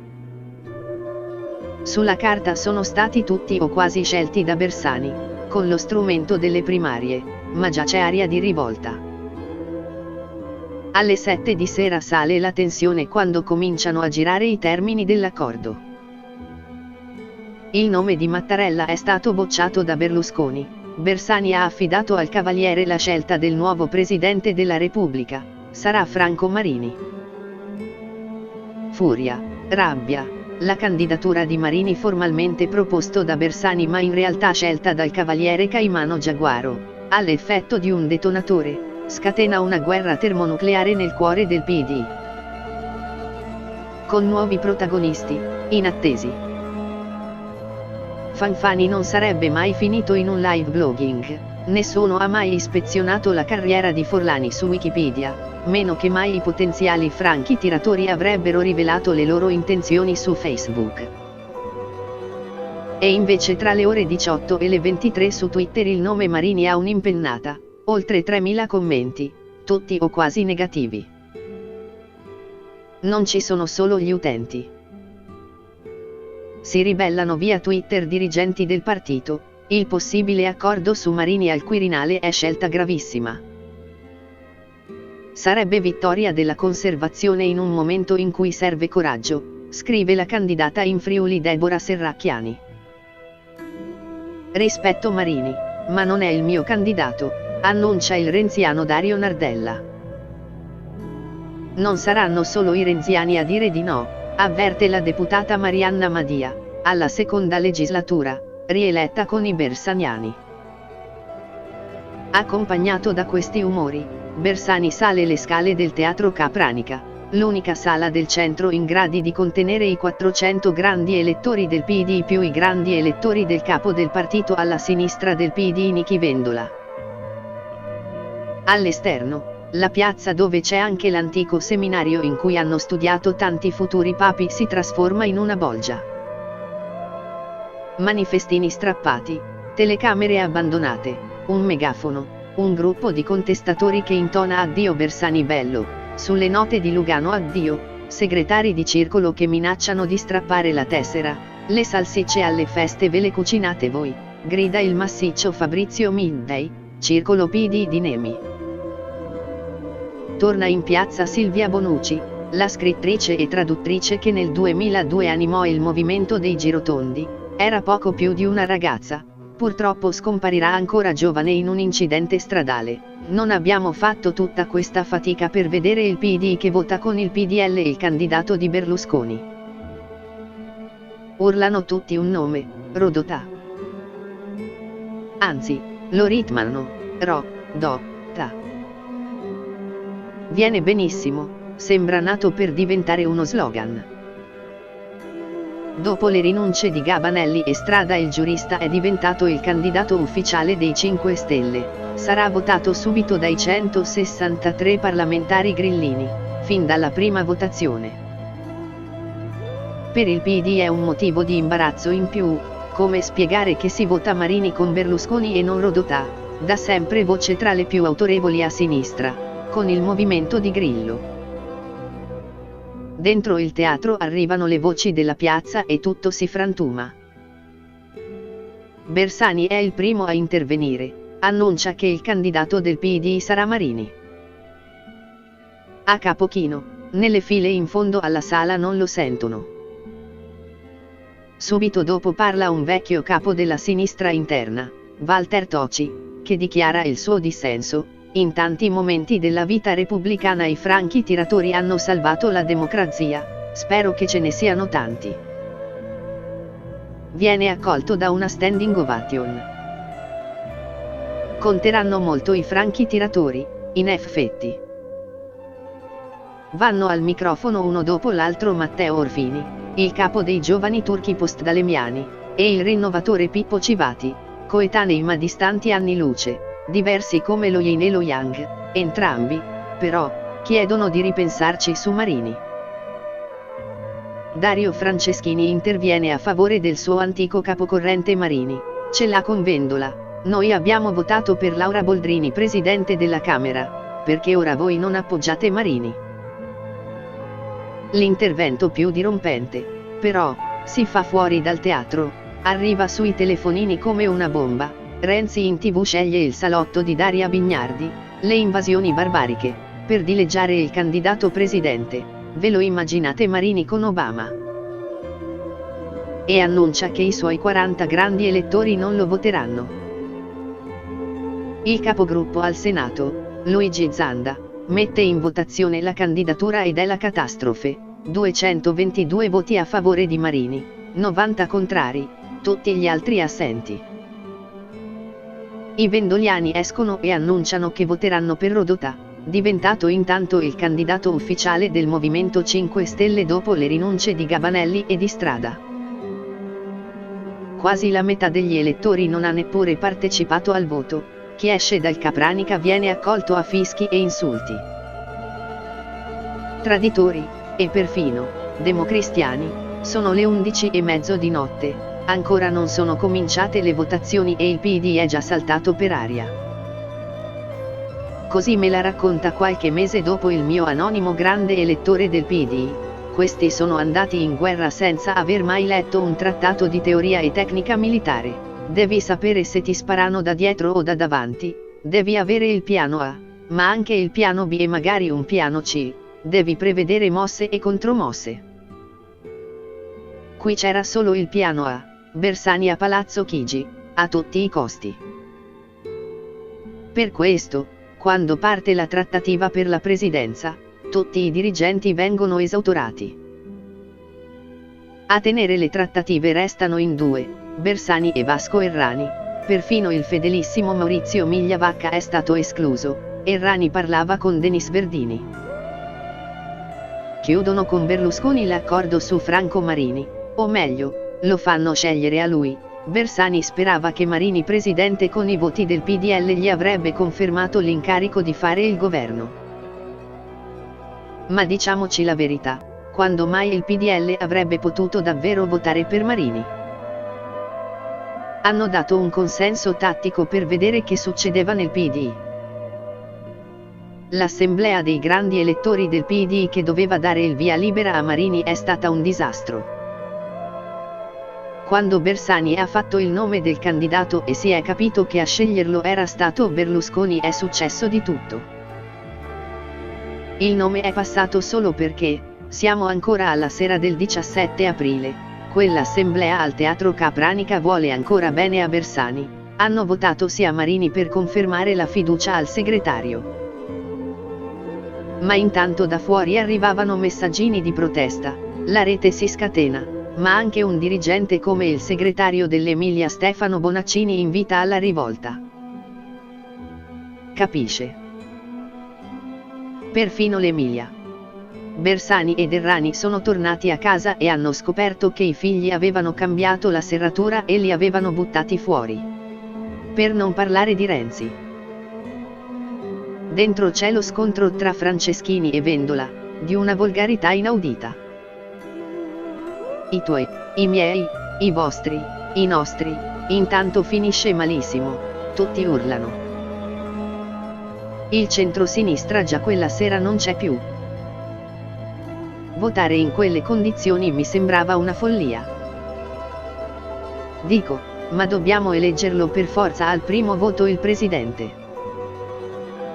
Non possiamo aspettare almeno la quarta votazione, quando il quorum si abbassa. E intanto votare scheda bianca.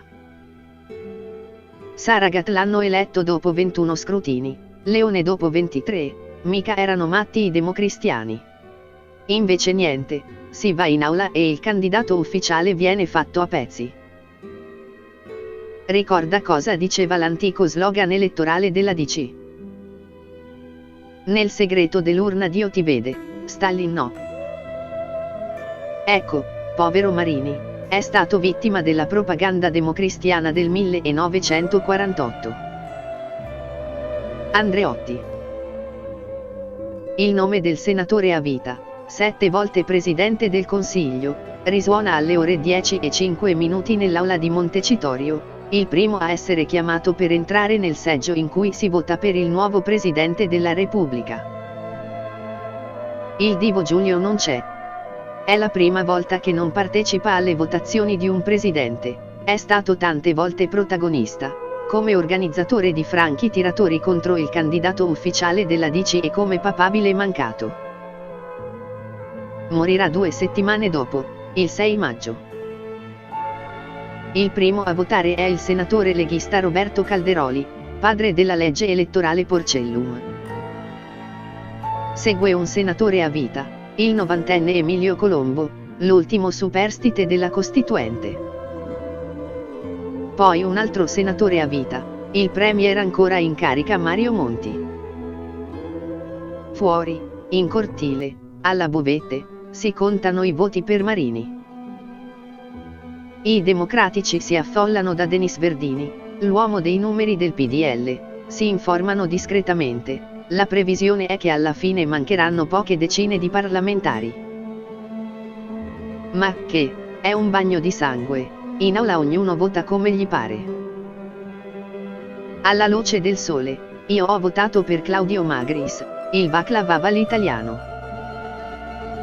In attesa di Prodi, avverte il lombardo Franco Monaco, ulivista della prima ora. Il presidente della Liguria Claudio Burlando dichiara pubblicamente che non ha votato per Marini.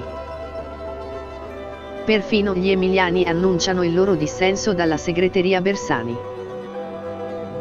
I renziani scrivono sulla scheda il nome dell'ex sindaco di Torino Sergio Chiamparino, ex PCI e riformista. Prodi ne raccoglie 14, D'Alema 12. Il conte Mascetti, quello della supercazzola di Amici miei, ha un solo sostenitore ma li riassume tutti. Perché alla fine il candidato Marini si ferma a 521 voti, lontanissimo dal quorum che nelle prime 3 votazioni è 672. L'unico alleato per Bersani resta quello sbagliato, il giaguaro Silvio. Il PDL ha votato compattamente per il candidato del PD, un abbraccio mortale.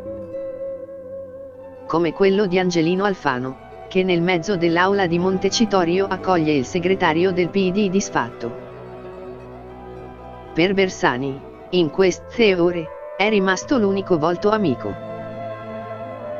Dopo il disastro del primo voto appare chiaro che al PD non restano che 2 strade, votare subito per Rodotà, insieme a Grillo e a Vendola, oppure insistere con un altro candidato, non più concordato con Berlusconi. E a questo punto in campo restano i 2 cavalli di razza finora esclusi dalla rosa di Bersani, Romano Prodi o Massimo D'Alema.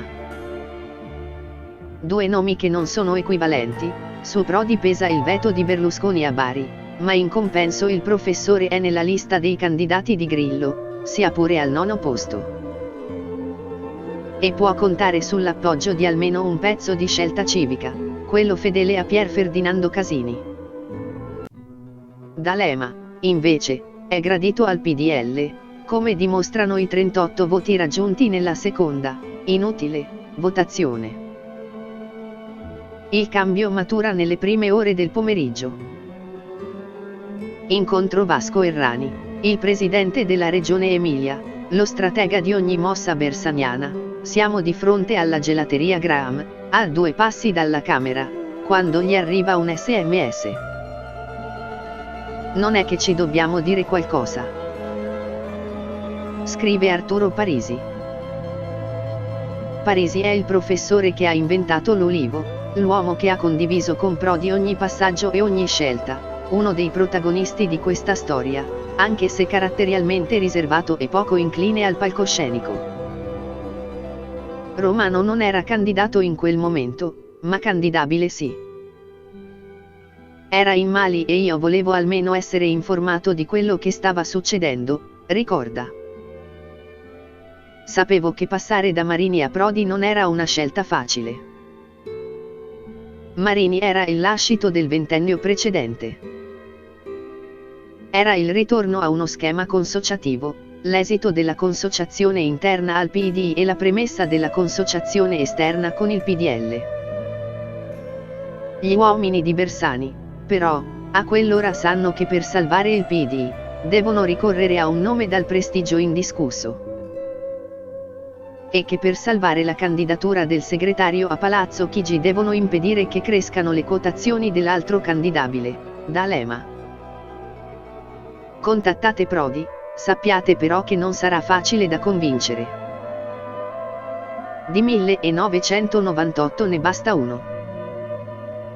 E lui è molto irritato per non essere stato difeso dalle ingiurie e dall'oltraggio di Berlusconi a Bari, consiglia Parisi a Errani.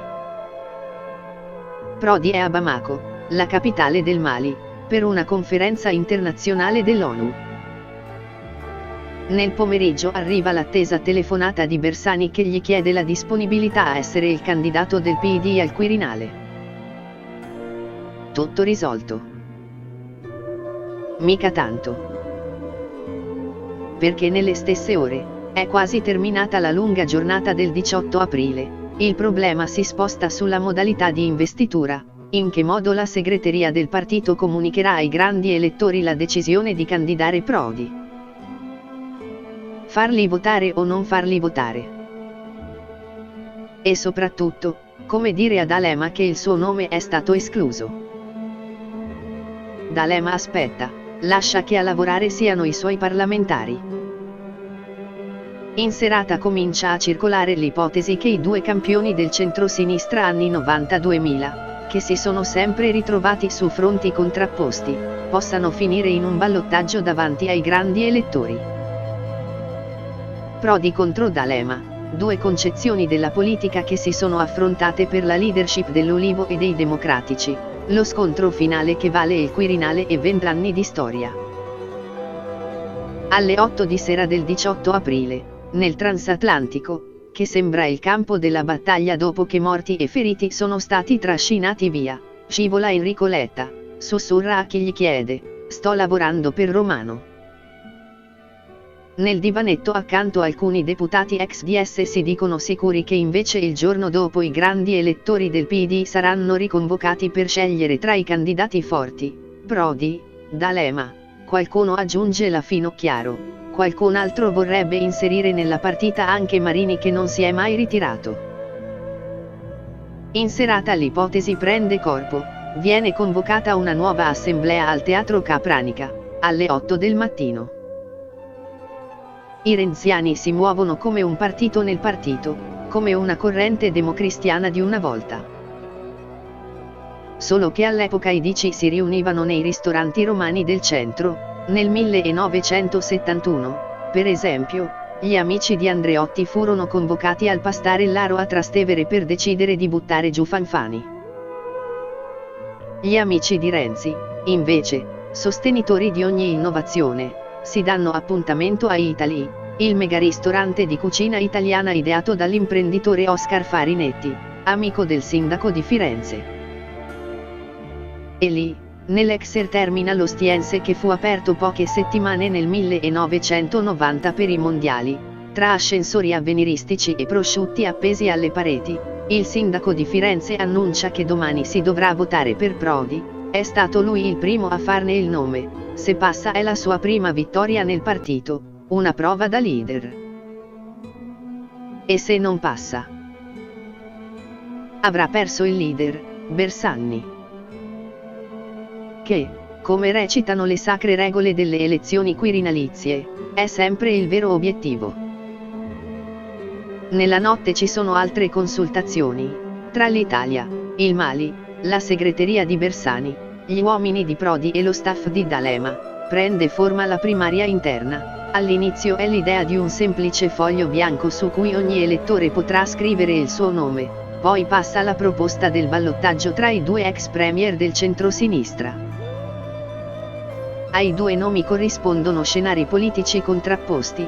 Prodi è un nome che può essere votato da Vendola, dal Movimento 5 Stelle, se non fin dalla quarta votazione, quando il quorum scende dai 2/3 alla maggioranza assoluta, 504 voti, alla quinta, da una parte di Scelta Civica, i parlamentari più vicini a Casini.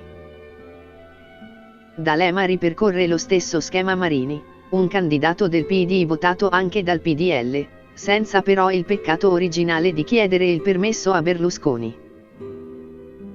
Alla prima votazione si era affidato al capo del PDL il potere di designare il candidato del PD, alla quarta la scelta spetta al partito, a Bersani. Quando gli elettori arrivano alle 8 del mattino di venerdì 19 aprile nella piazza riempita di un sole primaverile, i più informati sanno che stanno per assistere a uno spettacolo inedito. I capigruppo relazioneranno sullo stato dell'arte, poi chiederà la parola Bersani, per candidare Prodi al Quirinale, non da segretario del partito, ma da parlamentare semplice. A quel punto si alzerà Anna Finocchiaro, anche lei da parlamentare semplice parlerà per candidare D'Alema. Tutto è pronto. E invece a quel punto scatta il primo atto dell'omicidio politico, che è anche un suicidio. Come previsto dal copione, il primo a parlare è Bersani, ma lo fa da segretario del PD e la sua è una proposta secca: c'è un solo candidato per il Quirinale, Romano Prodi. Un cambio di linea improvviso che viene accolto da un lungo applauso. Così riporta la notizia l'ANSA alle 8:54, Bersani propone Prodi, lungo applauso e standing ovation. L'opposto di quanto era successo con Marini 2 sere prima. Quell'applauso in quei minuti sembra testimoniare un riscatto, una voglia di rivincita, il cambio di direzione a un passo dal baratro, il richiamo all'unico nome che può salvare il PD dall'autodistruzione. E invece anche quell'assemblea che si alza in piedi per applaudire è carica di ambiguità, gonfia di veleni e di doppi, tripli giochi. Quella mattina l'assemblea era stata disertata per metà. E l'accoglienza della candidatura Prodi non era stata per nulla così entusiasta come avevano voluto far credere gli uomini di Bersani.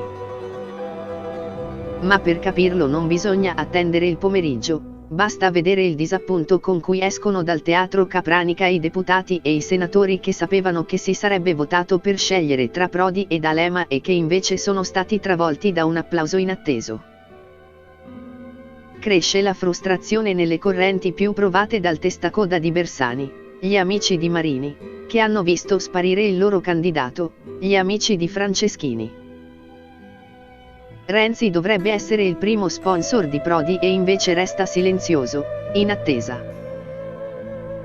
Non è vero che quella mattina tutti applaudirono Prodi, nessuno si è dato pena di sapere cosa è successo quella mattina, mi racconta D'Alema.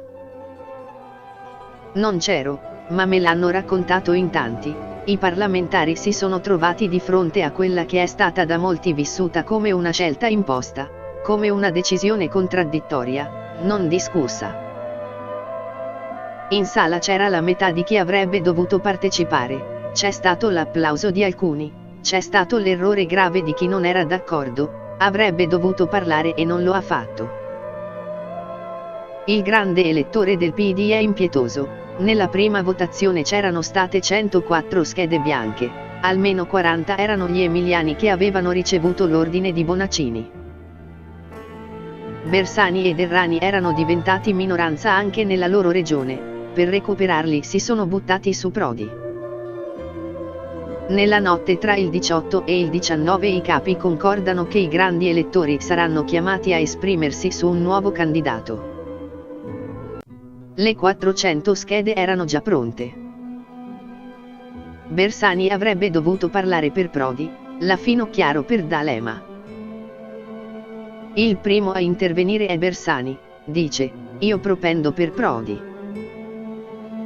A quel punto non si capisce più nulla, le prime due file si alzano in piedi per applaudire. Presiedevano l'assemblea Luigi Zanda, capogruppo al Senato, e il giovane Roberto Speranza della Camera, avrebbero dovuto calmare gli entusiasmi e far proseguire l'assemblea come previsto. Ma non l'hanno fatto. Perché? Mi sono interrogato a lungo e non so darmi una risposta. Non credo che l'ovazione fosse stata preparata ad arte, Bersani non è così cinico e neppure così astuto. Anche se poi, Dati i risultati, si può dubitare dell'intelligenza di chi ha organizzato la standing ovation. Cosa sarebbe successo se si fosse votato in assemblea? Avrebbe vinto Prodi o D'Alema? Difficile dirlo, ci sarebbero state preferenze anche per Rodotà, da parte dei deputati più giovani. I cattolici di Fioroni e di Franceschini avrebbero insistito per Marini. Si sarebbe aperto il confronto tra Prodi e D'Alema, diciamo che avrebbero preso almeno 150-170 voti a testa, su cui aprire una trattativa vera con le altre forze politiche, anche con il PDL. Non come quella su Marini che era stata una resa di Bersani. In ogni caso, i perdenti sarebbero stati vincolati a votare per il candidato vincente. Invece quell'applauso ha trasferito il voto segreto dall'assemblea degli elettori all'aula, dal Capranica a Montecitorio. Tutto è diventato drammatico. Il primo ad accorgersi che le cose stanno andando male è proprio il diretto interessato, ancora in mali. Vado a trovare Prodi nella sua casa di Bologna un mese dopo il disastro, siamo a pranzo, il clima è allegro e il professore ripercorre per la prima volta, ancora a caldo, i minuti di quella giornata. A Bamako non arrivavano le mail, ma il telefono funzionava. Mi chiama Bersani la sera dopo la caduta di Marini, nel partito c'è questo orientamento sul tuo nome, ti prego di accettare. Mi richiama la mattina dopo per informarmi sull'esito dell'assemblea. Avevo chiesto una votazione con la scheda, ma Bersani mi ha rassicurato, non c'è stato bisogno, al tuo nome è partita una standing ovation. Richiamo il professor Parisi e la dottoressa Sandra Zampa e insieme a loro decido di fare 4 telefonate. Una l'avevo fatta già per conto mio a Stefano Rodotà, per un rapporto di amicizia personale. Nell'ordine il primo che chiamo è Marini, un calore eccezionale, vediamoci subito, quasi ci sposiamo. Metto giù e chiamo D'Alema. Mi fredda, per fare nomine di tale importanza bisognerebbe consultare almeno la direzione del partito. Ho capito il messaggio, ho chiamato mia moglie e le ho detto, Flavia, oggi pomeriggio vai pure a quella riunione che hai, tanto non passa. Il terzo nome da chiamare è Monti. Cortese, mi dice che il mio nome è divisivo e che non mi può votare. La cosa più interessante è che passa un minuto e mi arriva un SMS da parte di un deputato montiano, so che hai parlato con Monti, se gli prometti di nominarlo presidente del Consiglio è fatta. La quarta e ultima telefonata è con Giorgio Napolitano, il colloquio è stato cordiale, ma anche lui ormai aveva capito che la cosa era saltata. Non è stata una telefonata di un presidente uscente con il suo successore. A Bamako è metà mattinata, in Italia sono quasi le 2 del pomeriggio, a quell'ora la candidatura Prodi è già tramontata. Il racconto di D'Alema è più scarno, prima dei 101 c'era stata la votazione su Marini. In quella vicenda trovo grave che dopo il disastro che era accaduto con Marini la segreteria non abbia sentito il dovere di aprire una discussione politica, si poteva votare scheda bianca e intanto riflettere su cosa fare. L'operazione Marini non era soltanto la scelta di una personalità importante del PDI, ma anche di un'impostazione politica. Il nome di Marini non è stato votato da un pezzo del partito e allora, senza una discussione di qualche tipo, è stato cambiato non il candidato ma l'intera strategia. Prima si è tentata l'unità nazionale con Berlusconi su Marini e poi, nel giro di qualche ora, senza nessuna discussione politica, è emersa la candidatura di Prodi, su cui Berlusconi aveva minacciato di andare all'estero se fosse stato eletto. In molti non hanno capito più nulla. Nelle ore che precedettero le votazioni per il Presidente della Repubblica ho parlato al telefono con Prodi, era ancora in Africa, è stata una conversazione molto sincera e amichevole. Lo avvertì che il modo in cui si era giunti alla sua candidatura, dopo la liquidazione di Franco Marini, rischiava di esporlo a una vera e propria trappola. Parisi ha capito che l'aria è cambiata, che nell'applauso del Capranica ci sono troppe incognite. Vede una totale assenza di iniziativa di Bersani e della sua segreteria, nessun esponente del PD ha contattato Monti, nessuno ha chiamato Rodotà, meno che mai qualcuno ha provato a farsi vivo con gli elettori dei 5 Stelle. È come se, una volta lanciato il nome di Prodi, Bersani avesse considerato esaurito il suo ruolo.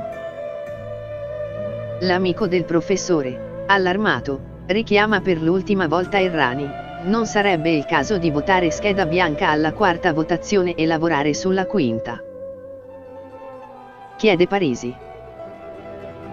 Sarebbe un segno di debolezza e ormai non c'è più tempo per il contrordine. Non preoccuparti, abbiamo controllato il voto banco per banco, filiera per filiera, lo rassicura il presidente dell'Emilia-Romagna. Ma anche questo non è vero. Vendola chiederà agli elettori di SEL di segnare la scheda, votando R. Prodi, a noi invece non fu chiesto nulla. Comico che invece il giorno dopo ci fu ordinato di piegare la scheda bianca prima di entrare nel seggio dove si vota, quando tutto ormai era andato male e il controllo era inutile, testimonia il giovane deputato di Pesaro Marco Marchetti. Alle 3 del pomeriggio, quando gli elettori rientrano a Montecitorio per votare, la piazza è occupata dalle opposte tifoserie.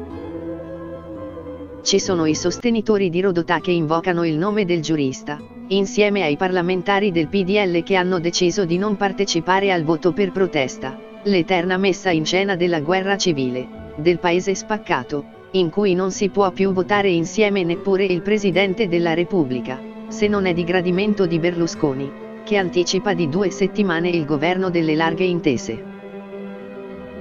Le opposte tifoserie si spintonano, si confondono, si mescolano, urlano da un capo all'altro della piazza il nome del candidato da votare o da affossare. Anche questo è uno spettacolo mai visto. Mai, nella storia delle elezioni del Presidente della Repubblica, si sono viste manifestazioni di piazza per condizionare gli elettori. E mai si è visto che a scatenare una di quelle manifestazioni fosse un partito con i suoi gruppi parlamentari. Arrivano i Fratelli d'Italia di Giorgia Meloni e di Ignazio La Russa. Da un angolo della piazza spuntano e avanzano, minacciosi, i vessilli di Casa Pand e arriveranno, in serata, anche quelli di Forza Nuova.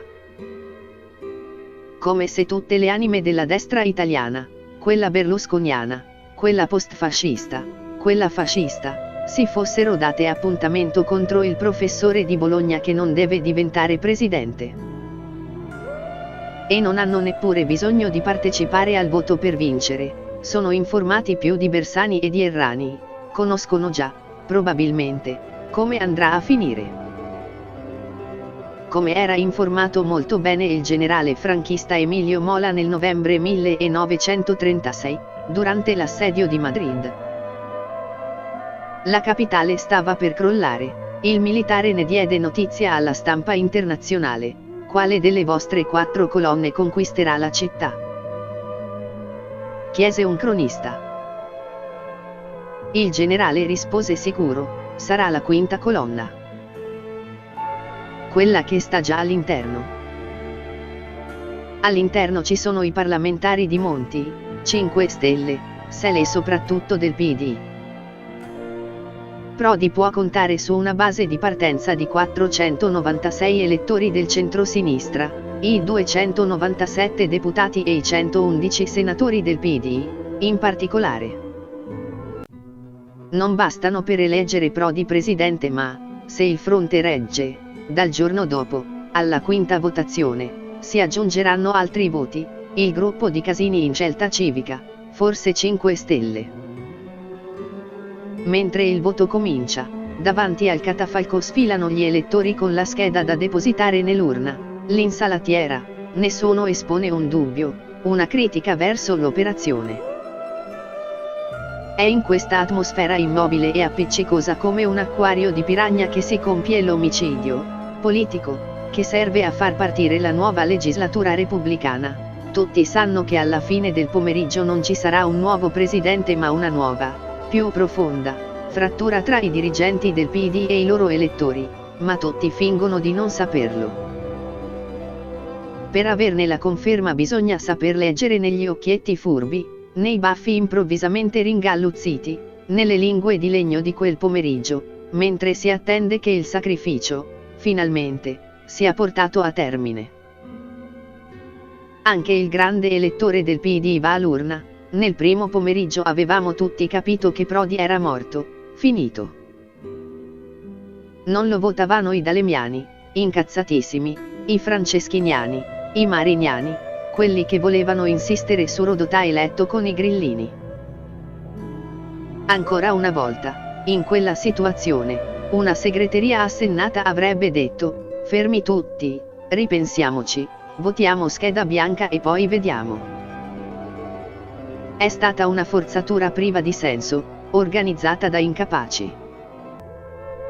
C'era un'altra categoria di elettori che non poteva votare per Prodi, vedo che nelle ricostruzioni successive non viene mai nominata.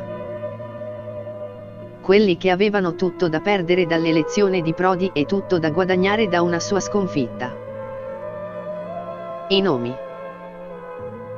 Giudichi lei, dopo, chi ci ha perso e chi ci ha guadagnato. Per esempio, chi è andato al governo.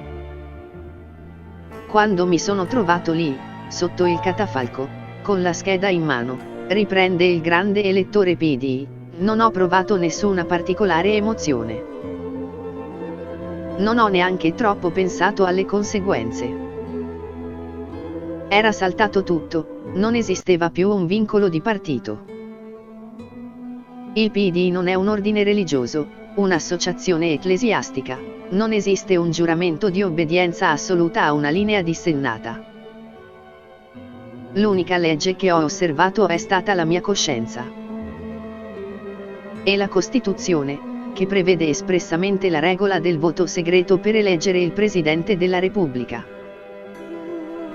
Perché è consentita la possibilità di scegliere in modo diverso da quello imposto dall'esterno, senza poi essere costretti a dichiararlo, è tutelata la libertà dell'elettore. Non dirò a lei come ho votato, non lo dirò mai a nessuno. Sul piano personale, non mi è dispiaciuto per Prodi. Una sua presidenza sarebbe stata una catastrofe. Non si poteva eleggere quel presidente in quella situazione, avrebbe spaccato il paese. Lo spoglio comincia alle 18:30, le prime schede sono per Prodi, poi il professore rallenta la corsa. La presidente della Camera Laura Boldrini legge lentamente, grave come una Cassandra costretta ad anticipare un lutto tremendo. Ci sono i voti per D'Alema che salgono. Saranno ben 15 alla fine, 3 i voti per Marini, un elettore vota per Migliavacca, l'uomo dell'organizzazione del PD, braccio destro di Bersani, un altro per Scherno scrive Prodi Vittorio, il fratello di Romano. Salgono oltre ogni previsione i voti per Rodotà, sulla carta poteva contare su 162 voti, quelli dei 5 Stelle, ne avrà 213, 51 in più. E anche la candidata di bandiera di Monti, la ministra dell'Interno Anna Maria Cancellieri, ottiene 78 voti, 9 in più del previsto. 15 sono le schede bianche, Napolitano ottiene 2 voti, Veltroni 1. Mentre Prodi, a spoglio finito, si ferma a 395, lontanissimo dal quorum, con 101 voti in meno rispetto ai 496 previsti. Alle 19 è già tutto finito, il delitto è terminato, i parlamentari del PDL rientrati in aula si godono la scena, il neosenatore Augusto Minzolini, l'ex squalo dei retroscenisti politici finito alla corte di Berlusconi, ride in aula, fa segno con la mano che il cavaliere può finalmente stare tranquillo, Prodi non c'è più, finito, eliminato, questa volta non è servito Sergio De Gregorio. Ci hanno pensato i suoi amici di partito, hanno fatto tutto da soli. È stato Renzi. È un megalomane. Ha candidato Prodi e poi ha ordinato ai suoi di pugnalarlo per uccidere il PD. Sono passati pochi secondi dall'autoaffondamento e in transatlantico è già partita la caccia al colpevole. Durerà appena pochi minuti, lo spazio di tempo che intercorre tra la fine delle votazioni e l'inizio dell'ennesima, drammatica assemblea convocata in emergenza al Teatro Capranica, il Teatro dei Veleni. Lo spazio che serve per attribuire colpe, responsabilità, per poi richiudersi nell'indifferenza, quando puntare il dito contro l'uno o l'altro non serve più. Non mi escono dalla memoria questi minuti di follia, in cui in mezzo ai marmi di Montecitorio i grandi elettori del PD si gettano il corpo, morto, del partito addosso. È stato Renzi, sentenzia immediatamente Andrea Orlando, uno dei capi della corrente di sinistra del partito vicina a Bersani ma anche a D'Alema, ostile al rottamatore di Firenze. È stato Renzi, non ha dubbi Fausto Raciti, il capo dei Giovani Democratici, di stretta osservanza dalemiana bersaniana. Walter Verini, braccio destro di Veltroni e olivista della prima ora, ha le lacrime, punta il dito su di loro, i deputati nostalgici di Togliatti, i giovani dagli occhi di ghiaccio come un killer. In molti sospettano degli ex popolari scottati dalla caduta di Marini, ma l'ex ministro Giuseppe Fioroni è un uomo previdente. Guardate qui, mostra a tutti a cadavere ancora caldo. Ho fotografato il mio voto, sulla scheda ho scritto Prodi. L'alibi perfetto. In tanti hanno fotografato il loro voto. La prova dell'innocenza fabbricata prima del delitto. Quanta previdenza. E Renzi. Il sindaco è stato il primo a fare una dichiarazione. 10 minuti dopo il risultato ufficiale ha chiamato i cronisti a Palazzo Vecchio e ha dettato: la candidatura Prodi non esiste più. Ma vuol dire un'altra cosa: la segreteria Bersani non esiste più. Ora bisogna chiamare subito Prodi, bisogna impedirgli di ritirarsi, si affanna Orlando. Ma il professore a Bamako è già stato informato, un cronista della France Press gli fa segno con il pollice, su. E poi giù. C'è un altro dolore che tormenta l'ex premier, ha appena appreso che il suo amico di una vita, Angelo Rovati, non ce l'ha fatta. Quando arriva la telefonata di Bersani, in viva voce con Errani, che gli chiede di non mollare, Prodi ha già deciso, fa come gli avrebbe detto Angelone, non ci sta più, si ritira.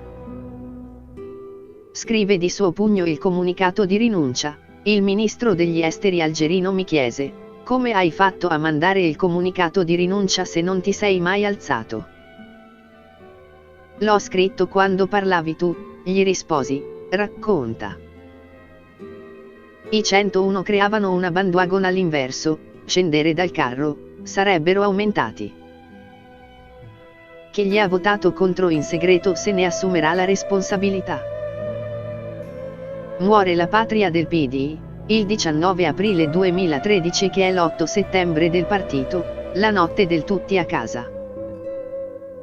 Dirigenti in fuga, diserzioni. Il PD terra di conquista di potenze straniere, Grillo se ne mangia un pezzo, Berlusconi un altro.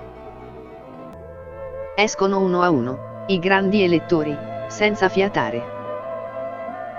Sfilano tutti all'uscita dal Teatro Capranica nella notte del PD.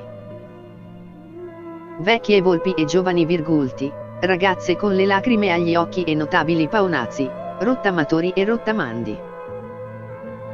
1 su 4 di loro ha votato per uccidere Prodi e il suo partito. Traditori, li ha appena chiamati con disprezzo Bersani prima di dimettersi da segretario. Tenete le mani a posto prima di applaudire, non tutti sono degni di farlo. Sfilano all'uscita dal Teatro dei Veleni, questa volta non c'è nessuna contestazione, solo un silenzio allibito. camminano sulle macerie, i grandi elettori senza volto, gli uomini e le donne del PD, con l'onore perduto. La carica dei 101, ma questi non sono simpatici cuccioli dalmata, è stato il giorno degli sciacalli al riparo del voto segreto. Più segreto che mai così nella politica italiana è stato più rigidamente osservato e tutelato da tutti, protagonisti, comprimari, complici, testimoni che non c'entrano nulla ma che non hanno interesse a scavare. Sono stati i Dalemiani, i Turchi, i Franceschiniani, i Fioroniani, i Veltroniani, i Renziani. Inutile inseguire le voci e le complicate geografie correntizie del partito, oppure rifugiarsi, come in tanti hanno fatto nel paradosso, di Ercole Poirot in Assassinio sull'Orient Express, invece di domandarmi se di tante persone una sola era colpevole, dovevo cercare di sapere quale invece delle 13 fosse innocente. Chi era questa persona? Il voto dei 101 a determinare una doppia svolta storica, la prima rielezione di un Presidente della Repubblica, resa inevitabile dall'impasse in cui il sistema si era avvitato dopo la bocciatura di Marini e di Prodi, e il successivo governo delle larghe intese, la prima volta di una maggioranza e di una squadra di ministri condivisa tra i due grandi partiti, il PD e il PDL, dopo il 1947, quando il PCI fu estromesso dal governo con la DC. Il 22 aprile Napolitano giura da presidente nell'aula di Montecitorio per la seconda volta. Alle 17 del pomeriggio sale le scale a fatica, come avevo visto fare 10 anni prima a Papa Wojtyla in visita alla Camera, si sorregge sulla sedia, si accascia sullo schienale, la voce si spezza nella commozione mentre pronuncia di nuovo la formula di rito, tutti lo applaudono, tranne i deputati grillini, in piedi ma con le braccia ferme. Napolitano beve un bicchiere d'acqua e poi comincia. La sua è una requisitoria di 40 minuti, indimenticabile. Non prevedevo di tornare in quest'aula da Presidente della Repubblica, premette. Condivido l'idea che la Costituzione preferisca la non rielezione del Presidente e poi c'era un ovvio fatto anagrafico. L'aula applaude. Se sono stato costretto a restare, prosegue Re Giorgio II, è per un drammatico allarme, il rischio di avvitarsi nell'inconcludenza e nell'impotenza. L'aula applaude, di nuovo. La voce del Presidente sale di tono, questo è il punto di arrivo di omissioni, guasti, chiusure, irresponsabilità. I grandi elettori applaudono di nuovo e a questo punto lo spettacolo si fa surreale. Perché loro, i destinatari della requisitoria presidenziale, sono i colpevoli della situazione e più lui li rimprovera, più lui li prende a ceffoni, più loro lo applaudono, felici. L'ira di Napolitano si scatena, sulle riforme ogni sforzo è stato vanificato dalle stesse forze politiche che sono venute a chiedermi di restare. Ho il dovere di essere franco, se troverò ancora sordità non esiterò a trarne le conseguenze. E dato che gli incoscienti continuano ad applaudire, il Presidente li gela, attenzione, il vostro applauso non induca a nessuna indulgenza. Una settimana dopo giura il governo delle larghe intese PD-PDL Scelta Civica, il nuovo tripartito. Il presidente scelto da Napolitano è Enrico Letta, il numero 2 del partito di Bersani. Tale è il sollievo per lo scampato pericolo che il capo dello Stato, in modo inusuale, esce a salutare il neopresidente del Consiglio che ha appena finito di leggere la lista dei ministri davanti alle telecamere. Napolitano prende le mani di Letta tra le sue, assisto alla scena tra i cronisti ammassati al Quirinale e mi fa venire in mente le battute finali dei Festival di Sanremo di qualche anno fa, quando Pippo Baudo abbracciava la giovane promessa arrivata prima sul podio davanti ai fotografi. Letta deve compiere ancora 47 anni, è un giovane politico che studia da anni per fare il Presidente del Consiglio, alla scuola di Andreatta, Prodi, Amato e Napolitano. Anche lui coltiva in quel momento un sogno francese, aspira a essere il nostro Valéry Giscard d'Estaing, che fu eletto presidente della Francia a 48 anni, nel 1974, il leader di un centro riformatore. Di Giscard Letta ha parlato qualche anno prima quando ha raccontato che il suo maestro Beniamino Andreatta lo aveva incaricato di cercare alla fine del 1993 l'ex presidente francese come ospite internazionale alla convention per lanciare l'alleanza tra il PPI di Martinazzoli e il Patto Segni. Kohl aveva dato il suo assenso. Si cercava un altro statista europeo. Andreatta, allora ministro degli esteri del governo Ciampi, mi mandò da Giscard. Non fu facile, ma alla fine l'ex presidente francese disse sì. A quel punto cominciarono le perplessità interne. Un capo della destra, sia pure moderata, poteva non piacere alla nostra gente. Fu con grande imbarazzo che dovetti tornare da Giscard, chiedergli scusa e avvertirlo che avevamo cambiato idea. Come se avessimo appunto vergogna di parlare ai moderati. Di cambiare schema mettendo tutto in discussione. L'orizzonte strategico di Letta è all'epoca fondare un partito nato dall'alleanza tra il PD, forse non tutto, e quella parte del PDL che si riconosce in Angelino Alfano, ministro dell'Interno, in procinto di liberarsi del Cavaliere. Una generazione, nata nella seconda metà degli anni 60 e arrivata all'età adulta negli anni 80, fino a quel momento ansiosa di farsi cooptare, sempre speranzosa di ottenere l'approvazione dei grandi, nemica del conflitto, era arrivata al governo non perché aveva vinto una battaglia ma, al contrario, perché i capi, i generali, avevano perso la guerra per il Quirinale. La rielezione di Napolitano ha come obiettivo favorire l'operazione che riscrive il sistema politico e isola il Movimento 5 Stelle nell'opposizione eterna. Il nemico numero 1 si chiama Matteo Renzi. Il sindaco di Firenze ha compiuto l'incantesimo dell'appoggio a Prodi svanito in pochi istanti per eliminare Bersani, ma ora è chiamato alla prova più dura. Farsi eleggere segretario del PD sarà facile. Più difficile cacciare Letta da Palazzo Chigi finché regge la protezione del Quirinale. Con il nuovo premier giura di aver stabilito un patto, non andrà al governo senza passare dalle elezioni, lo scalone del voto popolare. Letta si è fidato. Il governo parte nel peggiore dei modi. Mentre sta per iniziare il rito del giuramento al Quirinale arriva la notizia di una sparatoria di fronte a Palazzo Chigi. Qualcuno ha estratto un'arma e ha colpito, per terra c'è un carabiniere gravemente ferito. I telefoni dei giornalisti accalcati nel salone delle feste squillano all'impazzata, mentre di fronte a noi avviene l'impensabile. Nessuno dei ministri è informato. Neppure il nuovo presidente del Consiglio. Tutti ridono e si scambiano complimenti, come sempre in queste occasioni. Solo Letta viene informato e dopo di lui Alfano. Le espressioni sul viso cambiano, appare la tensione, la paura, per qualche istante sembra di rivivere la giornata del rapimento di Aldo Moro, con il palazzo preso d'assedio, terrorizzato. Il giuramento va avanti comunque. L'attentatore si rivelerà essere uno squilibrato, il maresciallo Giuseppe Giangrande porterà per sempre i segni di quel momento di follia.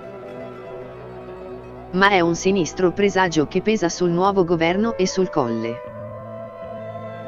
Per Napolitano la seconda presidenza durerà meno di 2 anni, tormentati.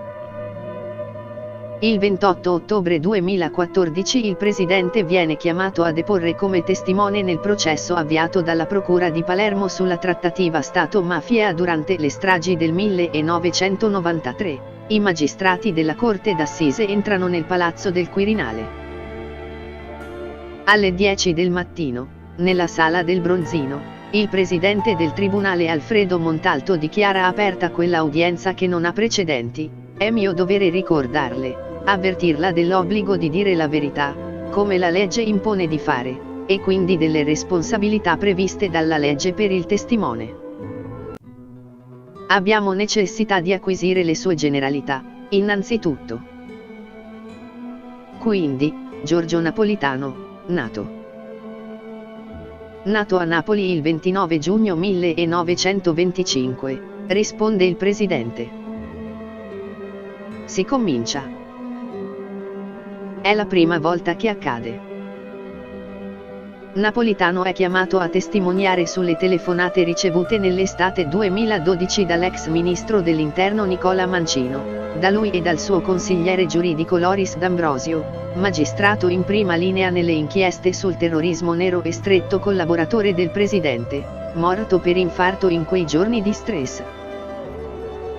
I magistrati vogliono sapere quale fosse il ruolo di D'Ambrosio nello staff del presidente. In Italia c'è una repubblica, peraltro non presidenziale, non c'è una monarchia, non c'è una corte, c'è attorno al Presidente della Repubblica come istituzione monocratica una squadra di lavoro e solo di lavoro quotidiano, corrente, si secca Napolitano. In D'Ambrosio, dice il Presidente, c'era un dato di vera e propria esasperazione, era un uomo profondamente scosso, amareggiato perché vedeva mettere in dubbio la sua lealtà di servitore dello Stato. Un uomo sconvolto, era dentro una campagna giornalistica che lo stava ferendo a morte. Per 3 ore i fantasmi dei morti, il magistrato D'Ambrosio, Giovanni Falcone e Paolo Borsellino, le bombe del 1992 e del 1993 e i mostri della mafia e del rapporto criminale con il potere politico entrano nei corridoi del Quirinale. La maledizione del Colle si abbatte sull'anziano presidente, chiamato a difendere se stesso dal sospetto di voler coprire i suoi predecessori, Scalfaro e Ciampi, dalle insinuazioni e gli uomini dello Stato dall'accusa infamante di aver trattato con la mafia. Soltanto nel 2021 la Corte d'Assise di Palermo in appello ha assolto gli imputati. L'interrogatorio tormenta le ultime settimane di presidenza di Napolitano, il presidente che si è trovato a regnare più a lungo, a supplire alle mancanze del sistema, a regnare e a governare al tempo stesso. A Palazzo Chigi, può sorprendere fino a un certo punto, è arrivato da 8 mesi Matteo Renzi il giovane, che Napolitano non ha mai amato. Nonostante le rassicurazioni, non andrò a Palazzo Chigi senza essere eletto, Renzi è riuscito a conquistare la segreteria del PD in modo trionfale e punta alla guida del governo, ma sa che prima deve convincere il presidente. Una sentenza della Corte Costituzionale ha dichiarato la legge elettorale Porcellum incostituzionale, non si può votare perché non ci sono le regole del gioco. Renzi ha interpretato la decisione dei giudici della consulta, tra loro Amato e Mattarella, come un attacco alla sua politica. E alla cerimonia degli auguri di fine anno 2013 al Quirinale si è presentato vestito di grigio chiaro, l'unico in mezzo a qualche centinaio di abiti scuri e blu ministeriali, un modo per manifestare la sua diversità dall'establishment. Napolitano, ovviamente, non ha gradito. Ma arrivato all'ultimo miglio sa che il governo è indebolito dalla scissione di Forza Italia tra Berlusconi e Alfano, arrivata dopo la condanna definitiva del Cavaliere per frode fiscale. E che serve un leader più forte per battere il nemico dell'antipolitica, patologia eversiva, come la chiama Napolitano, qualcosa di molto più ampio del Movimento 5 Stelle. Il cambio di cavallo avviene con un capovolgimento spettacolare. Nel fine settimana dell'8 e del 9 febbraio il premier Letta è a Sochi, in Russia, per assistere all'inaugurazione delle Olimpiadi invernali. Il suo governo è sotto l'assedio di Renzi che ha già spedito sui social il suo hashtag, Enrico stai sereno. Ma Letta è sereno per davvero. Io salto se Alfano mi tradisce, se io lascio di mia volontà il mio posto a Renzi. E se Napolitano mi tradisce? Le prime 2 condizioni possono avverarsi, la terza no. Non succederà, si era detto sicuro qualche settimana prima con un amico a Palazzo Chigi. Invece succede. Letta annuncia che appena tornato dalla Russia andrà al Quirinale per discutere di come rafforzare il governo. Ma al Colle il commensale a tavola è stato sostituito. Il segretario nazionale del Partito Democratico, Matteo Renzi, è stato questa sera ospite a cena dal Presidente della Repubblica Giorgio Napolitano, nel suo appartamento, si legge in una nota diffusa dalla Presidenza della Repubblica la sera dell'11 febbraio. Nessuno ne sa nulla. La cena è intima, familiare, sono in 3, Matteo, Giorgio e sua moglie Clio, nell'appartamento presidenziale. Discutono 2 ore, il giovane si confida, prova a farsi capire. Il governo non ce la fa più. In queste condizioni rischiamo la vittoria di Grillo, dice il sindaco di Firenze. Il presidente si raccomanda soltanto di evitare la spaccatura del PD e della maggioranza, ma Renzi ha già la disponibilità di Alfano e dei bersaniani che negli anni successivi lo accuseranno di essere un killer. Il colpo di mano avviene con il consenso di tutti e con la benedizione del presidente. In un clima da tragedia shakespeariana, di pugnali e veleni, di padri che sacrificano i figli.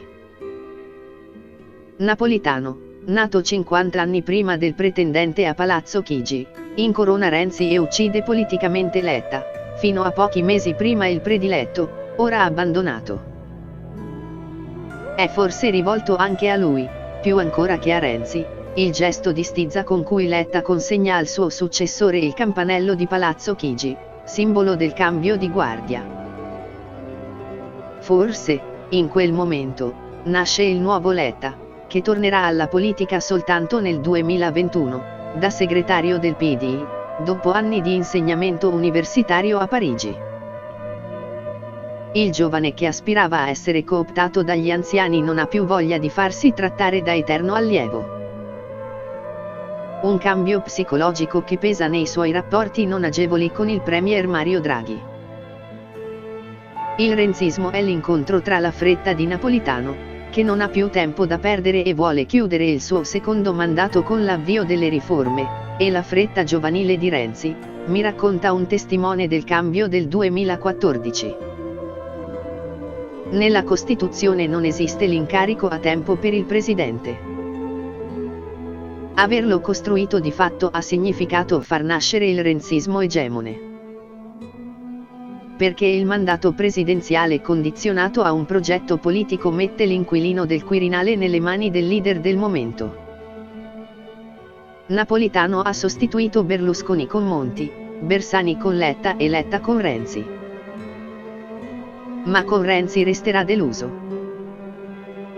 Le riforme non si faranno e il movimento di Grillo ingrosserà nei consensi fino a vincere le elezioni nel 2018. L'ultima apparizione di Napolitano da presidente a Montecitorio, in cui ha trascorso tutta l'esistenza, è durante l'inaugurazione di una mostra su Palmiro Togliatti, il suo maestro politico. Di fronte a 3 o 4 classi di comunisti, ex comunisti, post-comunisti intorno a lui, Alfredo Reiklin, Aldo Tortorella, Emanuele Macaluso, Marisa Rodano.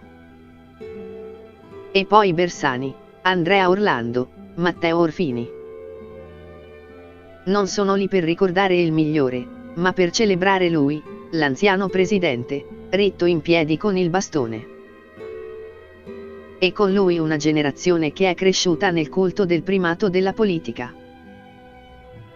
Il 14 gennaio 2015 Napolitano firma le dimissioni e lascia il Quirinale, torna a casa, nell'abitazione nel quartiere Monti, a meno di 100 metri.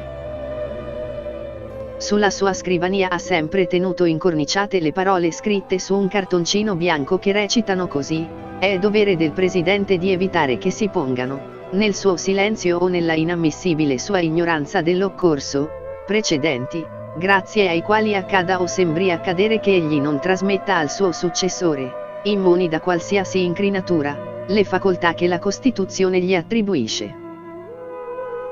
Una frase del primo presidente eletto con la Costituzione, Luigi Einaudi. Il Quirinale, alla fine, è diventato una prigione per il vecchio combattente, l'ultimo rappresentante del Novecento italiano, come ha ammesso lui stesso con una bambina che lo interrogava. Ha fatto il possibile e l'impossibile per compiere e far compiere qualche passo avanti. E questo è avvenuto, ma non è stato sufficiente. Questa è la tristezza che Napolitano ha sentito emergere dentro di sé. Lo saluta l'amico Eugenio Scalfari su Repubblica. Ma tutto è partito con quel voto a tradimento per il presidente, in cui si è mescolato chi voleva regolare conti antichi e chi voleva costruire il nuovo potere, fondato sul principe di Rignano e sul suo giglio magico. Forse questi mondi, destinati a odio perenne, nei 101 traditori nascosti si sono incontrati in una comune concezione della politica. E hanno perso entrambi. È in quel giorno che il Partito Democratico è morto ed è cominciato il dramma. Le spietatezze di Renzi. La mancata legittimazione democratica della sua leadership che lo ha portato a schiantarsi nel referendum costituzionale del 2016 trasformato in un plebiscito su se stesso e in una sicura sconfitta. Le scissioni, i voti dimezzati nel 2018, l'irrilevanza. Lo specchio di tutte le anomalie italiane, la destra senza limiti, la sinistra senza rispetto di se stessa, l'antipolitica che va al governo. E il presidente unico punto di equilibrio del sistema, sempre più solo. Capitolo 7. L'invisibile custode. Buonasera. Il 2 febbraio 2021, alle 9 di sera, si è presentato di fronte alle telecamere, affiancato soltanto dal segretario generale Ugo Zampetti e dal portavoce Giovanni Grasso, si è tolto la mascherina, ha appoggiato le mani sul leggio dove erano stati già collocati i fogli del breve messaggio, ha salutato con la gentilezza da tutti conosciuta, e ha compiuto un gesto. Il gesto che racchiude il senso di tutta la sua presidenza. Il gesto dell'uomo politico che conosce il tempo della sospensione e il tempo dell'azione, il tempo della distanza e il tempo della compromissione. Il gesto per cui un uomo di Stato deve sentirsi pronto da sempre. Era il giorno in cui festeggiava i 6 anni del suo mandato, mancava solo l'ultimo tratto.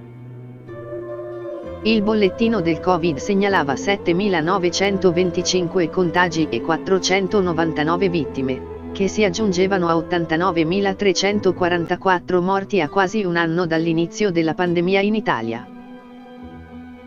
Il governo presieduto da Giuseppe Conte era entrato in crisi, dopo l'uscita del partito di Renzi dalla maggioranza. Da settimane i partiti si erano smarriti in un gioco di veti e dell'impossibilità di trovare una soluzione. Mattarella poteva disporre di un ventaglio di soluzioni, un nuovo governo Conte, più debole del precedente, oppure nuove elezioni anticipate. Ma in realtà aveva un solo colpo a disposizione.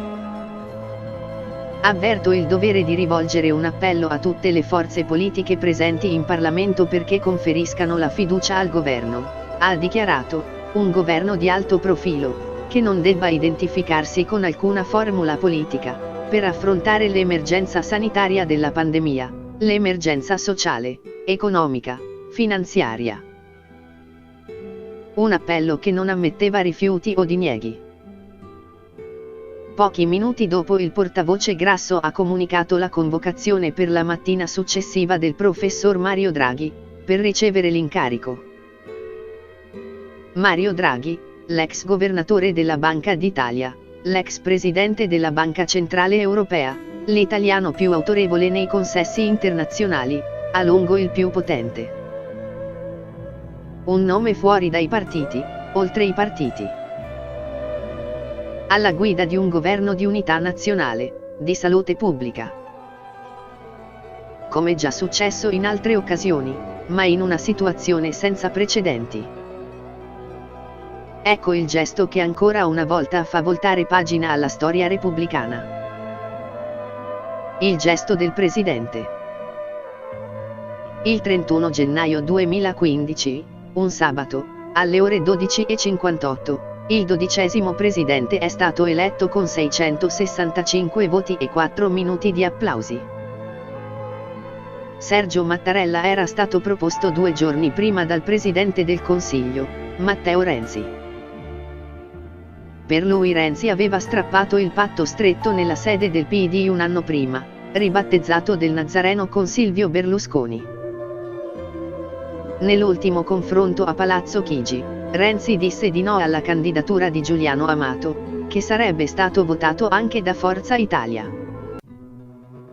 Preferì un nome che unisse tutte le anime del suo partito, il PD. Per la prima volta nella storia repubblicana una legislatura era chiamata a votare 2 volte per il presidente. I grandi elettori erano gli stessi che 2 anni prima, al riparo del voto segreto, avevano buttato giù le candidature di Franco Marini e di Romano Prodi e la segreteria di Pierluigi Bersani. Ritornarono alla spicciolata, nella sala riunioni di un istituto privato nel cuore di Roma, alle spalle di via Margutta, mentre i liceali uscivano da scuola a bordo delle loro microcar, ascoltarono la presentazione di Renzi, lo applaudirono. Sergio Mattarella è l'uomo della legalità, della battaglia contro le mafie e della politica con la P maiuscola. È uno dei pochi che ha avuto il coraggio di dimettersi. Il governo di cui ha fatto parte da ministro della difesa ha gestito la missione nei Balcani, ma ha anche abolito il servizio militare.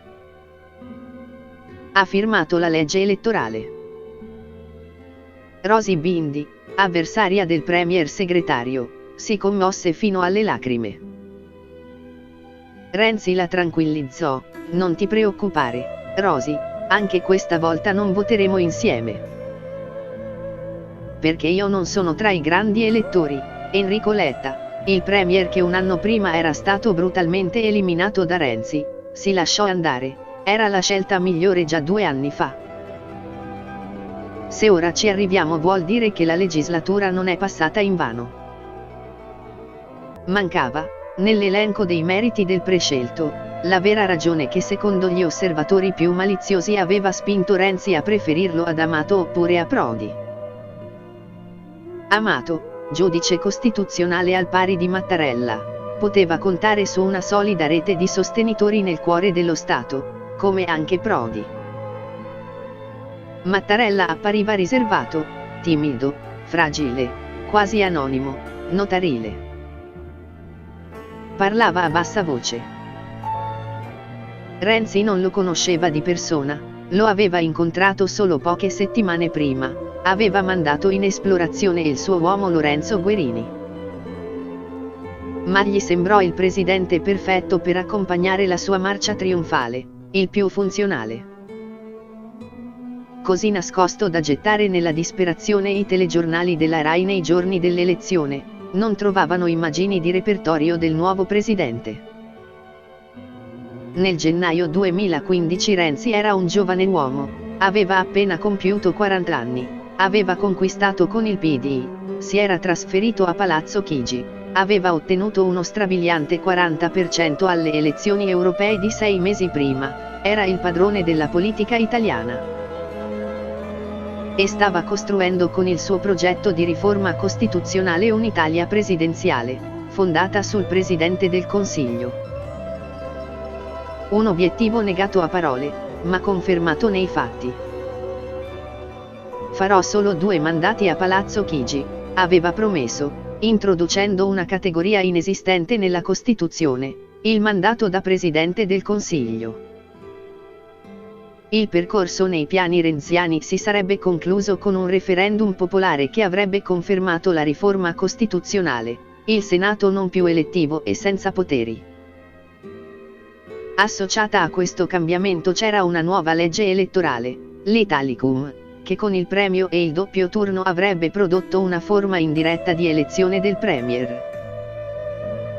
Mattarella era il nome giusto per certificare la transizione dell'Italia da repubblica parlamentare a repubblica fondata sul sindaco d'Italia. Sarebbe stato un presidente docile e accomodante.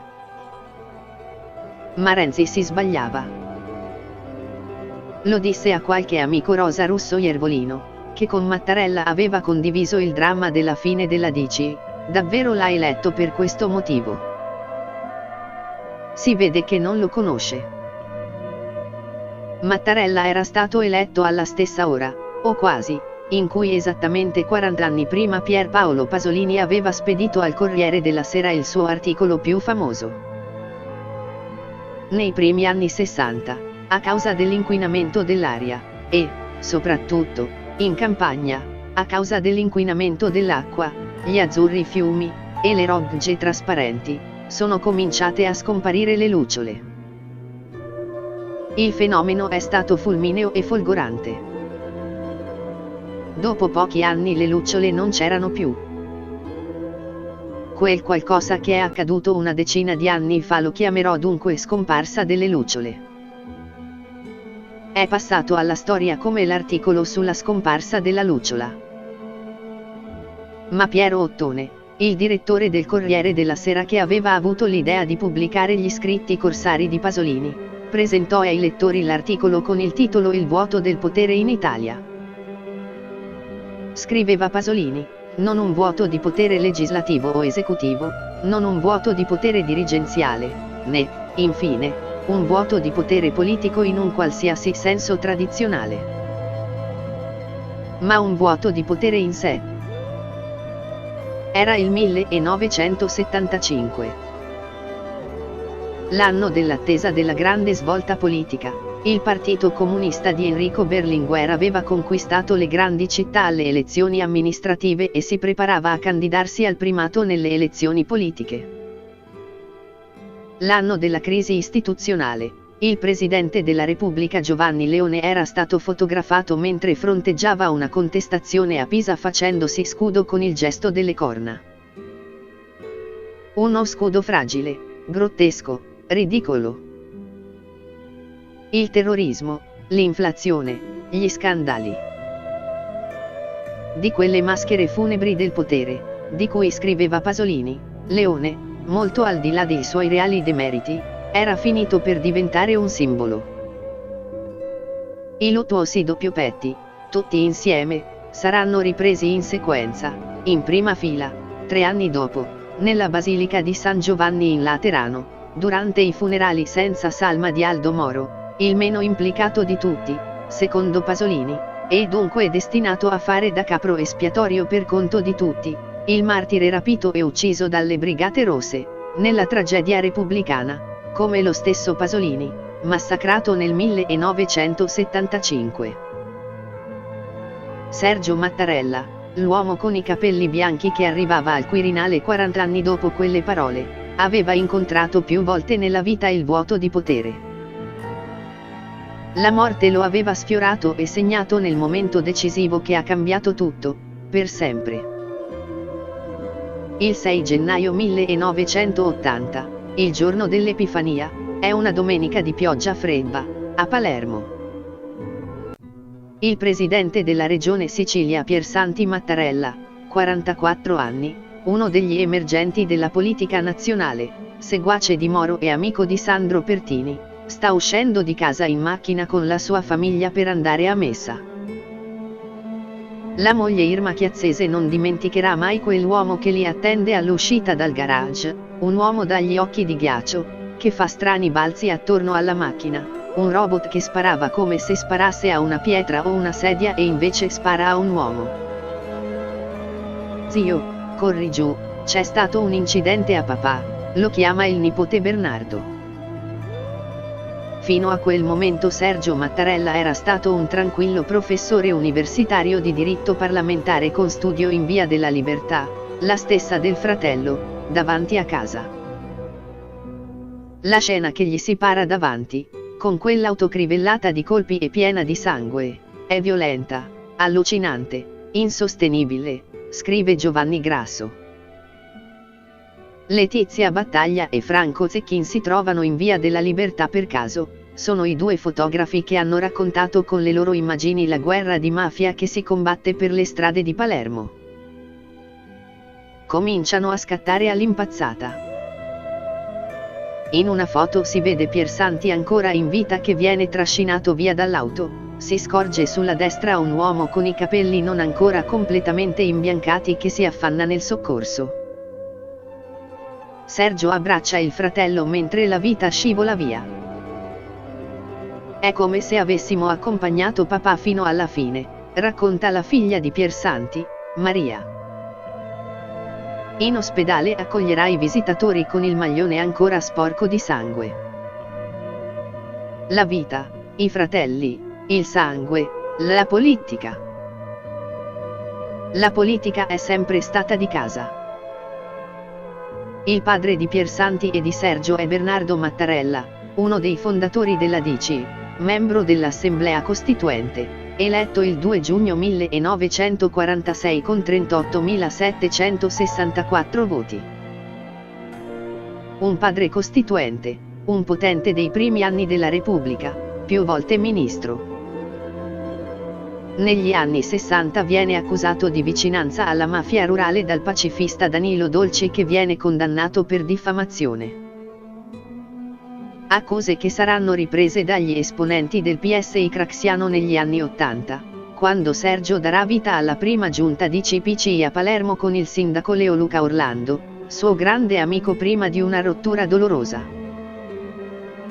In Italia tutti sanno che i cognomi di Orlando e Mattarella erano indicati in una precedente generazione come autorevoli amici degli amici, scrive Don Gianni Baget Bozzo sull'Avanti. Anche il numero 2 del PSI Claudio Martelli picchia duro sulle famiglie Mattarella e Orlando, consigliori dei mafiosi. Mattarella ha scritto la replica su un foglietto, disgusto e disprezzo. Scrive sul suo diario l'allora capo ufficio stampa della DC Giuseppe Sangiorgi.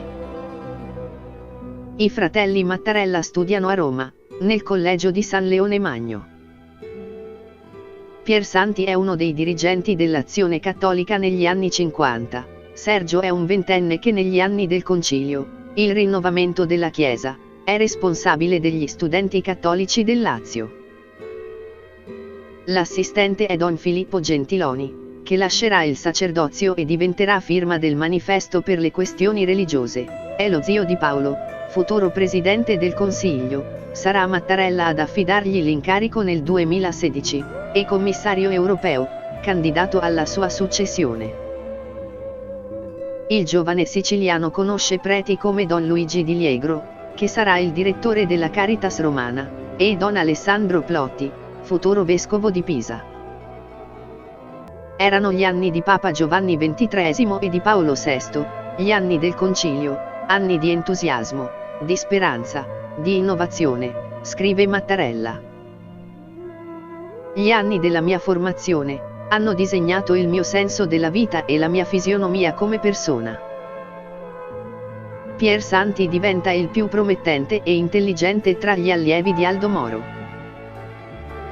Forse l'unico esponente della corrente morotea destinato a una leadership nazionale.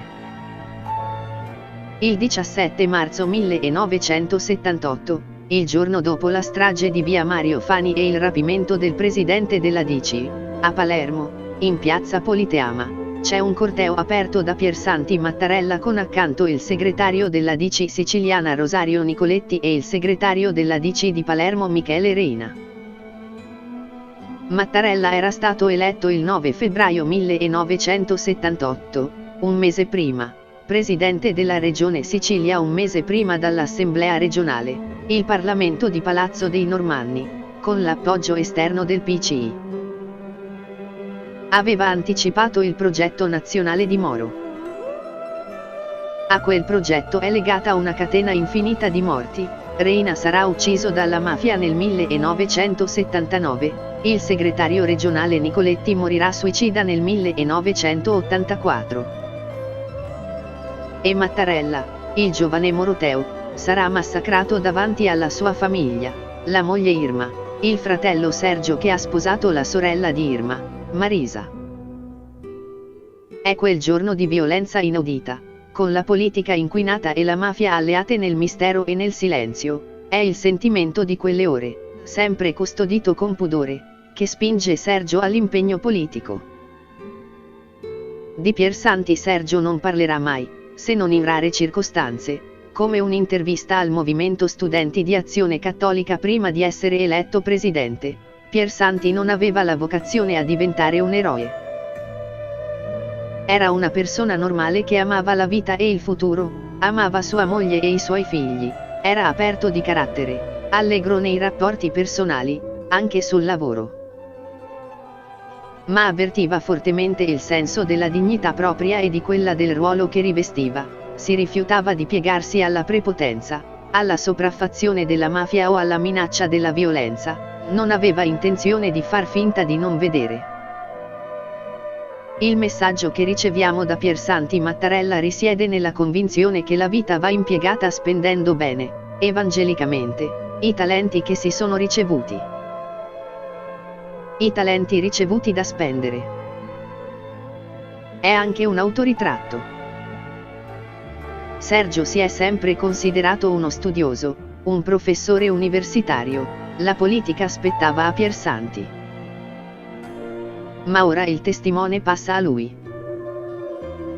Viene eletto deputato il 26 giugno 1983, il giorno che la DC crolla e perde milioni di voti e 6 punti, lui però all'esordio prende quasi 120.000 voti di preferenza. C'è l'amico Mattarella che farà il suo intervento. È il 28 febbraio 1984, sono le 9 del mattino quando Amintore Fanfani invita alla tribuna il primo iscritto a parlare della giornata al 16° congresso della DC, nel grande catino del Palais che ospita gli appuntamenti del Partito Stato.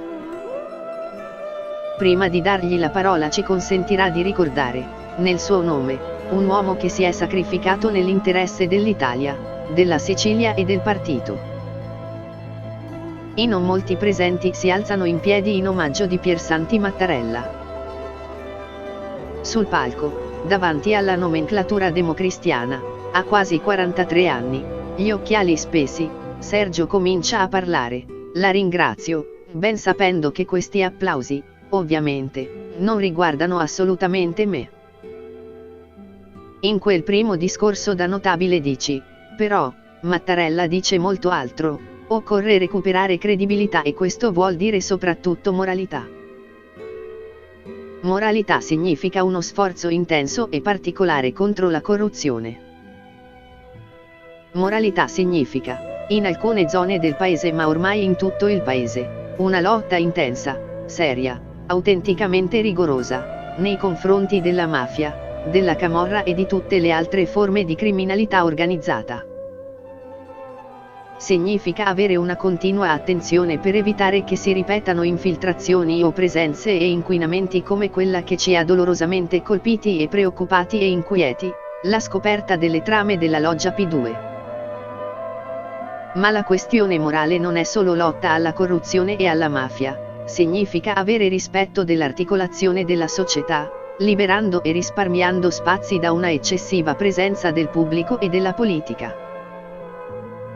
Significa che alla frammentazione del paese non si dà soltanto una pur necessaria risposta istituzionale ma anche una risposta di linea politica, far rivivere nel nostro paese un più intenso, più completo, più vasto senso della convivenza, del pubblico interesse, dell'interesse generale, il bene comune.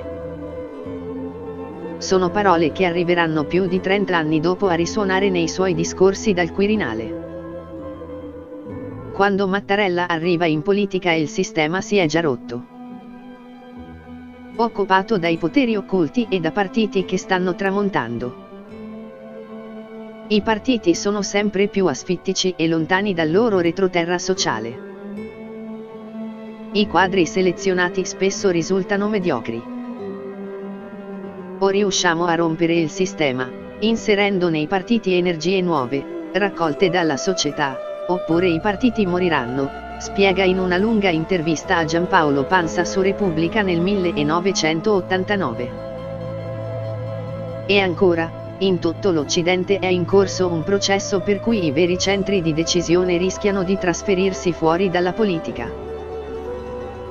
Esiste il pericolo che la politica diventi una sovrastruttura che galleggia su altri centri di potere, né palesi né responsabili. Se la politica non riesce a essere un punto alto di mediazione nell'interesse generale, le istituzioni saltano e prevale chi ha più forza economica o più forza di pressione. Sono anni in cui fare politica in Sicilia significa rischiare la vita. Le minacce della mafia continuano, anche di lui. Dovete proteggere Sergio, implora il segretario della DC Ciriaco De Mita, il leader di riferimento, la moglie Marisa, sorella della moglie di Piersanti. Scrive Sangiorgi sul suo diario: Mattarella è andato un attimo in casa sua prima di una cena ufficiale. A casa ha trovato la moglie in lacrime. Pochi minuti prima aveva ricevuto una telefonata anonima. Suo marito, le hanno detto, con la lista che sta facendo per le elezioni di Palermo farà la stessa fine del fratello Piersanti. Il mio sangue ricadrà su di voi. È la maledizione di Aldo Moro dal covo delle BR. La nuova resistenza, la chiama Sandro Pertini in quegli anni drammatici. Le vittime del terrorismo, della mafia, delle stragi sui treni, della corruzione politica. È una generazione politica sfortunata, che vede i suoi punti di riferimento venire giù uno a uno. Sergio Mattarella è il tipico rappresentante del cattolicesimo democratico e della sinistra democristiana. Moderazione, equilibrio, dialogo con l'avversario, senso delle istituzioni e dello Stato. In una parola, mediazione. Parola chiave della politica anni 60-70. Che funziona quando la DC e i partiti rappresentano il collegamento privilegiato tra il palazzo e la società. Ma che si trasforma in immobilismo e infine palude quando il sistema è ormai paralizzato e non c'è più nulla da mediare. Nel 1990 Mattarella si dimette da ministro del sesto governo Andreotti per protestare contro la legge Mammì sulle TV nel 1990, voluta dal PSI, per blindare l'impero televisivo di Berlusconi. Una decisione di gruppo: insieme a Mattarella si dimettono tutti i 5 ministri della sinistra DC, che avrà il suo peso nel no del Cavaliere al candidato di Renzi 25 anni dopo. Il suo antiberlusconismo non è politico, è un antiberlusconismo etico, una scala di valori contrapposta, inconciliabile. All'inizio degli anni 90 c'è la separazione, la rottura tra i maestri del cattolicesimo democratico che appare estenuato e le generazioni più giovani che si impegnano nei movimenti antimafia, nella rete di Leo Luca Orlando, che è stato consigliere di Piersanti e sindaco di Palermo voluto da Sergio ma che è uscito dalla DC, o nei comitati per i referendum elettorali di Mario Segni o del nascente Olivo di Romano Prodi. La DC va in crisi quando il paese si disgrega sotto 1000 spinte populiste e territoriali, come quelle interpretate dalla Lega di Umberto Bossi al nord. Mattarella resta fedele alla vecchia impostazione, appare un sopravvissuto. Non c'è più il suo partito, la DC, il PPI rifondato, si spacca in due e un pezzo va con Berlusconi. La nuova legge elettorale nata dopo i referendum elettorali promossi da Mario Segni porta il suo nome, il Mattarellum, ma non trova nuovi partiti capaci di interpretarla. Sembra destinato al sereno notabilato che anticipa la pensione, lui che leader non è mai stato. Anche se non rinuncia a dare battaglia. Il 12 ottobre 2005 la Camera sta approvando senza ostacoli la nuova legge elettorale voluta dal centrodestra di Silvio Berlusconi, non ancora ribattezzata Porcellum dal leghista Roberto Calderoli. Il centrosinistra sta inscenando un'opposizione stanca, burocratica. Solo un deputato della Margherita infiamma la seduta, con un intervento appassionato. Signor Presidente, onorevoli colleghi, L'emendamento che la maggioranza ha appena approvato introduce per la prima volta nel lessico e nella terminologia della nostra legislazione la parola capo. Si prevede che i partiti dovranno depositare una dichiarazione in cui indicano il loro capo. Le coalizioni dovranno depositare una dichiarazione in cui indicano il loro capo unico. La parola capo entra per la prima volta nella terminologia delle nostre leggi. È Sergio Mattarella che parla, tra le urla e le interruzioni a destra. Questa formulazione aggrava il problema delle prerogative del capo dello Stato.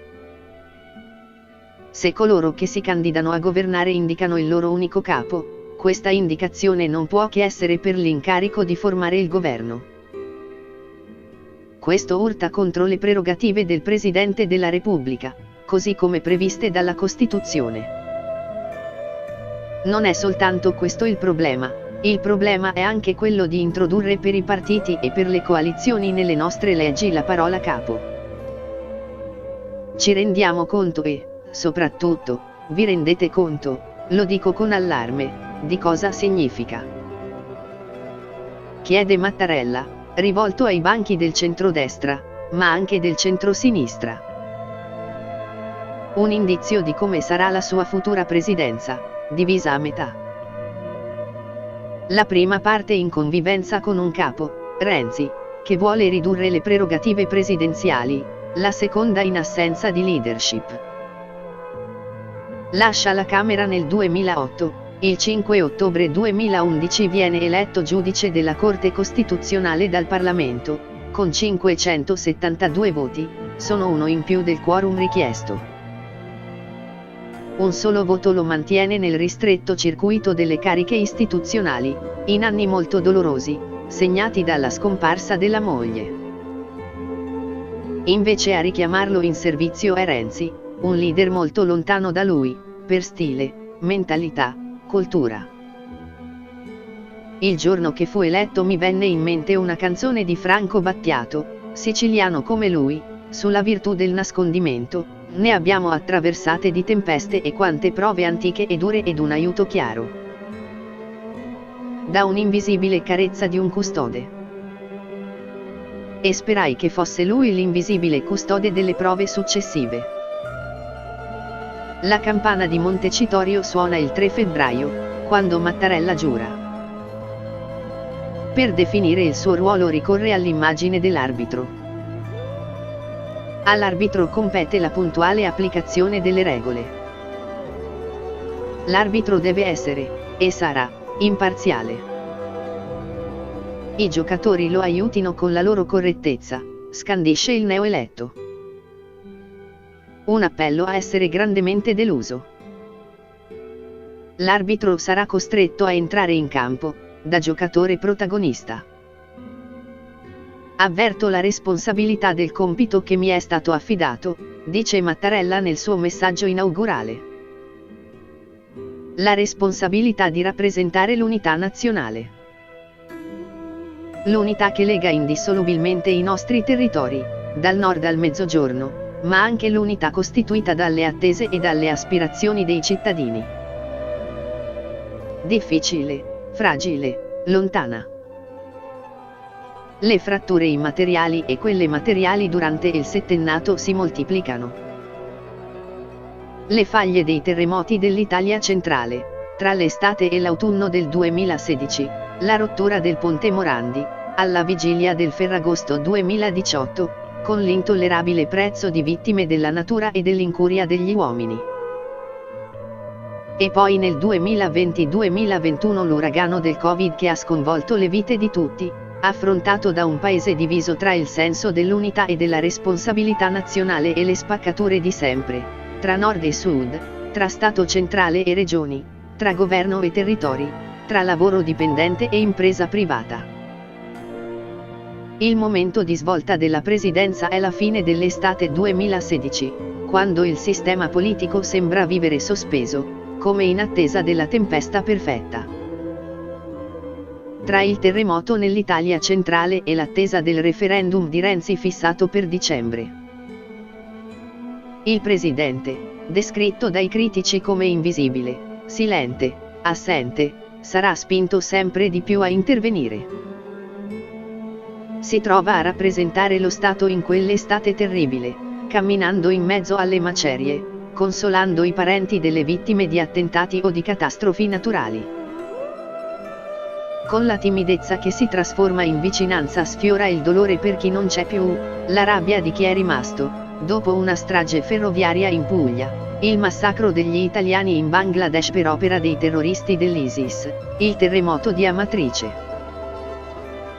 Lontano dai riflettori, quando la sensibilità umana lo richiede, negli ospedali, con i feriti. Il presidente cresce di popolarità e di autorevolezza. Il paese ha bisogno di un punto di rassicurazione. Qualcuno che sia più empatico che carismatico, osserva Pierluigi Castagnetti, amico di Mattarella. E ancor più ne avrà bisogno quando lo scontro referendario si accenderà sul serio. Nel mondo politico viene avvertito come un appiglio in caso di naufragio. Di voto sulla riforma costituzionale Mattarella ha parlato in pubblico una sola volta, con i giornalisti della stampa parlamentare. Ha fissato due paletti: che la campagna elettorale avvenga sul merito della riforma e che i cittadini siano realmente informati sulla materia del voto. Due osservazioni che rivelano in controluce i timori del presidente. Evitare la personalizzazione dello scontro, il voto pro o contro Renzi. E impedire che il paese si divida sulla Costituzione, che è la regola del gioco per tutti. Al Quirinale, in realtà, si guarda avanti. Visto dal Colle, il sistema politico ed economico italiano presenta al tempo stesso potenzialità enormi, riserve di positività e tendenze all'autodistruzione.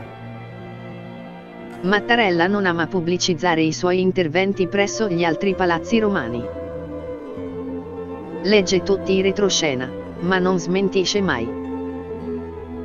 Il suo Quirinale è un gigantesco centro di ascolto in cui confluiscono appelli, richiami, allarmi, progetti di imprenditori, parti sociali, istituti di ricerca, associazioni, insegnanti, studenti, il mondo del volontariato. I corpi intermedi, dati per defunti. E, naturalmente, gli attori del gioco politico, i partiti, le Camere, i ministeri, il governo. A tenere i rapporti quotidiani c'è lo staff presidenziale. Il cerchio stretto, i collaboratori di sempre, quelli che danno del tuo a Sergio, sintetizzano gli amici, è guidato dal segretario generale del Quirinale Ugo Zampetti, la sombra del GIF dell'Istado, l'ombra del capo dello Stato, come lo definisce il quotidiano spagnolo El País, che ha attraversato da vertice burocratico della Camera tutte le stagioni della Seconda Repubblica, da Luciano Violante a Pier Ferdinando Casini, da Fausto Bertinotti a Gianfranco Fini, fino ad arrivare a Laura Boldrini, l'erede dei Maccanico e dei Gifuni. Ma il suo vero punto di riferimento era Mattarella, con cui la frequentazione nel corso degli anni si è allargata alle famiglie, alle messe domenicali. Da lui passano i provvedimenti, le leggi, i decreti, le nomine. Il consigliere politico, l'anziano lo chiamano gli altri dello staff, è Gianfranco Astori, 68 anni, mai citato nelle cronache, eppure attivissimo. Molto più di un consigliere per l'informazione, come appare nell'organigramma del Quirinale, Astori è un politico di lungo corso, ha cominciato nel movimento giovanile della DC dove era seguace di Carlo Donat-Cattin, vanta 3 legislature nella DC, è stato sottosegretario negli ultimi governi Andreotti, a lungo direttore dell'agenzia ASCA. È lui il tramite del presidente con i partiti, con Palazzo Chigi. Il Mattarella che parla, lo definiscono nei ministeri. Il direttore della segreteria è Simone Guerrini, che fu leader dei giovani democristiani alla fine degli anni '80 e faceva parte di diritto della direzione DC in Piazza del Gesù, accanto a Fanfani, Forlanni, De Mita e altri mostri sacri. L'unico della sua generazione a non entrare in politica, dopo una sfortunata esperienza elettorale nel 1992, una vita in azienda, Finmeccanica, Alenia, ma il filo con Mattarella non si è mai interrotto, né quello con i suoi coetanei, Enrico Letta, Lorenzo Guerini. Chiudono la squadra più stretta il portavoce Giovanni Grasso, giornalista politico ben voluto da tutti i colleghi per pazienza e disponibilità, autore di una biografia di Piersanti Mattarella e di romanzi sugli anni 30 e l'antifascismo, e il consigliere Daniele Cabras, che accompagna il presidente durante le consultazioni con i partiti. Uomini che si conoscono da sempre, tenuti insieme dalla stessa cultura politica, il cattolicesimo democratico, corrente di minoranza nella democrazia cristiana, come lo erano i miglioristi di Napolitano nel PCI. Con un punto in comune, le istituzioni vengono prima del partito, e una differenza rilevante. Per Napolitano, discepolo di Giorgio Amendola, cresciuto nel PCI togliattiano, la politica è rapporto di forza, un processo guidato dall'alto da personalità illuminate. Per Mattarella, invece, la politica ha il compito di ascoltare, accogliere, rappresentare le istanze della società che non sono il prodotto di un laboratorio di palazzo. Lezione tanto più utile in epoca di antipolitica e di rivolta dei cittadini contro le élite. Una scuola di potere, anche, il mite Mattarella ha frequentato ministeri, governi, la Corte Costituzionale, conosce bene le regole, gli equilibri, le compatibilità. Il tempo per parlare, quello per tacere e quello per agire. La tentazione gollista di Renzi fallisce, clamorosamente. Il voto popolare nel referendum del 4 dicembre rovescia Renzi, costretto a dimettersi da Palazzo Chigi come aveva promesso il giovane premier fiorentino, ex rottamatore. Il voto è un plebiscito al contrario, contro di lui.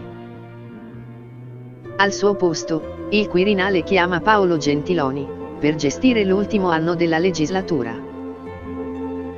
Il 20 dicembre Mattarella, nel suo discorso nel Salone dei Corazzieri del Quirinale alle alte cariche dello Stato, tira le somme dello scontro referendario e seppellisce con poche parole ogni altro proposito di riforma costituzionale. Il testo vigente, conservato inalterato dal voto popolare, costituisce la Costituzione di tutti gli italiani, che tutti dobbiamo amare e rispettare, scandisce con una voluta ripetizione, costituisce la Costituzione. Sono parole definitive, pronunciate di fronte a una platea di ministri, parlamentari, vertici militari, prefetti, magistrati, alte burocrazie, lo Stato. La transizione italiana si ferma qui, al punto di partenza. E il presidente, eletto da un leader sospettoso di ogni altra figura che potesse oscurarlo, si ritrova all'improvviso di nuovo a essere il cuore del sistema, il solo punto di equilibrio. Il momento più drammatico arriva in una sera di fine maggio, quando risuona la parola impeachment. Le elezioni politiche del 4 marzo 2018, la pagina bianca che il presidente ha previsto nel suo messaggio augurale di fine anno 2017, hanno consegnato al Quirinale un rebus irrisolvibile, senza precedenti. Il Movimento 5 Stelle, il partito antisistema, ha conquistato la maggioranza relativa con il 32% dei voti e chiede la guida del governo con il suo giovane leader Luigi Di Maio, in maggioranza con chi ci sta. Il PD di Renzi, il partito architrave del sistema che elesse Mattarella al Quirinale, è precipitato al minimo storico, sotto il 20%. E nel derby del centrodestra è arrivata prima la Lega di Matteo Salvini. Avanzano i sovranisti, i populisti, ma nessuno ha i voti per mettere in piedi un governo. La crisi è interminabile, dura più di 2 mesi, la più lunga della storia repubblicana. Mattarella avanza con prudenza, al buio, con i giri di consultazioni, con i mandati esplorativi ai deboli nuovi presidenti delle Camere, il grillino Roberto Fico e la berlusconiana Maria Elisabetta Alberti Casellati.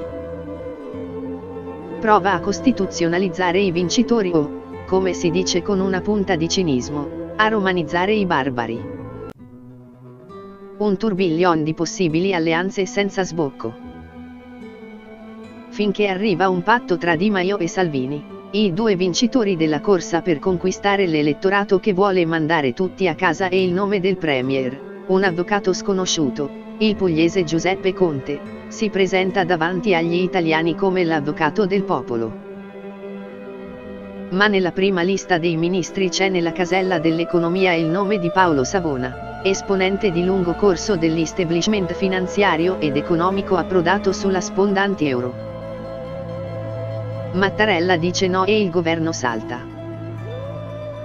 I due capi partito minacciano il presidente, mettono in contrapposizione quello che in uno Stato democratico non può mai essere opposto, la volontà popolare e le istituzioni, la legge della maggioranza e l'equilibrio dei poteri, il contratto di governo e la Costituzione. Annunciano di voler processare il Presidente della Repubblica per attentato alla Costituzione, ma solo perché ha fatto rispettare la carta che consegna a lui la scelta dei ministri insieme al Presidente del Consiglio. La crisi diventa di sistema, il Presidente è solo ad affrontarla nella sua gravità. Per qualche ora le destre italiane tornano all'antico. Salvini fa lo sbrego costituzionale, come insegnava Gianfranco Miglio. Di Maio in pochi minuti butta via mesi di lavoro. E nel paese si torna a respirare un'aria viziata. Quella sera mi trovo a scrivere un commento a caldo a quanto accaduto, su una panchina in una piazza di Roma, nel cuore di un quartiere borghese, sento un signore affacciato dalla palazzina, di un condomino per bene che parla al telefono, devono tornare le Brigate Rosse, fare con lui come fecero con suo fratello. Il governo Conte nasce comunque 5 giorni dopo, il governo giallo-verde M5S Lega, con Paolo Savona spostato in un ministero senza poteri. Sarà debole e travagliato, condizionato dalle ambizioni di Salvini, il capitano, diventato vice premier e ministro dell'interno, e dalla debolezza di Di Maio, vice premier e ministro dello sviluppo economico e del lavoro, che non riesce a bloccare la precoce evaporazione del movimento. Il partito di maggioranza con centinaia di deputati e senatori sbanda, si divide, finisce nel nulla della politica. Salvini tenta la spallata, reclama le elezioni per avere i pieni poteri, apre un'altra incredibile crisi, nell'estate 2019, la prima della storia a svolgersi nei giorni di Ferragosto, mentre il paese è in vacanza. Ma la manovra termina con un ribaltone, fuori la Lega, dentro il PD sconfitto alle elezioni. I giallorossi sostituiscono i gialloverdi, l'unico a non cambiare è il Presidente del Consiglio, sempre più affamato di popolarità, il Conte 1 lascia il posto al Conte 2. Un equilibrio fragile che lascia inquieto il Quirinale, di fronte a un'altra crisi istituzionale.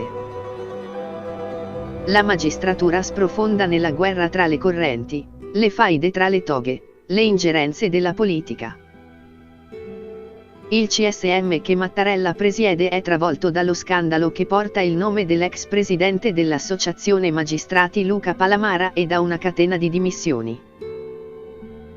E i dossier, i fascicoli, le intercettazioni, l'odore di massoneria che riporta ai tempi bui della P2.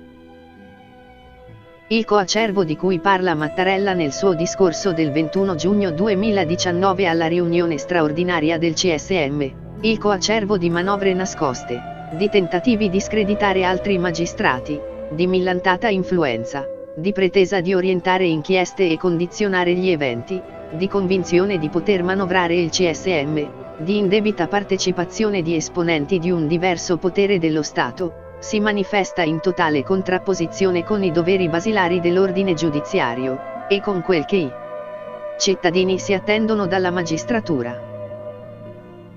Il paese arriva così alla prova più delicata e inaspettata, la pandemia. con uno sfaldamento nel cuore dello Stato, al vertice delle istituzioni, con la magistratura decapitata nel suo organo di autogoverno, il CSM, e in crollo di autorevolezza. Con un sistema politico sempre più incontrollato, senza un principio di ordine nell'esecutivo, senza una responsabilità democratica del Parlamento. Ricucire le fratture. All'inizio del settennato significava presidiare i punti in sofferenza della società italiana, non lasciare solo chi non ce la faceva. Prima gli ultimi, poi i penultimi del ceto medio impoverito. Nel 2020 è una larghissima fascia di popolazione aggredita dagli effetti del Covid, l'emergenza sanitaria, le chiusure, la bomba economico-sociale pronta a esplodere con la fine del blocco dei licenziamenti, la povertà educativa, le ferite invisibili della depressione psicologica di adulti e giovani. In mezzo sempre lui, il presidente con i capelli bianchi, che ha scelto il passo lento, la presenza in punta di piedi, il pudore, l'empatia che scatta quando rivela involontariamente, in un fuori onda che va in diretta televisiva, nei giorni più oscuri del lockdown, che anche lui non è potuto andare dal barbiere, non ha potuto tagliarsi il ciuffetto. Nulla di meno marziale o gollista. Eppure anche Mattarella, il presidente solo, en la tormenta, nella tempesta, come lo chiama El País, in quei giorni, il meno demiurgo di tutti, malgré soi, è alla vigilia del gesto che cambia il corso delle cose. Il gesto del politico. L'arbitro è chiamato a intervenire. La sera del 2 febbraio fischia la fine della partita e l'inizio di un nuovo gioco. Il custode invisibile ha compiuto la sua missione. Capitolo 8. Drag King. Nel 1977, era un pomeriggio romano di gennaio di quell'anno di piombo, due figure attraversarono via Nazionale, di fronte al Palazzo Koch, sede della Banca d'Italia, per entrare nel Teatro Eliseo che sta di fronte, dall'altra parte della strada. Vado a un convegno, disse il professor Franco Modigliani al giovane che lo accompagnava. Entrarono. Nella sala affollata stava parlando Enrico Berlinguer, davanti a una platea di intellettuali. Passò alla storia come il discorso dell'austerità, la parola d'ordine che il segretario del PCI lanciava nel dibattito pubblico, mentre il suo partito era impegnato nel difficile momento dell'unità nazionale con la DC di Aldo Moro, nella stagione dell'inflazione a 2 cifre e del terrorismo rosso, alla vigilia dell'attacco dell'autonomia contro il segretario della CGIL Luciano Lama all'Università di Roma. Il futuro premio Nobel, Modigliani, era lì ad ascoltare Berlinguer. Con lui il suo allievo neppure trentenne, Mario Draghi. Mercoledì 3 febbraio torna a percorrere in macchina quei pochi metri che separano il palazzo di Banca d'Italia dal palazzo del Quirinale, dove Sergio Mattarella lo attende per incaricarlo di formare il nuovo governo. Una missione impossibile, dopo lo sfascio del sistema politico che va ben al di là degli stracci volati dentro la vecchia maggioranza giallorossa che sosteneva il governo Conte. La mossa di Mattarella ha colto di sorpresa tutti i notabili vecchi e nuovi, ma è stata a lungo preparata nei mesi precedenti. Mesi in cui i colloqui segreti e riservati si infittivano. E le visite al Quirinale, non segnalate in nessuna agenda ufficiale, si facevano sempre più frequenti. L'ex governatore di Banca d'Italia, ex presidente della Banca Centrale Europea, alternava brevi soggiorni a Roma, nell'abitazione ai Parioli e in un ufficio in Banca d'Italia, con viaggi a Milano e Padova e lunghi fine settimana in campagna, con la moglie Serena, a Città della Pieve, in Umbria. Qui Matteo Renzi, da presidente del Consiglio, andò nel 2014 a incontrarlo, atterrando in elicottero in un campetto di calcio e rovinando la riservatezza del faccia a faccia, ufficialmente per parlare della riforma del mercato del lavoro, in realtà per accertarsi che Draghi non puntasse a diventare Presidente della Repubblica, un'ambizione che fu smentita. In campagna aveva trascorso le feste di fine anno. L'ultimo momento tranquillo, mentre il governo Conte procedeva verso la crisi. Sullo sfondo di un'emergenza sanitaria, economica, sociale senza precedenti, con il rischio di perdere i fondi europei del Recovery Plan. Una riserva della Repubblica. Draghi era l'italiano più stimato nelle cancellerie internazionali e nei centri di potere finanziario, l'uomo che aveva estratto il bazooka per salvare l'euro, con 3 parole passate alla storia e finite nelle fiction, la scena conclusiva dei Diavoli di Guido Maria Brera, nella Treccani e nei graffiti sui muri, sei bella come un whatever it takes. In patria, però, era diventato una figura da marginalizzare, temuta, forse ostacolata. Oggetto di scetticismo nei palazzi romani o, peggio, di ironia da parte del Presidente del Consiglio Giuseppe Conte. L'ho proposto per la Commissione europea, ma l'ho visto un po' stanco. La proposta, in realtà, era avvenuta in piedi, durante l'ultimo vertice europeo con il Presidente della BCE, in modo affrettato e improvvisato. Draghi aveva cortesemente declinato. Da tempo l'ex numero 1 di Francoforte aveva lanciato qualche segnale. Aveva smentito in privato ogni ritorno alla Goldman Sachs, dove era stato vicepresidente nel 2002, dopo un decennio di direzione generale al Ministero del Tesoro. Aveva scritto un articolo importante, fin troppo citato e molto studiato, sul Financial Times, all'inizio della pandemia, in cui scrisse che il Covid-19 era una tragedia di proporzioni bibliche e che occorreva un cambio di mentalità, come in tempo di guerra. La perdita di reddito non è colpa di coloro che ne sono vittima. E il costo dell'esitazione potrebbe essere fatale. Il ricordo delle sofferenze degli europei negli anni '20 ci sia di avvertimento.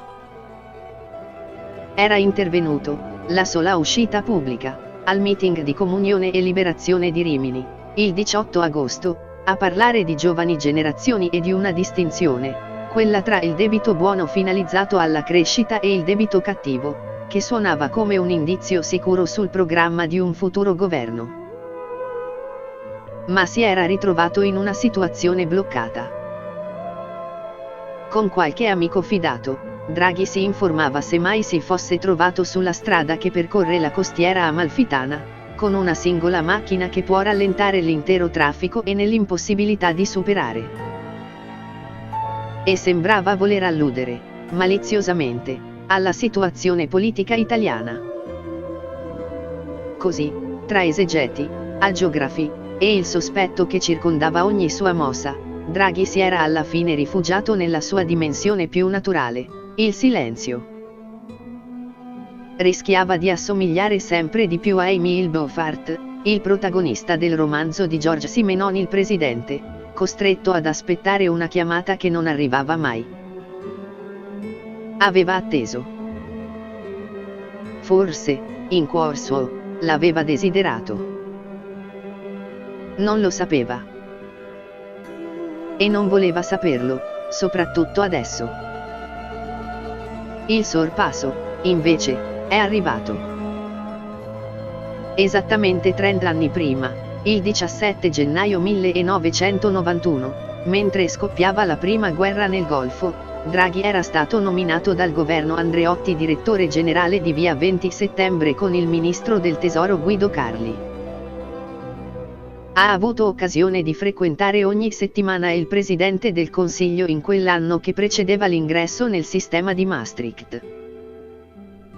La classe dirigente non aveva capito che firmando il trattato apriva un cambiamento di tale portata che difficilmente sarebbe rimasta indenne, commentò in seguito Carli. Draghi ha assistito al crollo di quella classe dirigente che tutto sapeva, tutto capiva e nulla faceva, ancora oggi è il suo ricordo più nitido di quella stagione. Andreotti viveva nell'ineluttabilità, nell'attesa di trasferirsi al Quirinale e restò travolto. Ha poi accompagnato l'inizio della stagione più travagliata e discussa delle privatizzazioni con il fantasma della riunione al largo di Civitavecchia sullo yacht di Sua Maestà, il Britannia, come recitava l'esclusivo cartoncino di invito, compilato dai misteriosi organizzatori, i British Invisibles, fatti apposta per alimentare il romanzone del complotto della massoneria internazionale. Draghi salì in effetti a bordo per poco tempo, ma bastò, secondo i complottisti, a dare il via libera al piano di privatizzazioni dell'industria pubblica italiana, la svendita alla finanza internazionale dei pezzi pregiati. Nasce lì la leggenda nera del Draghi, uomo dei poteri forti e transnazionali. Draghi è il numero uno, il futuro papa del movimento capitalistico italiano, della nuova religione tecnocratica, un leader riconosciuto per tale da quanti, ad alto livello, industriale o bancario, rappresentano un movimento per la successione ai partiti, nella futura Europa tecnocratica, scrisse con un certo qual buon intuito l'agenzia ufficiosa TAC diretta dal vetero democristiano Norberto Messina, ex consigliere di amministrazione dell'EFIM. Draghi restò al Ministero del Tesoro, nel passaggio tra la Prima e la Seconda Repubblica, con l'arrivo di Ciampi al Ministero di via 20 settembre, nel 1996, con il governo dell'Ulivo presieduto da Romano Prodi, impegnato nella cavalcata per portare l'Italia nell'euro. Di Ciampi Draghi ha tratteggiato lo stile di comando, in una commemorazione del 2016. Nel corso di quella esperienza la fermezza degli obiettivi veniva trasmessa con garbo nei modi, l'ampia fiducia data ai suoi collaboratori si accompagnava a un preciso controllo dei risultati, l'umanità del tratto non faceva velo all'equità del giudizio. La delega ai suoi collaboratori era ampia, così come lo era la difesa del loro operato, quando questi erano oggetto di attacchi che considerava ingiustificati, disse Draghi. Il governo Prodi, diverso da tutti i precedenti, e successivi, per due motivi: la prima è la libertà dall'emergenza, la stabilità è essenziale per fare riforme ben disegnate. La seconda è la durata del governo, circa 2 anni, più lunga di quella dei 4 esecutivi precedenti, che non durarono, nella pienezza delle funzioni, per più di 1 anno. E per 2 requisiti che erano mancati agli esecutivi precedenti: il governo Prodi era l'espressione diretta di una consultazione elettorale e per gran parte del suo mandato non ha visto i suoi membri cadere per motivi giudiziari. E concluse, mai dimenticando di affermare che lui non era un politico: Carlo Azeglio Ciampi ha restituito alla politica la sua dignità più alta. Quasi un modello di lavoro. Non è un politico di professione, Draghi, ma per la politica nutre rispetto e perfino curiosità.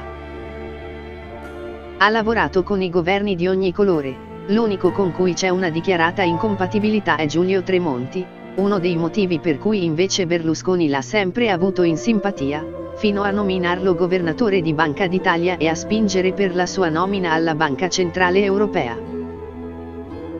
A chi gli ha offerto in passato incarichi di governo ha sempre risposto che non avrebbe fatto politica senza passare da un voto popolare. Lo spiegò anche a Prodi, che lo voleva ministro dell'economia nel suo secondo governo, nel 2005. Intendeva candidarsi alle elezioni politiche con il centrosinistra. Invece fu nominato governatore di Banca d'Italia dal governo Berlusconi, dopo lo scandalo che aveva travolto Antonio Fazio, il primo numero 1 di Palazzo Koch con un mandato a termine. Al suo posto andò Tommaso Padoa-Schioppa. Della politica conosce manovre, astuzie, cinismi, come ha potuto accorgersi, a sue spese, il potente numero 1 della Bundesbank Jens Weidmann. È un uomo globale ma anche profondamente romano. Un cattolico romano che va a messa e che ha studiato nel liceo dei Gesuiti, in anni difficili per la sua vita, rimasto orfano di entrambi i genitori da adolescente. È stato inserito da Papa Francesco nella Pontificia Accademia delle Scienze Sociali, ma politicamente è un laico. Un riformista destinato alla solitudine, come il suo maestro amato Federico Caffè, scomparso nel nulla nel 1987 a Roma. La sua scuola informale, ribattezzata dagli allievi il laboratorio, era fondata sullo studio del keynesismo e sul primato della politica economica come capacità dello Stato di incidere e di cambiare la vita delle persone. Il riformista preferisce il poco al tutto, il realizzabile all'utopico, il gradualismo delle trasformazioni a una sempre rinviata trasformazione radicale del sistema, scriveva Caffè. L'uomo delle passioni fredde, Draghi, sottoscrive. Negli 8 mesi successivi il Presidente del Consiglio si è mosso nei limiti assegnati dal Quirinale. Un governo di maggioranza larghissima, con i ministri della Lega accanto a quelli del PD, del Movimento 5 Stelle e di Forza Italia. L'emergenza sanitaria che ha imposto l'accelerazione della campagna vaccinale, con la chiamata alla guida delle operazioni di un generale in tuta mimetica e stellette, Francesco Paolo Figliuolo. Il piano per i fondi europei, ribattezzato piano di ripresa e di resilienza, da riscrivere e da realizzare. Uno scenario internazionale che subisce un infarto nel cuore dell'estate, quando la sera di Ferragosto gli americani e il personale italiano ancora nel paese sono costretti a lasciare Kabul in mano ai talebani, dopo 20 anni di guerra inutile in Afghanistan. Nell'Europa orfana di Angela Merkel e corrosa nella sua frontiera orientale dai governi di Polonia e Ungheria e non solo, costruttori di nuovi muri e di attacchi allo Stato di diritto. In questo scenario Draghi è il premier di necessità. Si muove tra i partiti che sentono l'obbligo di alzare bandierine, come lui stesso avvisa in una conferenza stampa, un paese che ha voglia di rinascita, di tornare a vivere e a crescere, di considerare la pandemia una parentesi da dimenticare, e un pezzo di società che non si sente rappresentato da nessuno, pronto ad alimentare qualsiasi spinta alla rivolta. Nell'autunno 2021 la pulsione ribellistica prende la forma del no al Green Pass, lo strumento ideato dal governo per certificare l'avvenuta vaccinazione, obbligatorio per sedersi al chiuso in un ristorante o in un cinema, per viaggiare in treno, per insegnare, per entrare in un luogo di lavoro pubblico o privato. Sul Green Pass si concentra il fronte del rifiuto nei confronti dello Stato, della politica, del governo Draghi. Il 9 ottobre la piazza di Roma assume sembianze antiche, quando un gruppo di neofascisti assalta la sede nazionale della CGIL e poi prova ad attaccare Palazzo Chigi e Montecitorio. In mezzo alla repressione della polizia e a una protesta amplificata dai social e dai media c'è un campo vuoto che non tocca al governo riempire, ma che è lo spazio in cui il governo si trova ad agire. Una settimana dopo il sindacato CGIL Cisluil torna a riempire la piazza per una manifestazione antifascista, ma alla vigilia di una giornata elettorale, si vota nei ballottaggi per i sindaci a Roma e a Torino e in altre città, in cui il dato più evidente è il PD di Enrico Letta che riconquista le principali città, la sconfitta della destra, ma soprattutto la massiccia astensione degli elettori alle urne. Come Mattarella, anche Draghi rappresenta la soluzione possibile e al tempo stesso è il segno più visibile della crisi di democrazia di cui soffre l'Italia. Il gigante d'Europa, il capo del governo più intransigente nella guerra alla pandemia, come lo effigiano i giornali americani, è un leader che non poggia su una legittimazione elettorale, ha reso inutili programmi, convenzioni, campagne di comunicazione. Non parla, fa. Non discute, realizza. Si rivolge al paese con le conferenze stampa sempre più frequenti, dai ritmi secchi, risposte brevissime, precise, appuntite. E più avanza, più rende visibile la strozzatura in cui si trova il paese. Draghi è il più sofisticato prodotto di 30 anni di collasso istituzionale italiano. Da Presidente del Consiglio è chiamato a risolvere le emergenze per cui è stato chiamato, sanitaria, economica, sociale. Negli stessi mesi, sempre più evidente, c'è la costruzione di un personaggio istituzionale, presidenziale. Si parte con l'arrivo delle salme a Roma dell'ambasciatore Luca Attanasio e del carabiniere Vittorio Iacovacci, uccisi in Congo.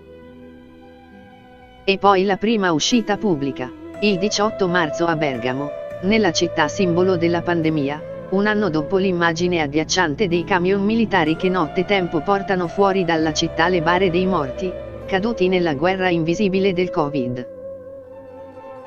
Il 25 aprile, per la festa della liberazione, Draghi visita il Museo Storico di Via Tasso a Roma, il luogo in cui i nazisti torturavano i partigiani, e usa parole non di circostanza sulla necessità di difendere i valori repubblicani. Vediamo crescere il fascino perverso di autocrati e persecutori delle libertà civili, soprattutto quando si tratta di alimentare pregiudizi contro le minoranze etniche e religiose. Nell'onorare la memoria di chi lottò per la libertà dobbiamo anche ricordarci che non fummo tutti, noi italiani, brava gente.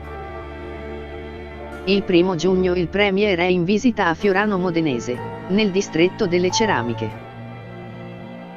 È la prima volta che esco da Roma da quando la pandemia ha cominciato ad attenuarsi, il suo è un sospiro di sollievo, la pandemia comincia ad attenuarsi e il discorso di Draghi è un invito a cogliere l'attimo, oggi godiamoci il presente e a sprigionare le energie produttive, imprenditoriali, la propria visione del mondo, perché la crescita sia duratura. Naturalmente il merito non è del governo, avverte a un certo punto, con il ricercato understatement che lo distingue dai predecessori che parlavano di nuovo umanesimo, si intestavano il nuovo miracolo italiano, dichiaravano di guidare i ministri migliori del mondo. Il 24 agosto è sui luoghi del terremoto del 2016, nella palestra di Amatrice incontra i parenti delle vittime e i volontari, stringe mani, carezza, conforta, ascolta, rassicura, lo Stato vi è vicino. Il 26 ottobre, ormai il voto per il Quirinale si avvicina, è all'Istituto Tecnico Cuccovillo di Bari, abbassa le distanze e si lascia andare con gli studenti. Ho la pelle d'oca, ho stretto la mano al futuro Presidente della Repubblica, si vanta uno di loro. In mezzo, c'è l'estate fortunata e festosa delle vittorie degli azzurri nel calcio, ai campionati europei di Inghilterra, e alle Olimpiadi di Tokyo, la pioggia di medaglie d'oro nell'atletica.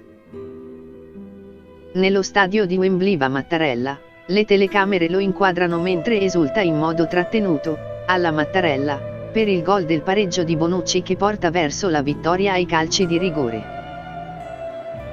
Draghi accoglie la nazionale nel cortile di Palazzo Chigi e dà vita a un piccolo show. Li accoglie sulla porta della sede del governo, si fa fotografare con la coppa in mano, cerca il portiere Donnarumma con lo sguardo, dove sei, eccoti lì, sfiora la retorica quando attribuisce ai ragazzi di Mancini il merito di aver rafforzato il senso di appartenenza all'Italia, ci avete messo al centro dell'Europa. Come dimostrano i tanti messaggi di congratulazioni arrivati in queste ore, anche a me personalmente. Ma il messaggio è chiaro, nel pallone, in pista, sulla pedana, con gli sprint, le parate, i salti in alto vince l'Italia di Draghi. Il suo è un sotterraneo cammino di formazione. È stato dirigente pubblico, governatore di Banca d'Italia, presidente della Banca Centrale Europea, è diventato presidente del Consiglio a 73 anni ed è sembrato da sempre preparato al ruolo. Ma muoversi sotto gli occhi di tutti, e senza darlo a vedere, da candidato presidenziale richiede controllo dei nervi, dedizione e anche una certa forma di umiltà, non scontata in un uomo dotato a dir poco di sicurezza e autostima, ma anche di una buona dose di cinismo, rafforzato nella vita dalla prova affrontata quando da ragazzo restò da solo per la scomparsa prematura sia del papà Carlo, banchiere, che della mamma Gilda, farmacista, negli anni in cui frequentava il liceo dei Gesuiti nella capitale, il Massimo. Nel cammino di apprendistato e di avvicinamento al voto per il Quirinale c'è anche la lenta trasformazione dell'ex banchiere centrale in leader parlamentare. anche perché sarà il Parlamento a votare per il nuovo presidente. Il rapporto tra i parlamentari con Draghi è un misto di soggezione e curiosità. Il Presidente del Consiglio interviene con discorsi brevi, di 15 minuti, e con repliche che utilizza per cercare un contatto con chi ha parlato nel dibattito. Onorevole Galizia, lei parlava di migrazione. All'onorevole Deiba rispondo volentieri. L'onorevole Tasso ha toccato il punto. Onorevole Ermellino, la questione è quella da lei posta. I carneadi, gratificati dalla citazione, applaudono pazzi di gioia. A volte a sproposito. Il 20 ottobre, al Senato, è partito l'applauso mentre Draghi stava dicendo che una sfida decisiva per l'Europa è raggiungere l'autonomia tecnologica nei semiconduttori e nelle tecnologie quantistiche. L'entusiasmo per un argomento di non facile presa popolare ha colto di sorpresa anche lui, l'ha messo un po' in imbarazzo e l'ha spinto a ringraziare. La seduzione va avanti così. In Parlamento, oggi, sarebbero in molti pronti a votarlo come presidente. A patto, ovviamente, che poi la legislatura prosegua. In questo cammino di iniziazione presidenziale, Draghi è affiancato dagli amici di sempre, come Francesco Giavazzi, l'economista che da quando il Premier è arrivato a Palazzo Chigi frequenta quotidianamente le stanze del capo del governo, e dai compagni di strada che hanno cominciato a lavorare con lui quando è nato il governo, come il sottosegretario alla presidenza Roberto Garofoli, l'uomo delle leggi, e il capo di gabinetto Antonio Funicello, riservato consigliere politico, addetto alla mediazione con i capi dei partiti. Funicello ha accompagnato Draghi in una missione delicata, la visita nella sede nazionale della CGIL devastata dal raid neofascista di 2 giorni prima, con l'abbraccio pubblico al segretario Maurizio Landini. E nella visita a Bologna, il 14 settembre, per commemorare Beniamino Andreatta e aprire il G20 delle religioni. 2 occasioni che l'ex banchiere centrale diventato politico ha utilizzato per rivendicare le proprie radici.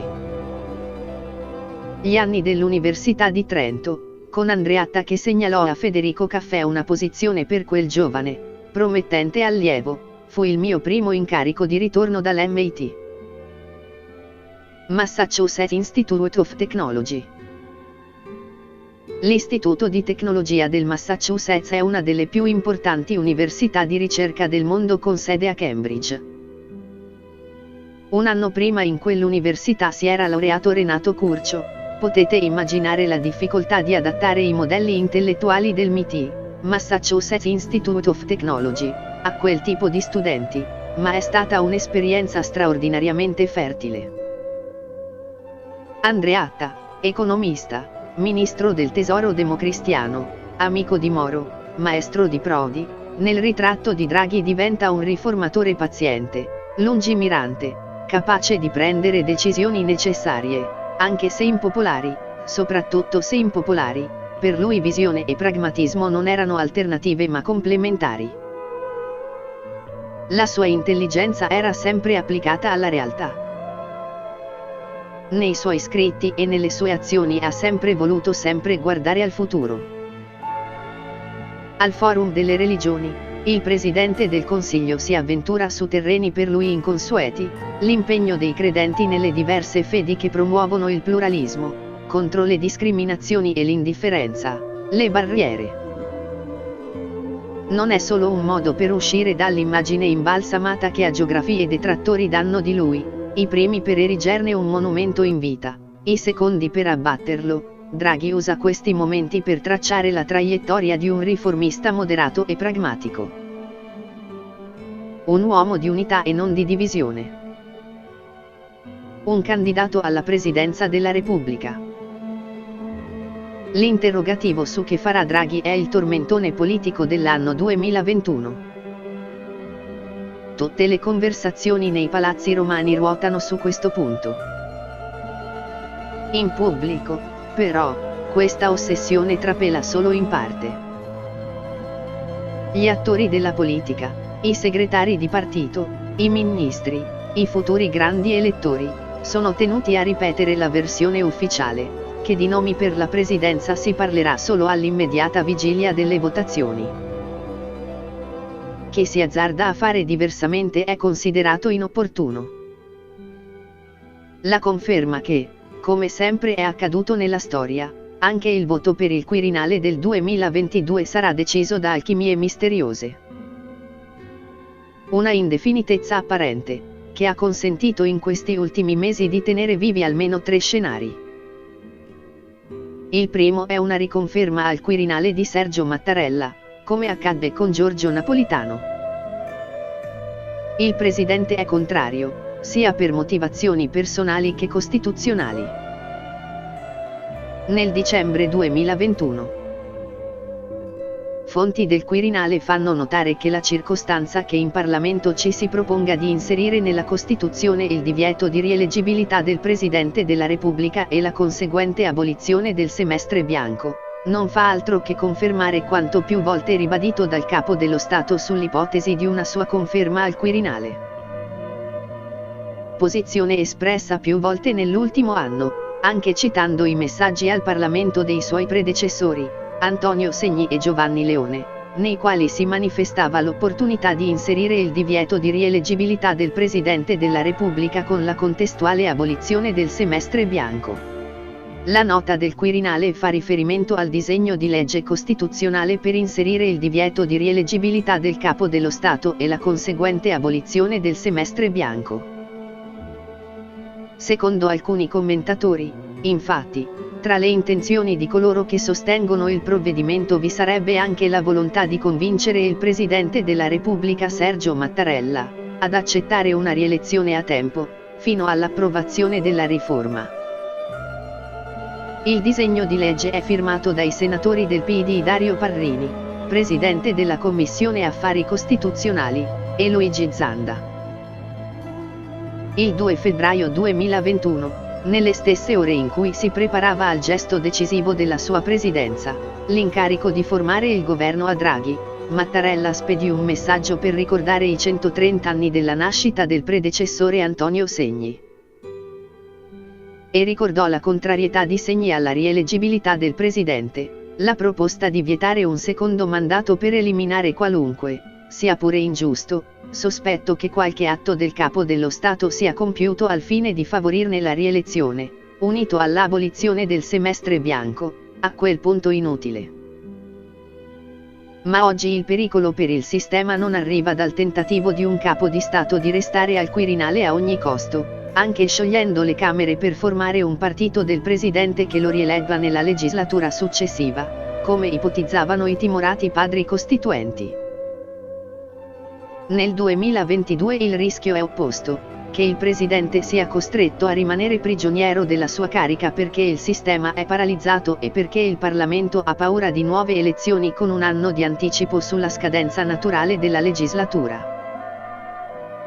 Il bis di Mattarella serve a congelare la scena, almeno per un anno o 2. Ma è proprio lo scenario del congelamento a tempo a inquietare Mattarella e fargli dire di no. Gli appare una distorsione costituzionale. Oltre al desiderio, arrivato a 80 anni, di tornare a fare il privato cittadino con la carica di senatore a vita. È stato scoperto a cercare casa a Roma, come tutti, con la figlia, durante un sopralluogo in un appartamento tra Villa Borghese e Villa Ada, quando l'inquilina se l'è trovato davanti e gli ha scattato un selfie. Una rivelazione casuale, ma consentita dal Quirinale. Il secondo scenario è che sia eletto dalla maggioranza che regge il governo Draghi un nome finora rimasto coperto. I candidati e gli autocandidati sono numerosi. Il più attivo è Pier Ferdinando Casini. Negli ultimi 6 mesi si è inabissato. Non è più intervenuto al Senato. Nessuna intervista ai giornali in 6 mesi, se non una sull'Afghanistan in estate, nessuna comparsata televisiva, rarissime uscite pubbliche. Tra queste la commemorazione di Martinazzoli con Renzi, che è considerato il suo grande elettore.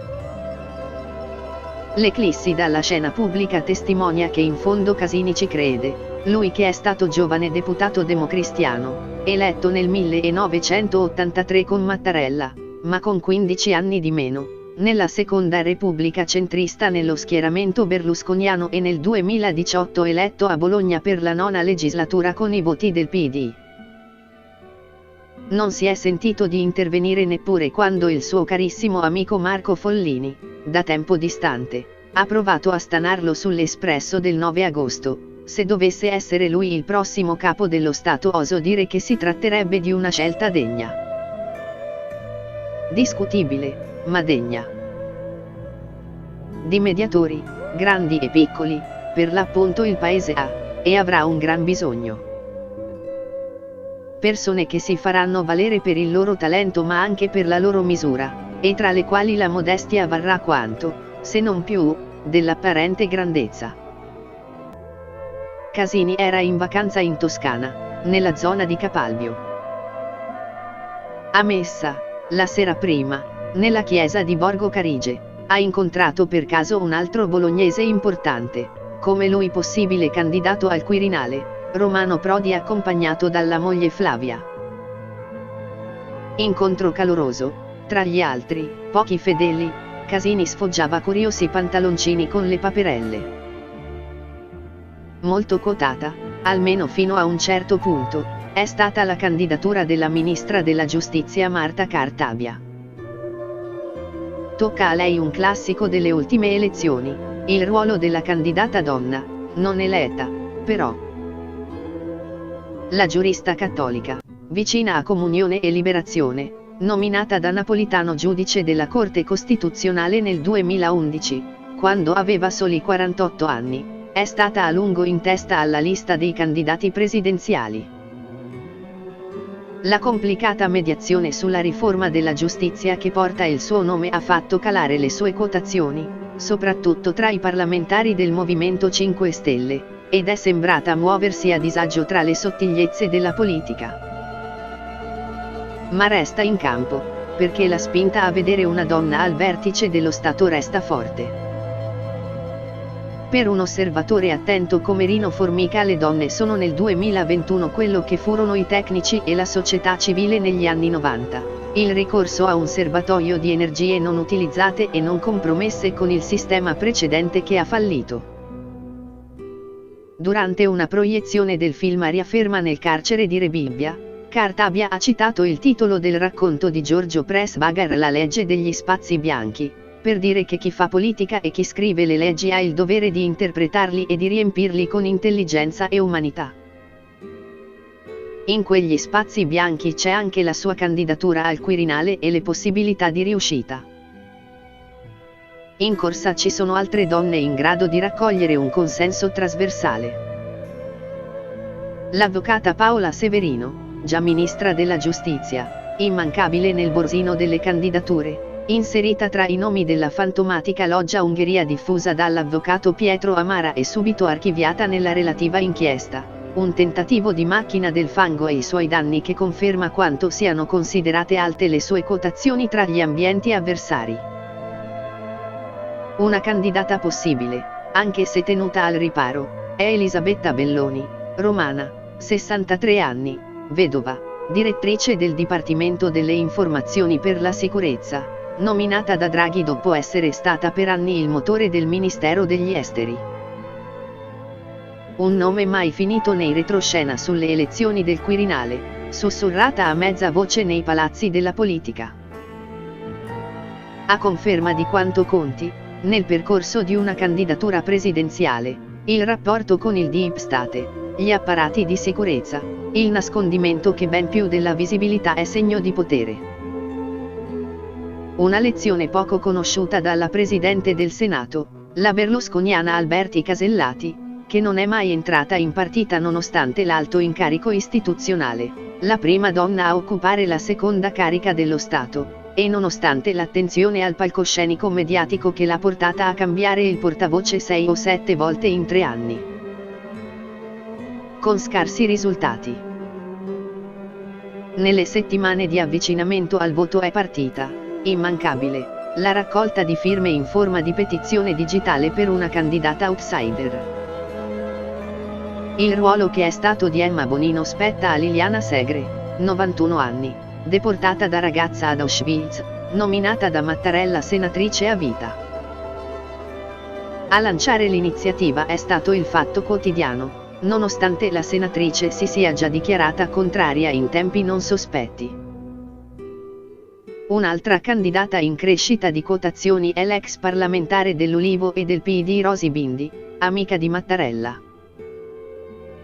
Cattolica, fiera avversaria del centrodestra negli anni del berlusconismo trionfante, piace molto al popolo del centrosinistra, meno, forse, ai suoi dirigenti. Il terzo scenario è che sul Quirinale avvenga la rottura della maggioranza di governo e che si formi uno schieramento presidenziale senza la Lega di Salvini. È la cosiddetta maggioranza Ursula, dal nome di Ursula von der Leyen, la tedesca presidente della Commissione europea che nel luglio 2019 fu votata nel Parlamento di Bruxelles da tutti i partiti italiani dell'attuale maggioranza, compreso il Movimento 5 Stelle, ma la Lega, che in quel momento era il pivot del governo, si isolò da sola. E un mese dopo restò fuori anche dal governo italiano. Da mesi il segretario del PD Enrico Letta, che ha sostituito Nicola Zingaretti alla guida del partito, punta a raggiungere questo obiettivo, insieme al regista riservato di Forza Italia, Gianni Letta, suo zio. Se la Lega dovesse seguire Fratelli d'Italia fuori dalla maggioranza, i giochi si riaprirebbero per molti candidati del centrosinistra, attrezzati a prendere i voti anche di Forza Italia e del Movimento 5 Stelle. I grandi esclusi del 2015, Giuliano Amato e Romano Prodi. Amato, giudice costituzionale, 84 anni. È sempre stato il nome più gradito a Berlusconi tra i notabili del centrosinistra. Prodi, invece, è sempre stato l'avversario più temuto, ma negli ultimi tempi sono arrivati segnali di pacificazione. Quando i giudici di Milano hanno chiesto di sottoporre Berlusconi a perizia psichiatrica, il fondatore dell'Ulivo ha reagito con durezza: è una follia. Una difesa inaspettata, anche perché nel 2013 Berlusconi minacciò di lasciare l'Italia se Prodi fosse stato eletto presidente. Dietro i due vecchi governanti del centrosinistra c'è una lunga fila di aspiranti. Il commissario europeo Paolo Gentiloni, ex premier. Il ministro della cultura Dario Franceschini, che coltiva buone relazioni con il Movimento 5 Stelle, in pessimi rapporti con Draghi. Il ministro della difesa Lorenzo Guerini. Più defilato, l'ex segretario Walter Veltroni. Tutti del PD, dopo Ciampi, Napolitano e Mattarella, con uno di loro continuerebbe al Quirinale la dinastia dei presidenti del centrosinistra. L'elenco si può estendere a figure fuori da ogni incarico e senza appartenenze visibili, come l'ex giudice costituzionale Sabino Cassese. Di età avanzata, ha già compiuto 86 anni, ma le elezioni del Quirinale dimostrano che non sempre l'anzianità rappresenta un handicap nella corsa, anzi. Potrebbe accadere anche l'opposto, però. Che la Lega riesca a coinvolgere Fratelli d'Italia nel pacchetto di mischia dei grandi elettori e che insieme propongano un nome per il Quirinale. Il centrodestra unito, Lega, Forza Italia, Fratelli d'Italia, parte da 382 grandi elettori, 247 deputati, 135 senatori, ma può contare sui rinforzi che arriveranno dai delegati regionali, scelti in regioni in maggioranza di centrodestra, e dai parlamentari del gruppo misto in disarmo, soprattutto ex M5S, spaventati dalla prospettiva di nuove elezioni. In più, c'è il gruppo di Renzi, Italia Viva, che conta su 43 grandi elettori che in caso di spaccatura tra gli schieramenti sarebbero determinanti. Il candidato potrebbe essere proprio lui, Silvio Berlusconi. l'ex premier ci crede. Dopo le elezioni amministrative è tornato in campo, aiutato anche da una soluzione in un ramo del processo cosiddetto Rumbi-Ter, in cui era accusato di aver pagato il silenzio dei testimoni. Si è fatto fotografare con Angela Merkel in uscita dalla cancelleria, ha ripreso i contatti italiani e internazionali. Prova a costruire la maggioranza del quarto voto, quando il quorum si abbassa, mettendo in pratica un'altra regola fissa delle elezioni presidenziali, la trasversalità del candidato. Berlusconiani di complemento sono presenti in tutti i partiti e nell'affollato gruppo misto di Camera e Senato. Ma anche anti-berlusconiani. Così, alla fine, Berlusconi potrebbe essere almeno il nome di bandiera del centrodestra, nelle prime 3 votazioni, così come il nome di bandiera del PD potrebbe essere Prodi. Ma a quel punto il Parlamento sarebbe estenuato e desideroso di trovare una soluzione. E la soluzione, fuori dagli scenari consueti, si chiama, ancora una volta, Mario Draghi.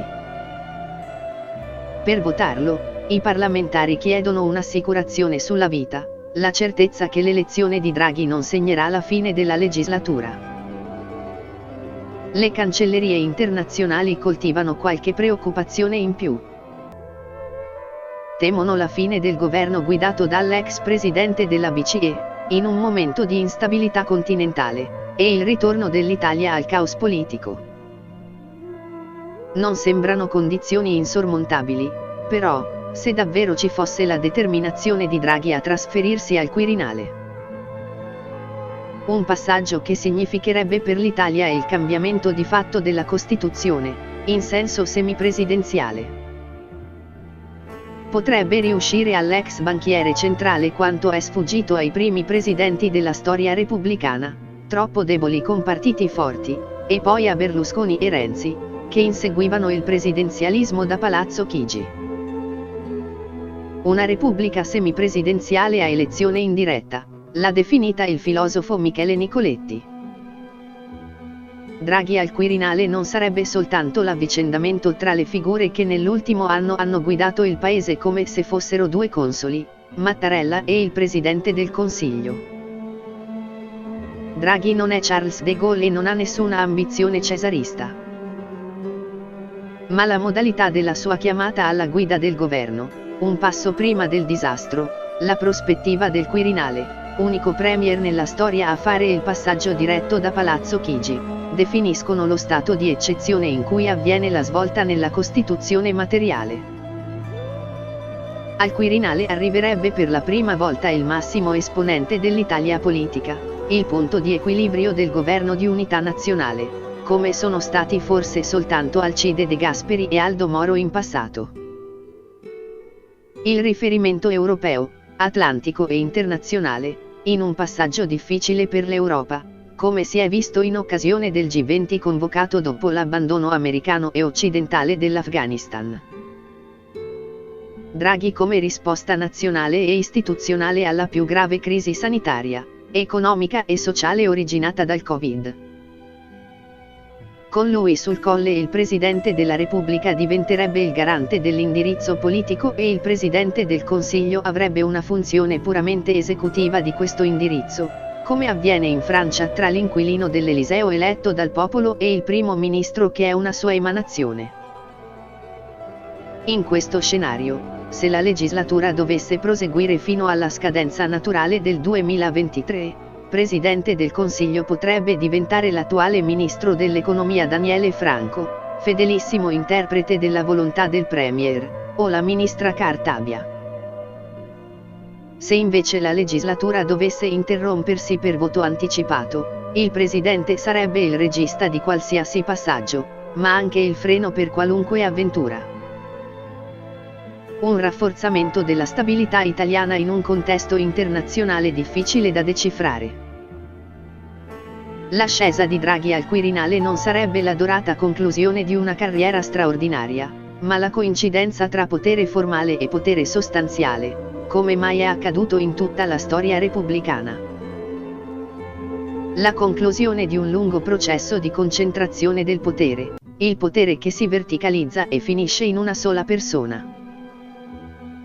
Una sua elezione al Quirinale farebbe coincidere il massimo del potere con il massimo dell'autorità. E richiederebbe una riforma della Costituzione, per evitare che sia una pericolosa situazione di fatto, senza contrappesi adeguati. La pandemia ha esaltato il ruolo della politica e dello Stato, con il rischio di una nuova stagione di paternalismo. In questa Italia senza rappresentanza politica il presidente, tutti gli ultimi presidenti, hanno ascoltato, si sono presi cura dei fragili, hanno lanciato qualche rimprovero, hanno dato una carezza. Sono stati severi e accoglienti, autorevoli e incalzanti, come sono i genitori. Hanno risposto alla mancanza di un padre. L'idea del paese da difendere da se stesso, da educare perché non resti abbandonato alla solitudine dei suoi mali storici e dei suoi vizi quasi antropologici, la suggestione della democrazia protetta, ha unito le grandi culture che hanno costruito la Repubblica, i cattolici, la sinistra comunista, i laici azionisti.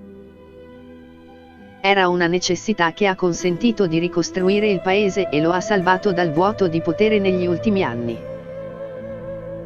Ma ha avuto anche l'effetto di lasciare la Repubblica in una condizione eternamente bambina, con il bisogno di essere protetta, senza crescere mai, in una cittadinanza senza responsabilità. In un paese senza maestri, il presidente è stato il padre che interviene. Draghi sembra voler seguire lo stesso modello, il monarca repubblicano. Drag King. Oggi anche l'uomo forte deve essere fortemente democratico, ha detto il regista Marco Bellocchio. Ma guai a quel paese che troppo a lungo ha bisogno di essere preso per mano dai padri. L'Italia 2022 è un paese socialmente reattivo, ma politicamente spento, in cui avanza la presenza di un populismo senza più popolo. Il contesto di una democrazia dei dormienti, in cui la competizione politica è stata sopita e spenta e il dibattito intellettuale e culturale è delegato a poche voci non conformiste. Nel panorama internazionale l'Italia non è più un'anomalia.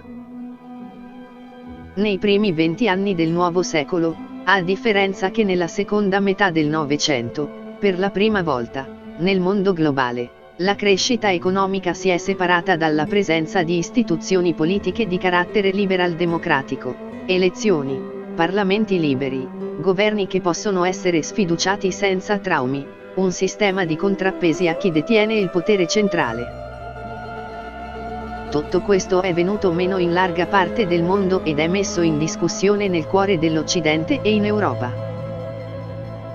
La reazione al ritorno dei nazionalismi, sotto forma di populismo o di sovranismo, ha preso la forma dell'addomesticamento dell'opinione pubblica, addormentare le tensioni e i conflitti. Una strategia che prevede il prosciugarsi delle differenze politiche, considerate tutte in blocco come dannose, la cancellazione delle identità, l'indebolimento della rappresentanza. Ma il sonno genera mostri e il risveglio potrebbe essere devastante. È questo il momento in cui arriva l'elezione del 13° presidente della storia repubblicana. E la presidenza della Repubblica si trova all'incrocio di spinte contrapposte. Può essere il motore del cambiamento, che regola il ritorno a una democrazia più forte, legata a istituzioni autorevoli, partiti in grado di contrapporsi senza alimentare spirali distruttive, corpi intermedi vivaci nella società.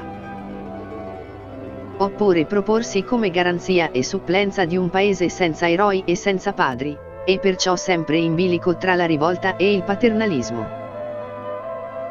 Il Palazzo del Quirinale attende il suo prossimo inquilino. Alla vigilia del voto la Casa degli Italiani, come l'ha chiamata Sergio Mattarella, ha proposto le nuove esposizioni di una sorta di galleria di arte contemporanea cominciata qualche anno fa, che ha preso vita tra le sale, i giardini, i cortili, con le sculture di bronzo, ferro, gesso, ottone, cemento e legno che spuntano in modo incongruo tra le mura dell'antico edificio papale. Nel palazzo che da secoli è uguale a se stesso e sempre diverso, è testimone della staticità e del dinamismo che si ritrovano in queste mura, il simbolo del massimo potere nazionale. Provvisorio, come tutte le cose umane. Il visitatore che entra nel cortile d'onore, accanto alla scala, viene accolto dal giovane atleta in granito verde di Francesco Messina, ripreso con un sasso nella mano sinistra, in un momento di riposo o nell'attesa di cominciare la gara. Nei giardini presidenziali dove prima del Covid si anticipava la festa del 2 giugno ha trovato posto il totem di bronzo di Mirko Basaldella. Nella palazzina gregoriana c'è il waiting di Bertozzi e Casoni, con le cassette del pronto soccorso aperte come un fiore di cardo a segnalare il disagio, la sofferenza, il ritorno alla vita. Nella sala gialla si muove l'uomo galleggiante di Mario Ceroli, composto in legno di pino di Russia, che riemerge dalle acque mediterranee. E infine, nell'anticamera del Salone delle Feste, ci sono gli archeologi di Giorgio De Chirico, di bronzo patinato. 2 figure scolpite, abbracciate su divanetti imbottiti, colti nel momento di passarsi una tavoletta con segni misteriosi. I 2 sono ciechi, si ispirano alla cultura antica, fa notare Flavio Fellini, in cui l'assenza di vista, il non vedere, indicava non lo smarrimento nelle tenebre, ma la saggezza, la capacità di vedere oltre. Le qualità che sempre si richiedono a un profeta o, con una certa disperazione, a un leader politico, a uno statista. Gli archeologi sono le figure più enigmatiche di questa collezione, come un enigma è l'inquilino del Quirinale, la figura più misteriosa e sfuggente del panorama italiano, la più esposta al dramma. In quel palazzo, con quella storia, sembrano simboleggiare un passaggio del testimone. Tra il capo dello Stato uscente e quello che sarà eletto.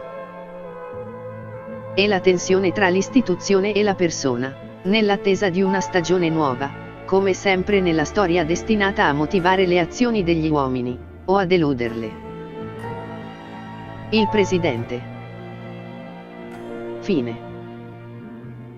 Bibliografia. Il capo dello Stato e il Quirinale nella storia della democrazia italiana, Il Mulino, 2018. E poi l'imprescindibile Vittorio Gorresio, il sesto presidente, Rizzoli, 1972. Domenico Bartoli, da Vittorio Emanuele Agronchi, Longanesi, 1962, Nino Valentino, La battaglia per il Quirinale, Rizzoli, 1965. Giovanni Di Capua, Le chiavi del Quirinale, Feltrinelli, 1971. Enzo Bettizza, Diario di un grande elettore, Editoriale Nuova, 1978. Bruno Vespa, e anche Leone votò Pertini, Cappelli, 1978. Mimmo Scarano, Maurizio De Luca, Il presidente prossimo Venturo, Longanesi, 1985. Maurizio Ridolfi, Presidenti. Storia e costumi della Repubblica nell'Italia democratica, Biella, 2014. Mario Pacelli, Giorgio Giovannetti, Il colle più alto, Giappichelli, 2017. Sul ruolo costituzionale del Capo dello Stato, Elena Bindi, Mario Perini, Il Capo dello Stato, notaio o sovrano. Giappichelli, 2015.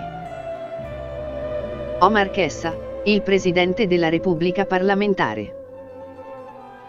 Un'interpretazione della forma di governo italiana, Iovene, 2011.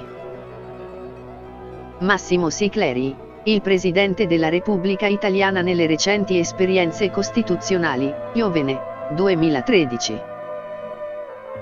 Gino Scaccia, il Presidente della Repubblica fra evoluzione e trasformazione, Mucchi, 2015. Eric Furno, il Presidente della Repubblica al tempo delle crisi, editoriale scientifica, 2021. Sui segreti del Quirinale raccontati in presa diretta, Matteo Mureddu, il Quirinale dei Presidenti, Feltrinelli, 1978.